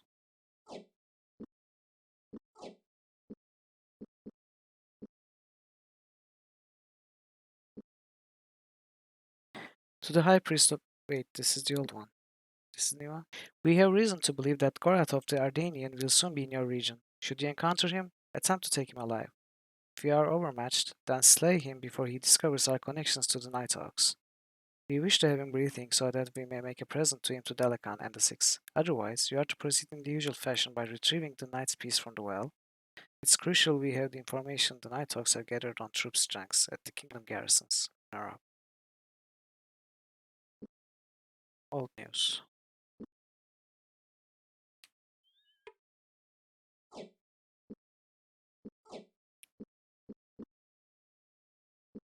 What did you know, Pandemonium?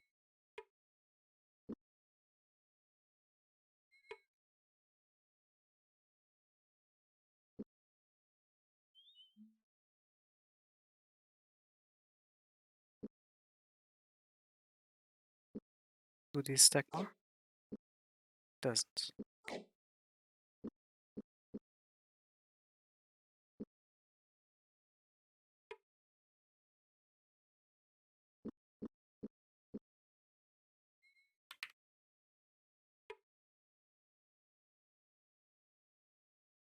True sight, yeah.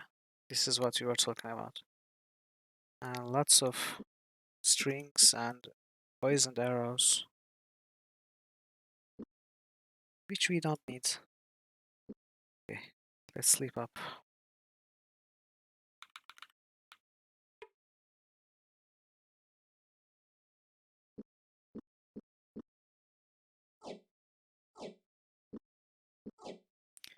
This is spoiled. Which one had the foods? This one.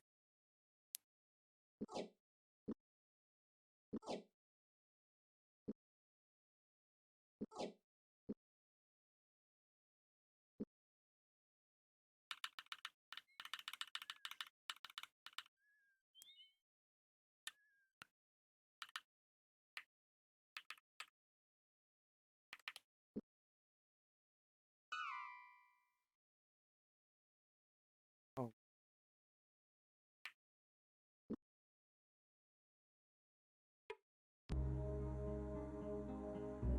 Brought to the table, cut and served, never eaten.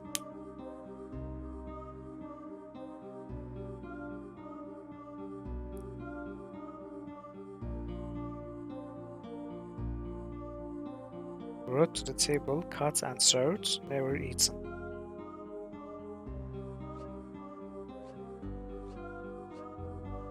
Oh yes, cards. Playing cards. You're right. Wow. Great tower plate.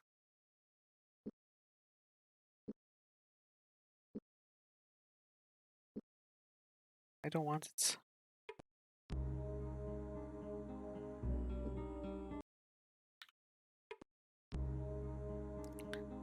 Widows and orphans, parents and kin. This is disturbed most by riots and war. Peace?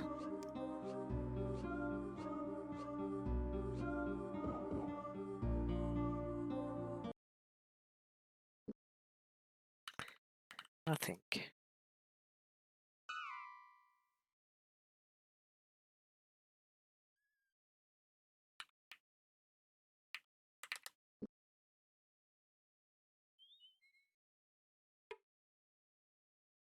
Feel the storm.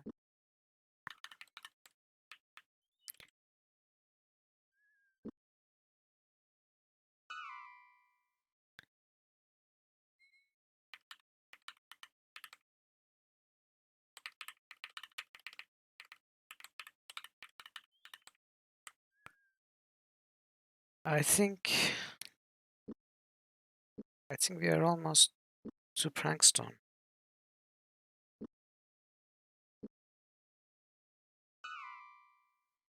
Oh, there's something there.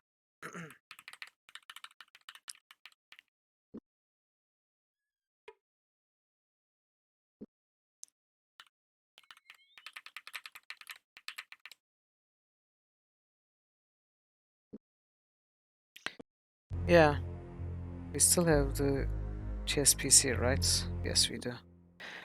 So I think the water curtain referred in Kahuli Temple was this one. I wonder if with our high lockpick skill, if we can open the door now. Or if we need a key. We probably need a key. And we haven't found a special key. Hell, let's go to Prankstone. Its name was mentioned a lot in this chapter. Maybe we'll find something there. Or when we go back to Romney.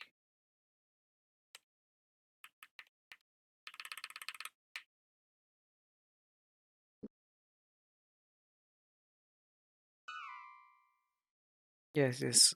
We cannot pick it. I'm almost sure. Yeah, Banath.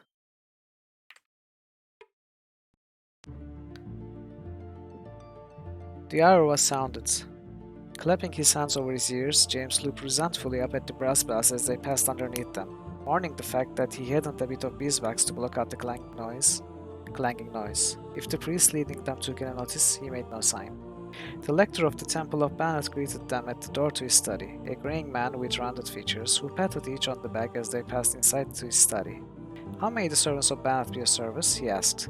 "I'm not certain," James said, taking a seat by the window. "We have a difficult journey ahead, and I was hoping that perhaps your god might have some insight into our predicament." I remember this text actually. Is this anything new? It's not. So Banath has nothing to offer to us.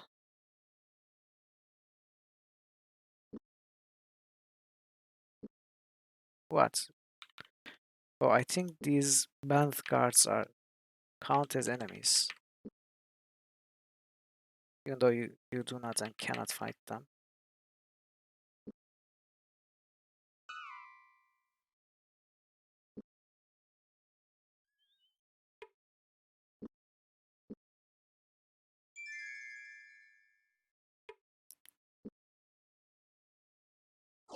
More jewels, more money.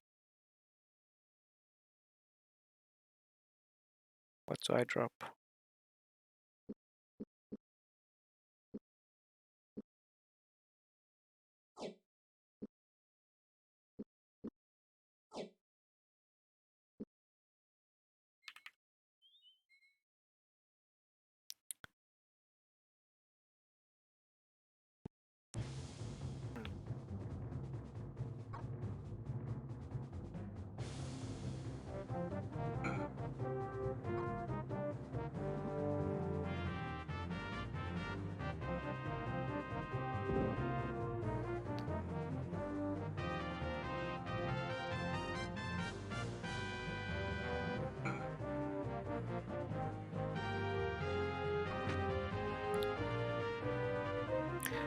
Soon to be dead ninjas.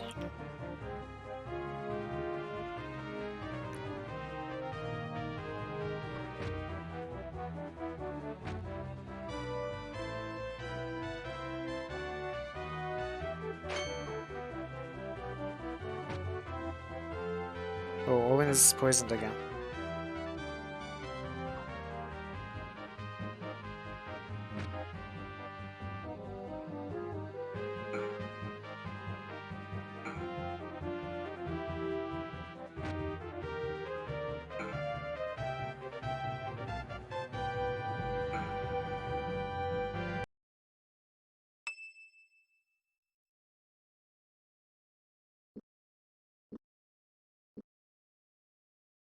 We are using up the anti-venoms.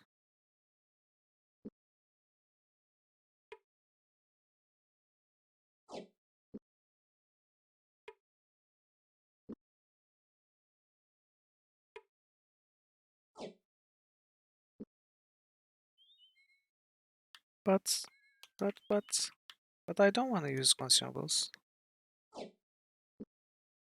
I'd rather be poisoned than use a consumable.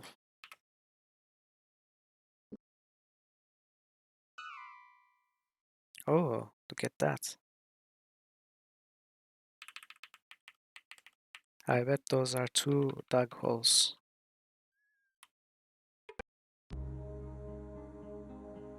Names give power, magic to control, but what is broken by naming it? Silence?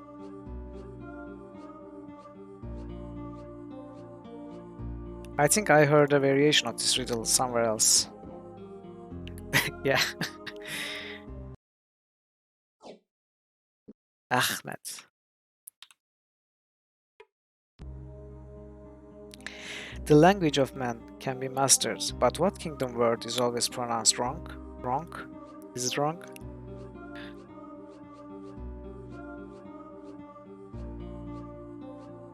Yeah, these were classic riddles.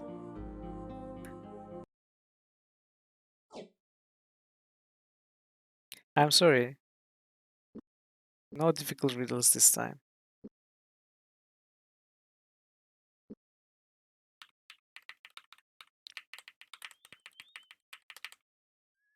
Yeah, those two were indeed classic riddles. That's I must have seen somewhere outside of the game. Okay, this is Prankstone. Oh, also.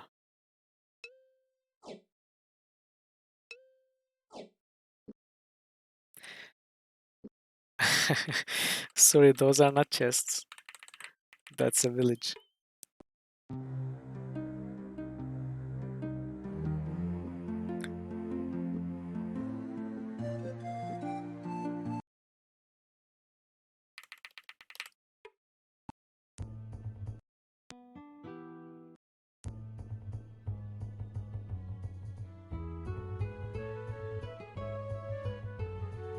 Yeah, all recycled texts.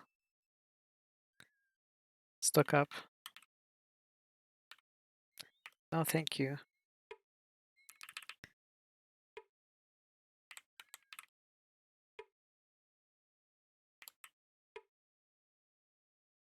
Oh, this is the gem converter that gave us that crappy diamond. What is this? The slab made Owen uncomfortable. Still, he stepped closer to the strange rock to examine it more closely. This is a very unusual stone. It seems to be emitting a very strange energy, but I can't make out its nature. Should we touch it? Of course. Owen stepped forward and touched the strange stone. Though there was not an actual explosion, they all heard a loud bang as his fingers touched the rocky surface. The sound startled them all, but it had the greatest effect on Owen, who was momentarily convinced it was the sound of the death goddess knocking on his door. It took them several minutes to realize the humor of the situation, but soon all were laughing as they picked up their packs and prepared to leave. The stone had apparently been harmless. Still, it worried Gorath and made him wonder if they had lost anything else besides their wits. So what just happened? We touched the stone and it made a sound. And they left and left.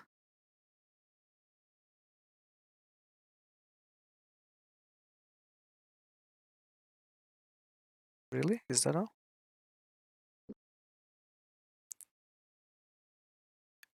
I think something happens to something in our inventory or so. The way it's worded. Maybe they lose skill points.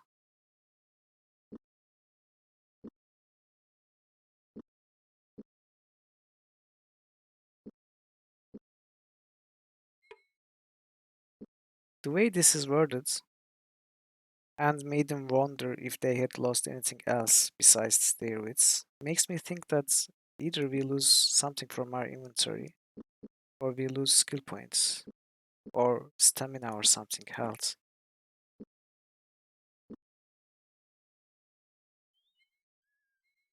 What?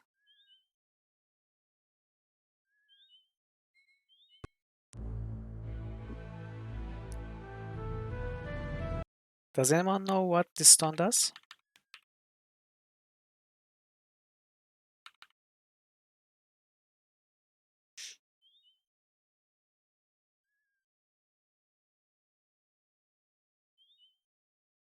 What language is that?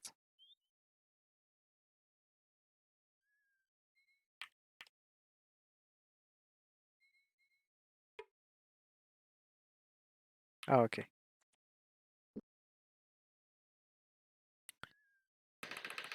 Okay, prank stone. So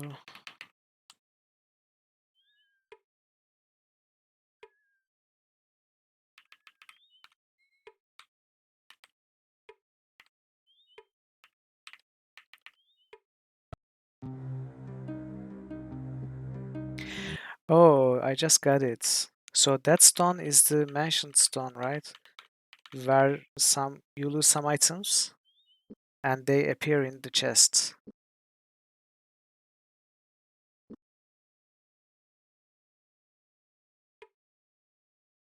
It is this stone.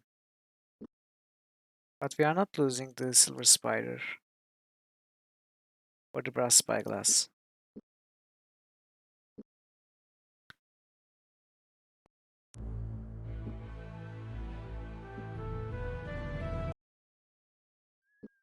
In fact, we lose nothing.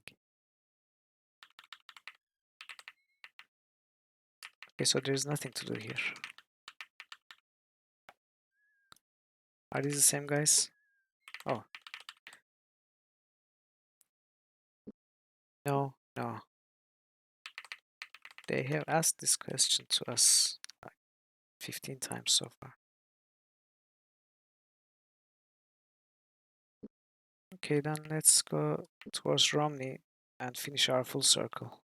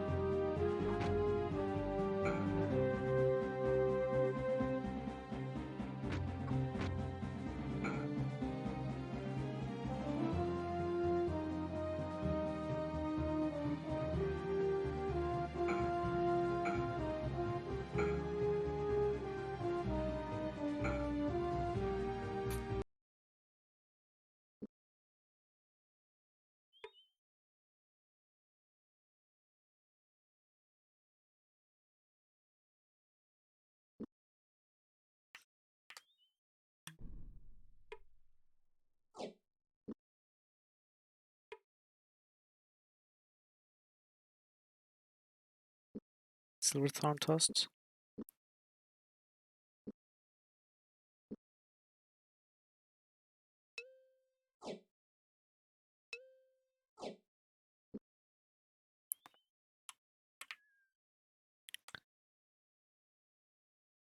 Yes, let's go. Well, it's because I am hungry.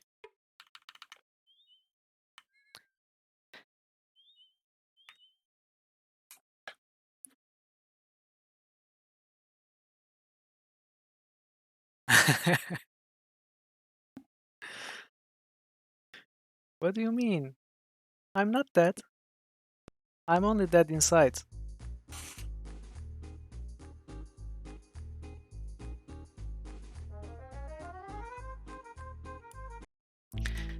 So let's see if there's anything new.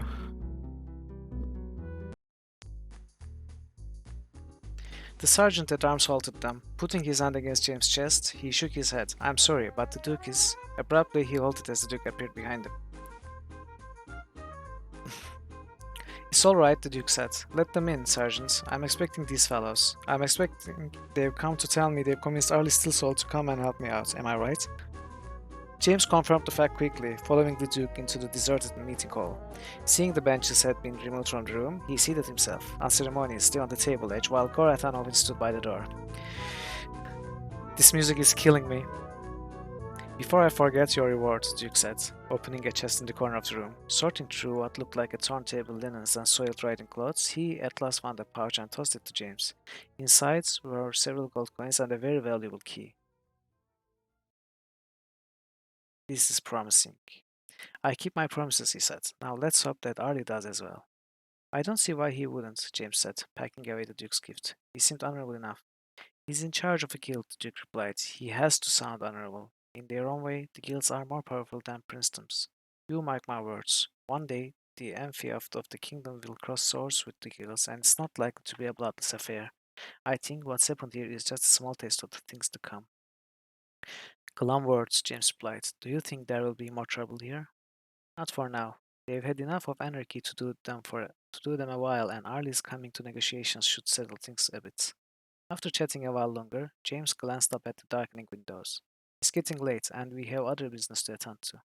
Thank you for your services, gentlemen, the Duke said, escorting them to the door. If you are ever in Romney again, please feel free to drop by and visit again. What key did we get? So, key. So this is the second time where we are supposed to have received a key, but we didn't. Maybe it's another virtue key. But come on.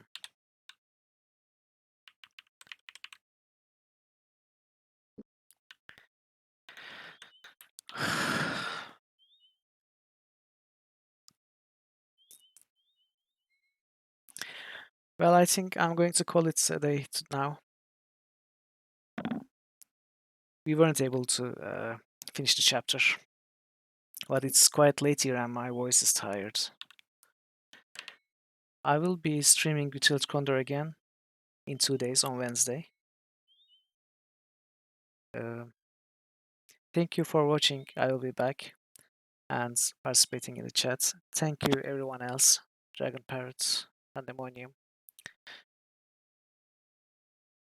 and Stealthy Golem was here, which was great. Pensive Elephant was here for a while, and everyone else that I'm forgetting.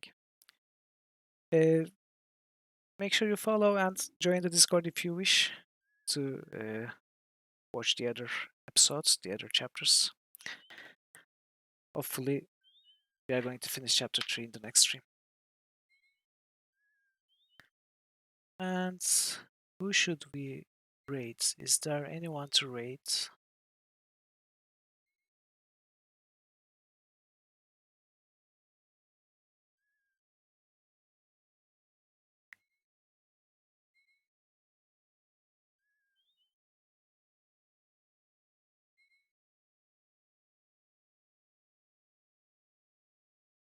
Yeah, hopefully more chests in the next stream.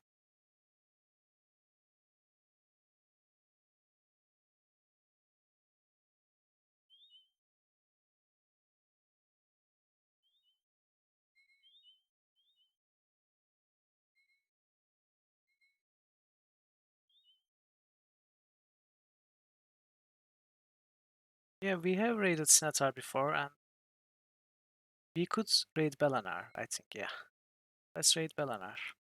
Let's see what he's playing. He's playing Frozenheim. Alright. We are going to raid Belanar. If I can type his name correctly.